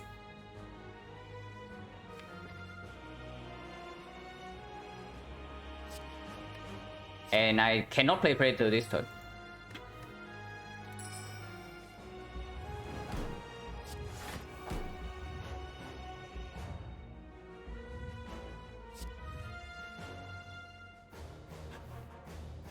Want to put a block card in on top.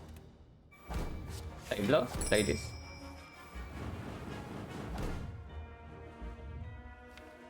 Technique again for the defect.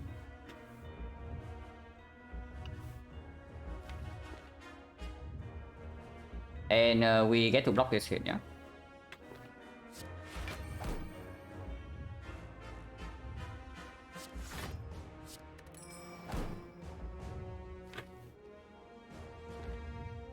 Yeah, technique again for the deflect. And can play this, but I also don't want to. I want to have one turn of setup.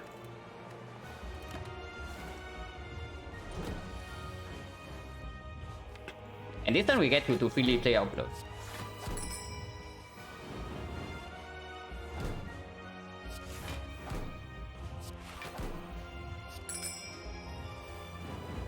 And now we get to do 9 cards next turn as well. Yeah, maybe exhausting Sticky Strike was a terrible mistake.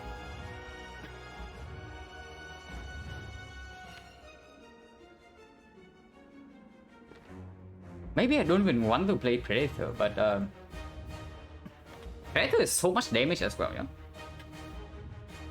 Because next turn, if he attacks is for like 90, we still have 45, 42 block.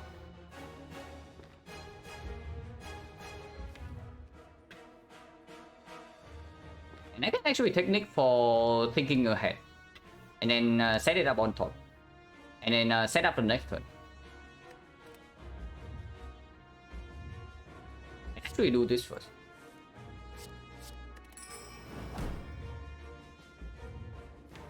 Maybe I just want to draw. Because like spending 2 energy on this when I actually need to block every single turn is really weird.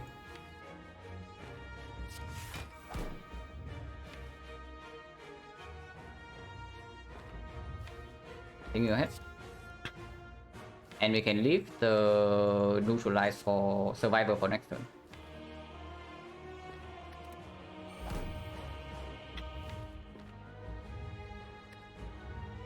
Yeah, this also gives me other war energy.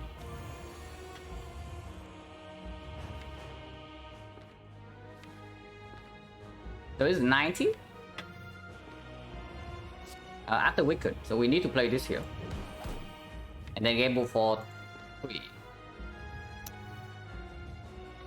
If we miss the backflip, we are dead.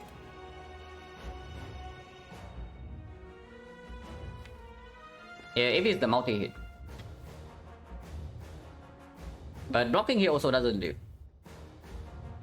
So we need to gamble right here. Missing gamble with the reflect is like extremely painful in this spot.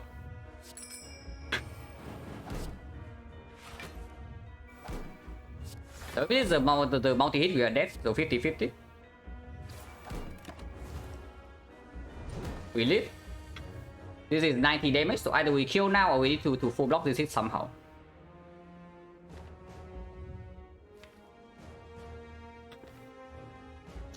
How do we kill this? Yeah, maybe exhausting Sticky Strike was a terrible mistake.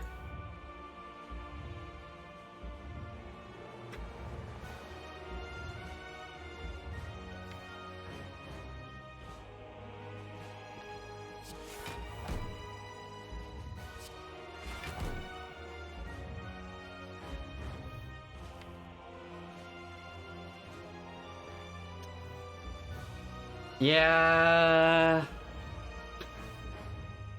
Yeah, exhausting signature is probably just a terrible mistake.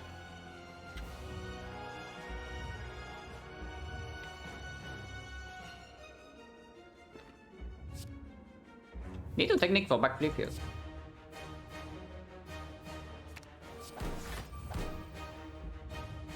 And this only block for 10 each, so we're exactly dead or what? We are exactly dead by 0 HP. And did I really throw this run? Because if I lose now, it's actually just a throw, and we are dead this turn.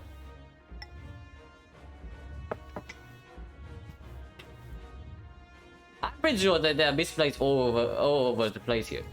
Like, it's actually crazy. Misplays here and there. I have to play pretty terrible to actually even lose this fight. But here we are. We are lying exactly. Yeah, replay it. I'm pretty sure we always win this fight if I play properly. I'm pretty sure I always win this fight if I play properly.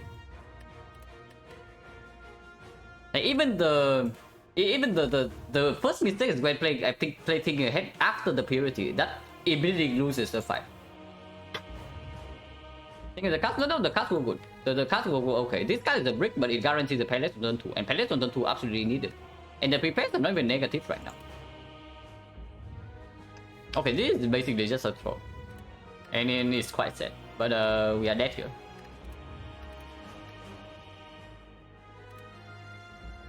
Man. It's a shame. This deck is like so freaking cool.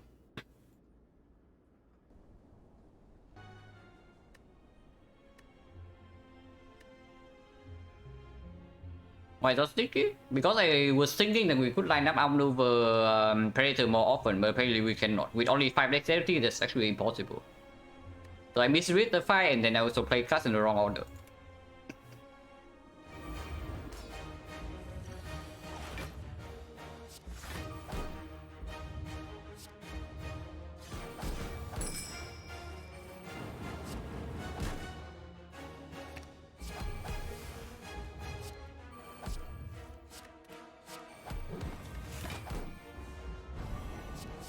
And yeah,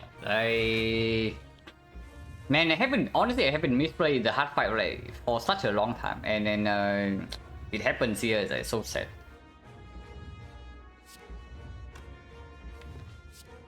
Honestly, I haven't misplayed in the hard fight in such a long time, and this misplay is so bad too.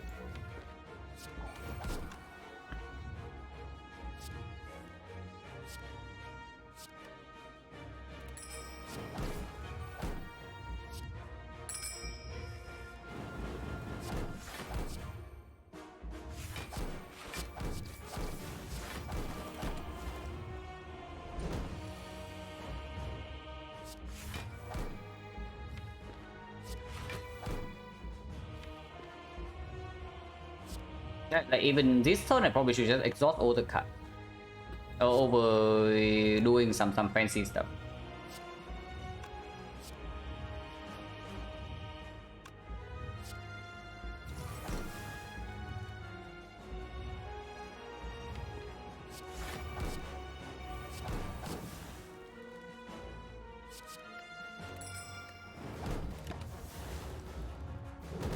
Is the curse? Yeah, it's the curse exactly because I don't play it for witness next cycle, but apparently just not needed. Like, look at this.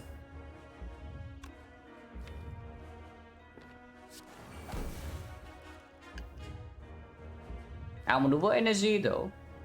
Maybe I should take outmaneuver energy here and not apply weapon.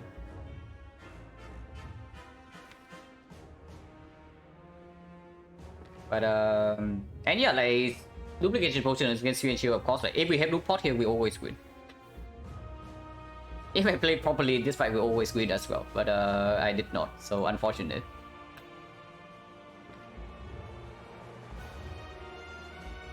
We can get Shuriken Strength here, but at the cost of 1 energy next turn, and this turn is not blur. I think I won the energy over guaranteed weakness second hit.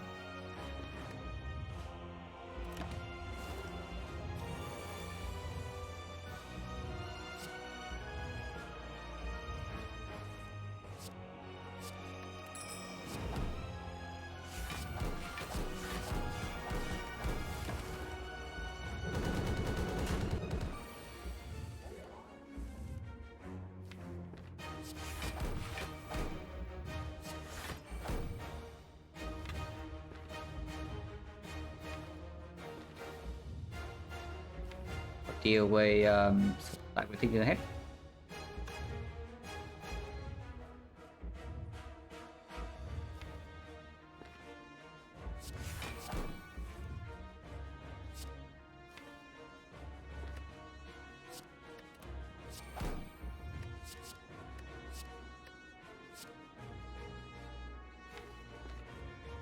Where can go?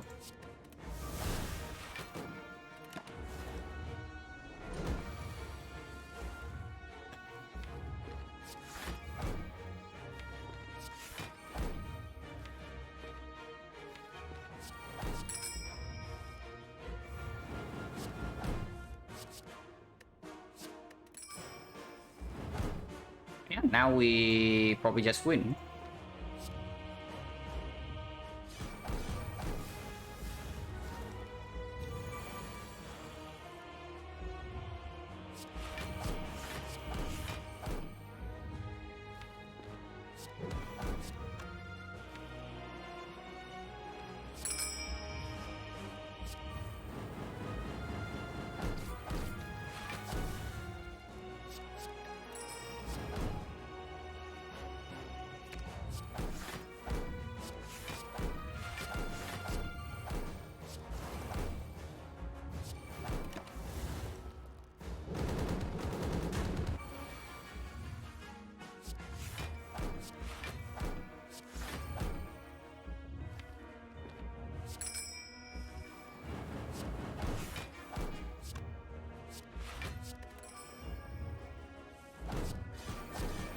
Yeah, we have only won this fight.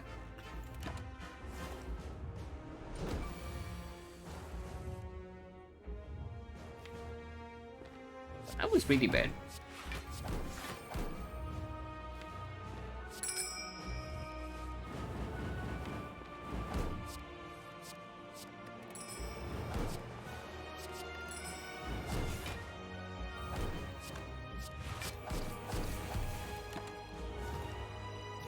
Yeah, it's dead. Yeah, we didn't have to do anything special, it's just one turn. So I basically display it in two very big turns in this fight. And yeah, that was pretty bad. Yeah, winning this would put us back to 75. But it's proper, yeah. It's proper that we just cannot get back to like 3-1 because of the throws. It's just proper. But yeah, we are dead here, unfortunately. But yeah, like this thing is so freaking strong. There's no way it can lose here even with the dome. How long I've been streaming? This is like 8 hours in. So now the feel is just, it's basically just a throw. And this is weird. Because it was not like I was not thinking. It's like I was thinking something and then it was just completely wrong. And then I stopped to not double check.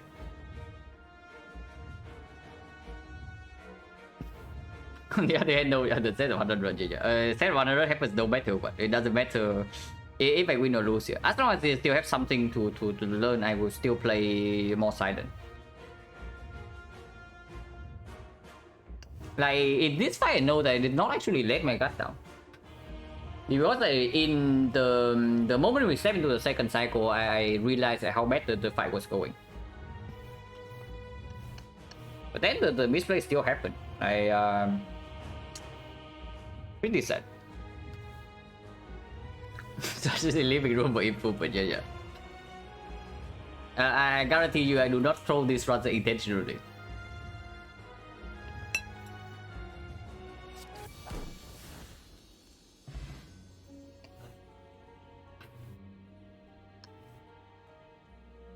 If we are not overwhelmingly strong in the hard fight, I probably should also take a short break. I really need to watch my face before the hard fight. Because this one I did not even like play super carelessly. I normally do when I throw.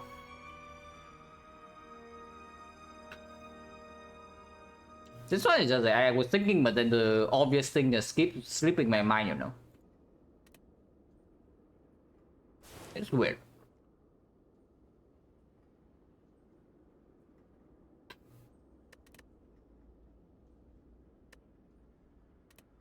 Hanging this was quite annoying, yeah. Especially when the deck is like so overwhelmingly favored.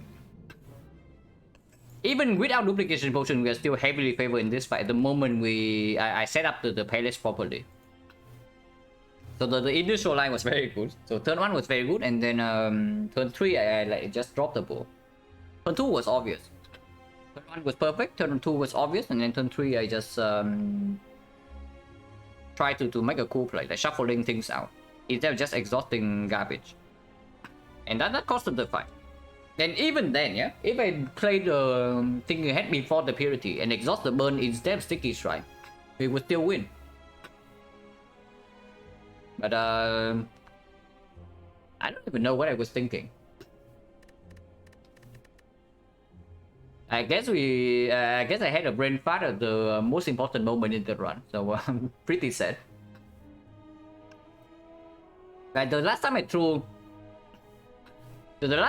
in the Awaken 1 fight with 3 red form, yeah, I know that my mind was empty. I know that I was actually not thinking anything.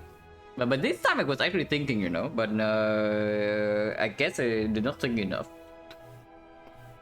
Learning from mistakes? I mean, learning from... This kind of mistake like doesn't teach you anything long term. It just teaches you that you need to maybe try to focus better.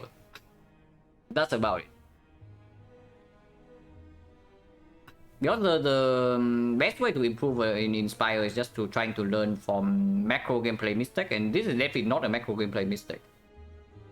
Like losing from misplays during fight is not going to teach you anything long term. It's not even it's not just a mistake, it's just like I don't even know what the hell I was thinking. But I know that I was thinking something. Last time I was not thinking. Last time I was like, my mind was totally not in the run. But this one's different. But whatever. At least I know that this time is not as bad as the last time. Of course, it still sucks. Every time I throw, I feel bad, but I don't feel as bad as the last time. It's fine. I have to throw sometimes. If you throw by completely not caring about the run, then it's bad. And that was what happened last time. But this throw... I mean, maybe I just sleep up once in like 8 hours, so... Could be worse. Yeah, double check turns in important fights, yeah, probably. Because the same mistake happened. You also see the same mistake happened last run. When I just literally lost 8 HP for no reason here. It's actually 10.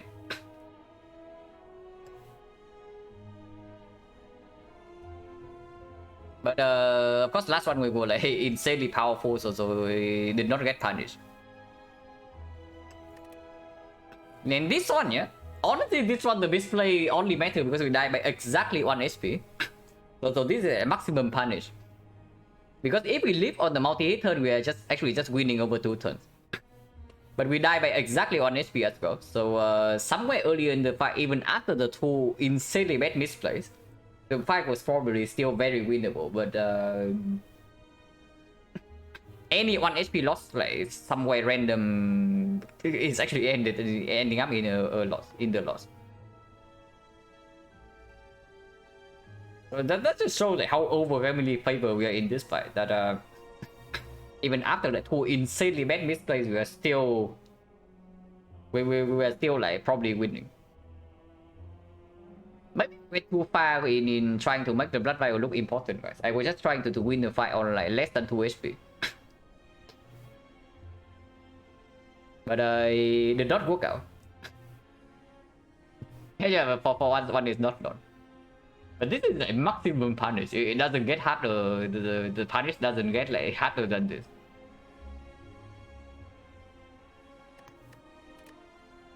But yeah, it's fine. It's fine.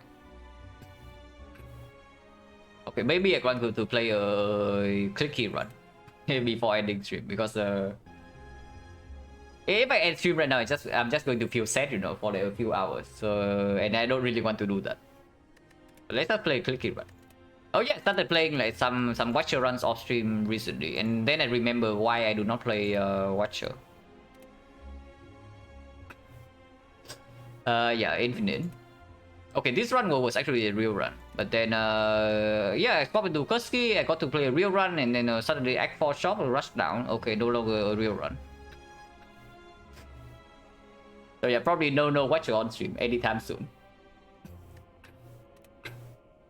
This one was at least a real run, but it's still like overwhelmingly strong. But yeah, once again, it's just a Lotus swap into yeah, Infinite.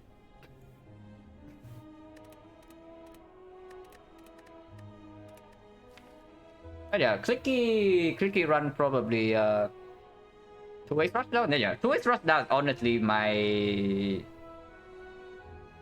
preferred way to play fast Watcher runs. Because having one rushdown, you actually need to think about like manipulating draw or the hard fight and then whatever nonsense. You have two rushdown, you don't really care. The moment you draw into eruption, you win. Because your hand gets filled automatically. It's just my preferred way to play. Even if I know the second rushdown is not optimal, I just pick it because it makes things faster, and it still wins anyway. So like, is it really bad? Oh yeah, can play a clicky card run.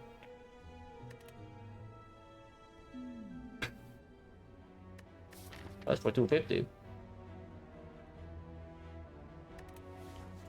Diamond, Courage. XecnaR go left.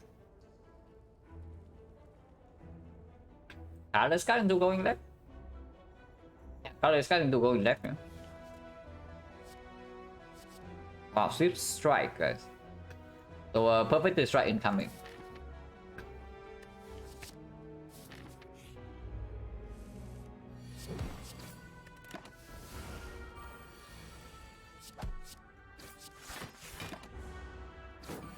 Bad anger? Kind of, it does have a strike keyword. Wow, real anger. That's a little bit weird, but it's probably still good. Especially if we run into floor 6 and lead into floor 8 burning. Not rude.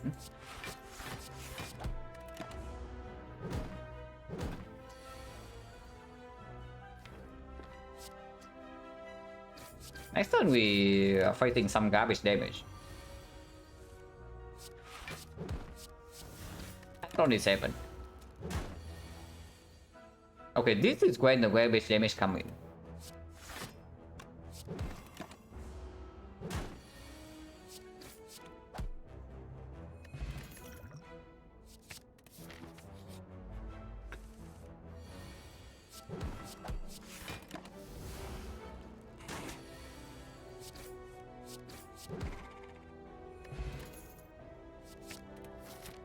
So 30.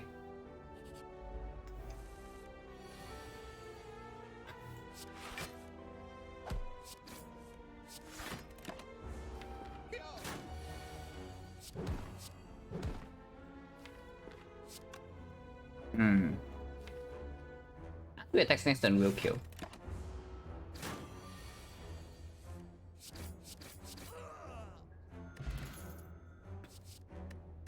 Kind of garbage. Yeah, kind of garbage. Oh my god, like actual garbage. Actual garbage? The Abacus are probably okay. It is probably okay. Offering on sale is a tempting tool, and we can afford offering on sale and card remove. Yeah, the Abacus is good on the character, but what about offering into strike remove? Your strike seems to be complete trash. We only added like 3 attacks, and these are the actual garbage, and we don't have perfected strike.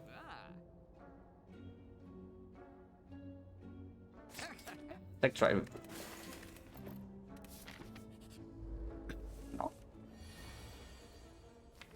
Skill potion can happen this fight, might happen next fight. 40% potion chance. Duplication doesn't even go on anything here. But skill potion in this fight also doesn't really perform unless it gives like shockwave right now, or maybe Inferno Plane.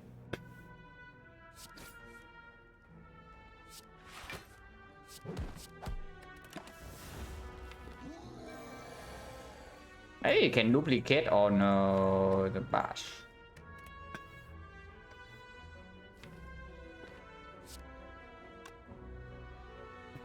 Offering at 5 energy, and we do bash into triple strikes like 35.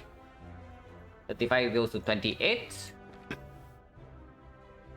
Looping offering is a pretty nice line.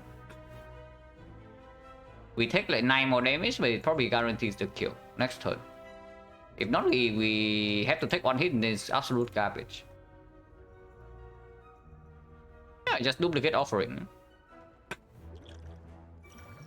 Taking knock, yeah, but if I don't do the math, I just die instantly. So maybe do a little bit of math.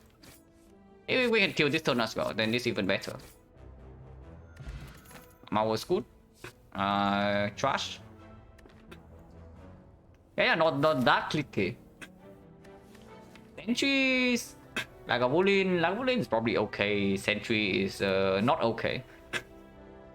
Okay, Sentry is really not okay. But Rampage is not even good. Against Lagavulin, probably one matchup with. And Marble Strip, so this even plays against Sentries. Ever play on lower ascension? Not really.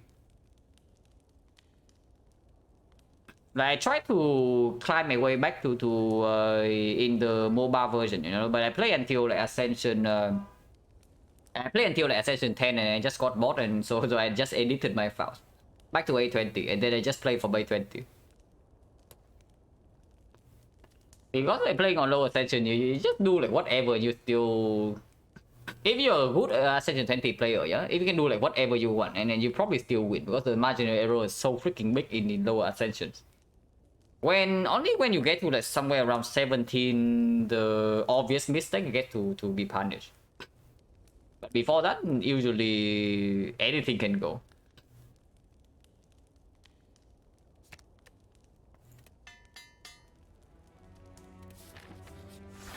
Like a bowling. It didn't draw a bash on turn 1, so probably can open immediately. Offering back to after redraw can be used right now, but yeah, it's just much better as a redraw. But we only draw 2 cards, so it doesn't even line up afterwards. But I'm class trigger currently 2. If I win this is 3. On stream at least.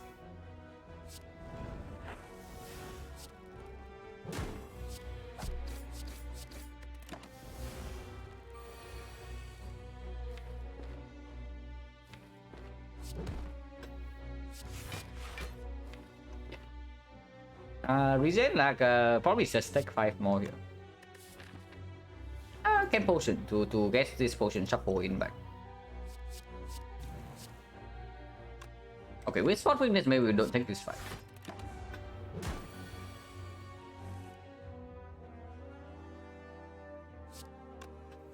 Uh, 13, 6, 18, 18, 15. 18, 20, 20, not enough to kill.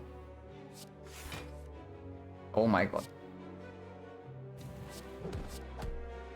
Now it's enough to kill, but of course you don't have energy. Oh, the boot. That I think makes absolutely no sense. And then there's Clothesline, which I guess does a little bit of work on Hexagons. And works with 0 cost cut. It's not Shockwave, it's not Uppercut, but I guess we can pick it. Quite a bit good. And upgrade goes on Pommel.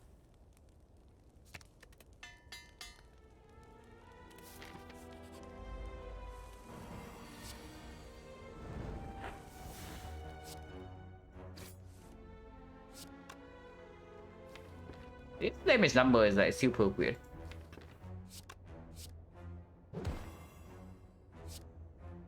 But whatever, I guess you can still kill this.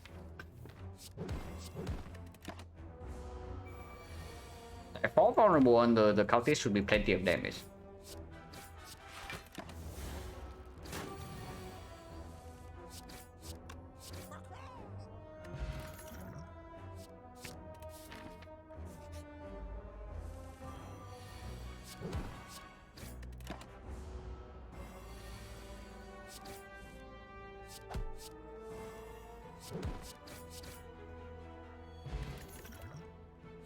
Mokinesis, not interested. Ever boys try complete charge? Not again.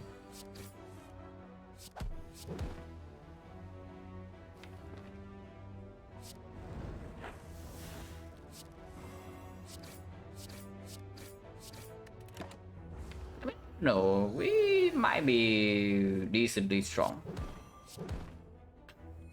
Maybe. Offering Rupture, not interested. Is also up against +2. What are we upgrading? It's probably Clothesline now, yeah? Clothesline Battle Trends. I guess Trends is still slightly stronger. But this does play into Hexagons, but we can also Power Potion into Hexagons. Power Potion into Duplication Potion, that probably goes a little bit too far. Duplication probably still better than block. Especially if we upgrade the Clothesline here.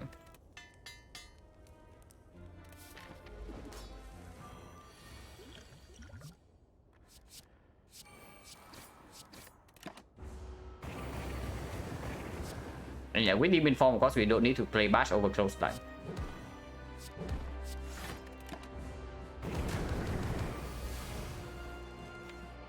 We don't even need to play Offering. And I want to shuffle out all the garbage, yeah? Okay, this much I play.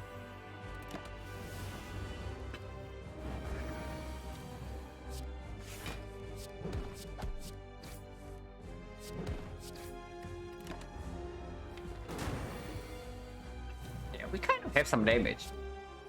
Kind of.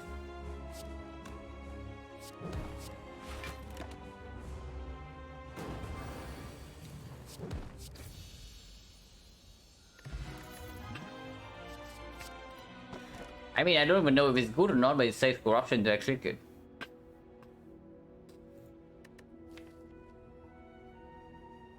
Hammer? Cube is nice, but this costs 2, this costs 2, also it's this freaking attack. The corruption doesn't make us able to play these two on the same turn. And we almost try energy play with this energy play with this energy plays. For class is like somewhat decent. You're exactly to see corruption, pick corruption, yeah.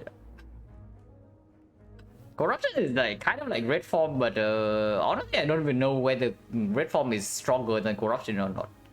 Just in a vacuum. Like, corruption is pretty super mega nuts. And yeah, with Fusion Hammer we want to avoid fires unless we really need to. Only 2 elites though. So it's probably this one. Let's shock and go to. Okay, so we don't care about this shock.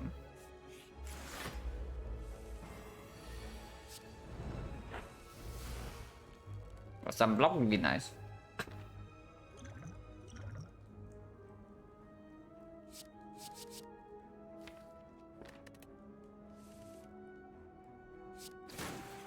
Oh, the boot.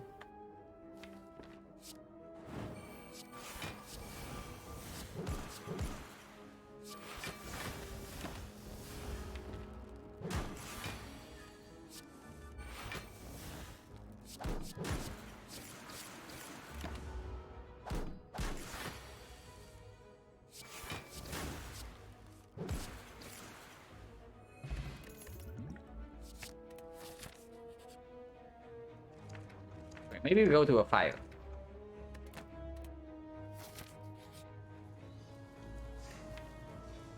Upgrade on Yeah, some on corruption is okay. Taking tongs and then removing it right here, also okay. Tong is so freaking strong. Yeah, could have paid Rupture, but this time we don't have Reaper, so I don't know how good that is. Yeah, I can go to the shop right away, I guess. Oh my god. I guess we are not removing pain. Yeah, I guess we are not removing pain, guys. Like, pivot. Instant pivot.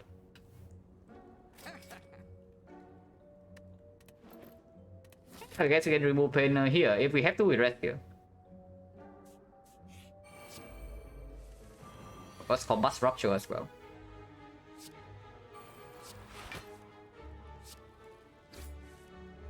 Ouch.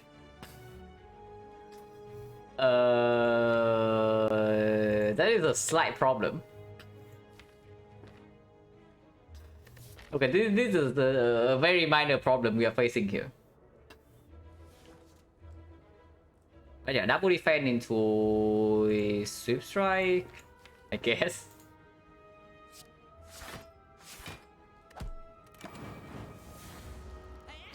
Profit insane relics, yeah, insane relics, but they also come at a price. They're not exactly super free.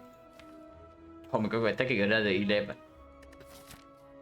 What's the preserve insect worth it? Nobody will... nobody knows. It's only worth it if we survive these 2 nodes and then get to upgrade here. Otherwise, not so good.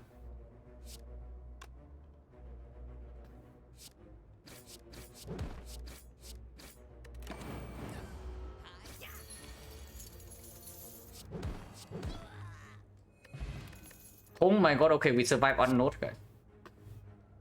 We get to survive on node no matter what. And yeah, I probably take it over Ancient. Ancient Potion can block the... Ancient Potion can block the thing. Ancient Potion can block the Battle Trance debuff. But we just duplicate the power into Elite Fire and then we smoke bomb away from this if it's something complete trash.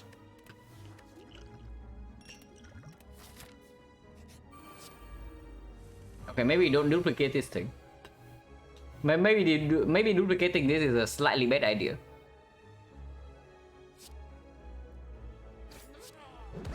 Slightly.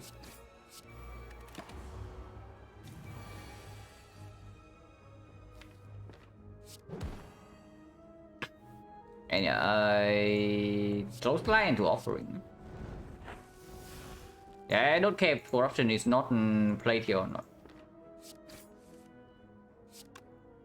We got paid next turn. Enforce pain this turn. But that also pays 9 damage. Nice. Okay. Now we are talking. It's dead? What do you mean I'm dead? What do you mean I'm dead? And yeah, we can loop this to get out of here right now. But Battle Trance, if it draws into any damage card, we also get a kill. Wait, it is 13... yeah, any damage card will kill. Yeah, free Elite Fight. The leader is a she. Oh, we got Pocket Watch. Ah, Shockwave. Speed Potion was Smoke Bomb... yeah, not interested in Speed Potion, right? We just bomb away from this fight if things go badly.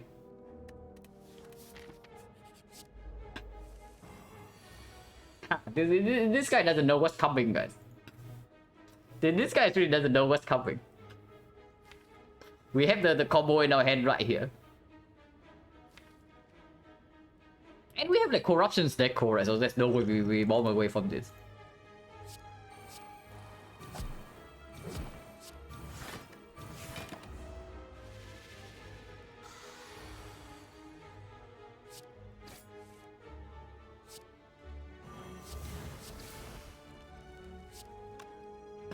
$27. Probably should just flop.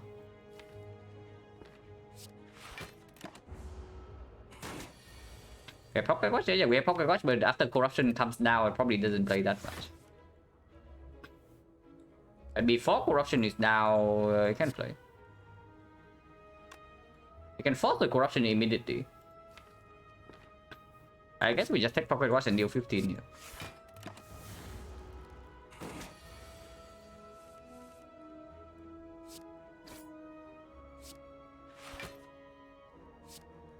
Yeah, 21, just a kill.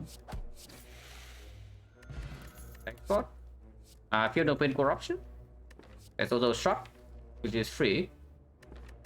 But we probably don't say no to field open. And smoke bomb can go away. Hopefully it's not like red mask bandits or something. Good rest here. We'll take it right before the shot with us. We need healing. Yeah, question mark shot is here, but we don't care, yeah?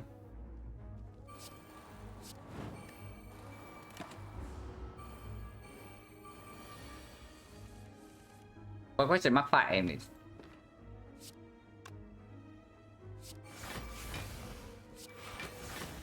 I probably want to pay some HP here. Because I want to draw into shockwave because I actually attack. Okay, so start with combo, lose a little bit of damage, but then this better trends will guarantee. Maybe a slight problem. We have like no block left in the deck.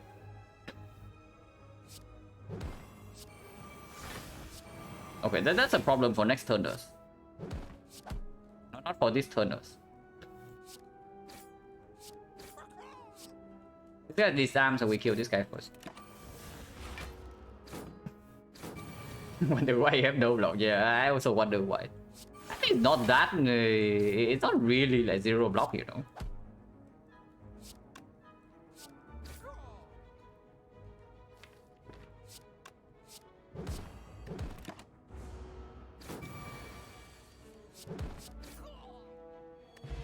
Oh yeah, could have used this as well. I just forgot about freaking Y base. Oh my god, perfect strike plus, guys. Upgraded with Swift Strike.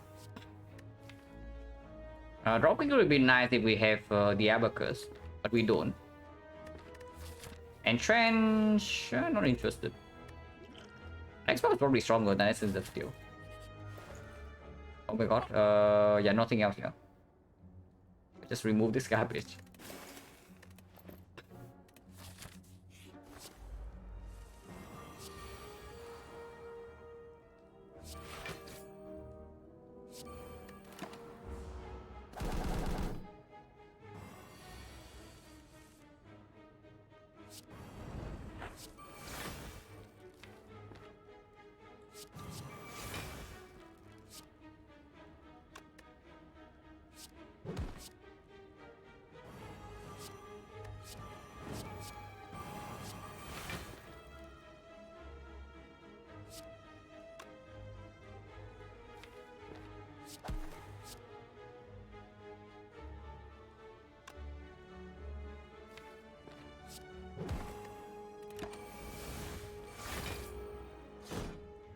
Yeah, that would not feel no pain coming in hot.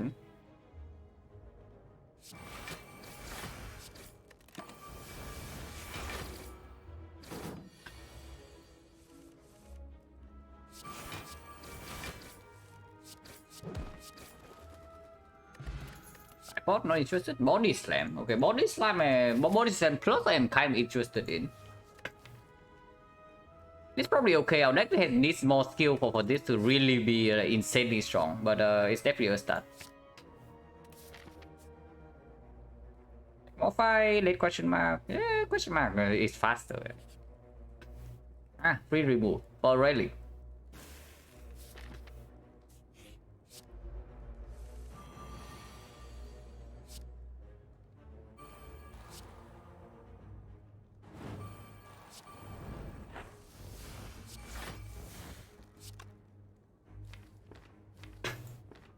Maybe this fight is slightly dangerous. Slightly. But we break Poké system.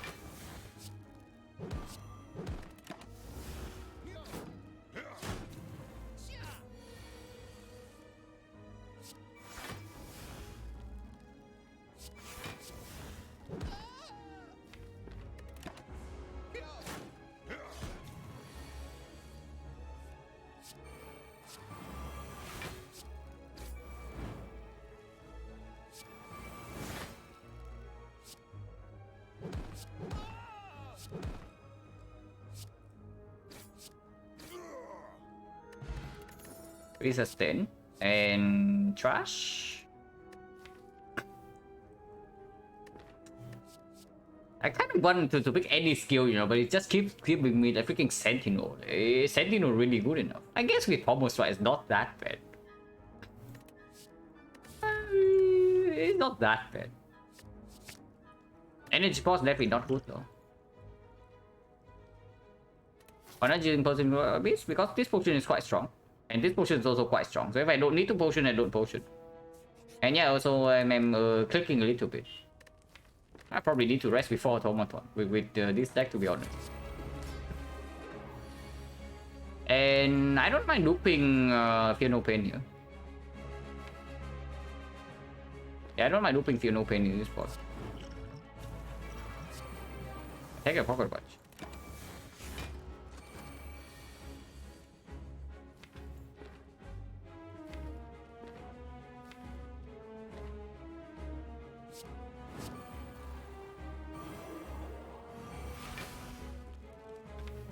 And I think I want to take Pocket Watch again. This guy's stealing Offering. I'm sure I've used this as well. Mana Sentinel, yeah, but I don't want to break Pocket Watch. I want to have a big body slam turn or something. Maybe I should have used this.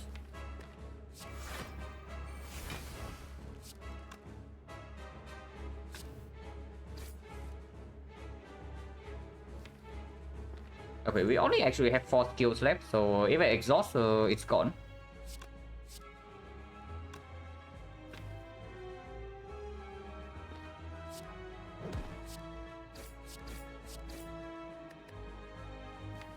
And leave this in the deck actually.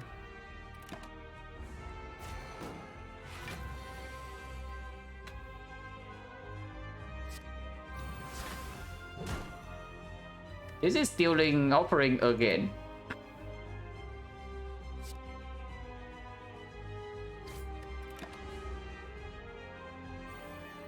Okay, this side is looking a little bit sus.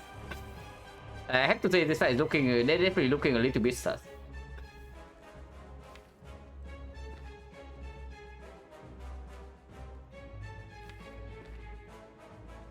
We have not like dealt any damage to this guy, and Body Slam the death card soon.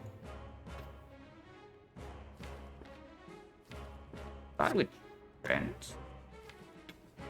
He is weakened next turn at least, so next turn we never die. But we need to deal damage at some point, we have no AoE.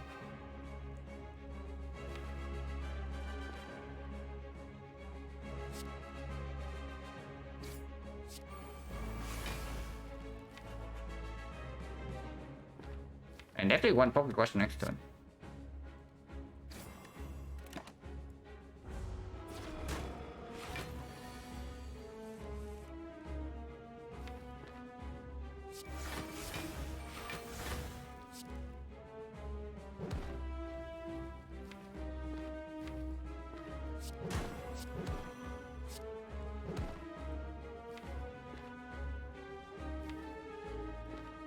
Yeah, Offering's fine. If we break the thing already, then sure.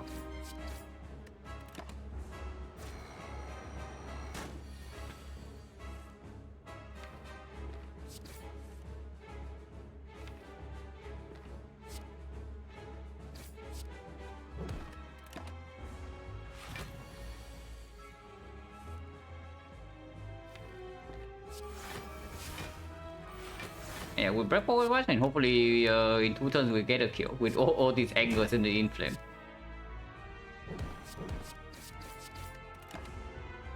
Because otherwise we are dead soon.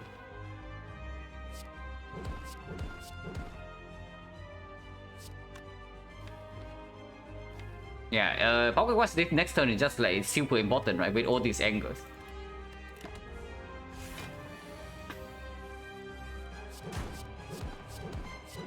We are fine. Another corruption, Exhume has to be good, yeah? Exhume has to be good. Deck needs like way more skills than this. Pyramid? Man, could have had Pyramid, the Abacus, and some other nonsense.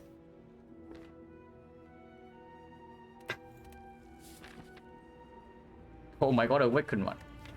I guess against the Awakened one, we can just not play this and play like double disarm.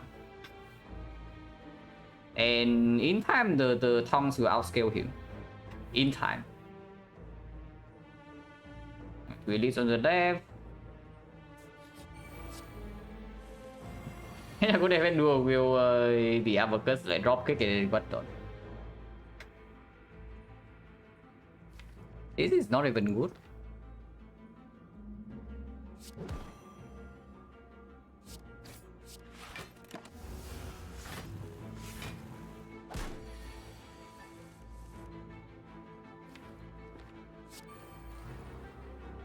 Oh my god, So what I'm gathering from this is that before we get to corruption, our deck is like kind of trash.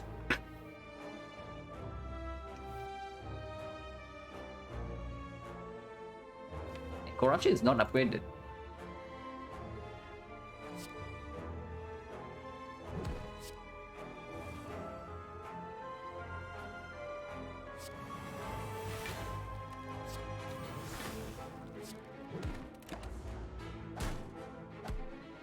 Ouch.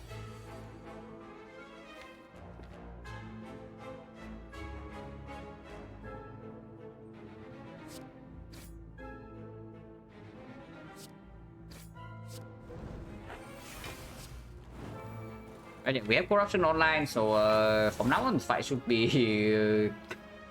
I wouldn't say free from here, but we are a lot stronger.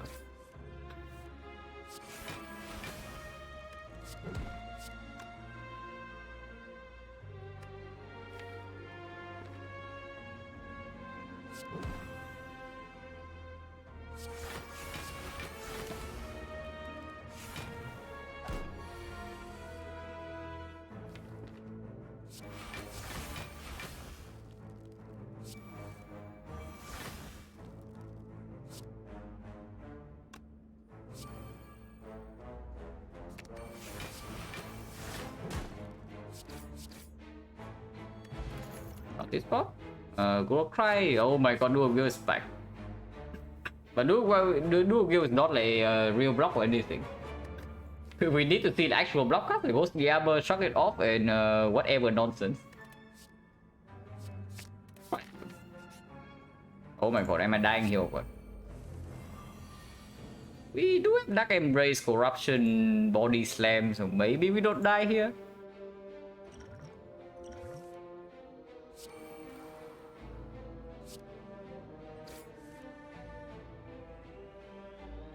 There's no need to take Pocket Watch, yeah?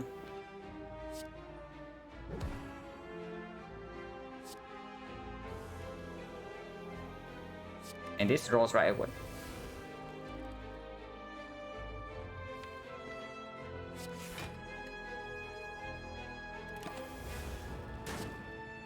Ouch. Okay, Corruption is here, so we get one shot.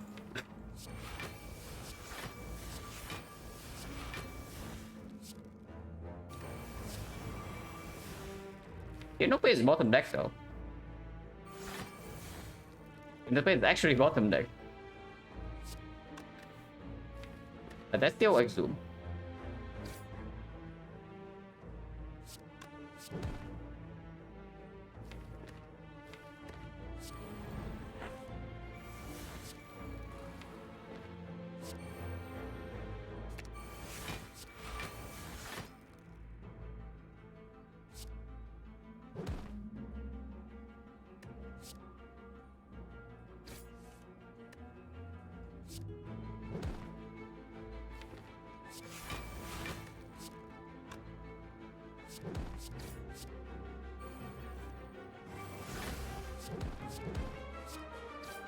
We just one shot.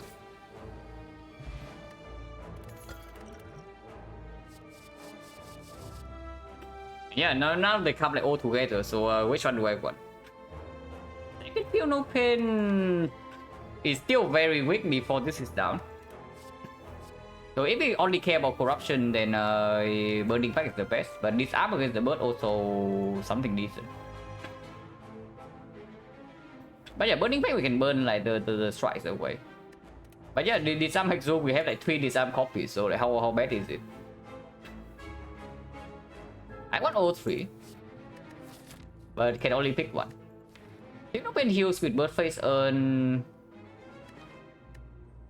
It's just burning pack, right? It's probably just burning pack. Like we have way too many strikes still, and we need to the way to remove this crap. And yeah, burning pack is the thing that makes us the fastest. What about this? Oh my god, we could have been so freaking infinite. We could have been like so freaking infinite. Oh yeah, burning pack with the sentinel as well. Like absolutely. I think we are still infinite if we try hard enough. Yeah, we don't have. I have the abacus, and we don't have dual wheel. But the electric wheel, it was not good at the time, right? We had no way to get rid of the strikes yet. And I don't know. I feel like it's like way too slow. But from right now, maybe we can try to transition back to the infinite. This is okay, but only after we get Dark Embrace, and it costs like 15 freaking HP. Ghost Slam? I guess Ghost Slam is okay, but we also build up too much block. Also, we are freaking dying if I take this, so I don't know. Probably just lose HP. Oh my god.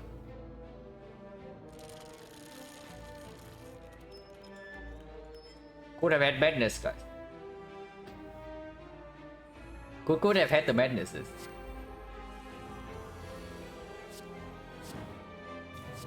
Ah, misplay. Wrong order for sure.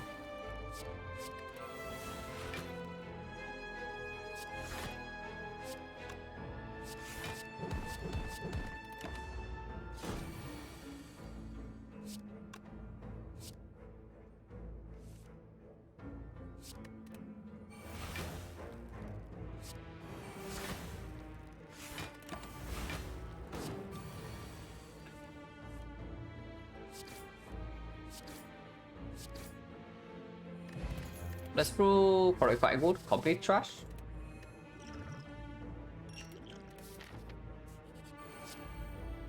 Corruption opening hand.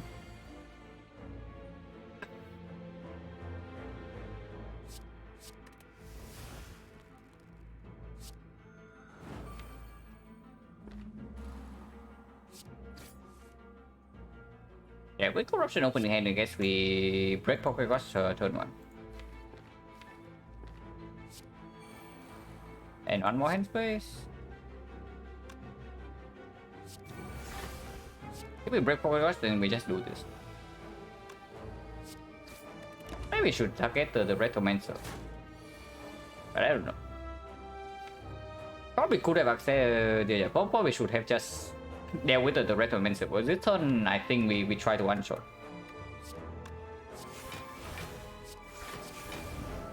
With the Game Screw. And we need to gamble before the trades.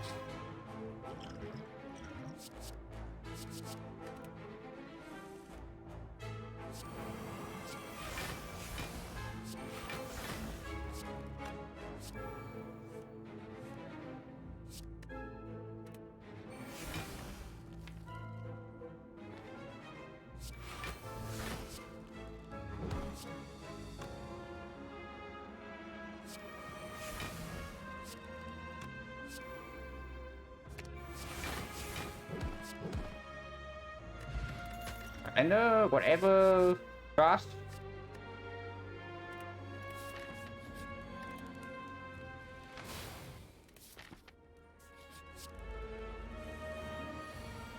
Oh yeah, we also have freaking Entradian burst face on. Nemesis is a slight problem. Slight. Of course, doesn't matter here, but can still take it.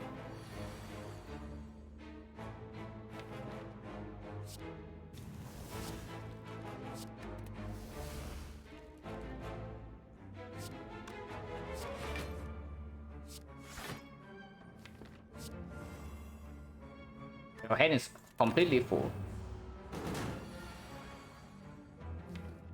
And Corruption, feel no pain bottom deck, yeah?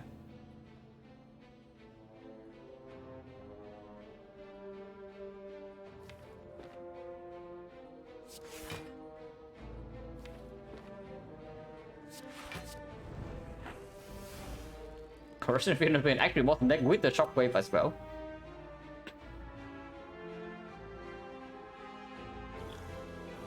I don't want to spend energy on Bash.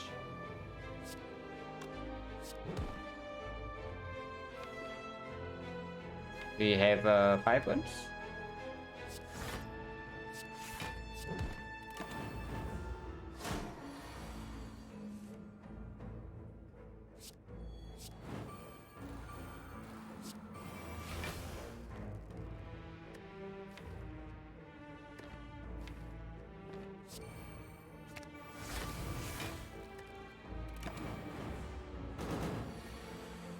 Rude, but he's probably dead this turn.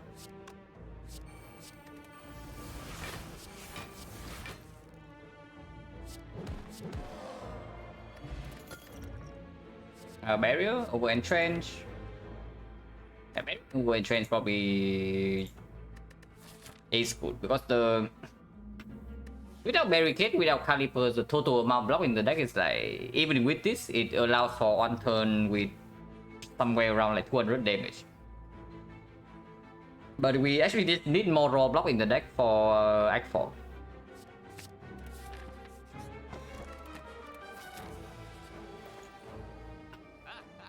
Second win.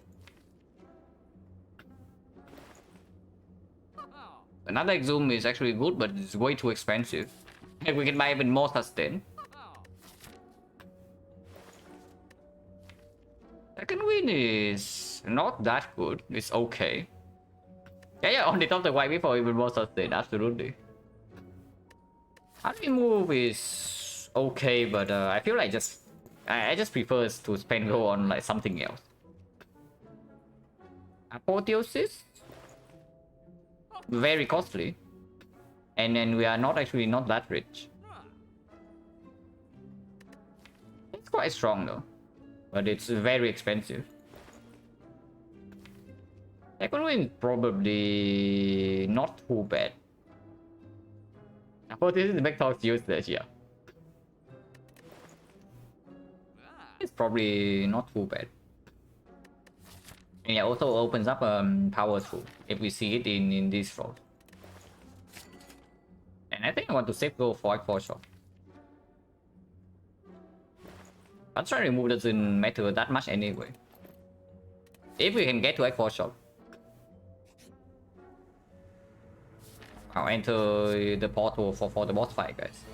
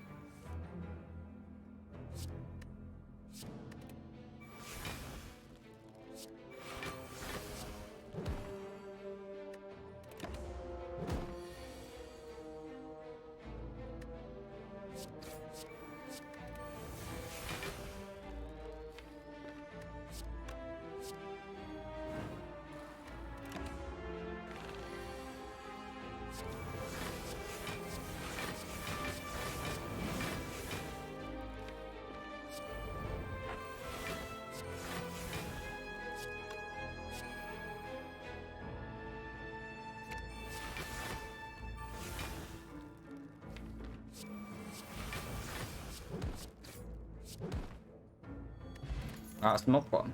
Garbage. Man, even with question gun, like we have actually not seen any skills. So that's slightly annoying. Combust. Combust into corruption, into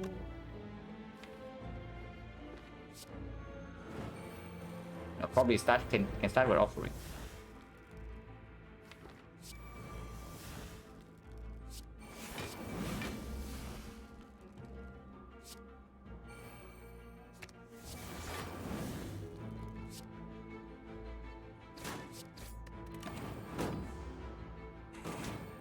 No, your former Madness Infinite, yeah. We're gonna be so freaking infinite this run. For sure.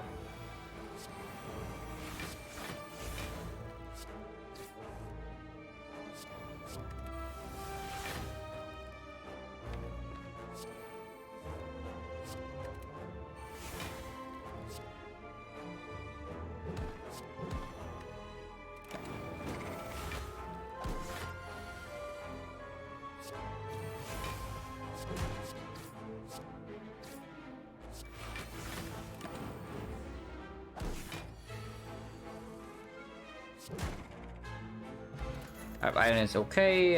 Block cuts. Probably is just better than Ghostly, yeah, in this spot.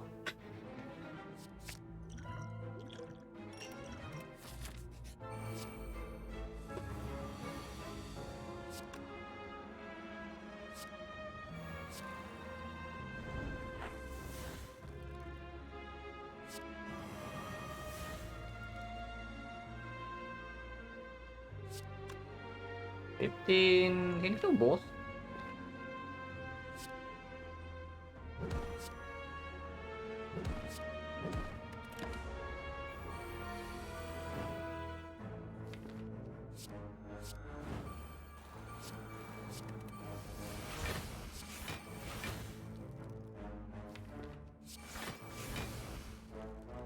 I guess we leave some skills left to when we draw into this to one shot.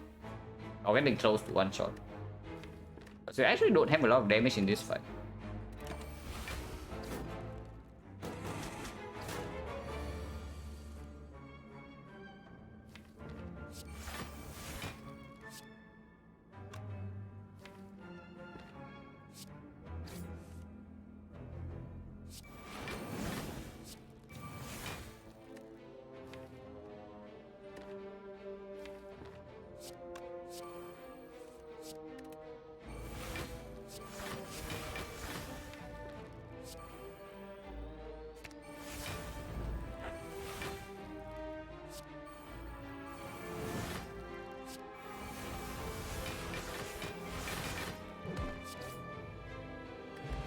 Correct? Second body slam plus? Not really, right? Okay.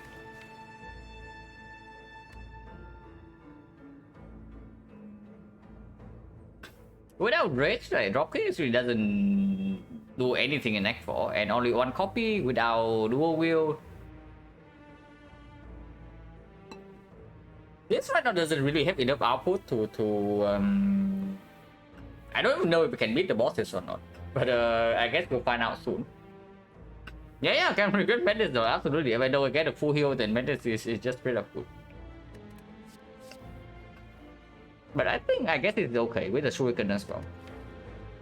But after the situation is that currently after we exhaust down like everything, then we actually don't have damage anymore. After one hit a body slam, dropping the Shuriken maybe can help with that. Second body slam is also a thing, but that doesn't beat this fight, right? Because this fight we also cannot instantly play corruption.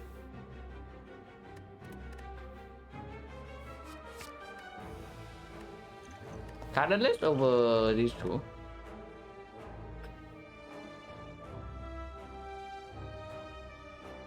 I don't mind. Yeah, I don't mind Heart of Iron in the Awaken Run fight because we actually cannot do.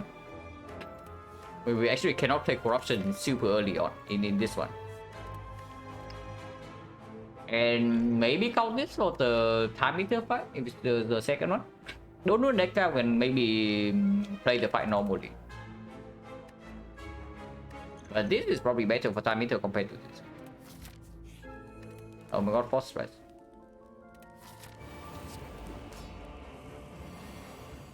Oh yeah, Ingredient also coming in hot in this fight. But we can second win either way. Oh yeah, second win actually performs it. Then we can do disarm into like zoom disarm, and then we can just chain struck into body slam.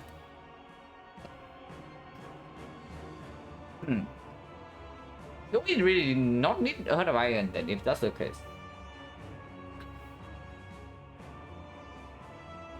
We can always open with this and then see.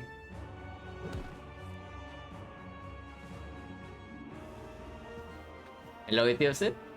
You miss a very set pro, like extremely cool deck and very powerful, but then I just like totally misplayed the hard fight and then threw. So here we are playing Iron Club.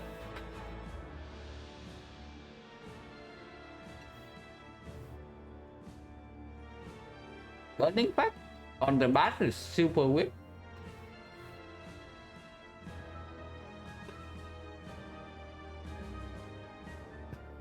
I didn't miss with tracking from Teddy, couldn't say, yeah. But yeah, sometimes you misplay and misplay also get maximum punish.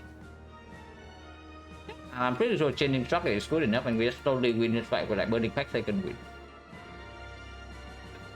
But here I kind of want to draw, so we probably pack away the Rupture Plus immediately.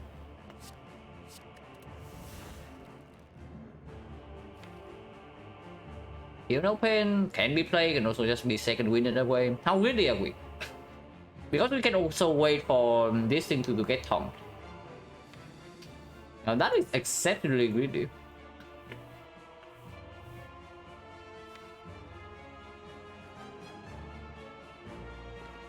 How bad is that really? Okay, but I mean, not drawing any block this turn and this might going to go wrong. Maybe this is good.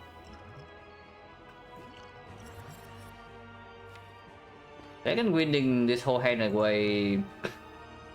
Honestly possible. Second phase we don't even need any disarm, right? So I can just do disarm into exhume into disarm right now and then we second win Feel No Pain.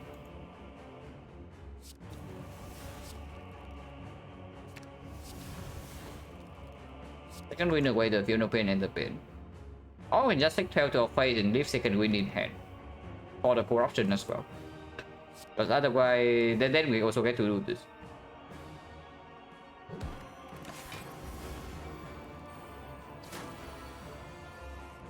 Times 4.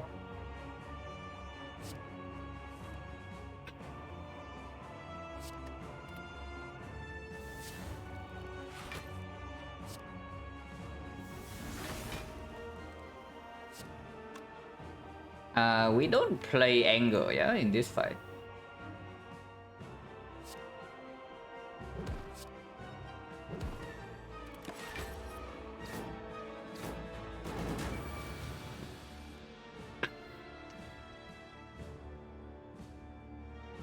Thinking Will didn't have purity technique? Yeah, but it only works at 50-50 and I don't think Will exhausting the Will is wrong. But of course exhausting the sticky strike over before playing the thing you had is like totally stupid. I don't think exhausting the Will is wrong. Because no, the way the fight should have gone is that we get ahead of the heart by one cycle and then we just win. If you get ahead of the heart, you never want to have the Will in the deck because you're just going to blind Will anyway on the first attack. So of course 50-50 of the time it fully blocks for you, but then the other time it's just a break.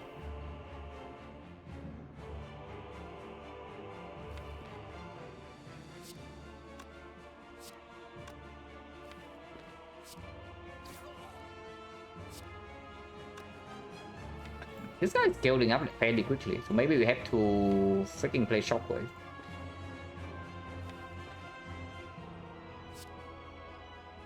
Maybe not.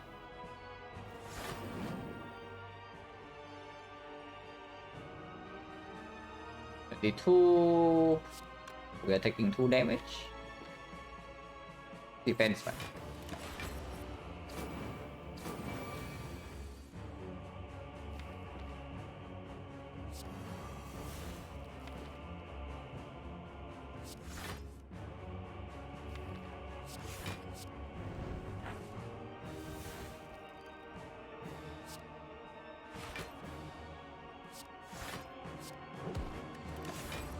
And yeah, after this guy is dead, we exhaust this thing down with Burning Pack, the fight should be relatively chill.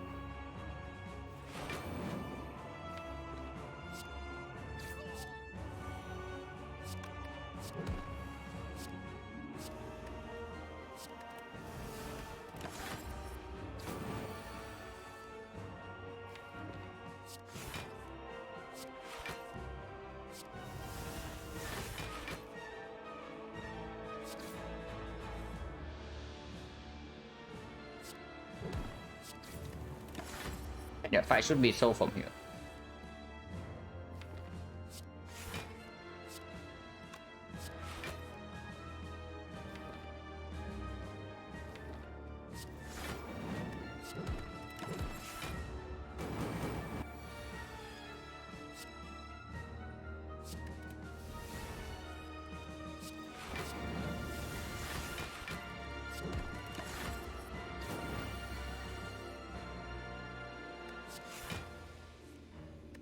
We are so freaking infinite actually. If we have the madness. That doesn't matter.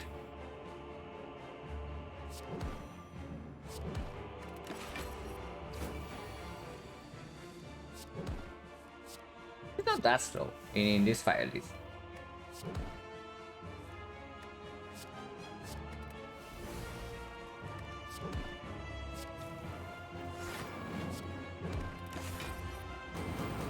And yeah, second win can probably go now.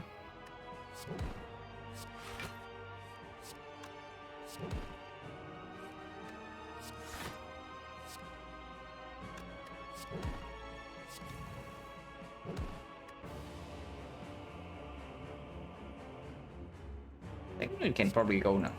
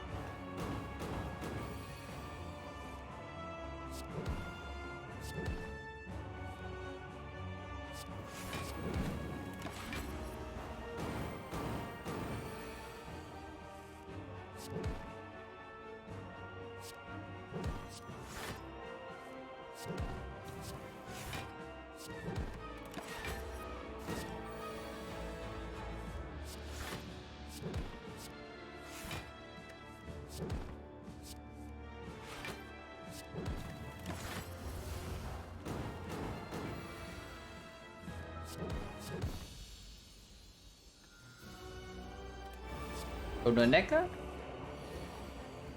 I don't know, can we actually corruption super early in this fight? Maybe we can.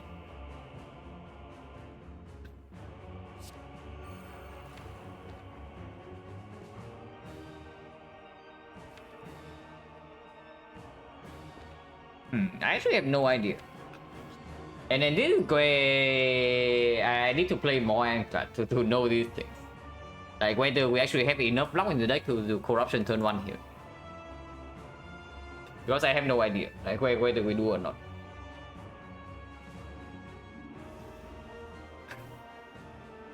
But we do have the stone calendar. And Morris Fam can maybe deal with one of them. Not enough block, waiting don't have block. Yeah, but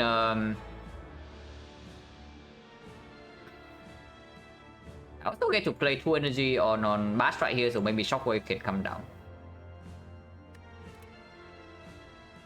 Maybe even get 1 Shuriken stack here as well.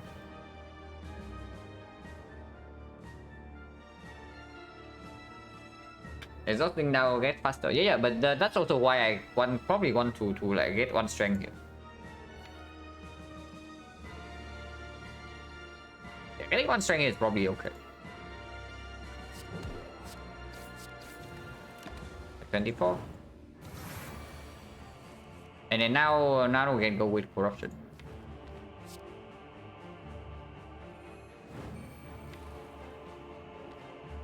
Start with this. Because I want to draw into like Fear No Pain. The disarm probably goes here. Because I want both vulnerable and then weakness on this guy. Start with this, continue with this as well. Not drawing into Feel No Pain is slightly scary.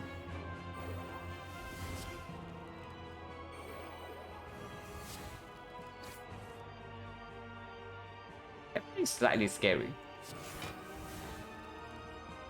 All this time is in my hand.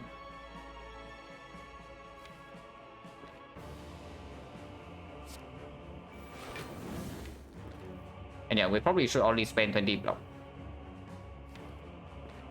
And body slam is better once the pain is down. Also, I can go here.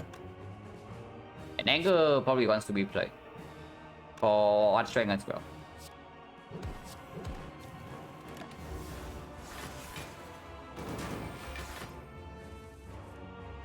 I'm making feel no pain not the best.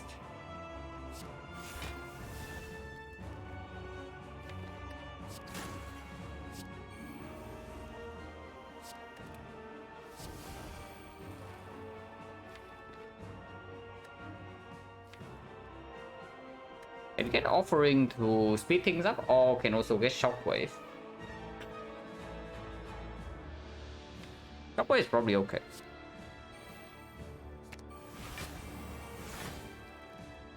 Spend battle trends. Nah, just no normal block, and then body slam for shuriken.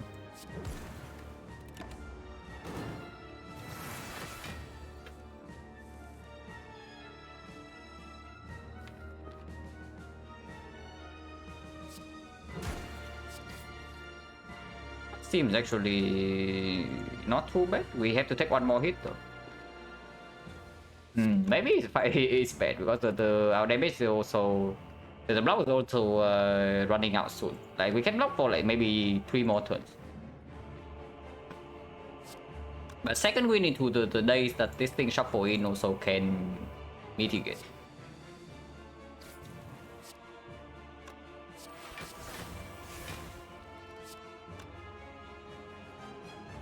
Rocket is better next turn, but can be used right now for...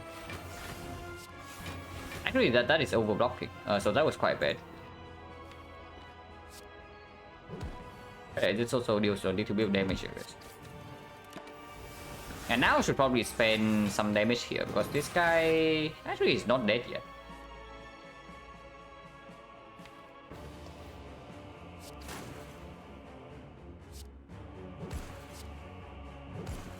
Okay, now he's dead.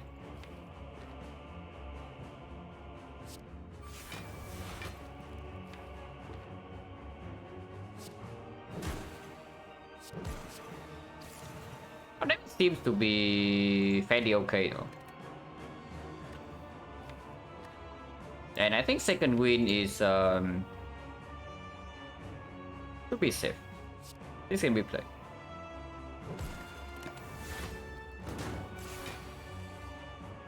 And next turn calendar comes in and he should die.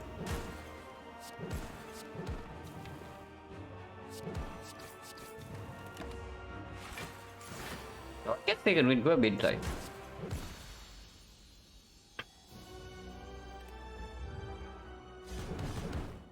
This is definitely not an enough block for Act 4 though, so sure hope that the shop has something. I got 4 stress. Impervious? Heal no pain? Kunai? Kunai doesn't really actually do it. Kunai definitely doesn't do it. If we lean towards Kunai, it means that we don't even play corruption, and that makes no sense. But yeah, Impervious is probably super clear. And then I can see Impervious. I don't know about this second Feel No Pain because I also maybe want to buy Strength Potion, but Counter Potion in the hard fight should be enough. Yeah, we can just do... We can just do like Impervious, Feel No Pain. And then True Grit? We still have go for... No, we don't have go for this. Yeah, if we buy this tool, basically that's all I'll go. But that's just good, right? It's probably just good. And don't buy potions.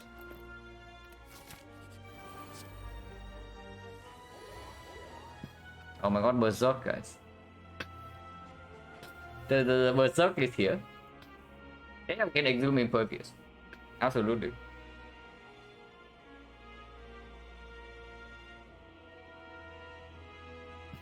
Well, first of all, we need to not get wrecked in this fight, which is not extremely easy to do because we actually don't have Dark Embrace. Yeah, Berserk if you want to die next turn, absolutely. Actually, burning fact away the berserk. If we draw into nothing and take pocket watch. So I guess we take like a super heavy hit here, right at the start.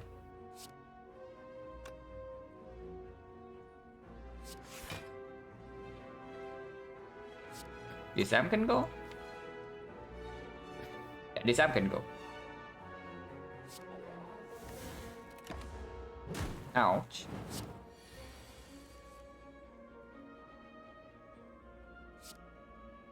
Next time we definitely don't take the thing. We can go here. Zoom on this arm into second wind. Next turn is blind though, so next turn is extremely scary.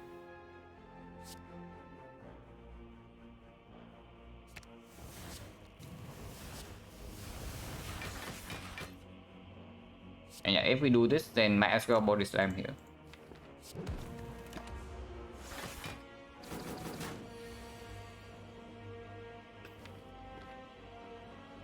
Bottom lane corruption in this fight is super mega painful, and the shockwave, and impervious, and offering.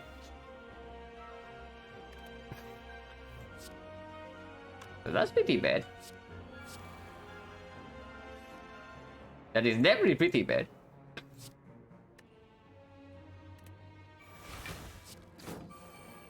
Okay, at least we draw to this.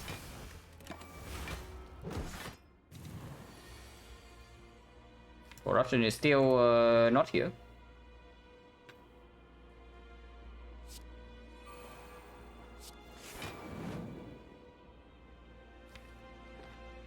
And next time we draw 2 burns and some other crap.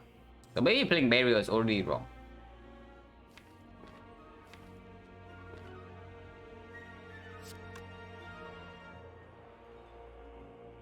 I'll go at least next turn.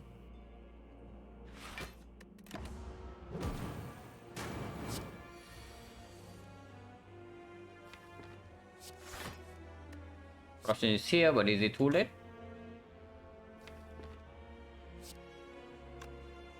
Corruption into Sentinel give us 4 energy, and then we can play Bash Dropkick. 3 energy actually. Okay. Okay, maybe not too late. It's just in time.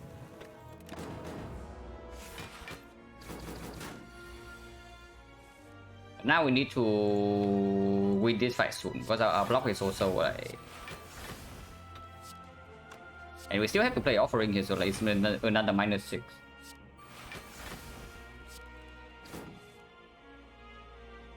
But we should win the fight on next turn.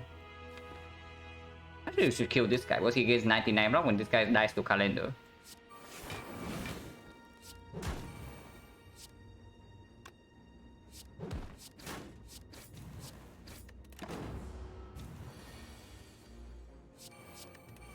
Calendar kills.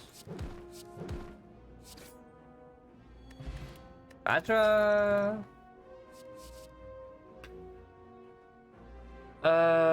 None of these actually help, right? Second Sentinel is actually just not good. And Server so yeah, not interested. With second win in the deck already. Headbutt on the burning pack doesn't cut it. I'll probably take max HP and then hope that we win somehow. I don't even know how, but somehow. This can help.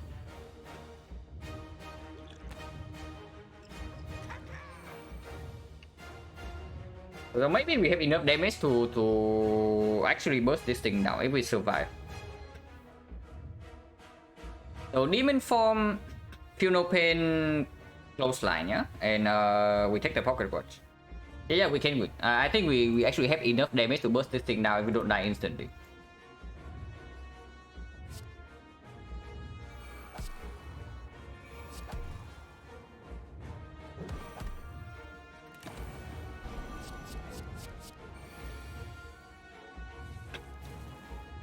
Yeah, this arm also comes exactly on the correct turn, so so far so good. And second win is basically full block next turn. Not basically full block, but this close.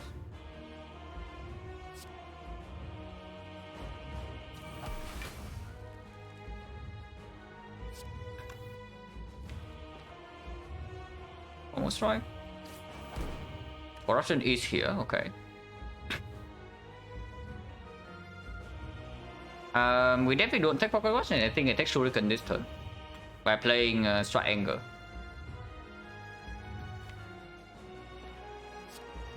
And maybe Battle Trend is also positive in the deck. Maybe Offering can also be played. Offering overdraws right now though. But if I play Strike into Offering, I lose a lot of HP. But that's fine, right? If I reach Feel No Pain right now, it's good. If I reach the Slime right now... Yeah, Offering next turn is just better. Next turn we need a lot of block. I want Shuriken this turn though. And maybe Battle Trance can be played. Nah, we really Battle Trance will be second win the next turn, yeah?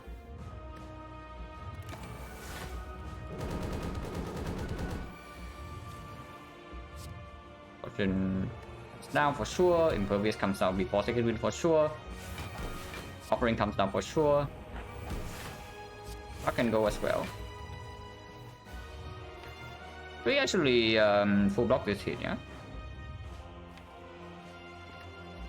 Second winning this whole hand is super weird. We probably don't even want to do that. Exhume can go on Impervious, can go on Shockwave. But with Clothesline Plus in the deck, we probably don't even want to do that. I can see double strike into like maybe Battle Trance and then playing some more blocks. Set barrier? Yeah, I don't play barrier here. At most I play like 2 defense. And we just lose a bit of HP, it's fine.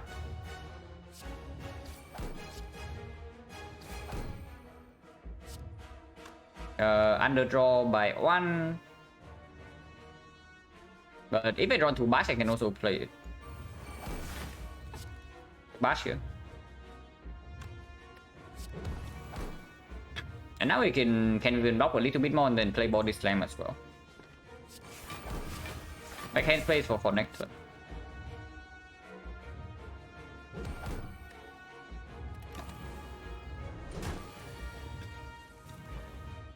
If not drawn to the Shockwave. If not drawn to the Shockwave, then we have to spend some block this turn. I can feel no pain, it's good.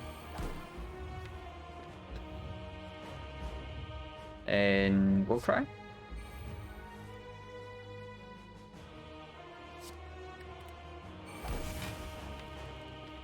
Burning Pack away the burn. Okay. No, reach Shockwave, but I guess we can play Slime into Draw Potion. Draw Potion right now can miss, so we probably have to burn another block if I want to draw into Shockwave right now, and I do.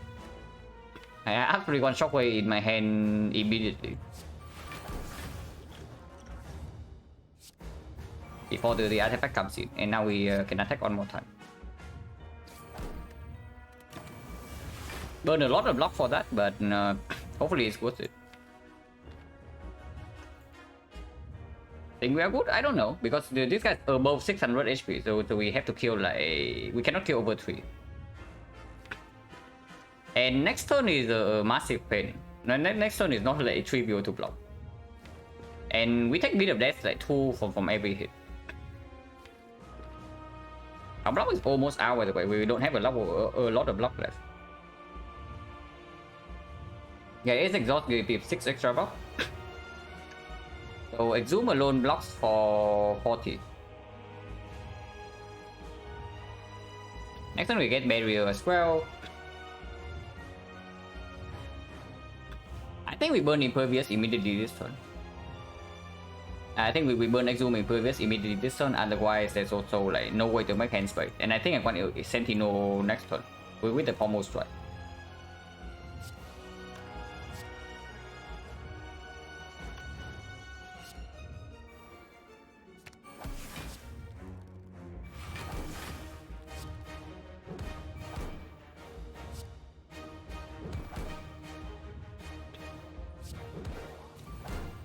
And we take a little bit more damage to make hand space for sure. But the each strike also deals a ton of damage, and we max out. And yeah, now we go in with auto block. Pommel strike not in hand. Exactly bottom deck the cut, but I guess it's okay. If that is so, then we just exhaust this by second wind. It gives small block, and we don't take extra bit of that. And yeah, I guess we are fine.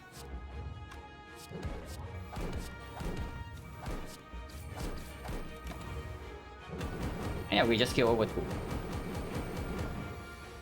If we don't die to bit of that, but we only need a few cast play.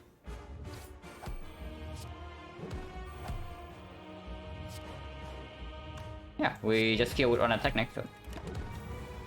Oh, okay, I forgot calendar. But yeah, surprisingly tense. Okay, maybe not surprisingly, but the demon form probably saved the run. Demon form with this ingredient probably carry this run. Otherwise, if we are short on damage, we're just dead here. What is the always way to make it close? Yeah, sure. By buying the abacus to infinite. Yeah, we could have been so freaking infinite, but without the abacus, without madness, like there's no block positivity, right? Because there is also no there is no rage in this run.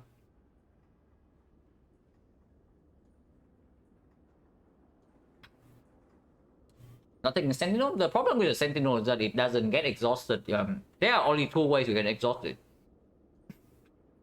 that meaningfully use the energy, and that's the burning pack and then the corruption.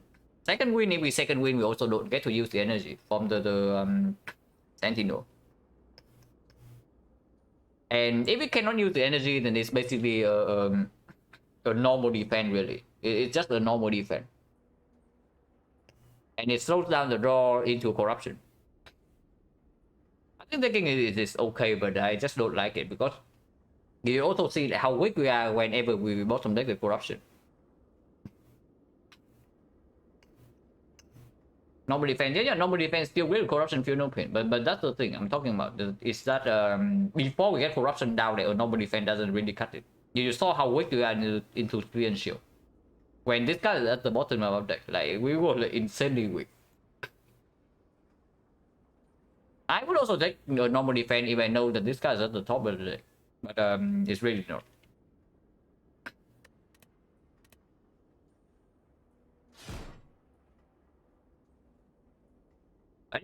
Yeah, 3 strict on Iron Clan. Infinitely higher than the Silent. Yeah, if corruption is bottom, any skill is good. Absolutely. Maybe not absolutely. With bottom corruption and maybe like 2 dark embrace and any skill is good.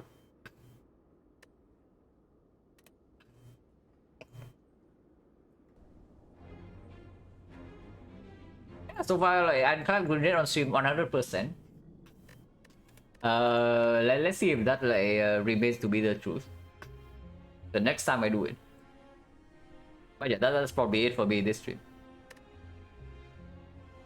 Yeah, I class strict 3, silent strict 0. Something has to be said there. Surely it's not simply a coincidence. My transition into playing class. I mean, yeah, class is really fun. I would probably do class at some point, but I just feel like the power curve of Iron Class is like not really for me. Even if I try to understand the character better and I like play cleanly in the much harder run, I still don't feel like the power curve is for me. If you start the run being like so freaking ahead.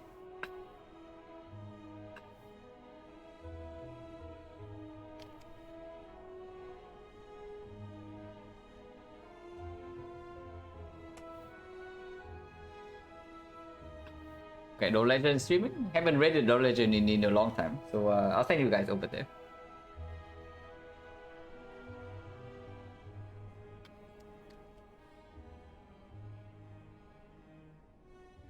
It was pretty fun.